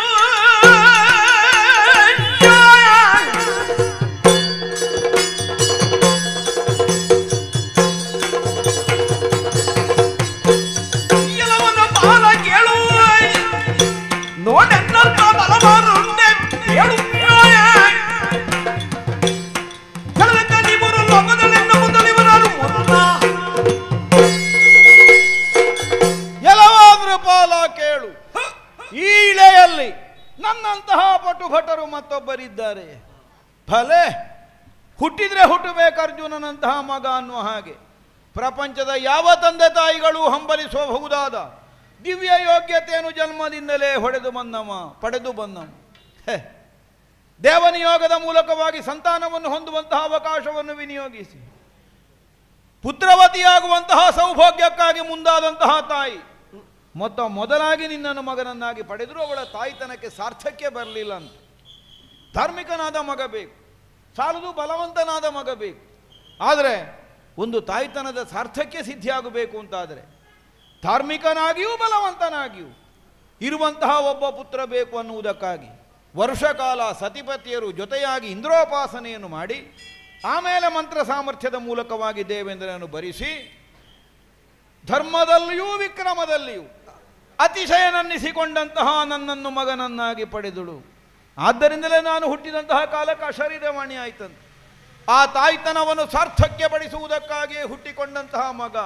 ಆದ್ದರಿಂದಲೇ ಮಾತೃ ಸಂಬಂಧವಾದಂತಹ ಹೆಸರಿನಿಂದ ಪ್ರಪಂಚದಲ್ಲಿ ಕರೆಯಿಸಿಕೊಂಡಂತಹ ಮಗ ನಾನು. ಇಲ್ಲದೇ ಇದ್ರೆ ಕುಂತಿದೇವಿ ಹೆತ್ತಂತಹ ಮೊದಲ ಮಗನಿಗಲ್ವ ಪೃಥಾನಂದನ ಅನ್ನುವ ಕಾರಣಕ್ಕೆ ಪಾರ್ಥ ಅಂತ ಕರೀಬೇಕಾದದ್ದು. ಕೊನೆಯ ಮಗನಾದಂತಹ ನನಗೆ ಬಂತಲ್ಲ ಪಾರ್ಥ ಅನ್ನುವಂತಹ ಹೆಸರು. ಅಂದರೆ ಏನು? ತಾಯಿಗೆ ತಾಯ್ತನವನ್ನು ಒದಗಿಸಿಕೊಟ್ಟಂತಹ ಮಗ ನಾನು ಅನ್ನುವುದನ್ನು ಪ್ರಪಂಚವೇ ಕಾಣುವಂತಹ ಒಂದು ಸ್ಥಿತಿಯನ್ನು ಅದು ಒದಗಿಸಿಕೊಟ್ಟಿತು ಅನ್ನುವುದು ಸ್ಪಷ್ಟ. ಹುಟ್ಟಿದ ಕ್ಷಣದಲ್ಲೇ ಅಶರೀರವಾಣಿ ಮೊಳಗಿತ್ತು. ಕಾರ್ತವೀರ್ಯ ಸಮಬಲನಾಗಿ ಪರಶುರಾಮ ವಿಕ್ರಮಿಯಾಗಿ ಈ ಪ್ರಪಂಚದಲ್ಲಿ ಕಾಣಿಸಿಕೊಳ್ಳಬಲ್ಲ ಈ ಮಹಾತ್ಮ ತನ್ನ ಬದುಕಿನಲ್ಲಿ ಸಮಸ್ತರನ್ನೂ ಗೆದ್ದು ತ್ರಿಲೋಕ ವಿಜಯಿ ಎನ್ನುವಂತಹ ಹೆಸರನ್ನು ಹೊಂದಿ ಅಪೂರ್ವವಾದಂತಹ 3 ಯಾಗಗಳನ್ನು ತನ್ನದ್ದಾದಂತಹ ಯಾಜಮಾನ್ಯದಲ್ಲಿ ಅಥವಾ ಸಾಮರ್ಥ್ಯದಲ್ಲಿ ಮುನ್ನಡೆಸಿ ಚಂದ್ರವಂಶದ ಕೀರ್ತಿಕಾರಕನಾಗಿ ಪ್ರವರ್ಧಮಾನವನ್ನು ಹೊಂದುತ್ತಾನೆ.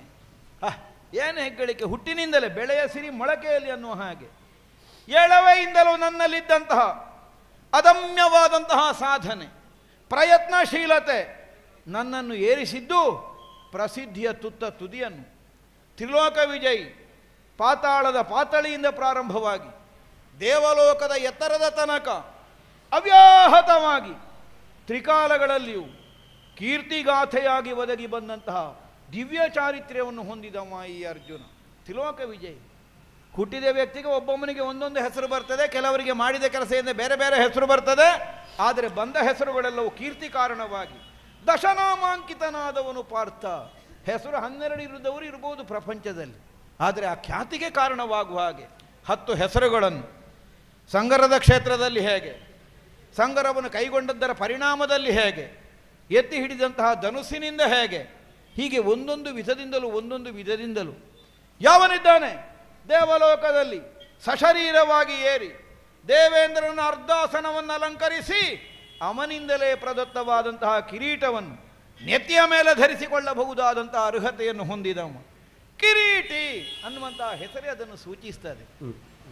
ಸರ್ವಭಕ್ಷಕನಾದಂತಹ ಅಗ್ನಿಗಾದರೂ ಅಜೀರ್ಣ ಬಂದ ಕಾಲಕ್ಕೆ, ನನ್ನ ರೋಗ ಉಪಶಮನವನ್ನು ಮಾಡುವುದಕ್ಕೆ ನಿನ್ನ ಸಹಾಯ ಬೇಕು ಅನ್ನುವ ಹಾಗೆ ಅರ್ಜುನನನ್ನು ಅಪೇಕ್ಷಿಸಿಕೊಂಡು ಬರ್ತಾನೆ ಅಂತಾದರೆ, ಅರ್ಜುನನದ್ದಾದಂತಹ ಸಾಮರ್ಥ್ಯವನ್ನು ದೇವತೆಗಳು ಪುರಸ್ಕರಿಸಿದಂತಹ ವಿಧಾನ ಹೇಗೆ ಅನ್ನುವುದು ಅದರಿಂದಲೇ ಸ್ಪಷ್ಟವಾಗುತ್ತದೆ.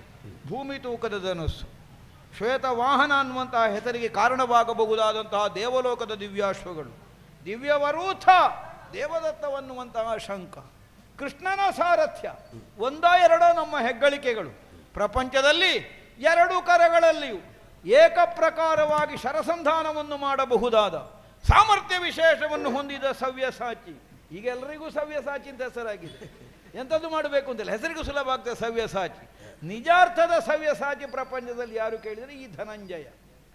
ಅಖಂಡ ಭೂಮಂಡಲದ ದಿಗ್ವಿಜಯವನ್ನು ಕೈಗೊಳ್ಳುವುದರ ಮೂಲಕವಾಗಿ ಹಸ್ತಿನಾವತಿಯ ಭಂಡಾಗಾರವನ್ನೇ ಧನ ಸಂಪತ್ತಿನಿಂದ ತುಂಬಿ ತುಳುಕುವ ಹಾಗೆ ಮಾಡಿದಂತಹ ಸಾಮರ್ಥ್ಯ ಸಂಪನ್ನನಾದಂತಹ ನನಗೆ ಧನಂಜಯ ಅನ್ನುವಂತಹ ಹೆಸರೇ ಅನ್ವರ್ಥವಾಗಿ ಅಂಟಿಕೊಂಡಿತ್ತು. ಎಲ್ಲಿಯ ತನಕದ ನನ್ನ ಸಾಮರ್ಥ್ಯದ ಪ್ರಕೀರ್ತಿ ವಿದ್ಯಾಭ್ಯಾಸ ಪ್ರಾರಂಭವಾಗುವ ಕಾಲಕ್ಕೆ ಗುರುಗಳು ಕೇಳಿದರು ಪ್ರಶ್ನೆ. ನಾಳೆ ನಾನು ಕೇಳಿದ ಯೋಗ್ಯವಾದ ಗುರುದಕ್ಷಿಣೆಯನ್ನು ಕೊಡುವವರು ಯಾರು? ಎಲ್ಲರೂ ಇದ್ದರಲ್ಲ, 100 ಮಂದಿಗಳೆಲ್ಲ ಅಲ್ಲಿ ನಿಂತುಕೊಂಡು, ಅಥವಾ ಅದಕ್ಕಿಂತ ಹೆಚ್ಚಿನವರು. ಯಾರಾದರೂ ಹೇಳ್ಬೋದಿತ್ತಲ್ಲ ದ್ರೋಣರ ಸಮ್ಮುಖದಲ್ಲಿ ಹೋಗಿ, ಗುರುಗಳೇ ಏನಾಗಬೇಕು ನಿಮಗೆ ಗುರುದಕ್ಷಿಣೆ ನಾವು ಕೊಡ್ತೇವೆ. ಯಾವ ಗಂಡು ಮಗು ಇರಲಿಲ್ಲ ಅಲ್ಲಿ, ಅರ್ಜುನ ಒಬ್ಬನೇ ಇದ್ದದ್ದು 3 ಲೋಕದ ಗಂಡು. ಆದ್ದರಿಂದ ನಾನೇ ಮುಂದೆ ನಿಂತು ಹೇಳಿದೆ, ಗುರುಗಳೇ ನೀವು ಯಾವ ಗುರುದಕ್ಷಿಣೆ ಕೇಳಿ ಅದನ್ನು ಒದಗಿಸಿಕೊಡುವುದಕ್ಕೆ ನಾವು ಸಿದ್ಧರಿದ್ದೇವೆ. ಆ ಕಾಲಕ್ಕೆ ಪ್ರಸನ್ನರಾದಂತಹ ಆಚಾರ್ಯರಾಡಿದರು, ಈ ಪೃಥ್ವಿಯಲ್ಲಿಯೇ ಅಪ್ರತಿಮನಾದಂತಹ ಬಿಲ್ಗಾರನಾಗಿ ನಿನ್ನನ್ನು ಸ್ಥಾಪಿಸಿ ಕಾಣಿಸುವಂತಹ ಸಂಕಲ್ಪಕ್ಕೆ ನಾನು ಬದ್ಧನು, ಅಷ್ಟನ್ನು ಮಾಡ್ತೇನೆ. ಗುರುಗಳು ಯಾರಿಗೂ ಹೇಳಬಹುದು, ಅದನ್ನು ಮಾಡಬೇಕಾದರೆ ಸಾಧನೆ ಬೇಕೋ ಬೇಡವೋ, ರಾತ್ರಿ ಹಗಲನ್ನುವ ವ್ಯತ್ಯಾಸ ಇಲ್ಲದೆ ಅವಿರತವಾದ ಪರಿಶ್ರಮದಿಂದ ಅಪೂರ್ವವಾದ ಸಾಧನೆಯನ್ನು ಮಾಡಿ ಎಳೆಯ ಹರೆಯದಲ್ಲೇ ಅದ್ವಿತೀಯನಾದ ಬಿಲ್ಗಾರನಾಗಿ ಸ್ಥಾಪಿತನಾದ ಅರ್ಜುನನದ್ದಾದಂತಹ ಹೆಗ್ಗಳಿಕೆ. ಪ್ರದರ್ಶನ ರಂಗದಲ್ಲಿ ಲಕ್ಷ್ಯಭೇದನಕ್ಕಾಗಿ ಇರಿಸಿದ್ದಂತಹ ಯಂತ್ರದ ಹಕ್ಕಿಯ ಕಣ್ಣಿಗೆ ಗುರಿಯನ್ನು ಹಿಡಿಯುವಂತಹ ಸನ್ನಿವೇಶದಲ್ಲಿ ಸೇರಿದಂತಹ ಶಿಷ್ಯರಲ್ಲಿ ಗುರುಗಳೆಲ್ಲ ಪ್ರಶ್ನೆ ಹಾಕಿದ್ರು, ಎಂಥದ್ದು ಕಾಣ್ತದೆ? ಮರ ಕಾಣ್ತದೆ ಹೇಳಿದರು, ಮರದಲ್ಲಿ ಗೆಲ್ಲು ಕಾಣ್ತದೆ ಹೇಳಿದರು, ಸೊಪ್ಪು ಕಾಣ್ತದೆ ಹೇಳಿದರು. ಅರ್ಜುನ ನಿನಗೇನು ಕಾಣ್ತದೆ? ಆ ಮರ ಎಲ್ಲಿ ಗುರುಗಳೇ? ಮರ ಇಲ್ಲ, ಇಲ್ಲ ಮರದ ರೆಂಬೆ ಇಲ್ಲ, ಮತ್ತೆ ಎಲ್ಲಿಂದ ರೆಂಬೆ ಕಾಣೋದು? ಮತ್ತೆಂಥದ್ದು? ಹಕ್ಕಿ, ಹಕ್ಕಿಯ ಕಣ್ಣು ಮಾತ್ರ ಕಾಣಿಸ್ತದೆ, ಬೇರೆಂಥದ್ದು ಕಾಣಿಸುವುದಿಲ್ಲ. ಅದು ಲಕ್ಷ್ಯ ಭೇದನದಲ್ಲಿರಬಹುದಾದಂತಹ ಪರಿಣತಿ. ಹಾಗೆ ಲಕ್ಷ್ಯ ಭೇದನವನ್ನು ಮಾಡಿ ಧನುರ್ಧರ ಅನ್ನುವಂತಹ ಹೆಸರಿಗೆ ಅನ್ವರ್ಥವಾಗಿಯ ಪ್ರಪಂಚದಲ್ಲಿ ಕಾಣಿಸಿಕೊಂಡಂತಹ ನಾನು ಮಹಾರಥನಾದ ದೃಪದನನ್ನು ಏಕಾಗಿಯಾಗಿ ಹೋರಾಡಿ ಅವನನ್ನು ಹೆಡೆಮುಡಿ ಕಟ್ಟಿ ಎಳ್ಕೊಂಡು ಬಂದು ಗುರುಗಳ ಮಂಚದ ಕಾಲಿಗೆ ಕಟ್ಟಿದ ಮಗ ಅಂದರೆ ನಾನೊಬ್ಬ ಮಾತ್ರ. ಅಷ್ಟು ಹೆಗ್ಗಳಿಕೆಯನ್ನು ಹೊಂದಿದ ಅಷ್ಟು ಮಾತ್ರ ಯಾಕೆ? ಮತ್ಸ್ಯಯಂತ್ರ ಭೇದನದ ಮೂಲಕವಾಗಿ ಪಾಂಚಾಲೆಯನ್ನು ಸ್ವಯಂವರದಲ್ಲಿ ಜಯಿಸಿ ಎಲ್ಲರಿಗೂ ಸತಿಯಾಗುವಂತಹ ಒಂದು ಅವಕಾಶಕ್ಕೆ ಕಾರಣವಾಗುವಾಗ ವ್ಯವಹರಿಸಿದವ ನಾನೀಗ. ನಾನು ಮತ್ಸ್ಯಯಂತ್ರ ಭೇದನ ಮಾಡದೇ ಇದ್ದರೆ ಪಾಂಚಾಲೆ ನಮಗೆ ಸಿಗುವುದಕ್ಕಿತ್ತ. ಆ ಬಗ್ಗೆ ನೀವು ಕೃತಕೃತ್ಯರಾಗಿರಬೇಕು, ಅರ್ಜುನನಿಂದ ನಮಗಿಷ್ಟು ಸಿಕ್ಕಿದೆ ಅಂತ. ಅಷ್ಟನ್ನು ತನಗಾಗಿ ಒಂದು ಹೆಣ್ಣನ್ನೂ ಸಂಪಾದಿಸುವುದಕ್ಕೆ ಸಾಮರ್ಥ್ಯ ಇಲ್ಲದೆ ಇದ್ದವರ ಮಧ್ಯದಲ್ಲಿ ನಾನು ಹುಟ್ಟಿದ್ದೇನೆ, ನಾನು ಸಂಪಾದನೆ ಮಾಡಿಕೊಡಬೇಕು. ಅಷ್ಟೊಂದು ಹೆಗ್ಗಳಿಕೆಯನ್ನು ಹೊಂದಿದವು. ದೇವಲೋಕದ ಸಹಾಯಕ್ಕಾಗಿ ನಿವಾತ ಕವಚಾದಿಗಳನ್ನು ಕೊಂದು ಅಂಗಿಯ ಕಳರ ಕೊಂದೆ, ಅವರನ್ನು ಕೊಂದು ಹಾಕಿ ದೇವಲೋಕಕ್ಕೆ ಎಷ್ಟೋ ಕಾಲದಿಂದಿದ್ದಂತಹ ಬಾಧೆಯನ್ನು ಪರಿಹಾರ ಮಾಡಿ ಅಲ್ಲಿಂದ ಹೊಗಳಿಸಿಕೊಂಡವ. ವನಪು ವೈಯಾರ ಲಾವಣ್ಯದ ಮೂಲಕವಾಗಿ ನನ್ನ ಮುಂಭಾಗದಲ್ಲಿ ಕಾಣಿಸಿಕೊಂಡು ತನ್ನ ಕಾಮಭಾವದಿಂದ ನನ್ನನ್ನು ಆಕರ್ಷಿಸಿ ಕೈವಶ ಮಾಡಿಕೊಳ್ಳಬಹುದು ಅನ್ನುವಂತಹ ನಿರ್ಣಯದಿಂದ ಬಂದ ದೇವಾಂಗನೆಯಾದಂತಹ ಊರ್ವಶಿಯಲ್ಲಿ ಆದರೂ ಮಾತೃಭಾವವನ್ನು ಕಂಡು ಏನು ದೃಢ ಮನಸ್ಸು. ನಿದ್ದೆಗೆದ್ದವ ಗುಡಾಕೇಶ ನನಗೆ ಹೆಸರಾಗೆ, ಮತ್ತೆ ನಿದ್ದೆಗೆಲ್ಲದವನಿಗೆಲ್ಲ ಈ ಕೆಲಸ ಆಗುವುದಿಲ್ಲ. ಅಷ್ಟು ಮಾಡಿ ಅಲ್ಲಿಂದ ಶಾಪವನ್ನೇ ಹೊಂದಿದೆ. ಆದರೆ ಏನಾಯಿತು? ಆ ಶಾಪವೇ ವರವಾಗಿ ಪರಿಣಮಿಸಿತು. ನಮ್ಮ ಅಪ್ಪಯ್ಯ ಹೇಳಿದರು, ಅಜ್ಞಾತವಾಸವನ್ನು ನೀನು ಉತ್ತರಿಸುವುದಕ್ಕೆ ಅನುಕೂಲವಾಗಿ ಇದು ವಿನಿಯೋಗವಾಗ್ತದೆ ಮಗ. ಹಾಗಿದ್ರೇನು? ಈಗ ಅಜ್ಞಾತವಾಸದಲ್ಲಿ ವೇಷ ಮರೆಸಿ ವಾಸಿಸುವ ಪಾಂಡವರಿಗೆಲ್ಲ ಇನ್ನೊಬ್ಬರ ಶಾಪ ಬರಬೇಕಾಗಿವಂತ, ಅರ್ಜುನಿಗೆ ಮಾತ್ರ ಯಾಕೆ ಶಾಪ ಬರಬೇಕಾಗಿ ಬಂತು ಅಂದರೆ ಅರ್ಜುನನ ಗಂಡುತನವನ್ನು ಅಡಗಿಸಿಡುವುದಷ್ಟು ಸುಲಭದ ಕೆಲಸ ಅಲ್ಲ ಅದು. ಯಾವ ವೇಷ ಹಾಕಿದ್ರು, ಯಾವ ರೂಪ ಮಾಡಿದ್ರು, ಅರ್ಜುನತ್ವ ಒಂದು ಕಂಡೇ ಕಾಣ್ತದೆ. ಅದಕ್ಕೆ ಈ ಶಾಪ ವಿನಿಯೋಗ ಆಗಲಿ. ಈ ಪ್ರಪಂಚದಲ್ಲಿ ಅರ್ಜುನ ಎಲ್ಲಿ ಅಡಗಿದರು ಅರ್ಜುನ ಷಂಡನಾಗುವುದಕ್ಕಿಲ್ಲ. ಆದ್ದರಿಂದಲೇ ಷಂಡನಾಗುವ ಶಾಪ ಬಂದದ್ದು. ಯಾಕೆ? ಷಂಡನಾಗಿದ್ರೆ ಅವ ಅರ್ಜುನ ಅಲ್ಲ. ಅರ್ಜುನ ಆದರೆ ಷಂಡ ಆಗ್ಲಿಕ್ಕಿಲ್ಲ, ಯಾಕಂದ್ರೆ ಅವ 3 ಲೋಕದ ಗಂಡು. ಹೀಗೆ ದೈವ ಸಂಕಲ್ಪದ ಮೂಲಕವಾಗಿ ಊರ್ವಶಿ ದೇವಿಯ ಶಾಪದಿಂದ ಷಂಡನಾಗುವಂತಹ ಅವಕಾಶ ನನಗೆ ಒದಗಿ ಬಂತು. ಅದರಿಂದಲೇ ಪ್ರಪಂಚದಲ್ಲಿ ನನ್ನ ಗಂಡುತನ ಏನು ಅನ್ನುವುದು ಸ್ಪಷ್ಟವಾಗುತ್ತದೆ. ಇಷ್ಟೆಲ್ಲ ಹೆಗ್ಗಳಿಕೆಯನ್ನು ಮಾಡಿ ಬೇಡ. ಈಗ ಪಶುಪತಿಯಲ್ಲಿ ಪ್ರತ್ಯಕ್ಷವಾಗಿ ಹೋರಾಡಿ ಪ್ರತಿಸ್ಮೃತಿ ಮಂತ್ರವನ್ನು ನಿಮಗೆಲ್ಲ ಉಪದೇಶ ಮಾಡಿದ್ದು ವ್ಯಾಸರು. ಯಾಕೆ ನೀನೇ ಹೋಗಿ ಪಶುಪತಿ ಅನುಗ್ರಹ ವಿಶೇಷವನ್ನು ಪಡೆ ದೇವತೆಗಳ ಅಸ್ತ್ರ ವಿಶೇಷವನ್ನು ಸಂಪಾದನೆ ಮಾಡುವಂಥ ಸೂಚನೆ ಕೊಡಲಿಲ್ಲ? ವೇದವ್ಯಾಸರಿಗೂ ಗೊತ್ತುಂಟು, ದುಡಿಯುವ ಮಗ ಈ ಪೈಕಿಯಲ್ಲಿ ಇರುವುದು ಇವ ಒಬ್ಬನೇ. ಆದ್ದರಿಂದ ಅವನೇ ಆಗಬೇಕು. ಹೋಗಿ ಪಡ್ಕೊಂಡು ಬಾ. ಯಾಕೆ? ಮುಂದೊದಗಬಹುದಾದಂತಹ ಮಹಾಸಂಗ್ರಾಮದಲ್ಲಿ ಭೀಷ್ಮ, ದ್ರೋಣ, ಇವ ಕರ್ಣ, ಮತ್ತೆ ನಾಳೆ ಒಬ್ಬ ಬರುವವ, ಎಲ್ಲವರನ್ನೂ ಸಮರ ಕ್ಷೇತ್ರದಲ್ಲಿ ದೆಸಗೆಡಿಸಿ ಪಾಂಡವರ ಪಾಲಿನ ವಿಜಯಶಿಲ್ಪಿಯಾಗಿ ಒದಗಿ ಬಲ್ಲಂತಹ ಮಹಾಸಮರ್ಥ ಪಾರ್ಥ, ಒದಗಿ ಬಂದ ಸುಯೋಧನನ 11 ಅಕ್ಷೋಹಿಣಿ ಸೇನೆಯಲ್ಲಿ ಸರಿ ಅರ್ಧಾಂಶ ಕೊಂದು ಕಳೆದವ ನಾನು, ಮತ್ತೊಬ್ಬ ಅಲ್ಲ. ಹಾಗಿದ್ರೆ ಏನು ಅರ್ಜುನನದ್ದಾದಂತಹ ಭುಜಸಿರಿ. ಇಷ್ಟೆಲ್ಲ ಹೆಗ್ಗಳಿಕೆಯನ್ನು ಹೊಂದಿದಂತಹ ನನ್ನಿಂದ ನಮಗೆ ಸಾಮ್ರಾಜ್ಯ ಪ್ರಾಪ್ತಿಯ ಒಂದು ಅವಕಾಶವೇ ಹೊರತು ಸಾಮಾನ್ಯರಿಂದ ಅಂತ ಭಾವಿಸಬೇಕಾದದ್ದಿಲ್ಲ. ನಾನು ನಿಮ್ಮ ಮಧ್ಯೆ ಹುಟ್ಟಿದ್ದು ನಿಮ್ಮ ಸೌಭಾಗ್ಯ. ಹೊಗಳು ಭಟ್ರಿಗೆ ಬಿಟ್ಟರೆ 7 ರಾತ್ರಿ 7 ಹಗಲು ಹೊಗಳಿದ್ರು ಸಾಕಾಗಲಿಕ್ಕಿಲ್ಲ. ಆದರೆ ಸೂಕ್ಷ್ಮವಾಗಿ ಚಂದ ಮಾಡಿ ಹೊಗಳಿದ್ದಿ. ನಿನ್ನ ಆತ್ಮಹತ್ಯೆಯ ಕಾರ್ಯವನ್ನು ಯಶಸ್ವಿಯಾಗಿ ಮುಗಿಸಿ. ಸ್ವಾಮಿ, ನಿನ್ನಿಂದ ಬೈಯುವುದು ಹೊಗಳುದ ನನ್ನನ್ನು? ನಿನಗೆ ಯಾವುದು ಆಗಬೇಕಿತ್ತು ಅದು ಆಯ್ತಲ್ಲ. ಅಂತೂ ನಾನು ಸತ್ತಾಗಾಯ್ತಲ್ಲ. ಈಗ ಸತ್ತ ಹಾಗ ಅಣ್ಣನನ್ನು ಕೊಂದಾಗ ಆಯ್ತು, ಅಣ್ಣನನ್ನು ಕೊಂದ ಹಾಗೂ ಆಯ್ತು. ಸರಿ, ದೇವ್ರೇ. ಅಷ್ಟಾದ್ರೆ ಸಾಕು. ಬದುಕಲಿಕ್ಕೆ ಕಷ್ಟ ಆಗುವ ನನ್ನೊಂದು ಮಾತು ಕೇಳ್ತೀಯಾ? ದನವಾರಿ ಮಾತಲಾಲಿದು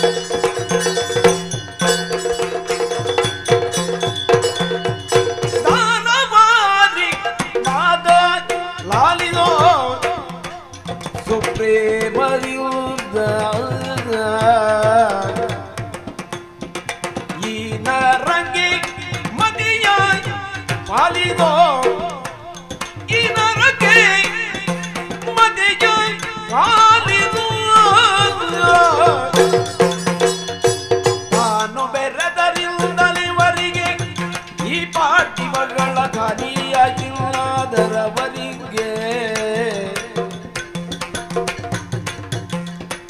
ತಾನು ಬೆರೆದರಿಂದಲಿವರಿಗೆ ಈ ಪಾಠಿಮಗಳ ಖಾಲಿಯಾಗಿಲ್ಲದರವರಿಗೆ ಧನಬರಿ ಮೊದಲಾಲಿದು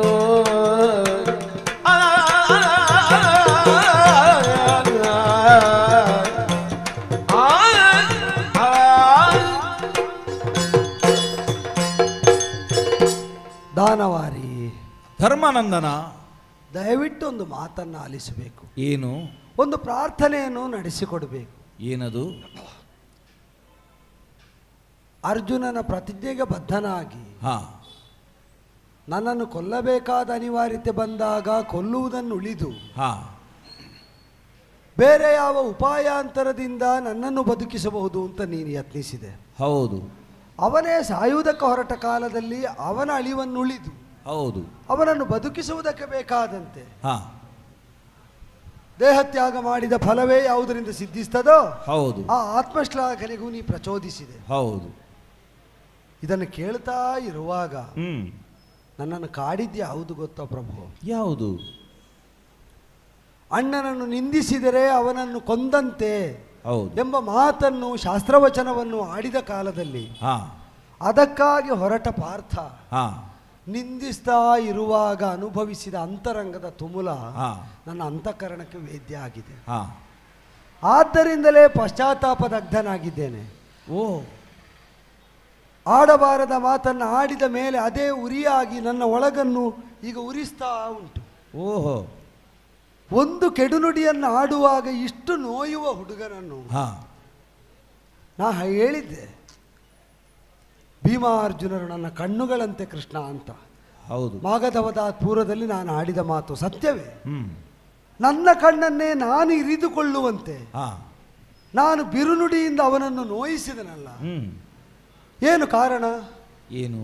ನನ್ನ ಮಗುವಾಗಿದ್ದ, ಅಲ್ಲ ನನ್ನ ಕಣ್ಣಾಗಿ ನನ್ನ ಬದುಕಿನ ಬೆಳಕಾಗಿದ್ದಂತಹ ಅವನಿಗೆ ಅಂತರಂಗ ಅರಿಯದೆ ಚಿತ್ತಕ್ಷೋಭೆಯ ಪರಿಣಾಮವಾಗಿ ಬಿರುವಚನದಿಂದ ನಾನು ಅವನನ್ನು ನಿಂದಿಸಿದೆ ಅಂತ ಆದರೆ ಕಾರಣ ಏನು ಅಂದ್ರೆ ಗೆಲ್ಲಬೇಕಾದ ಶತ್ರುಗಳನ್ನು ನನಗೆ ಗೆಲ್ಲುವುದಕ್ಕಾಗಲಿಲ್ಲ ಅಂತ ತಾತ್ಪರ್ಯ.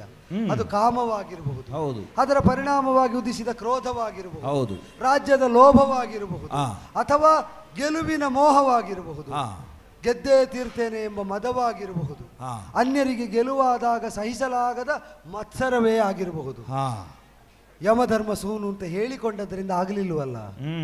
ಸಂಯಮಿನಿಯನ್ನು ಆಳುವಂತಹ ಅವನ ಮಗನಾಗಿ ನಾ ಸಂಯಮವನ್ನು ಹೊಂದುವುದಕ್ಕೆ ಅಶಕ್ತನಾದೆ ಅಂತ ಆದಾಗ ಗೆಲ್ಲಲಾಗದ ಶತ್ರುಗಳು ಮೆರೆಯುತ್ತಾ ಇರುವುದನ್ನು ಕಂಡ ಮೇಲೆ ಗೆಲ್ಲದ ನನಗೆ ಎಲ್ಲಿಯ ರಾಜ್ಯ ಸ್ವಾಮಿ?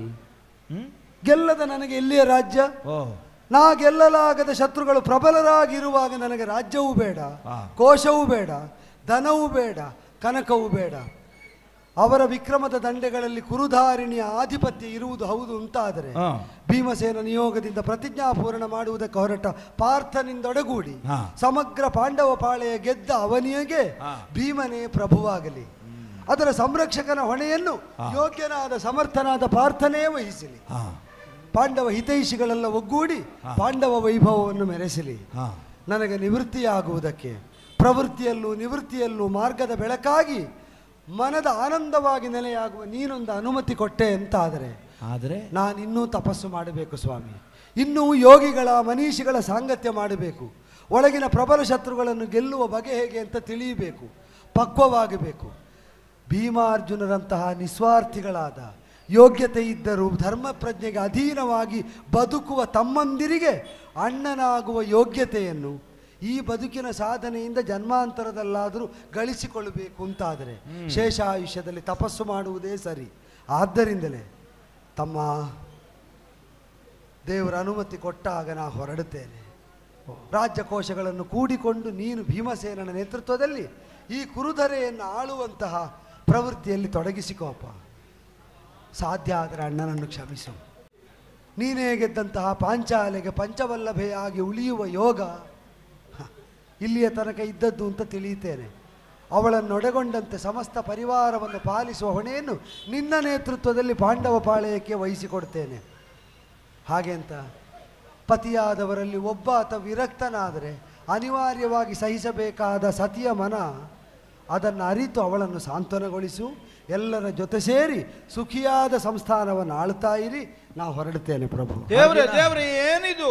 ಅಣ್ಣ ಹೊರಟೇ ಬಿಟ್ಟಲ್ಲ. ಒಟ್ಟು ತೀರ್ಮಾನ ಇಷ್ಟು ಬೇಗ ತಗೊಳ್ಳಿಕ್ಕೂ ಆಗ್ತದೆ ಅಂತ ಹೇಳಿಕೊಂಡು ಅವಸರದ ತೀರ್ಮಾನ. ಈಗ ಅವನನ್ನು ಬಿಟ್ಟು ಬಿಡುವುದಕ್ಕಾಗುವುದಿಲ್ಲ. ನೀನು ಹೋಗು, ಕಾಲು ಹಿಡಿ. ಅಣ್ಣ ಅಣ್ಣ ಗೊಂಬುವುದು ಅಣ್ಣ ದೇವಾ ಎನಗ ಪಣೆಯ ನಿಂತು ಪೋಪುದಣ್ಣ ದೇವಾ ಪಪ್ಪನಿಗೆ ಮಕ್ಕಳ ಮೇಲಣ್ಣ ದೇವಾ ಬಗೆದಾನಿಪ್ಪುವುದೇ ಕರುಣ ಮಾಡುವುದು ಅಣ್ಣ ದೇವಾ ತಪ್ಪುಗಳ ಪಾಲಿಸಬೇಕು. ಅಣ್ಣ ಅಣ್ಣ ಅಣ್ಣ ನಿನ್ನ ಕಾಲಿಗಡ್ಡ ಬಿದ್ದಿದ್ದೇನೆ, ಕೈ ಮುಗಿದಿದ್ದೇನೆ, ಸಾಷ್ಟಾಂಗ ಪ್ರಣಾಮಗಳನ್ನು ವಿರಚಿಸಿ. ನೀನ್ ಯಾಕಪ್ಪ ದುಃಖಿಸ್ತೀಯ? ಆತ್ಮದರ್ಶನ ಮಾಡಿಕೊಟ್ಟಂತಹ ಒಂದು ಆತ್ಮಬಂಧುವಾಗಿಯೇ ಇಲ್ಲ ಅಣ್ಣಯ್ಯ ಅಣ್ಣಯ್ಯ, ನನ್ನ ತಪ್ಪುಗಳನ್ನು ಪಾಲಿಸಬೇಕು, ನಿನ್ನ ಮನನೋಯಿಸಬೇಕು ಅನ್ನುವಂತಹ ಉದ್ದೇಶಕ್ಕಾಗಿ ವ್ಯವಹರಿಸಿದ್ದಲ್ಲ. ನಿನ್ನನ್ನು ಕಾಡಿಗೆ ಕಳುಹಿಸುವುದೋ ನಿನ್ನನ್ನು ನಮ್ಮ ಬದುಕಿನಿಂದ ಕಳೆದುಕೊಳ್ಳುವುದೋ ಉದ್ದೇಶವಾದರೆ ಈ ಅನ್ಯತ್ರ ಪಥವನ್ನು ಅನುಸರಿಸಬೇಕಾದಂತಹ ಅವಶ್ಯಕತೆ ಇರಲಿಲ್ವಲ್ಲ. ಗಾಂಡೀಯವನ್ನು ನಿಂದಿಸಿದವನ ವಧೆಯನ್ನು ನಾನು ಸಾಧಿಸ್ತೇನೆ ಎನ್ನುವಂತಹ ನನ್ನ ವ್ರತಕ್ಕೆ ಭಂಗ ಬರಕೂಡದು ಅನ್ನುವಂತಹ ಉದ್ದೇಶಕ್ಕಾಗಿ ಮರಣ ಸದೃಶವಾದಂತಹ ಒಂದು ಸ್ಥಿತಿಯನ್ನು ನಿನಗೆ ಒದಗಿಸುವುದಕ್ಕೆ ದೇವನೇ ಸೂಚಿಸಿದಂತಹ ಉಪಾಯಾಂತರದ ಮೂಲಕವಾಗಿ ನಾನು ಮುಂದಾದನೆ ಹೊರತು ನಿನ್ನನ್ನು ಕಳ್ಕೊಳ್ಳಬೇಕು, ನಿನ್ನನ್ನು ಕಳೆದು ನಾನು ಉಳಿಯಬೇಕು ಅನ್ನುವಂತಹ ದುರುದ್ದೇಶದಿಂದ ಅಲ್ಲವಲ್ಲ. ಇಷ್ಟಕ್ಕೂ ಅಯ್ಯ ಅಳಿದ ಮೇಲೆ ಅಯ್ಯನ ಸ್ಥಾನದಲ್ಲಿ ನಮ್ಮನ್ನಿದ್ದು ಸಂರಕ್ಷಿಸಿ ನಮ್ಮ ಅಭಿವೃದ್ಧಿಗೆ ಕಾರಣನಾದವನು ನೀನು. ನೀನೇ ನಮ್ಮನ್ನು ಕೈಬಿಟ್ಟು ಹೋದೆ ಅಂತಾದರೆ ಮತ್ತೆ ನಮ್ಮನ್ನು ರಕ್ಷಿಸುವವರು ಯಾರಿದ್ದಾರೆ? ಯಾಕೆ ಹೀಗಾಯಿತೋ ನನಗೆ ಅರಿವಿಲ್ಲ. ಕರ್ಣನ ವಧೆಯಲ್ಲಿ ನನಗೇನು ನಿರಾಸಕ್ತಿ ಅಲ್ಲ, ಅದರೊಂದು ಪ್ರಧಾನವಾದ ಕಾರ್ಯ ಅನ್ನುವಂತಹ ಭಾವವೇ ನನಗೆ ಈ ತನಕ ಬರಲಿಲ್ಲ. ಬಹುಶಃ ಹೀಗಿರಬೇಕು. ಇಂತಹದೆಲ್ಲ ಒಂದು ನಮ್ಮ ಬದುಕಿನಲ್ಲಿ ಬಂದು ಹೋಗುವಂತಹ ಒಂದು ಸ್ಥಿತಿಯನ್ನು ದೈವ ಕಲ್ಪಿಸಿದೆ ಅಂತಾದರೆ ಅದಕ್ಕಿಂತ ಹೊರತಾಗಿ ನಮಗೆ ಉಳಿಯುವುದಕ್ಕೆ ಹೇಗೆ ಸಾಧ್ಯ ಆಗುತ್ತದೆ? ಇದು ಕೇವಲ ನೀನು ಹೇಳಿದಾಗ ನಿನಗೊಂದು ಆತ್ಮದರ್ಶನವನ್ನು ಒದಗಿಸಿಕೊಟ್ಟಿದೆ. ನಿನಗ ಆತ್ಮದರ್ಶನಕ್ಕೆ ಅರ್ಜುನನ ಮಾತಿನಿಂದ ಏನು ಸಾಧಿತವಾಗಬೇಕಾಗಿದೆ? ನನಗನ್ನಿಸ್ತದೆ ಇದು ನನ್ನ ಆತ್ಮದರ್ಶನಕ್ಕಾಗಿ ಆಗಿ ಹೋದಂತಹ ಪ್ರಕರಣ ಅಂತ. ಎಲ್ಲಿಯಾದರೂ ಒಂದು ದಿವಸ, ಒಂದು ಕ್ಷಣ ಸೇರಿದಂತಹ ಸಮಸ್ತರನ್ನು ಯುದ್ಧದಲ್ಲಿ ಗೆದ್ದು ವಿಜಯವನ್ನು ಒದಗಿಸಿಕೊಟ್ಟವನು ನಾನು ಅನ್ನುವಂತಹ ಭಾವ ನನ್ನ ಅಂತರಂಗದಲ್ಲಿ ನುಸುಳುವುದಕ್ಕಾದರೂ ಆಸ್ಪದವಿತ್ತೋ ಏನು? ಆ ಸಂದರ್ಭ ಒಂದು ಬಾರದೇ ಹೋಗಲಿ ಅನ್ನುವುದಕ್ಕಾಗಿ ದೈವವೇ ನಿರ್ಮಿಸಿಕೊಟ್ಟಂತಹ ಒಂದು ಸನ್ನಿವೇಶ ಅಂತ ಇದನ್ನು ನಾನು ಭಾವಿಸ್ತೇನೆ. ಮಕ್ಕಳಾದವರು ಅಪಚಾರವನ್ನೋ ಅನ್ಯಾಯವನ್ನೋ ವಿರೋಧವನ್ನೋ ಅಪ್ಪನ ಕುರಿತಾಗಿ ಮಾಡಿದರೂ ಕರುಣಾಳುಗಳಾದಂತಹ ಪಿತೃಮಹಾಶಯರು ಅದನ್ನು ಮಹಾಪರಾಧವೆಂದು ಭಾವಿಸಿ ಉಳಿಯುತ್ತಾರೆ. ನಿನ್ನ ಪುತ್ರ ಭಾವದಲ್ಲಿ ನಾನಿರುವವನು, ನನ್ನ ಪಿತೃಸ್ಥಾನೀಯನು ನೀನು, ನೀನೇ ಬಿಟ್ಟು ಹೋದೆ ಅಂತಾದರೆ ನಮಗೆ ಗತಿ ಇಲ್ಲ ಅಂತ ಆಗುತ್ತದೆ. ಯುದ್ಧದ ನೇತೃತ್ವವನ್ನು ಹೊಂದಿ ನಿನ್ನನ್ನು ಅನುಸರಿಸಿಕೊಂಡು ಬಂದಂತಹ ಮಂದಿಗಳಲ್ಲೆಲ್ಲ ಭರವಸೆಯನ್ನು ತುಂಬಿ ಧರ್ಮಾಧರ್ಮಗಳ ಮಧ್ಯದಲ್ಲಿ ನಡೆಯುವಂತಹ ಸಂಘರ್ಷ ಅನ್ನುವ ಹಾಗೆ ನಂಬಿ ಬಂದವರ ನಂಬಿಕೆ ಸುಳ್ಳಾಗದ ಹಾಗೆ ಅವರಿಗೆ ಗೆಲುವನ್ನು ಕಾಣಿಸಿಕೊಡುವಂತಹ ಉದ್ದೇಶಕ್ಕಾಗಿ ಪಕ್ಷ ನಾಯಕನಾಗಿ ಸಿದ್ಧನಾದ ನೀನೇ ಇಂದಿನ ದಿನ ಹೊರಟು ಹೋದೆ ಅಂತಾದರೆ ಧರ್ಮಕ್ಕೆ ಸೋಲು ಅಂತಾಗಿ ಹೋಗ್ತದೆ. ಹಾಗಾಗಬಾರ್ದಣ್ಣಯ್ಯ, ಬರಬೇಕು. ದೇವರೇ ನಾನು ಹೋಗುವ ಮಾರ್ಗದಲ್ಲಿ ಅಡ್ಡ ಬಿದ್ದು ದಾರಿಗಡ್ಡ ಕಟ್ಟಿದ್ದಾನೆ. ಹೌದು, ಹೊರಡುವುದಕ್ಕೂ ಬಿಡುವುದಿಲ್ಲ, ಇರುವುದಕ್ಕೂ ಆಗುವುದಿಲ್ಲ ಅಂದ್ರೆ ನಾನು ಏನು ಮಾಡಲಿ? ಅವರು ಮಾತ್ರ ಹೊರಡಬೇಡ ಅಂತ ಹೇಳುವುದಲ್ಲ, ಈಗ ನಾನು ಹೇಳ್ತಾ ಇದ್ದೇನೆ, ಹೊರಡಬೇಡ, ಅಂತಹ ಕಾರ್ಯಕ್ಕೆ ಮುಂದಾಗಬೇಡ. ಆಗಬೇಕಾದಂತಹ ಯುಕ್ತ ಕಾರ್ಯ, ಅದಾಗಬೇಕಾದದ್ದು ಯುದ್ಧ. ಇದಕ್ಕೆಲ್ಲ ಇಷ್ಟೊಂದು ಸಮಸ್ಯೆ ಮಾಡಿಕೊಳ್ಳಬೇಕಾದಂತಹ ಅನಿವಾರ್ಯತೆ ಇಲ್ಲ. ನಮಗೆ ಬೇಕಾದದ್ದು ದುಷ್ಟ ಶಿಕ್ಷಣವಾಗಬೇಕಾದದ್ದು, ನ್ಯಾಯಯುತವಾಗಿ ಧರ್ಮ ಸಿಂಹಾಸನ ಎನ್ನುವುದು ನಿನಗೆ ಸಿಗಬೇಕಾದದ್ದು, ಅದು ಖಂಡಿತವಾಗಿಯೂ ಲಭ್ಯವಾಗಬೇಕು ಅಂತ ಇದ್ರೆ ಇಂತಹ ಚಿತ್ತಕ್ಲೈವ್ಯವನ್ನು ಹೊಂದಿ ಇಂತಹ ತೀರ್ಮಾನವನ್ನು ದುಡುಕಿನಿಂದ ತೆಗೆದುಕೊಳ್ಳುವುದಲ್ಲ. ಒಂದು ಸೂಕ್ತ ಸಮಾಧಾನ ಹೇಳ್ತೇನೆ, ಇಲ್ಲಿ ಯಥಾರ್ಥಕ್ಕಾದ್ರೂ ಗಾಂಡೀವನಿಂದನೇ ಆಗ್ಲಿಲ್ಲ. ಆಗ್ಲಿಲ್ವಾ? ಇಲ್ಲವೇ ಇಲ್ಲ ಅಂದ್ರೆ ಹೇಳಿದ್ದೇನು ನೀನು, ಸುಡು ನಿನ್ನ ಗಾಂಡೀವ, ಸುಡು ನಿನ್ನ ಗಾಂಡೀವ ಅಲ್ಲದಿದ್ರೆ ಕೃಷ್ಣನ ಕೈಗೆ ಒಪ್ಪಿಸು. ಅದು ಕೊಟ್ಟದ್ಯಾರು? ಅಗ್ನಿ. ಮತ್ತೆ ಸುಡು ಅಂದ್ರೆ ಅರ್ಥ ಎಂತದ್ದು? ಕೊಟ್ಟವನಿಗೆ ಮರಳಿಸು ಅಂತ ಅಷ್ಟೇ. ಅದರಲ್ಲಿ ನಿಂದನೆ ಆದದ್ದು ಅರ್ಜುನನಿಗೆ ಮಾತ್ರ.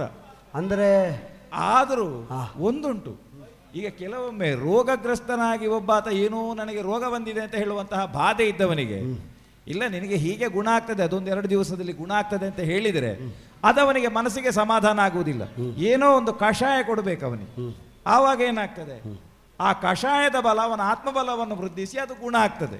ಅದಕ್ಕೆ ಬೇಕಾಗಿ ಉಪಶಮನಕ್ಕಾಗಿ ದಾರಿಯನ್ನು ನಾ ತೋರಿಸಿದ್ದು. ದೇವರೇ, ಯಾವ ಕಾರಣಕ್ಕೂ ಹೆದರಬೇಕಾಗಿಲ್ಲ. ನಾನು ಅತಿಕ್ರಮಣ ಮಾಡಿದೆ ಅಂತ ಭಾವಿಸಿದ್ದು ದೈವ ನಿರ್ಣಯವನ್ನು ಯೋಚನೆ ಮಾಡಿದರೆ ಶೋಕಮೋಹಗಳಿಗೆ ಒಳಗಾಗಿ ವಿಕಾರಕ್ಕೆ ವಿವಶನಾಗಿದ್ದುಕೊಂಡು ಬ್ರಹ್ಮಾದಿಗಳ ಕರವಿರಾಜಿತವಾದ ಗಾಂಡೀವ ಯಾರ ಕರದಲ್ಲಿರಬೇಕು ಅಂತ ಅಗ್ನಿದೇವ ನಿರ್ಣಯಿಸಿ ವರುಣನಿಂದ ತರಿಸಿಕೊಂಡು ಕೊಟ್ಟನೋ, ನಾ ಶೋಕಕ್ಕೋ ಮೋಹಕ್ಕೋ ಒಳಗಾಗಿ ಆ ನಿರ್ಣಯವನ್ನೇ ಉಲ್ಲಂಘಿಸಿ ಸ್ವಾರ್ಥಿಯಾಗಿ ದೇವರಿಗೂ ಪ್ರತಿಕೂಲನಾದೆ ಅಂತ ಭಾವಿಸಿದರೆ ದೇವಾಧಿದೇವನಾದ ನೀನು ಗಾಂಡೀವದ ನಿಂದನೇ ಯಥಾರ್ಥದಲ್ಲೂ ಆಗಲಿಲ್ಲ. ಧರ್ಮಜನ ಬಾಯಿಯಿಂದ ಅಂತಹ ಮಾತು ಯಾವತ್ತೂ ಬರುವುದಿಲ್ಲ ಅಂತ ನೀನು ಹೇಳ್ತೀಯಾದರೆ ಹೊಂದಿದ ರಾಜ್ಯವನ್ನು ಆಳುವುದಕ್ಕೆ ನಾನೇ ಪ್ರಭುವಾಗುವುದು ಯುಕ್ತ ಅಂತ ನೀನು ಸಮ್ಮತಿಸ್ತೀಯಾದರೆ, ಹೌದು, ನಿನ್ನ ಅನುಮತಿ ಇದ್ರೆ ನಾನು ಅರ್ಜುನನಲ್ಲಿ ಒಂದು ಮಾತಾಡ್ಲೋ? ಏನಾಗಬೇಕು ಹೇಳು ಪಾರ್ಥ. ಅಣ್ಣ, ಸೋಲು ಮತ್ತು ಸಾವು ಜೀವರನ್ನು ಕಂಗೊಳಿಸುವ ದೊಡ್ಡ ಅಂಶಗಳು. ನಾವು ಸಾಯ್ತೇವೆ, ನಾವು ಸೋಲುತ್ತೇವೆ ಎಂಬ ಅಧೀರತೆಯಲ್ಲಿ ಬಂದಂತಹ ಅನುಚಿತ ಮಾತುಗಳು ಈ ಎಲ್ಲ ರಾದ್ದಾಂತಕ್ಕೆ ಕಾರಣ ಆದ್ದು.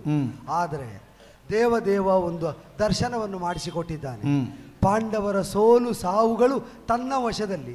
ಸಾಯುವ ಹಂತದಲ್ಲಿದ್ದ ನನ್ನನ್ನು ಬದುಕಿಸಿದ, ಸಾಯುವುದಕ್ಕೆ ಹೊರಟ ನಿನ್ನನ್ನು ಬದುಕಿಸಿದ. ಅಂದರೆ ಅವನ ಇಚ್ಛೆ ಇಲ್ಲದೆ ಯಾರ ಸಾವು ಯಾವ ವಿಧದಲ್ಲೂ ಸಂಭವಿಸುವುದಿಲ್ಲ ಅಂತಾದ ಮೇಲೆ ಈಗ ನಾವು ಯೋಚಿಸಬೇಕಾದ್ದು, ದೇವರು ಇಷ್ಟು ಪ್ರಯತ್ನ ಪಟ್ಟು ನಮ್ಮನ್ನು ಬದುಕಿಸಿದ್ದು ಯಾವ ಕರ್ಮಕ್ಕಾಗಿ ಅಂತ. ಹಾಗೆ ಯೋಚಿಸಿದರೆ ಸಿಕ್ಕುವುದು ಕರ್ಣಾದಿಗಳ ಹನನವೇ ಅಲ್ಲೋ. ನಮ್ಮ ಬದುಕಿರುವುದೇ ಅದಕ್ಕೆ ಅಂತ ಆದ ಮೇಲೆ ನೀನೊಂದಿಗೆ ಮನಸ್ಸು ಮಾಡಬೇಡುವ, ನೀನೊಂದು ಮನಸ್ಸು ಮಾಡಿ ಹೊರಡಬೇಡುವ, ಕರ್ಣಾದಿಗಳ ಹನನ ಆಗಬೇಡುವ. ಅಣ್ಣ,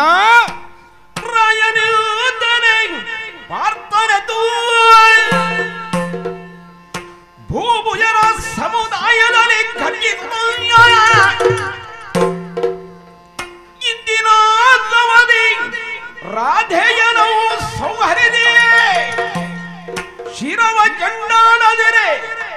ತನ್ನಯ ಪ್ರತಿಜ್ಞೆಗಳನ್ನು ಪ್ರಿಯ ನೀವು ಕೇಳಿರೈ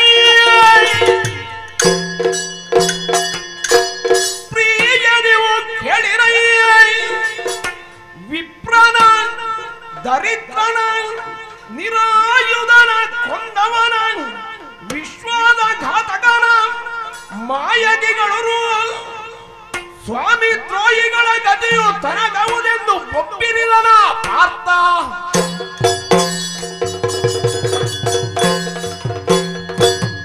ಕರ್ಣ, ಯುದ್ಧದಲ್ಲಿ ನಮಗೆ ಪ್ರತಿಸ್ಪರ್ಧಿಯಾಗಿ ವಿಜೃಂಭಿಸುತ್ತಿರುವಂತಹ ವರ್ತಮಾನವನ್ನು ಕೇಳಿ ತಿಳಿದು ಅವನ ವಧೆಗೊಂದು ಅವಧಿಯನ್ನು ಸೂಚಿಸಿದವ ನಮ್ಮಣ್ಣ ಧರ್ಮಜ. ಆದ್ದರಿಂದಲೇ ಇದಕ್ಕೊಂದು ನಿರ್ಣಯಾತ್ಮಕವಾದಂತಹ ನಿಲುಮೆಯನ್ನು ಸೇರಿದಂತಹ ರಾಜಾದಿರಾಜರು ನಮ್ಮ ಪಟುಭಟರ ಸಮ್ಮುಖದಲ್ಲಿ ನಾನು ಆಡಬೇಕಾದಂತಹ ಅವಶ್ಯಕತೆಯನ್ನು ಮನಗಾಣುತ್ತೇನೆ.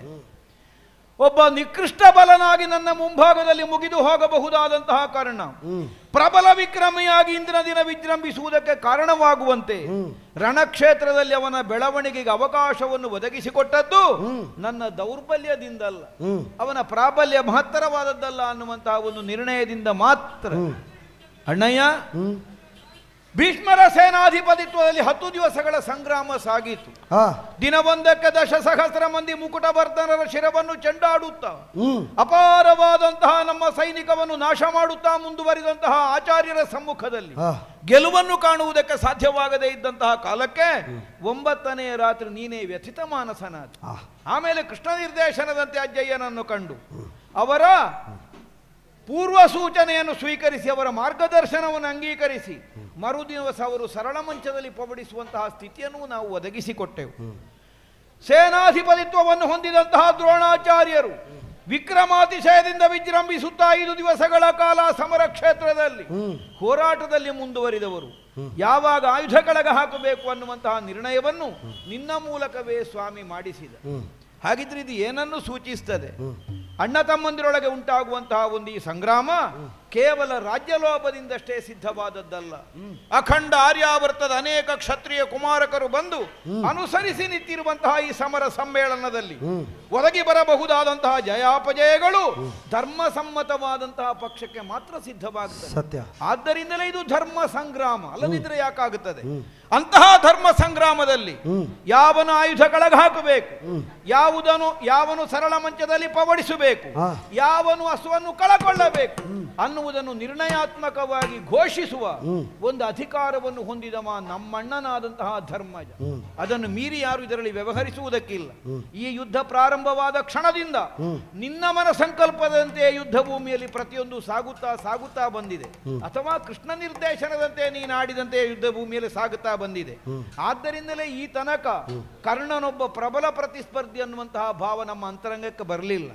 ಇಂದಿನ ದಿನ ಶಲ್ಯ ಸಾರಥ್ಯವನ್ನು ಮೇಳೈಸಿ ರಣಕ್ಷೇತ್ರದಲ್ಲಿ ವಿಜೃಂಭಿಸುತ್ತಿರುವಂತಹ ಆರಾಧೇಯ ಮಾಡಿದಂತಹ ಅನರ್ಥದ ಕೆಲಸವನ್ನು ಗಮನಿಸಿದರೆ ಯಾವ ಕಾರಣಕ್ಕೂ ಇನ್ನವನನ್ನು ಕ್ಷಮಿಸುವುದಕ್ಕಿಲ್ಲ.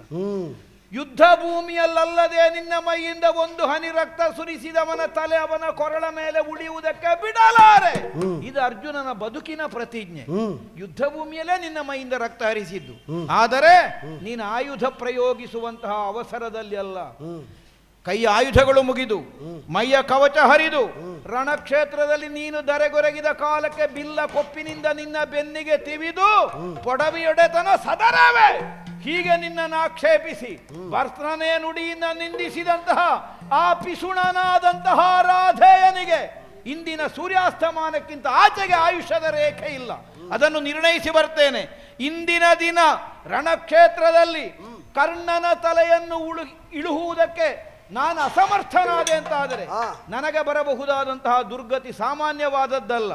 ಪಿಸುಣನ, ವಿಪ್ರನ, ದರಿದ್ರನ, ನಿರಾಯುಧನನ್ನು ಕೊಂದವನ, ವಿಶ್ವಾಸಘಾತಕನ ದುರಿತಗಳು ಏನಿದೆ ಅವೆಲ್ಲವೂ ಏಕಕಾಲದಲ್ಲಿ ಬಂದು ಕರ್ಣನನ್ನು ಕೊಲ್ಲದೇ ಇದ್ದಂತಹ ಅರ್ಜುನನನ್ನು ಆಕ್ರಮಿಸಲಿ. ನಾಳಿನ ದಿನದ ಸೂರ್ಯೋದಯವನ್ನು ಈ ಪ್ರಪಂಚದಲ್ಲಿ ಕರ್ಣ ಕಾಣುವುದಕ್ಕಿಲ್ಲ. ಇಂದು ಅಸ್ತಮಿಸುವಂತಹ ಸೂರ್ಯನೇ ಅವನ ಕೊನೆಯ ಸೂರ್ಯಾಸ್ತಮಾನ ಅನ್ನುವುದನ್ನು ನಿರ್ಣಯ ಮಾಡಿ ಬರ್ತೇನೆ. ಇದು ನಿನ್ನ ಪಾದದಾಣೆಯಾಗಿ ಅರ್ಜುನ ಮಾಡುವ ಸತ್ಯ ಪ್ರತಿಜ್ಞೆ. ಹರೇ, ನಿನ್ನ ಸಂಕಲ್ಪವನ್ನು ಒಡಗೂಡ್ಲಿಲ್ಲ ಅಂತಾದರೆ ನರಚಿತ್ತ ಮಿಥ್ಯೆ, ಹರಿಚಿತ್ತ ಮಾತ್ರ ಸತ್ಯ. ಅವ ಮಾಡಿದಂತಹ ಪ್ರತಿಜ್ಞೆ ನಿನ್ನ ಸಂಕಲ್ಪಕ್ಕೆ ಪೂರಕವಾಗಿ ಒದಗಿ ನಿನ್ನ ಸೇವೆಯಾಗಿ ಸಂದಾಯವಾಗುತ್ತದೆ ಅಂತಿದ್ದರೆ ಅದನ್ನು ಸತ್ಯ ಮಾಡಿಕೊಡಬೇಕು, ಧರ್ಮವನ್ನು ಗೆಲ್ಲಿಸಿಕೊಡಬೇಕು. ಆಗಬೇಕಾದ ಕಾರ್ಯಗಳು ಪ್ರಪಂಚದಲ್ಲಿ ಯುಕ್ತವಾದ ಕಾಲದಲ್ಲಿ ಆಗಿಯೇ ತೀರುತ್ತದೆ. ಇದುವರೆಗೆ ಅವಧಿಬದ್ಧವಾದಂತಹ ನಿರ್ಣಯವನ್ನು ಹೊಂದಿ ಕರ್ಣಪಾರ್ಥರದ್ದಾದಂತಹ ಬದುಕಿನಲ್ಲಿ ಹೋರಾಟ ಸಮನಿಸಿದ್ದಿಲ್ಲ. ಆದರೆ ಇವತ್ತು ನಿರ್ಣಾಯಕ ಅಂತಾದರೆ ಇದು ಕೇವಲ ಕರ್ಣಪಾರ್ಥರ ಬದುಕಿನ ಒಂದು ನಿರ್ಣಾಯಕವಾದಂತಹ ಹೋರಾಟ ಅಲ್ಲ, ಇದು ಭರತ ವರ್ಷದ ಆತ್ಯಂತಿಕವಾದ ಭವ್ಯ ಭವಿಷ್ಯತ್ತಿನ ನಿರ್ಧಾರ. ನಿನಗೆ ಭದ್ರವಾದಂತಹ ನೆಲೆಯೊಂದು ಹಸ್ತಿನಾವತಿಯಲ್ಲಿ ಒದಗುವುದಕ್ಕೆ ಸೋಪಾನವಾಗುವಂತಹ ನಿರ್ಧಾರ. ಅವನ ಆಶಯವನ್ನು ಈಡೇರಿಸ್ತೇನೆ, ಧರ್ಮವನ್ನು ಉಳಿಸ್ತೇನೆ, ಲೋಕಕ್ಕೆ ಮಂಗಳವಾಗುವ ಹಾಗಾಗಲಿ. ನಮ್ಮ ಪ್ರಯಾಣ ರಣಕ್ಷೇತ್ರದತ್ತ ಮತ್ತೆ ಮುಂದುವರಿಯಲಿ.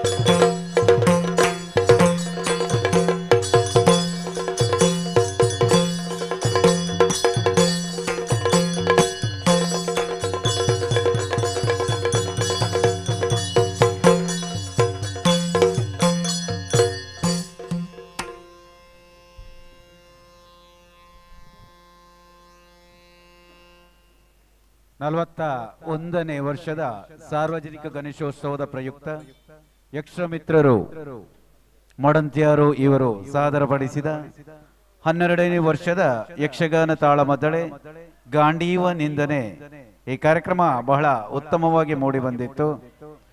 ಹಿಮ್ಮೇಳದಲ್ಲಿ ಸಹಕರಿಸಿದಂತ ಭಾಗವತರು ಹೊಸಮೂಳೆ ಗಣೇಶ್ ಭಟ್, ಮದ್ದಳೆಯಲ್ಲಿ ಸಹಕರಿಸಿದಂತ ನೆಕ್ಕರಮೂಳೆ ಗಣೇಶ್ ಭಟ್, ಚೆಂಡೆಯಲ್ಲಿ ಸಹಕರಿಸಿದಂತ ರಾಜೇಶ್ ಆಚಾರ್ಯ ಮಡಂತ್ಯಾರು, ಚಕ್ರತಾಳದಲ್ಲಿ ಸಹಕರಿಸಿದಂತ ಮುರಾರಿ ಅವರಿಗೆ ಯಕ್ಷಮಿತ್ರರ ಪರವಾಗಿ ಹೃತ್ಪೂರ್ವಕ ಧನ್ಯವಾದಗಳನ್ನು ಸೂಚಿಸ್ತಾ ಇದ್ದೇವೆ. ಹಾಗೆಯೇ ಮುಮ್ಮೇಳದಲ್ಲಿ ಸಹಕರಿಸಿದಂತ ಸುನ್ನೆಂಬಳ ವಿಶ್ವೇಶ್ವರ ಭಟ್, ಮಧೂರು ವಾಸುದೇವರಂಗ ಭಟ್, ತಳಪಾಡಿ ಸದಾಶಿವ ಆಳ್ವ, ಸುನೀಲ್ ಕುಮಾರ್ ಹೊಳ್ನಾಡು, ಹಾಗೆ ನೆತ್ತರ ಹರ್ಷನಾರಾಯಣ್ ಶೆಟ್ಟಿ ಇವರಿಗೆ ಹೃತ್ಪೂರ್ವಕ ಧನ್ಯವಾದಗಳನ್ನು ಯಕ್ಷಮಿತ್ರರು ಮಡಂತ್ಯಾರು ಇವರ ಪರವಾಗಿ ನೀಡುತ್ತಾ ಇದ್ದೇವೆ.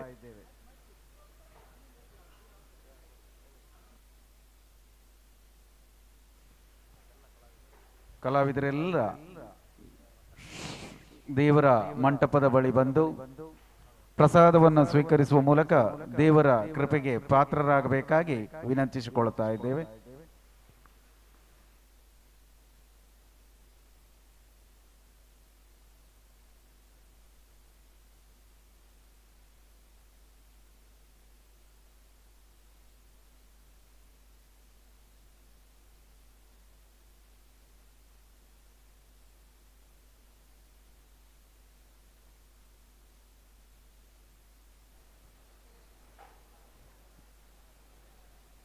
ಹಾಗೆಯೇ ಇವತ್ತಿನ ಭಜನಾ ಕಾರ್ಯಕ್ರಮದಲ್ಲಿ ಶ್ರೀ ರಾಮಾಂಜನೇಯ ಭಜನಾ ಮಂಡಳಿ ಮಾಲಾಡಿ ಇವರು ಸೇವೆಯನ್ನು ಸಲ್ಲಿಸಲಿದ್ದಾರೆ.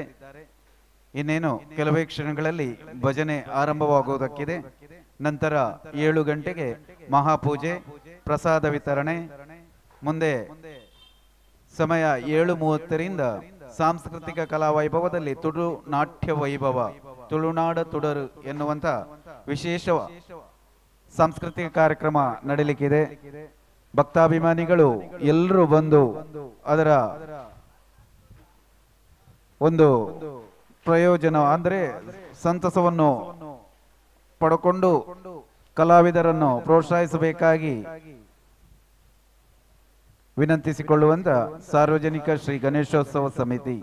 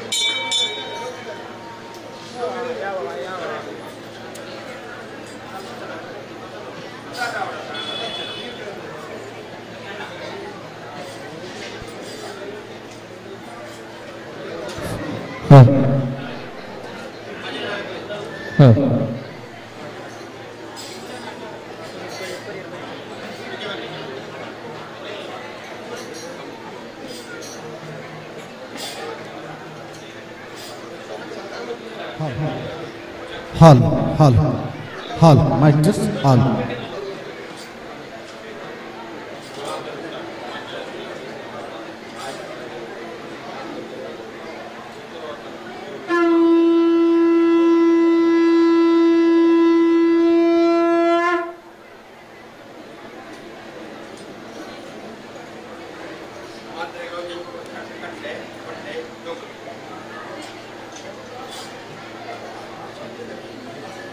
ಓಂ ಗಂ ಗಣಪತೆ ನಮಃ.